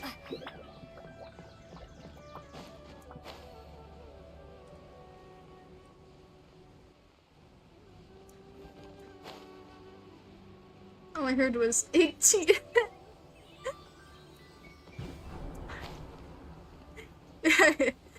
Yeah, I was in so much pain that I started speaking in Morse code.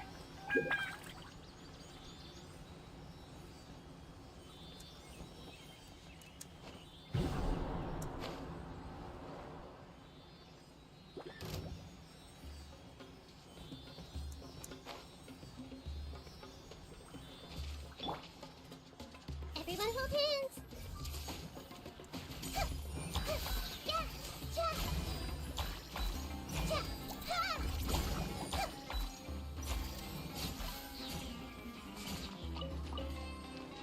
I need more fungus. Spores.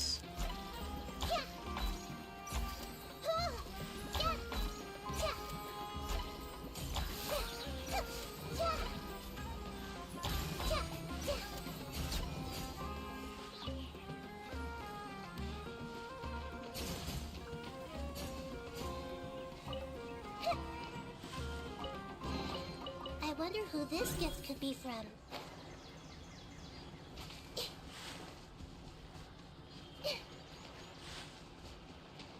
I see everything. Give me your fungus. Huh. The Temple of Wisdom.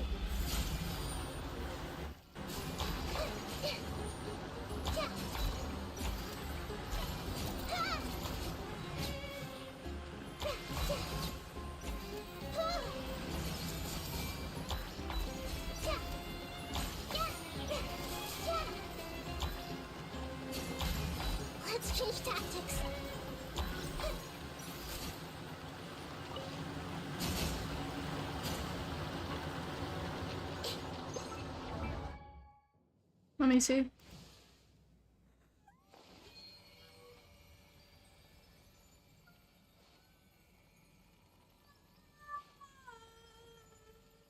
$33.6K.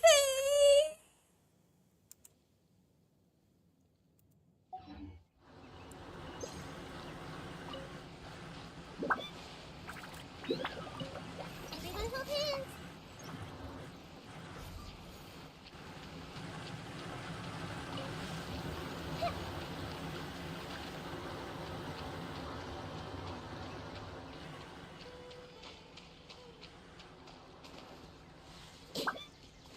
I see everything.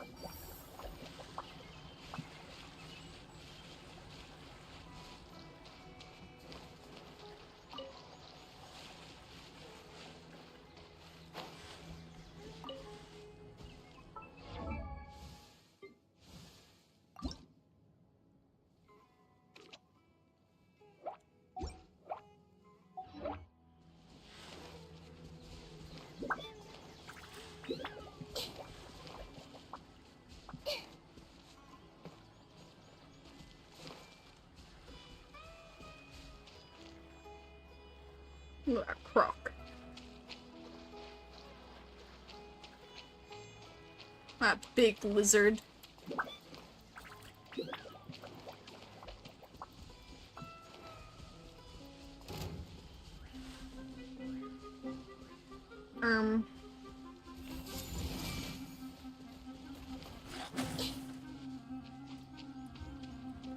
Come on this way. Ooh, shiny.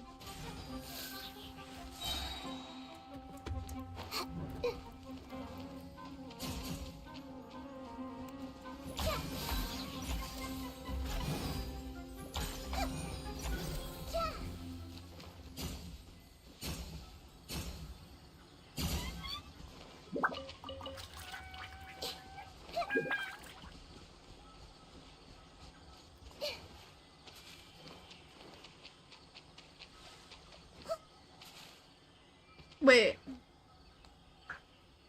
You okay, Cyan? Cyan, the shiny is a boss room. A giant mecha boss. Oh, I see.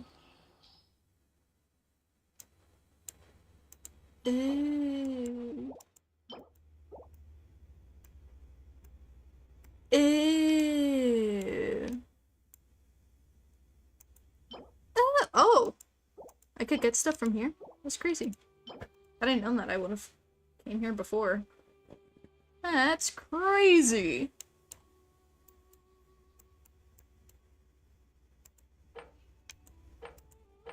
No, why not? I'll do that later.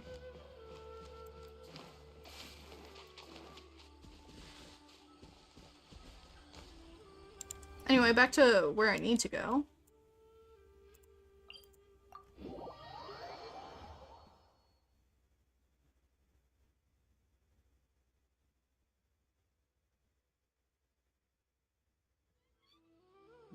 I have 200 resin. And I have 5 condensed resin.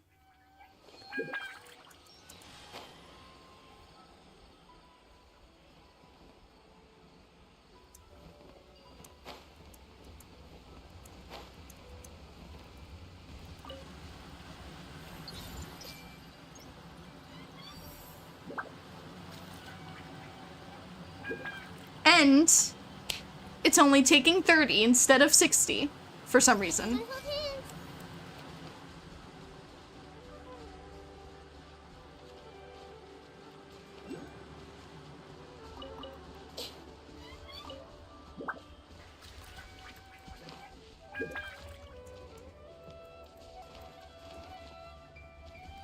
Wait, when was the last time you fought a weekly boss without a story?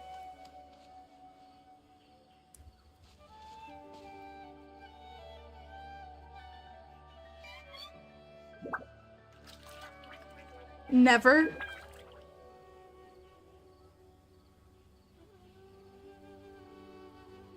Never.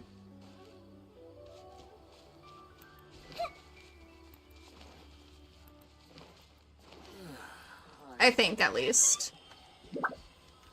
If not, maybe once. Over there, over there! Hey, what? Oh, Tidari! Okay.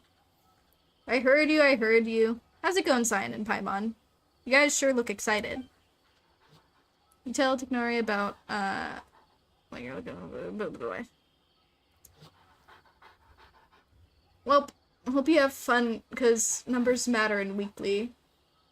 Some not all. That's fair. As you do so, you reflect once more on how absurdly long ago the title is, and how even just saying it aloud makes you feel tired.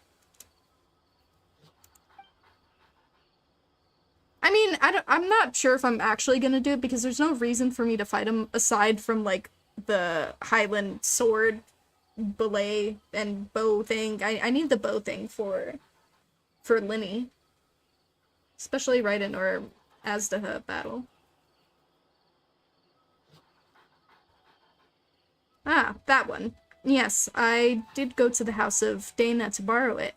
Pave said it wasn't worth reading, but I was curious, so I went and read it anyway. The problem was, there were already 2 names circled in the book. I borrowed it, and the style each circle was different. It was like some kind of game. Someone had drawn a red circle around a name of the first character that appeared. Then someone else had drawn a green circle around another name. So, in the time between Kaveh returning the book and you taking it back out again, someone else had already annotated it? That's right. Paimon's sure that the first circle was drawn by Kaveh. Yeah, no surprises there. If you stop and think about it for a second, guessing the identity of the second annotator should be trivial. Wait, you mean it was... If there were 2 people living in a house, and one of them drew the first circle, then it's highly likely that the other person left a mark too. Good point. Sometimes those 2 really are too much. In the end, it is as I suspected from the beginning. The first character, whose name had been circled on every first page, turned out to be the murderer. Surely that's just a blatant spoiler. Like the joke where someone opens a novel and then bam, there's a note on the margin that spoils everything right from the start. What kind of joke would be so cruel? That was one of Cyrus's, and it wasn't a joke. He said he actually pulled a stunt like that when he was younger. Brother. Who was unlucky enough to borrow the book after he scribbled all over it? My master, Nafis, and Professor Zahahadi, who had a seminar with him that very afternoon. Cyrus said that the master once threatened to give him a good beating by the side entrance of the House of Dana. It was only thanks to my mother and Professor Zahahadi intervening that it didn't happen. Wait, I forgot you can co-op. Yeah, that's true. Paimon doesn't sympathize with Cyrus at all, not one bit. The House of Dana has never stopped people from annotating books, but this seemed like a special case. I didn't think the book could be allowed to keep circulating like that. So I circled several names myself. Linga Falls Trail.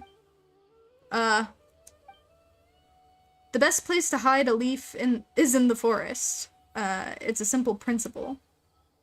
Well, when you put it like that, but still, how many names did you circle, Tignari? Let me think. Not too many, about 3 or 4. I chose them all randomly. Then who circled the other names in the book? There must have been others who borrowed it and did something similar. I'm just not sure why. Who'd have thought that borrowing books could be so complicated? And let's go see if there's any other clues. We'll definitely be able to find out more by a little.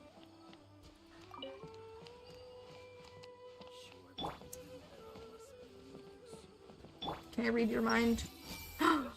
Been wanting to read some popular science books lately. Definitely have enough for a grand feast this time.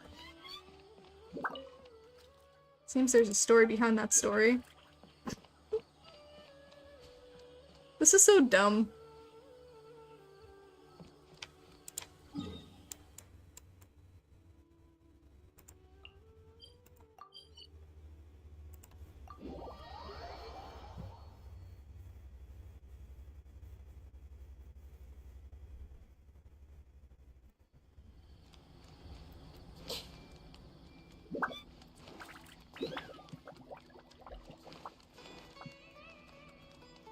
It's dumb but intriguing, indeed.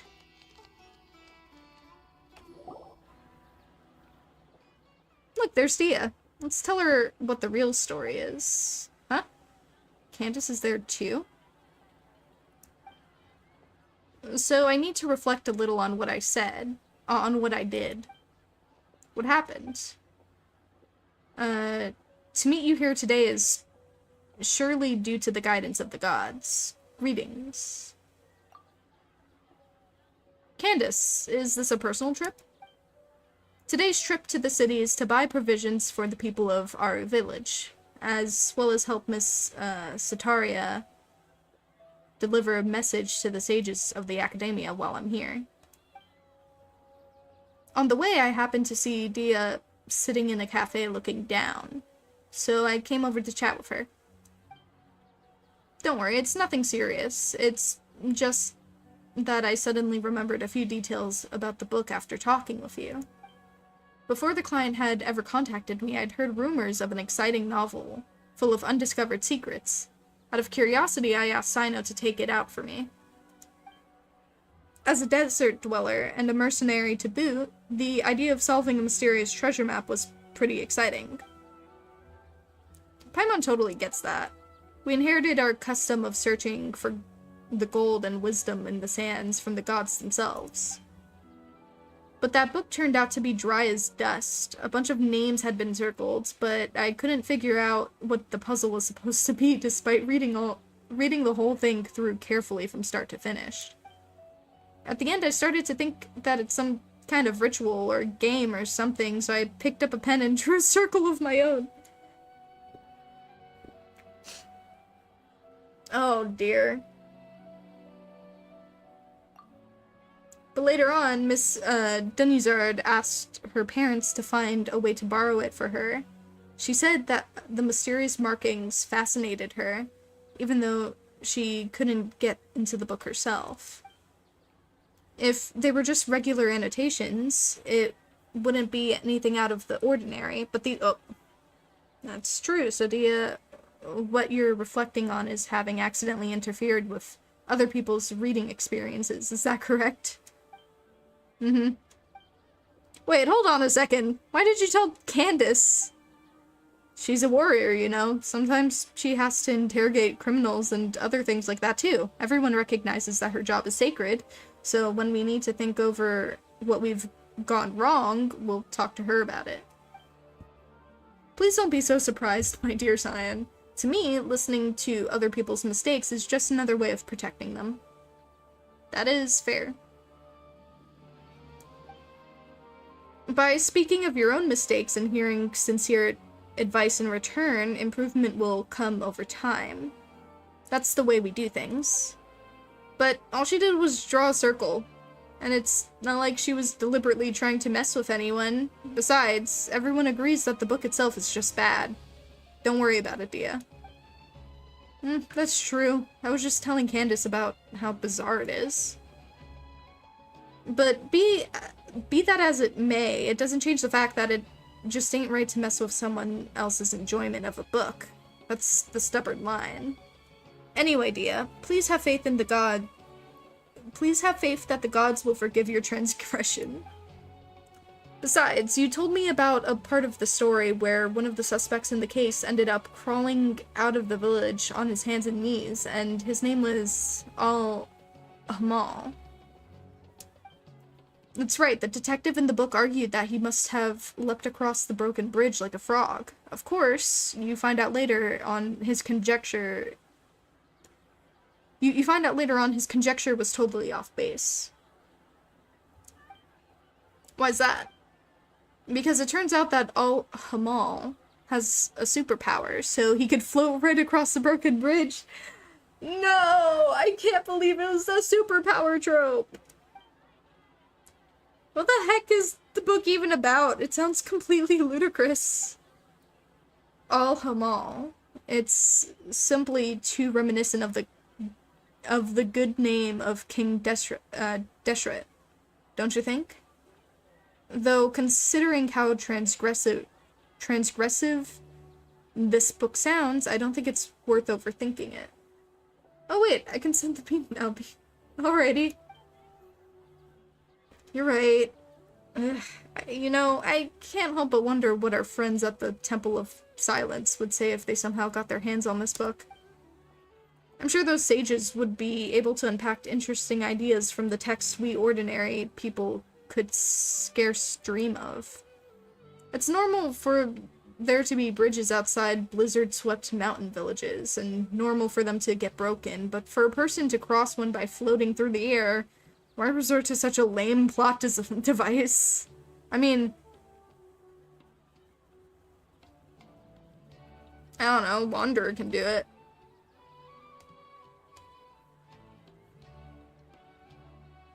Anyway, is this really a serious detective novel? Paimon's starting to get where Farzan was coming from. If you'd gotten all excited about reading a detective novel but ended up reading triple like that instead, better not even think about it. So where's the book now? Not sure. I returned it after I was done reading it, and back then, there weren't as many markings inside as the rumors say they are. Alright, then Detective Paimon is still on this case.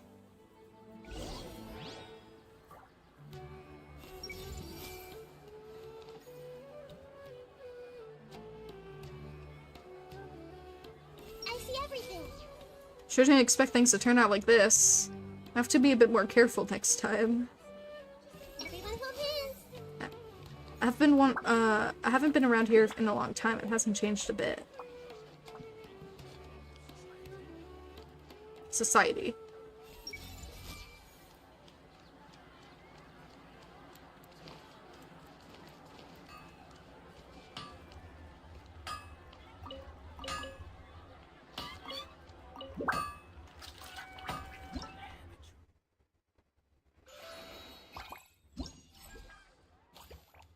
Huh?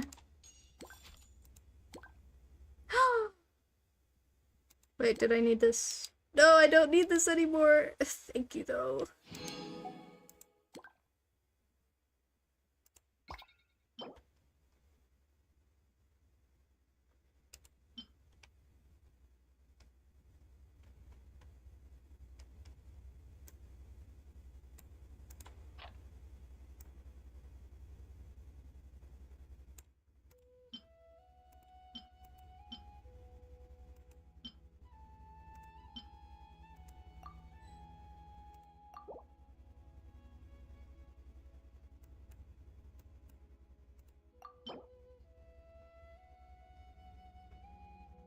Have any I can gift?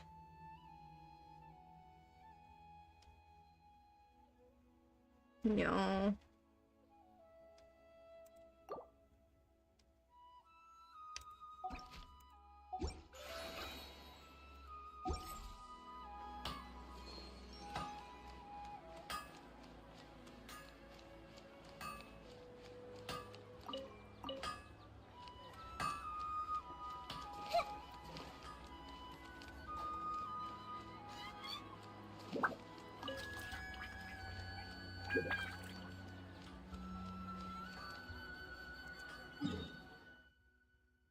Oh, I need to go back up there.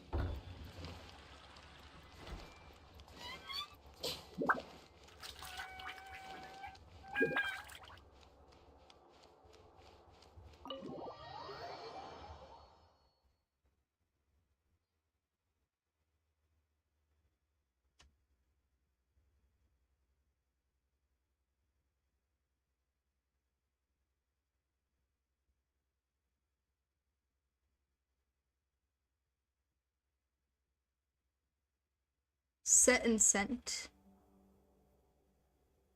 Hello, has reasoning knows not time of day, but suspense always follows a blizzard been returned yet?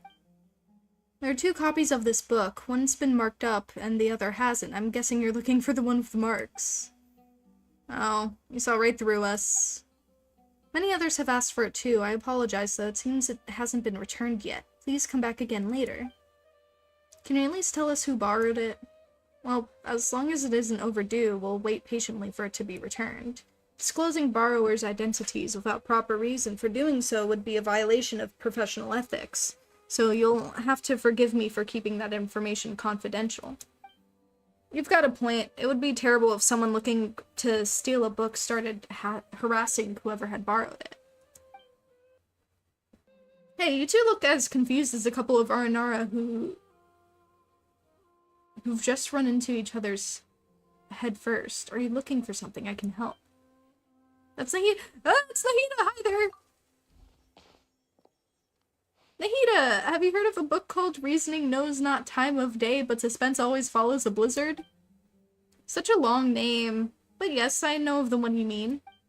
I heard that everyone was looking for it, and it sounded fascinating, so I found a brand new copy to read myself. By brand new, do you mean it wasn't the copy with all the markings on it? Yes, that's right. I was more interested in the content of the book itself than all those rumors about hidden treasure, so an unmarked copy was all I needed. Speaking of which, it's funny. There's more than one copy of this book, but everyone's looking for the one where all the names have been circled. Are they all afraid of spoilers, or do they actually crave them? Oh, then you do know who has the copy of the markings right now. Wait, then do you know who has the copy of the markings right now? I just so happen to have seen it in the hands of one of your friends. If you're looking for that copy that sparked all the rumors, you should look around near the palace of Alcazar. I've forgot how to pronounce that one word. Nahida? Nahida, can Nahida meet Nahida? No! Nahida cannot meet Nahida. I wanted to read Nahida's mind with Nahida.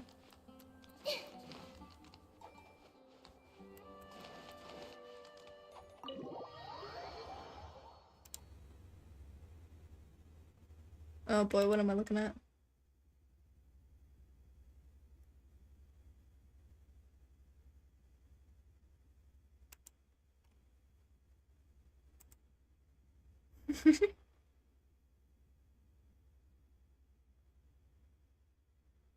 Beautiful.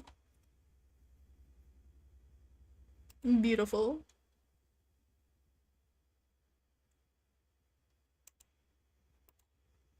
And adorable art on top of that.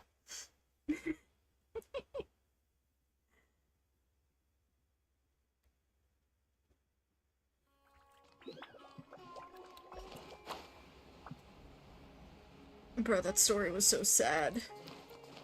It's so nice at the same time. My heart feels warmed.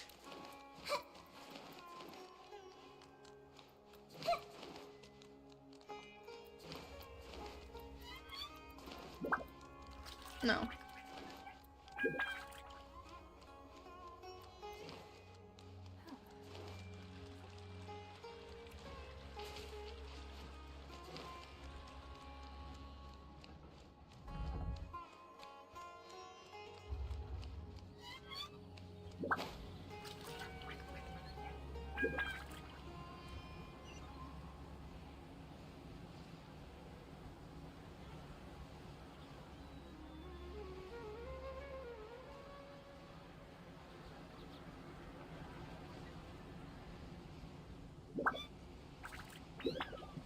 Look at those gators. I like their little zigzag tails.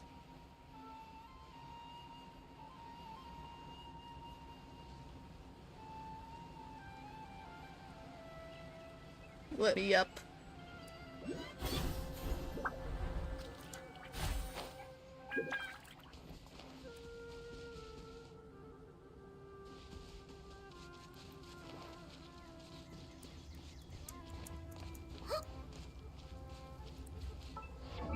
Not bad.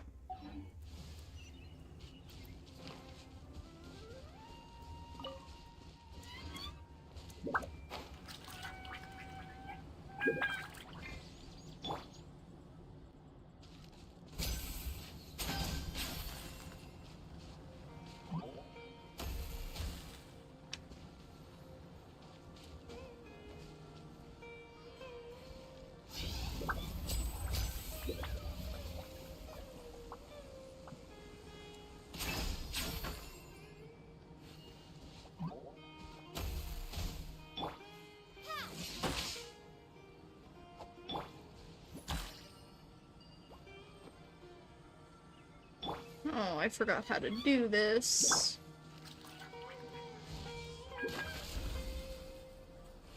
Oh. Idiot.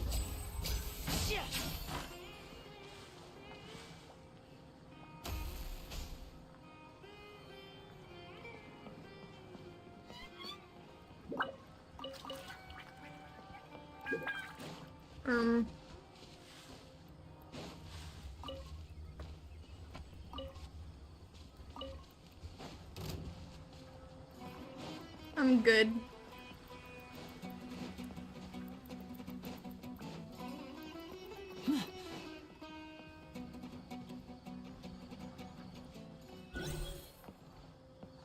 Anyways,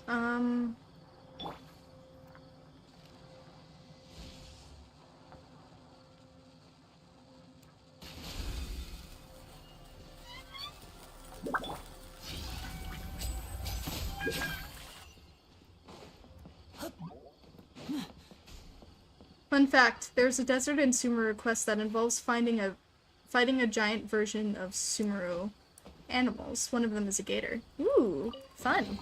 Can't wait to get to that. This chest is some kind of trick. Since I'm basically finishing up the Simulanka stuff. Who keeps giving me stuff? Thank you.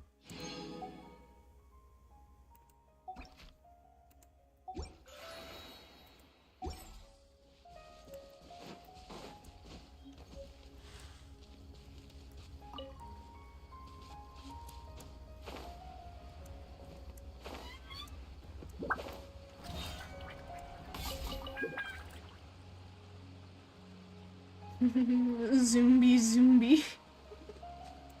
For real. Jesus. Hold on. That means I can take these two off.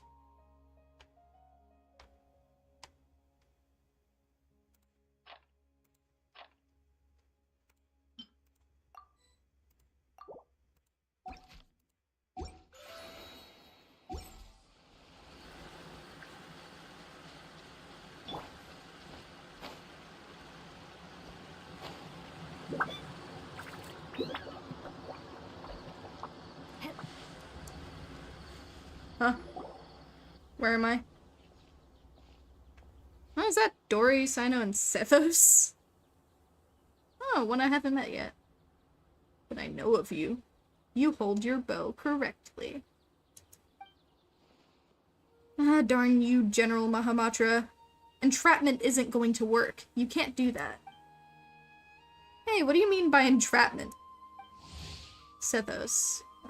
No scholar who studies King Deshret's civilization fails to understand the significance of the Temple of Silence.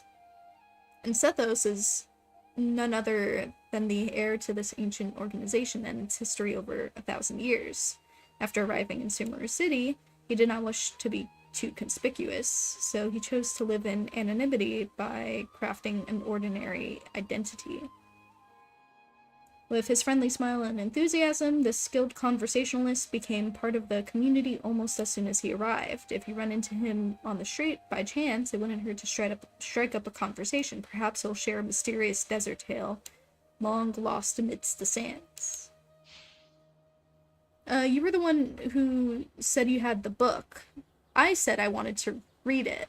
Then you agreed to meet me here. Sino showing up too was just a coincidence. Pure coincidence. You don't play games with me. I know who you are. You're the new kid, Sethos, right? I know you're a friend of Sino's. Huh? So you know who I am? I saw Sino was chasing you around, trying to get you to play cards, and how you found an excuse to run after a couple of rounds right after. That left quite the impression. You didn't have to mention that. No, I think Dory's right about that. You always look for a way out when it comes to playing Invocation. It's becoming quite a problem. Sign and Paimon, you've been standing there for quite a while. Well, if it isn't my dear Cyan and Paimon, what brings the two of you to the palace of Alcazar's? Might it be that you two have come to do business with me, the Lord Of course. Please, give me a moment to conclude your business here, and then I'll be with you straight away. Anyway, General Mahamatra, as I'm sure you are well aware, the means by which I had someone borrow this book from the House of Dana were both completely legal and perfectly reasonable. Seeming as it isn't yet time to return it, you have no right to forcibly seize a book I borrowed. That would only be the case had you not engaged in any irregular activities.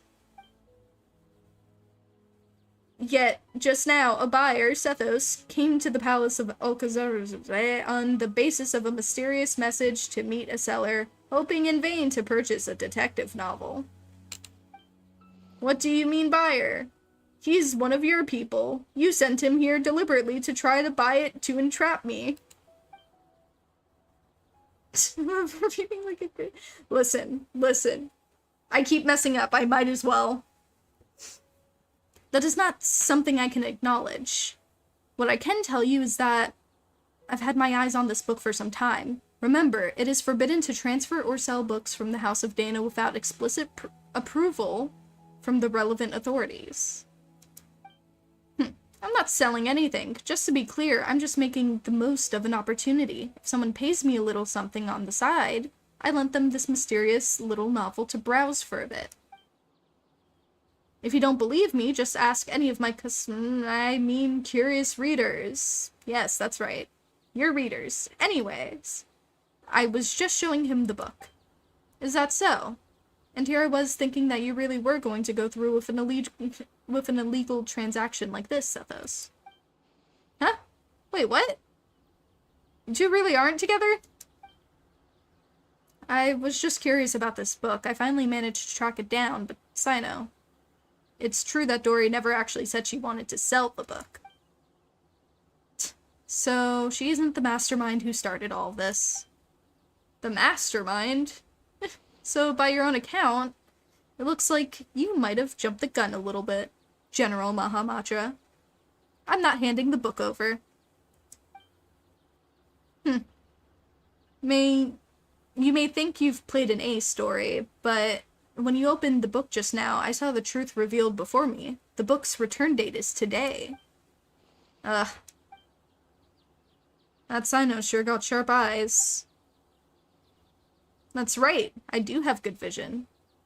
If you have less than a half an hour before the book is overdue. Give it to me. I'll return it. How could I? Just hand it over to you like that? This is a mysterious, super awesome, mega amazing paragon of illogical detective novels that is practically a treasure. I'm gonna make a fortune off of it. Should you really be admitting that out loud? I didn't say I was going to sell it. It's not like I was being serious. Then, how about this? Dory, Sino, why don't you two play a little game with the book as the stakes? That's one way of solving it. How about it, Dory? Do you dare accept the challenge? If you win, I'll turn a blind eye to the book for the time being. And if you lose, you have to hand it over. Okay, but go drink. You sound really dry. I have been drinking.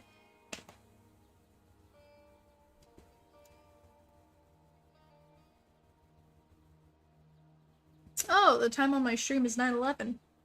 Interesting.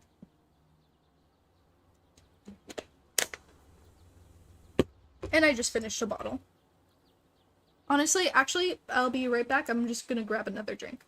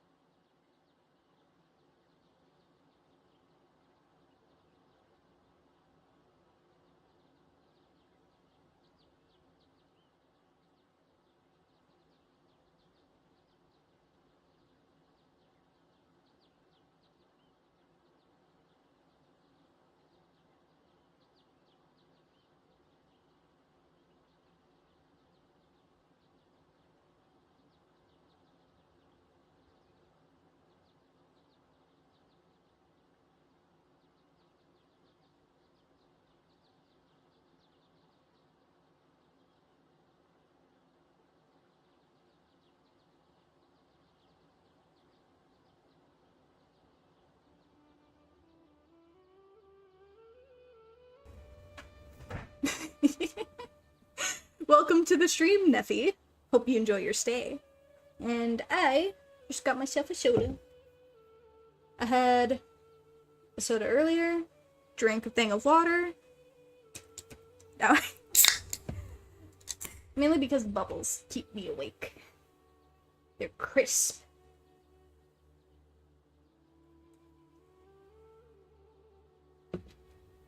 Also, it's sugar-free, so it's not gonna kill me. And it's just Orange Crush, so there is no caffeine. Damn, cracking a cold one. Hell yeah.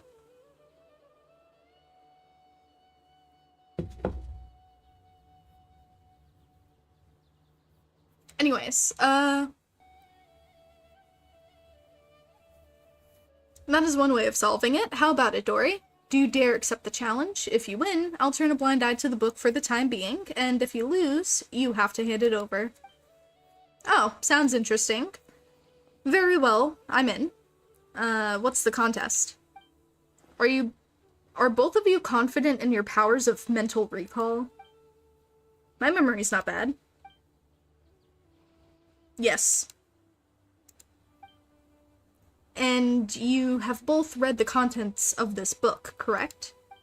That's right. Huh? Sino, you actually read it? Oh, well, needless to say, so have I. In that case, I'll just open up the book and flip through a few pages, and you tell me how many names have been circled. Best out of 3 wins. Sounds good? Sound good? Bleh. This is nuts. What, chickening out? No, it's game on. Let's go.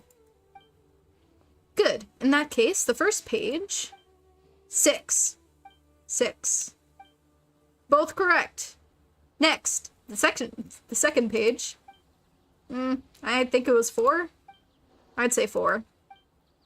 Oh, both of you are right again. 2 draws, so it all hangs on the next question. Listen up. Oh. Page 61.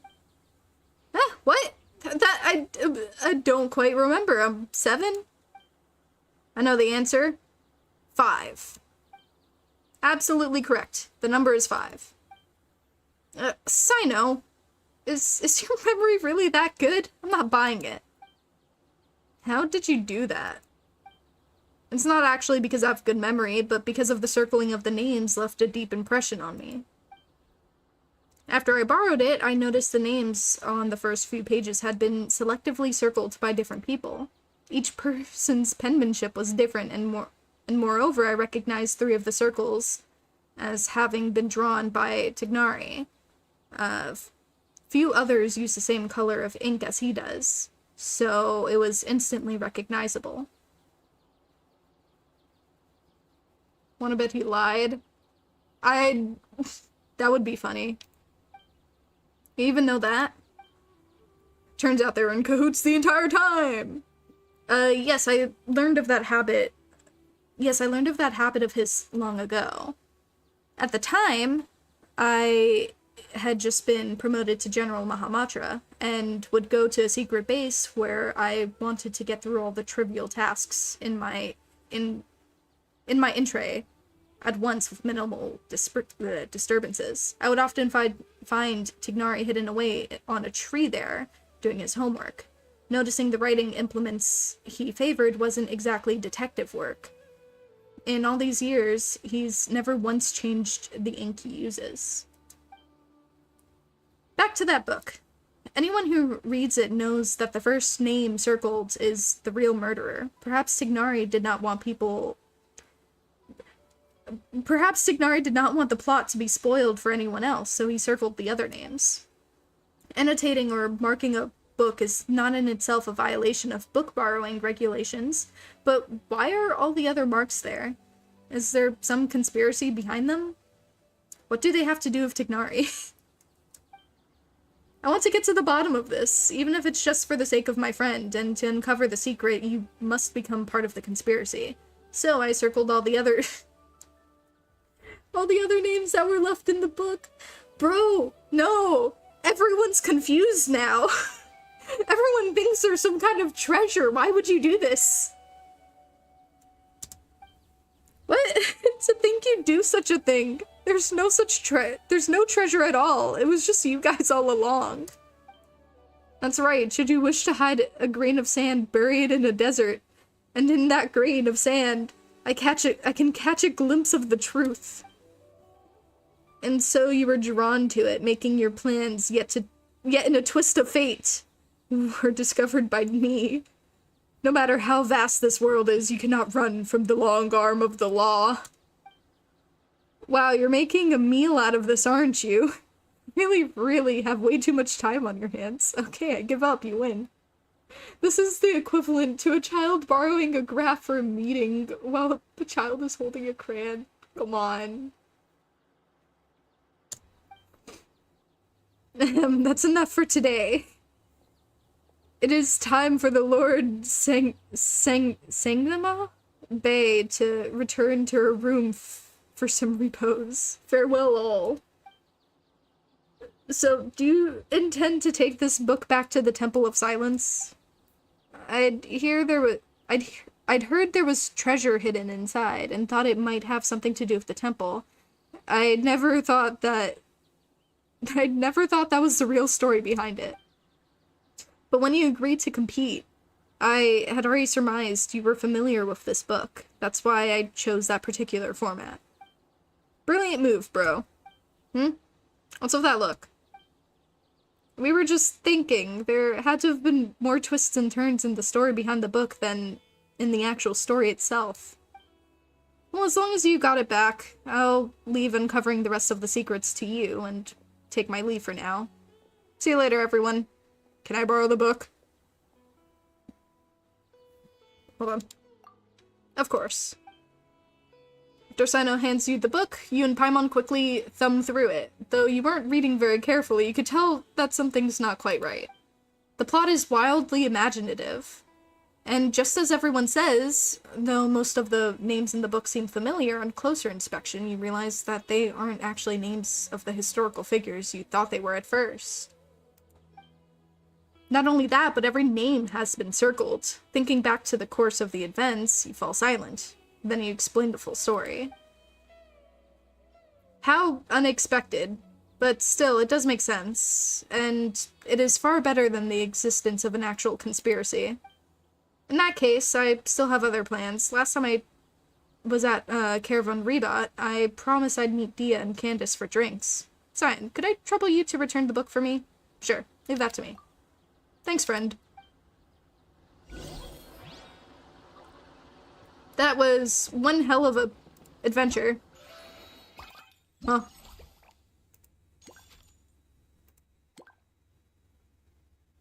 Oh, thank you! Now I have all of them.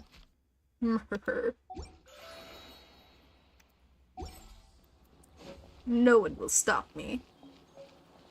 Oh yeah, let me take those off now. I don't want someone accidentally giving me their things.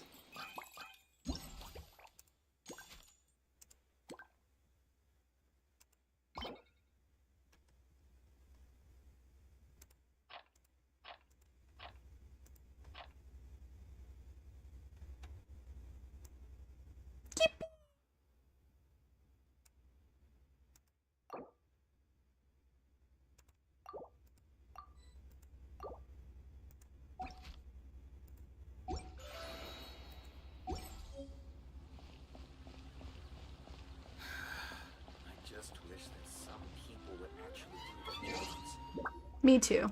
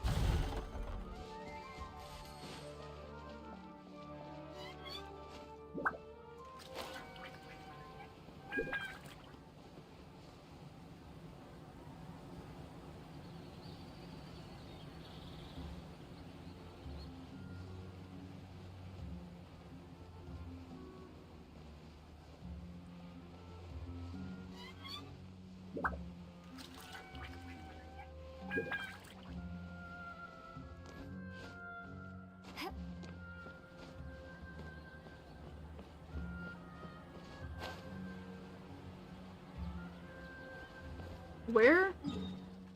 What? Okay.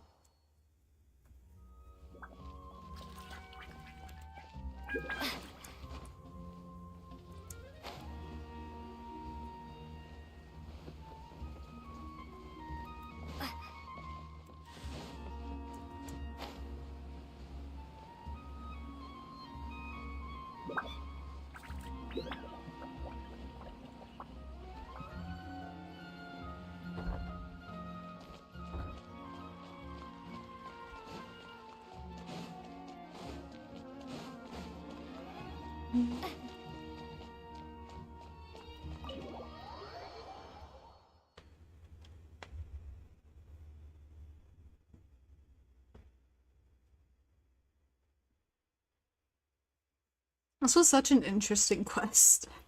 It was so stupid.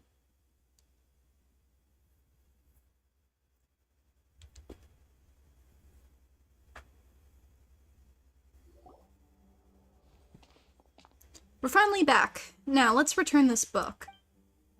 I really found the book. Amazing! I've been waiting for it to be returned so I could see it as soon as possible. You recount the entire tale to Kave's eager ears. Ah, seriously? How is that even possible? I circled the actual murderer? Paimon's pretty surprised by this whole thing, too. Let's just take care of the book problem first. 100% stupid, but that can happen in real life, too. Do you think this could happen in real life? Maybe. Like, 5% chance, maybe. This is just stupid, but in a very comedic way.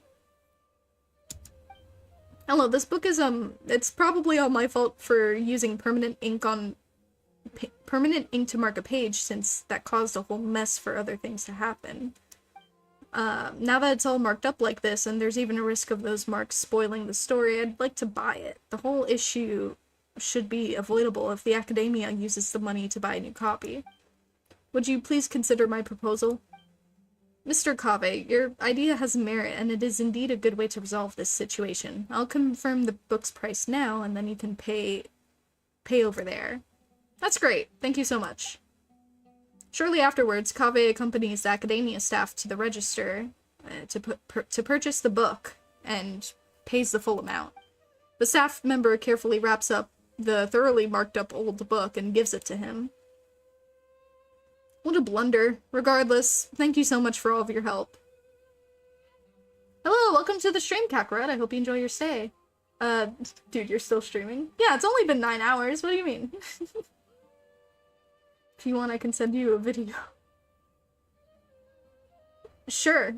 Sure. I would love to see a video. I don't know what video it is. If it's something in relation to this, or just like a similar situation, I would love to see it, because this is super stupid. You were streaming when I went to bed. Now I woke up and you're still streaming. The fuck? Yeah. Welcome to my channel. It was nothing. We were just kind of along for the ride. Still, Kave, it'd be better if you use something more erasable to make notes in the future. I understand. I'll never let myself subconsciously correct typesetting errors ever again. No, I mean, I'll never again borrow a book with such a long name, at least for a while. Sent. Audio needed. Gotcha. Is this the Simulanka quest? Yup. I just completed the final thing.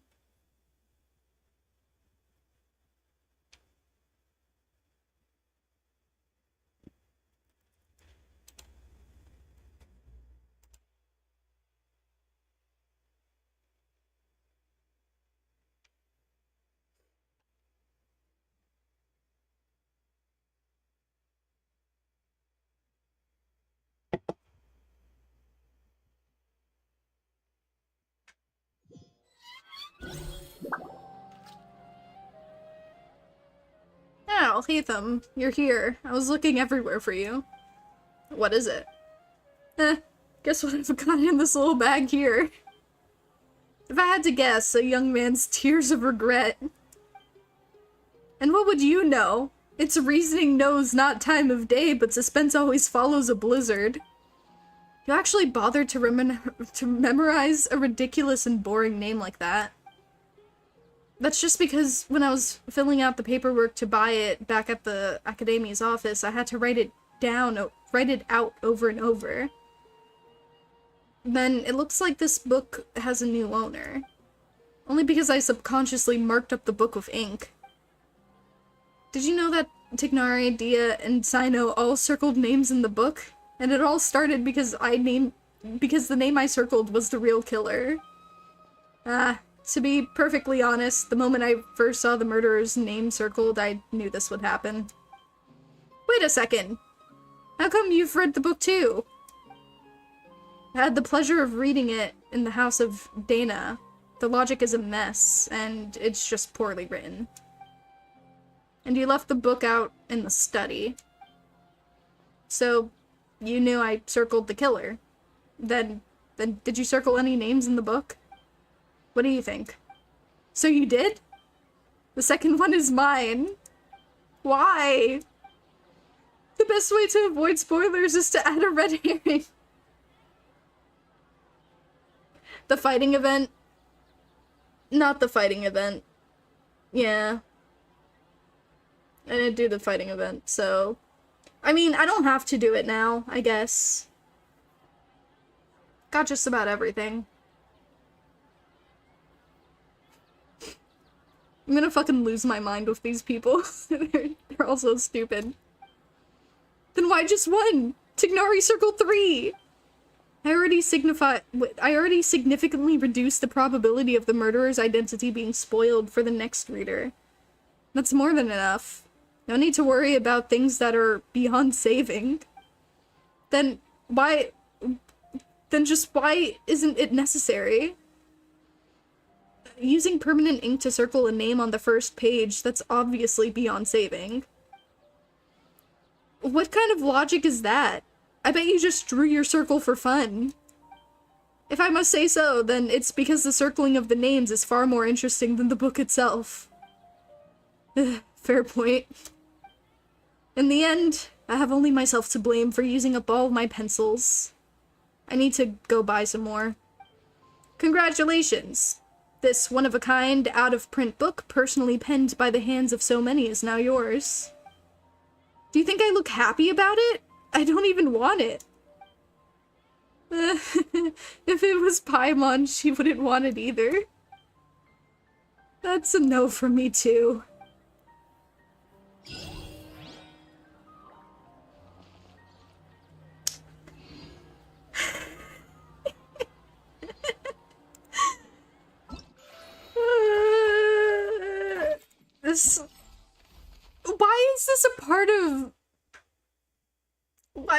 Why is this a part of the thing? Why was this necessary? Why? I mean, it's funny. I'm gonna give it that. It's funny, but why was this needed?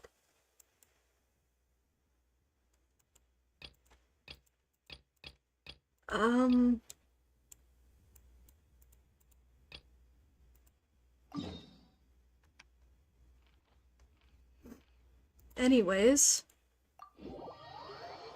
This was funny, put out of place. Exactly. You know, maybe they just added it in for shits and giggles. They're just like, you know, maybe we need to add more length to this.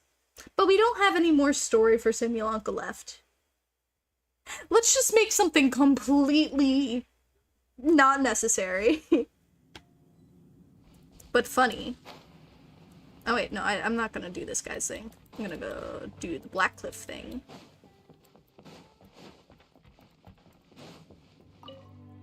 Aha, get debated, I guess. I have a feeling you might want to watch the video later, because you will give up humanity, maybe. Give up on humanity. You see, that's something I've already did a long time ago. There's no saving humanity, honestly.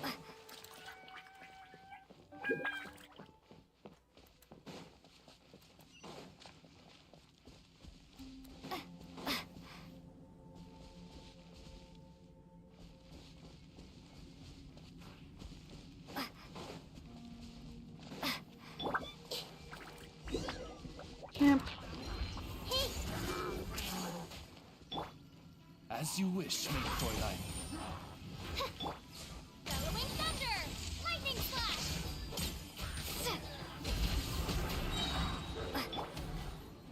A round of applause.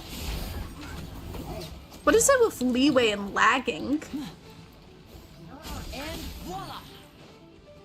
Is this a leeway issue?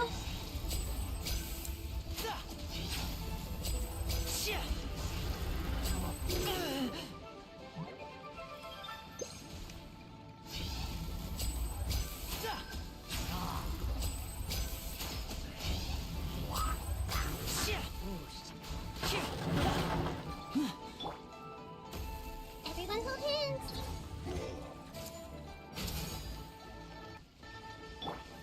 Thunderclap! Take this! I see everything! Hey!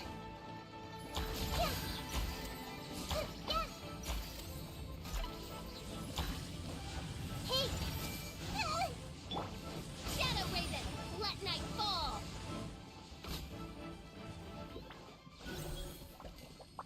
These things are the worst.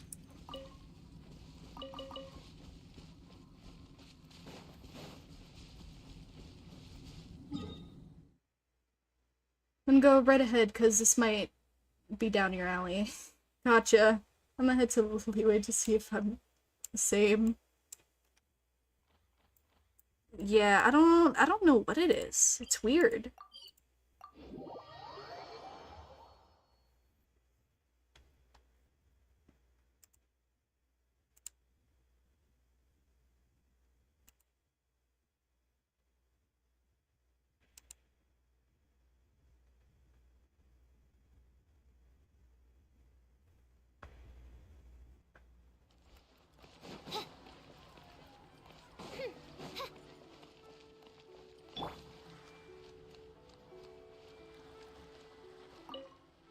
What's the situation? It's full of monsters. Is that so? And it seems like the work site can't be reopened. I understand the situation. Please take this as thanks for your help. But at this rate, our quotas are going to require some extensions. Gah! I have to find some place where we can start work. What's up with me and, like, half-completing quests? The hell? Okay, well that's one out of the way.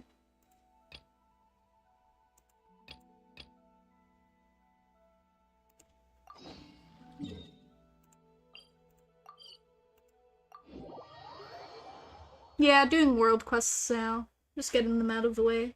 Apparently, because I half complete them. Well, I'm not like that now. I was like that, I guess. I don't know what I was doing.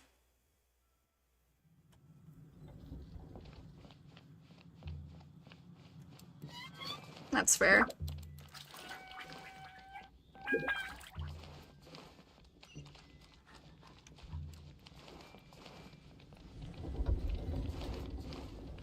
Dog. Oh, it's a good boy. I see everything. Oh, it's a good boy. Howdy.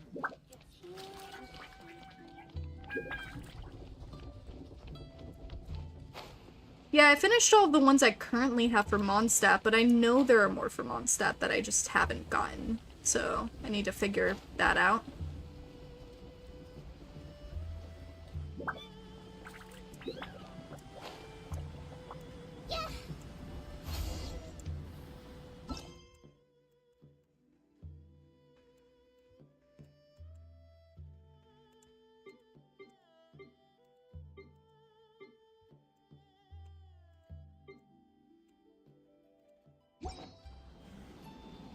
You know something? The dog and Xiao are the same height. That's mean.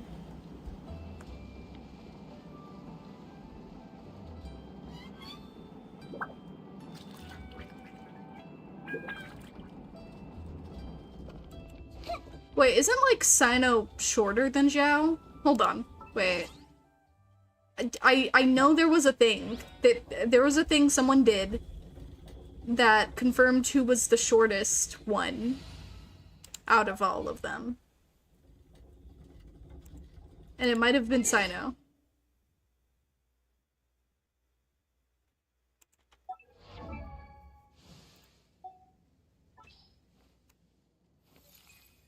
Hold on, I'm trying to think.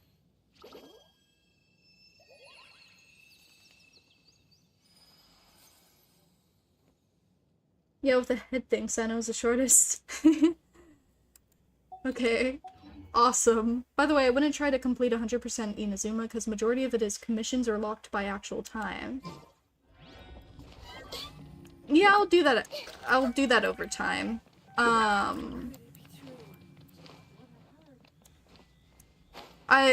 Inazuma, I really want to deal with I'd want to deal with the God. Hold on.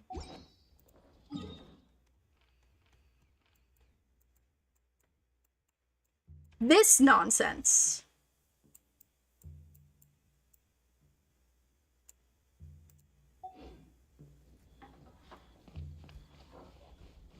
Let me guess where you're from. Please, straight on in. We've got to repair those stairs quickly. You the innkeeper? I am. What can I do for you? Some guy downstairs asked us to give this package to you. Oh, this must be a package that a guest sent to me. Why didn't Chang bring it up himself?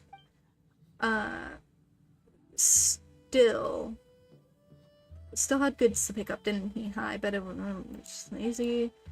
I'm really sorry, you're a guest of ours, and there's finding a way to fix it as we speak, and I think that we, and to think that we made you take the trouble to bring the package up for me.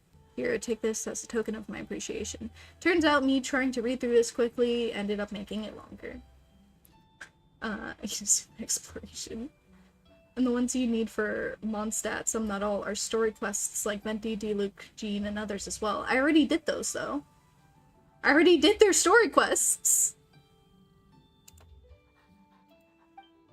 This was originally for GENSHIN, but since he made you deliver the package, well then, I must be going to get the preparations for my repairs going. Please feel free to have a look around the inn. If there's anything you need, you can look for me at any time. Okay, another half-completed one. How much money do I have? I have money. Kind of proud of my girl. She's 100% Inazuma. She said to me not to do it. Wait, she said to me not to do it.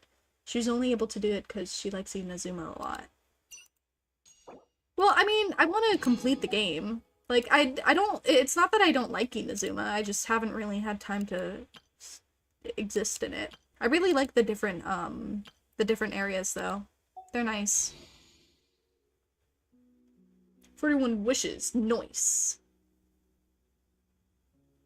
Are you gonna wish for someone in 5.0? Yeah, I'm thinking, Kazuha. Let's work through it together.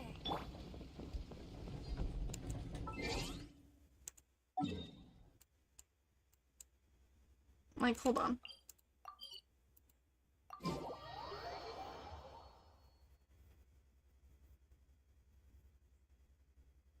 Shit, it's 1 AM, I gotta sleep. Will kill me. You go have a good sleep, Lime. Thank you for joining the stream. But wait, hold on. Like, I just want to show you because...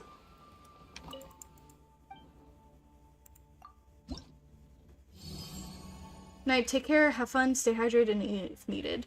Yeah, goodbye. Hold on, I gotta land entombed. But I have, like, all of these things.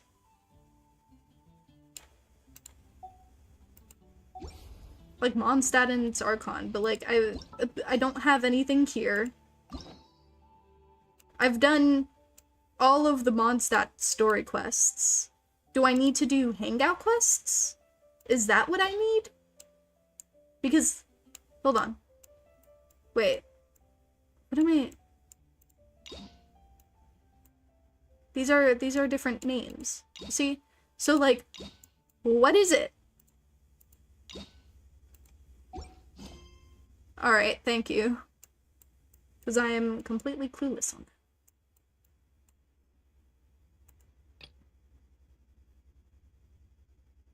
Why do I need to talk to so many people?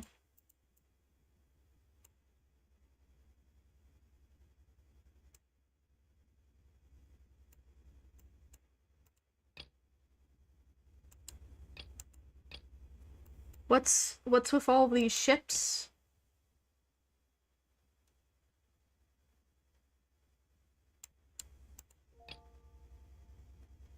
They should add a feature where if we click the quests in the reputation, it should take us to the quest itself. Or like, or like reveal the requirements for it.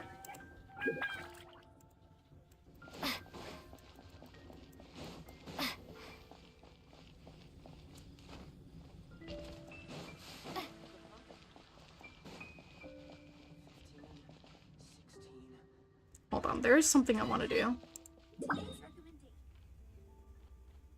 And like, it's not like I don't have, like, these places explored. I'm pretty sure I would have passed by someone or something. It would show on the map. So like, what is?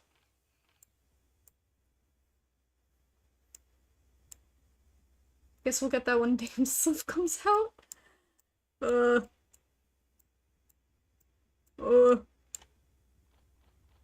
Hold Hold on, where's the bird? Oh, the bird's over there. Okay, so I'll teleport here.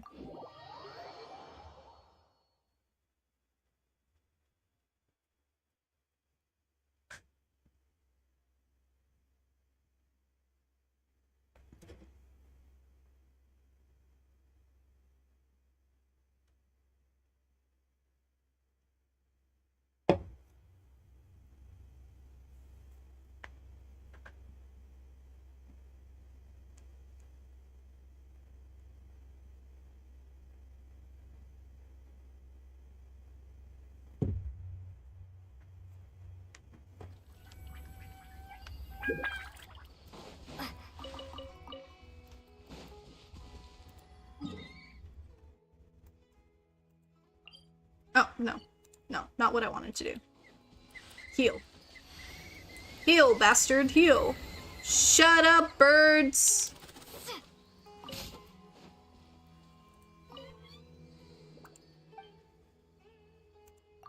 How many do I have? One.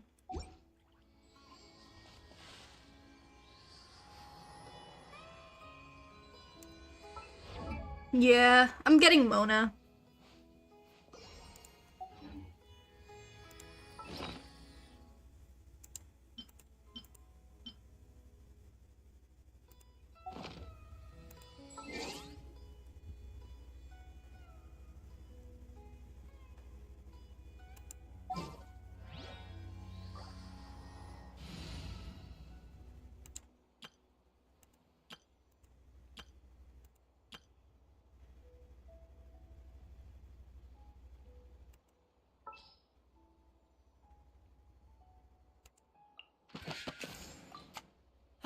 We'll be a traveling magic troupe. Deploy.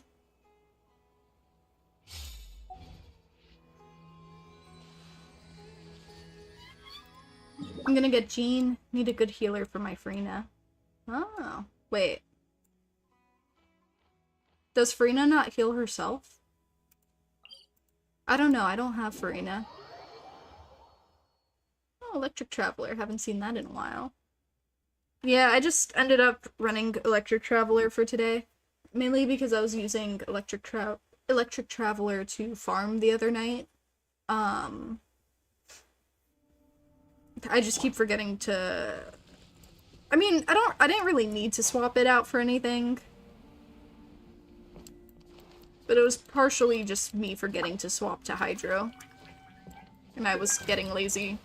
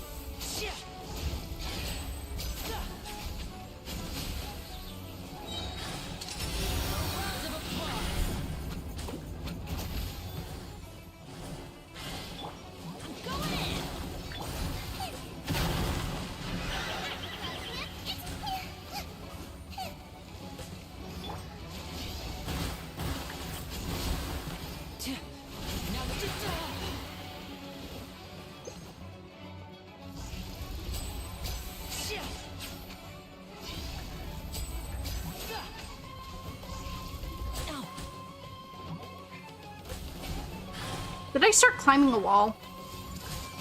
The Temple of Wisdom.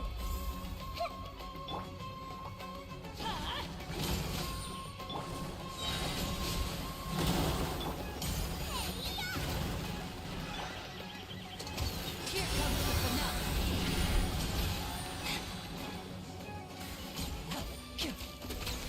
Everybody stand back. Booba, get them. I'm fine. And voila! Shit! A clever trick. I beat up the chicken. Are you farming the chicken for someone? Yeah, Tignari.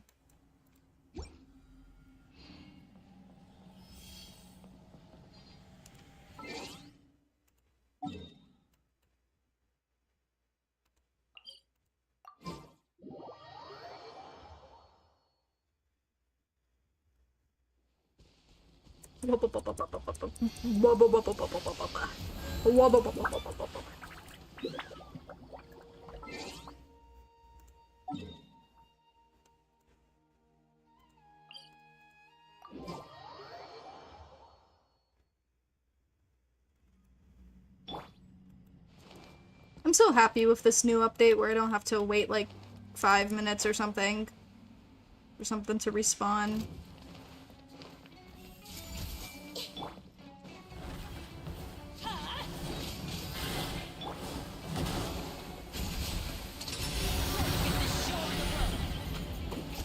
Step right up.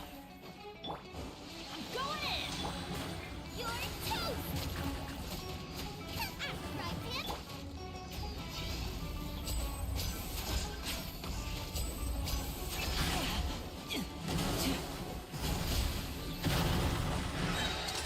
Here comes the finale. Hey. Make yourselves a room. Get out of here! Out of the way! Booba, get them!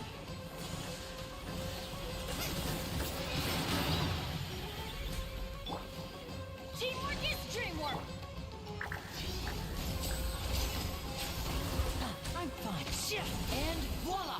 Now disappear. A round of applause.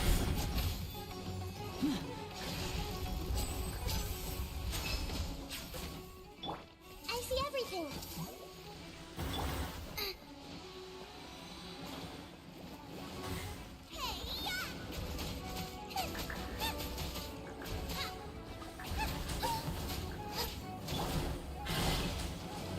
Easy go.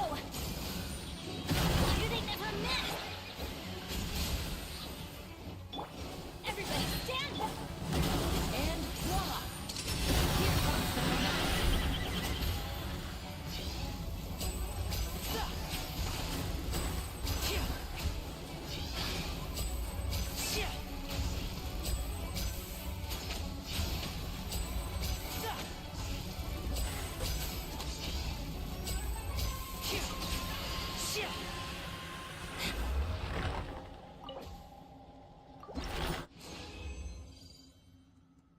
Three? Is that enough? Where is he? No, I need one more.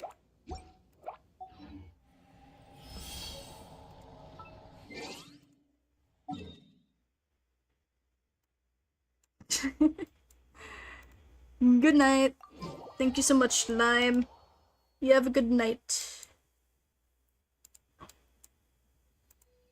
Sleep well.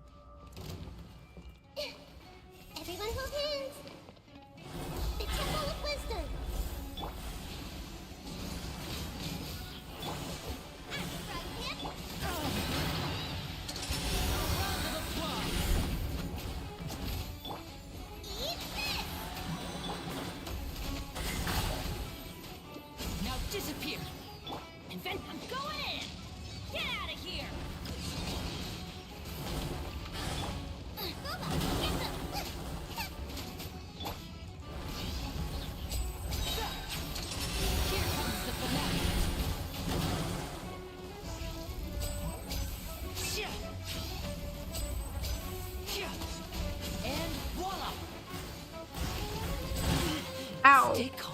That hurt.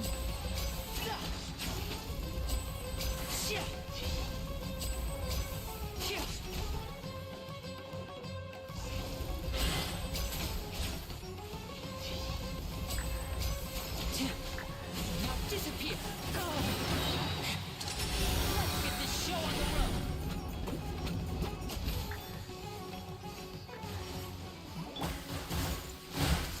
Owie.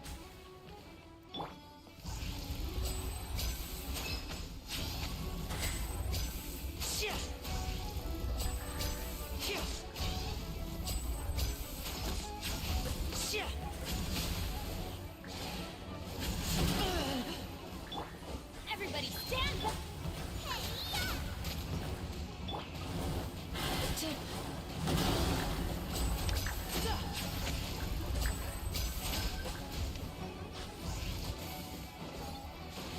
Now disappear. I see everything. Make yourselves at home. Here comes the finale.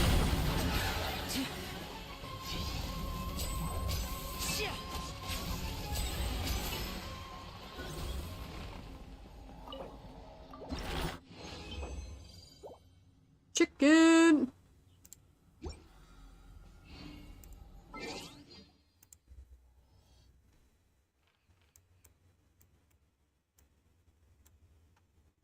And then we go here.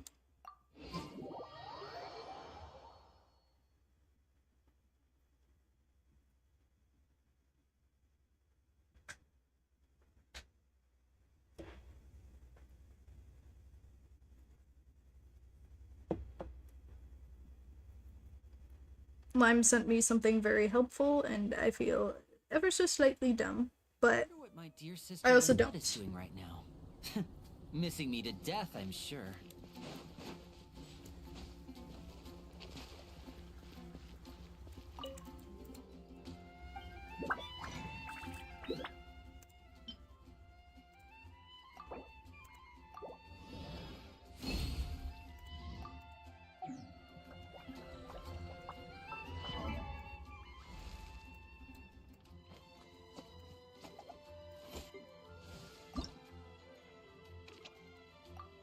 no! Hold on. I need 14.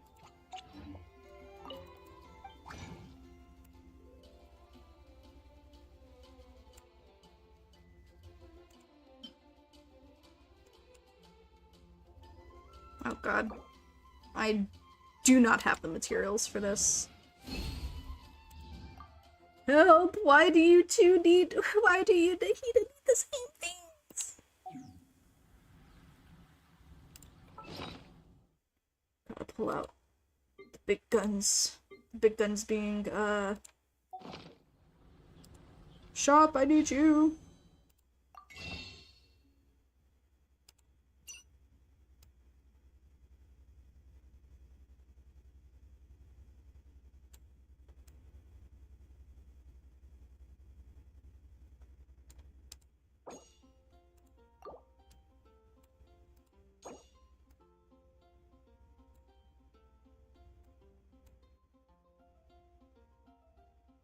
This is a better bargain for me. This Hold on. is no time for distractions.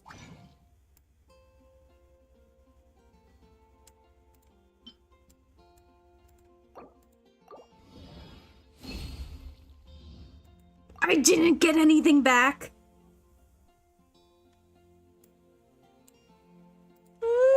Seriously, you have a great magician standing right here. If you're such a great magician, you would help me get my last two.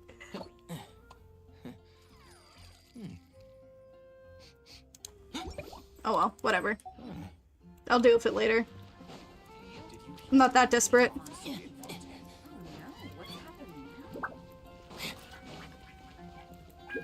Wait, hold on.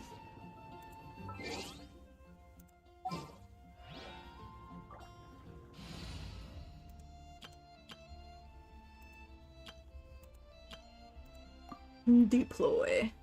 Main party.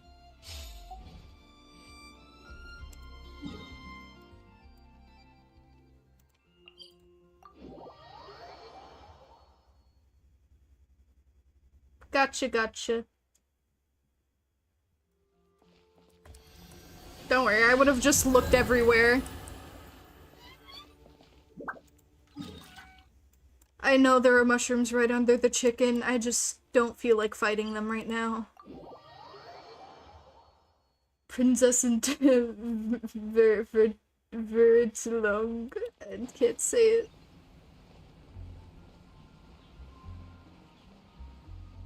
Yes. Pray. Thanks be to the Animo Archon. What are you up to? I'm praying to Lord Barbados. It was by his protection that Mondstadt was able to weather this storm. We also have him to thank for the safety of the Knights of Favonius and the adventurers of the Guild. Thank you, Lord Barbados. Thank you, Lord Barbados. I dare not fathom the things Lord Barbados has done for us. But just knowing that such a diligent deity watches over Mondstadt sets my heart at ease. Ah yes. If you have some time, could you do me a favor? I'd like you to help me collect a batch of dandelion seeds and scatter them to the winds at the top of the Animo Archon statue. I think I've heard of this one. Oh, but didn't you help Glory scatter dandelion seeds in the same manner before? Did you forget? Dandelion seeds that go with the wind carry the feelings in our hearts with them, whether that feeling is remembrance or thanksgiving. Lord Barbados is the Animo Archon, so it's most fitting to use the dandelion seeds to express our thanks for it. Should I call her nun or sister? Sister? Allow me then. Thank you.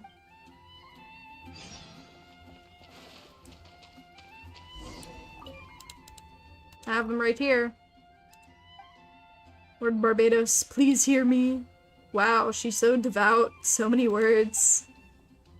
Who knows if that tone-deaf bard is listening. Alright, please take these dandelion seeds. Help me go up and scatter them. I should really do this myself, but with my physical abilities, I would probably have a hard time getting back down even if I climb up there. So I'm counting on you. Bard.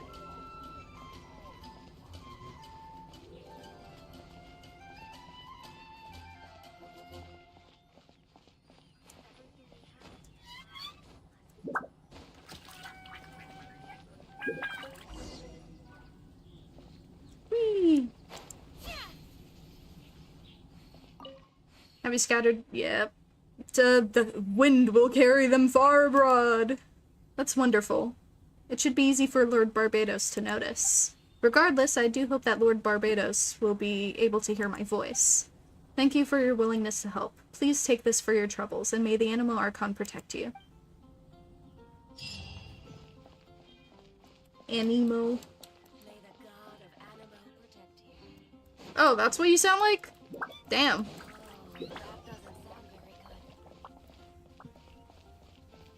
You! You're a walking quest. Aramis. How did it get blown that high? What happened? Oh, it's you, Honorary Knight. How do you do? So it's like this. You must have seen that storm that surrounded the entire city, right? Although the storm has subsided, the effects of that storm aren't going to be fixed anytime soon. Not a few merchants have said that the signboards and posters that they put up outside have all gone with the wind. Some have ended up on the roofs, others on the city walls. The Knights originally intended to send out 2 agile members to settle these issues with haste. I mean, besides helping the citizens, we're all too concerned with those things would look rather unbecoming hanging off roofs and walls like that. It's also dangerous. Using the hero who saved the entire Mondstadt to throw some dandelion seeds is indeed a marvelous thing. Surely. But as it turns out, we're short-handed at the moment, so only I was sent out. And with these knees of mine, even climbing the stairs has become problematic recently. I can't imagine what would become of me if I had to climb up that high. Could you help me out of this bind, Honorary Knight? I'd be happy to. Thank you, I'm sorry, this should have been my job, but... You're old. There should be 3 posters and 1 signboard now stuck on the rooftops on the city walls. Please bring those posters to me. As for the signboard, you can just leave it here on the ground. I'll have my colleagues pass it on to the appropriate merchant. Again, thank you. You've really saved me.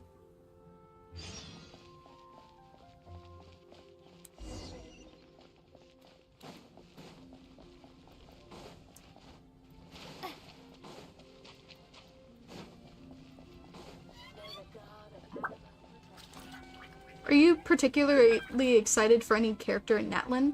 I mean, the Archon looks cool. And seeing another Fatui Harbinger is always interesting. I don't think I have any particular interest in the new characters just yet. I mean, the 3 that have been advertised seem like a lot of fun, so I can't wait to meet them. But as for the others, I don't know much about them yet, so I can't really be particularly excited just yet, you know?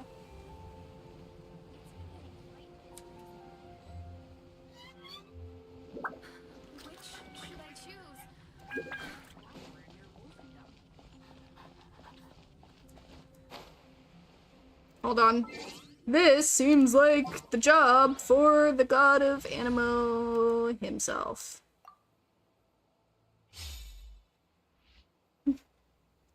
She's just a Super Saiyan Goku.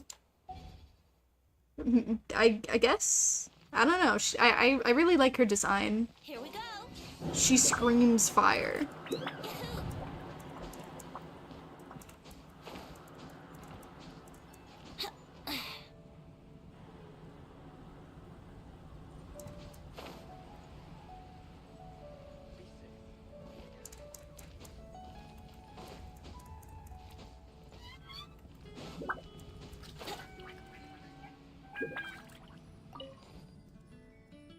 I've watched the trailers. Camera's deal now. Yeah.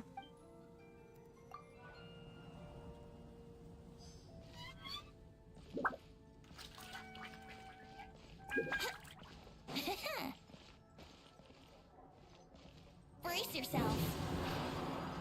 Oh, wow, you really are a god. You just clipped through the building. That's crazy.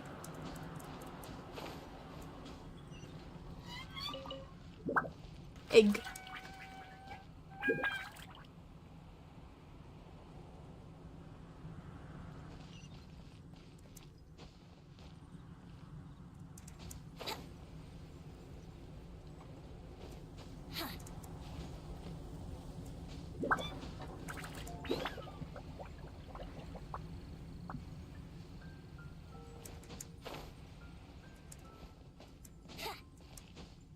Let's play.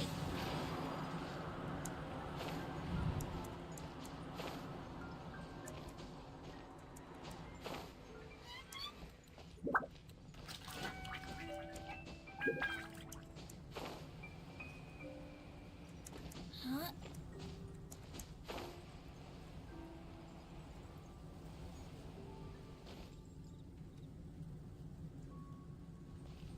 Crocodile.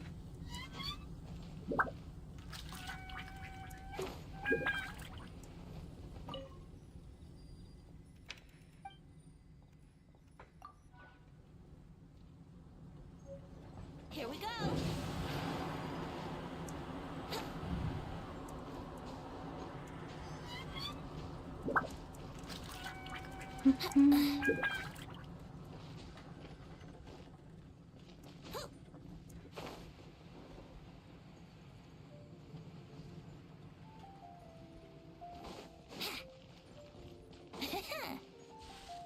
Brace yourself.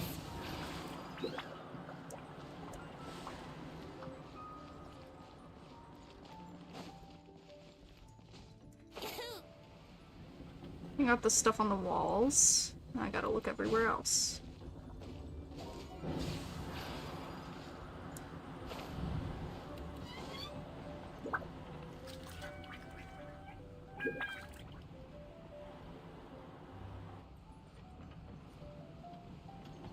I'll search that last, if I don't find them on the roofs.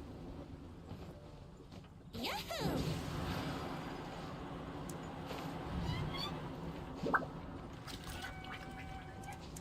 There's one.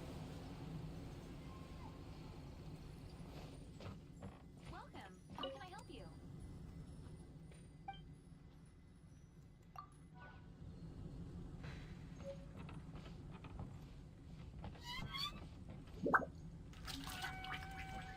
Here we go.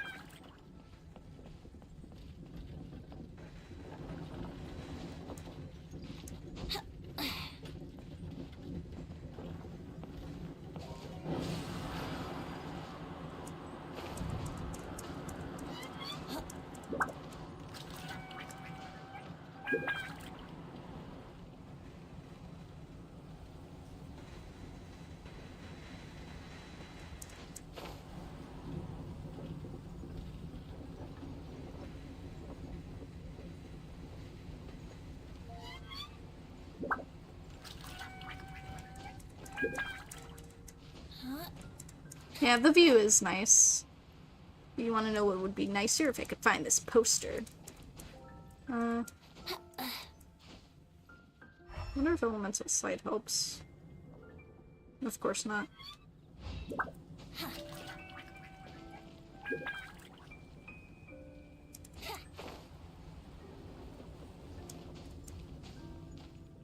Yahoo!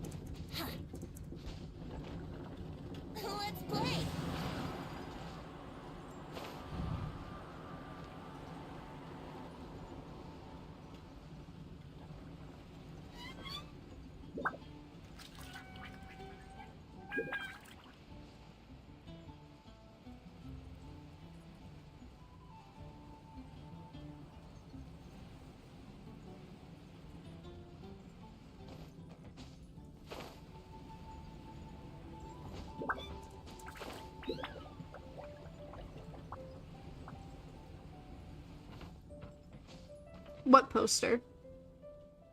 There needs to be, arrows pointing to it.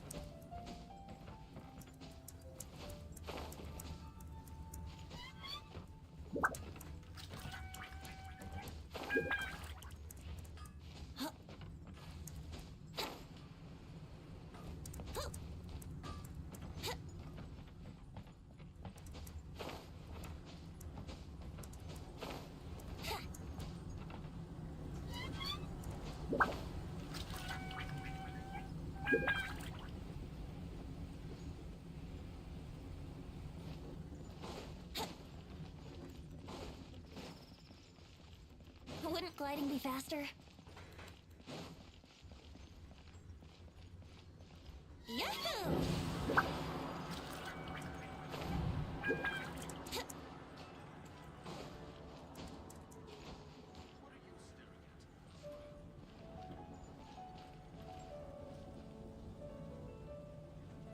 Brace yourself.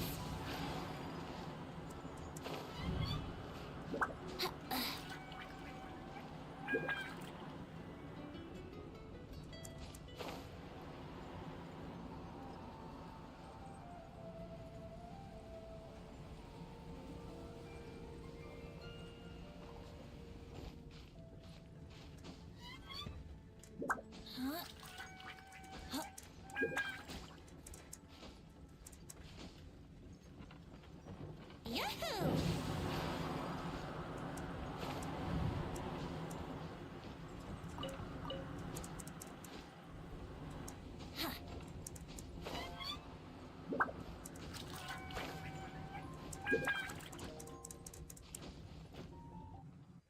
Oh, there it is.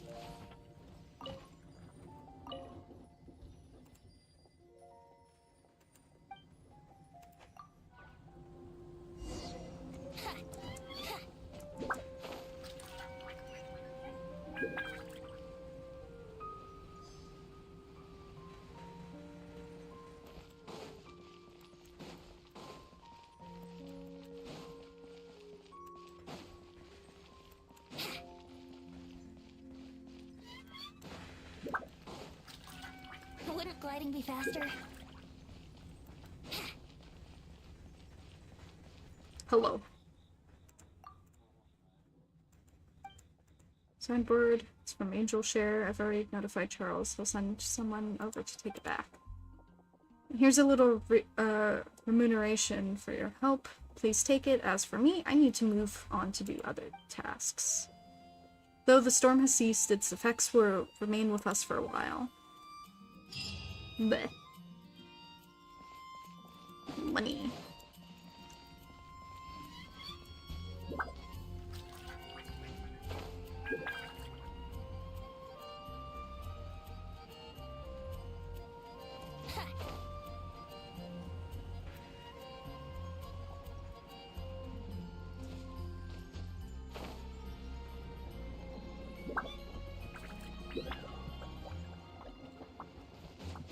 After I collect.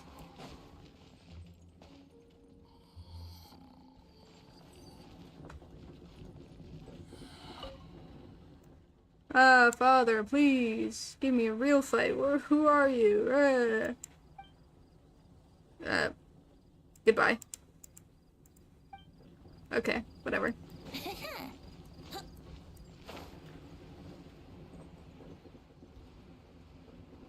Transfers of supplies must be reported.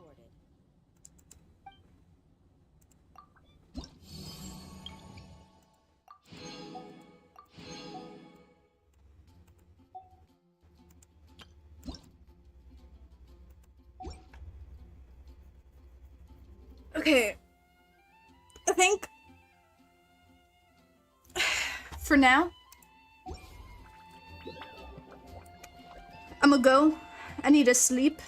I'll be back tomorrow afternoon. Afternoon or morning, I don't know. Anywho, thank you all so much for watching. I hope you'll have a wonderful day, night, or whatever time it is for you. And always remember, I'm right behind you. See you on the flip side.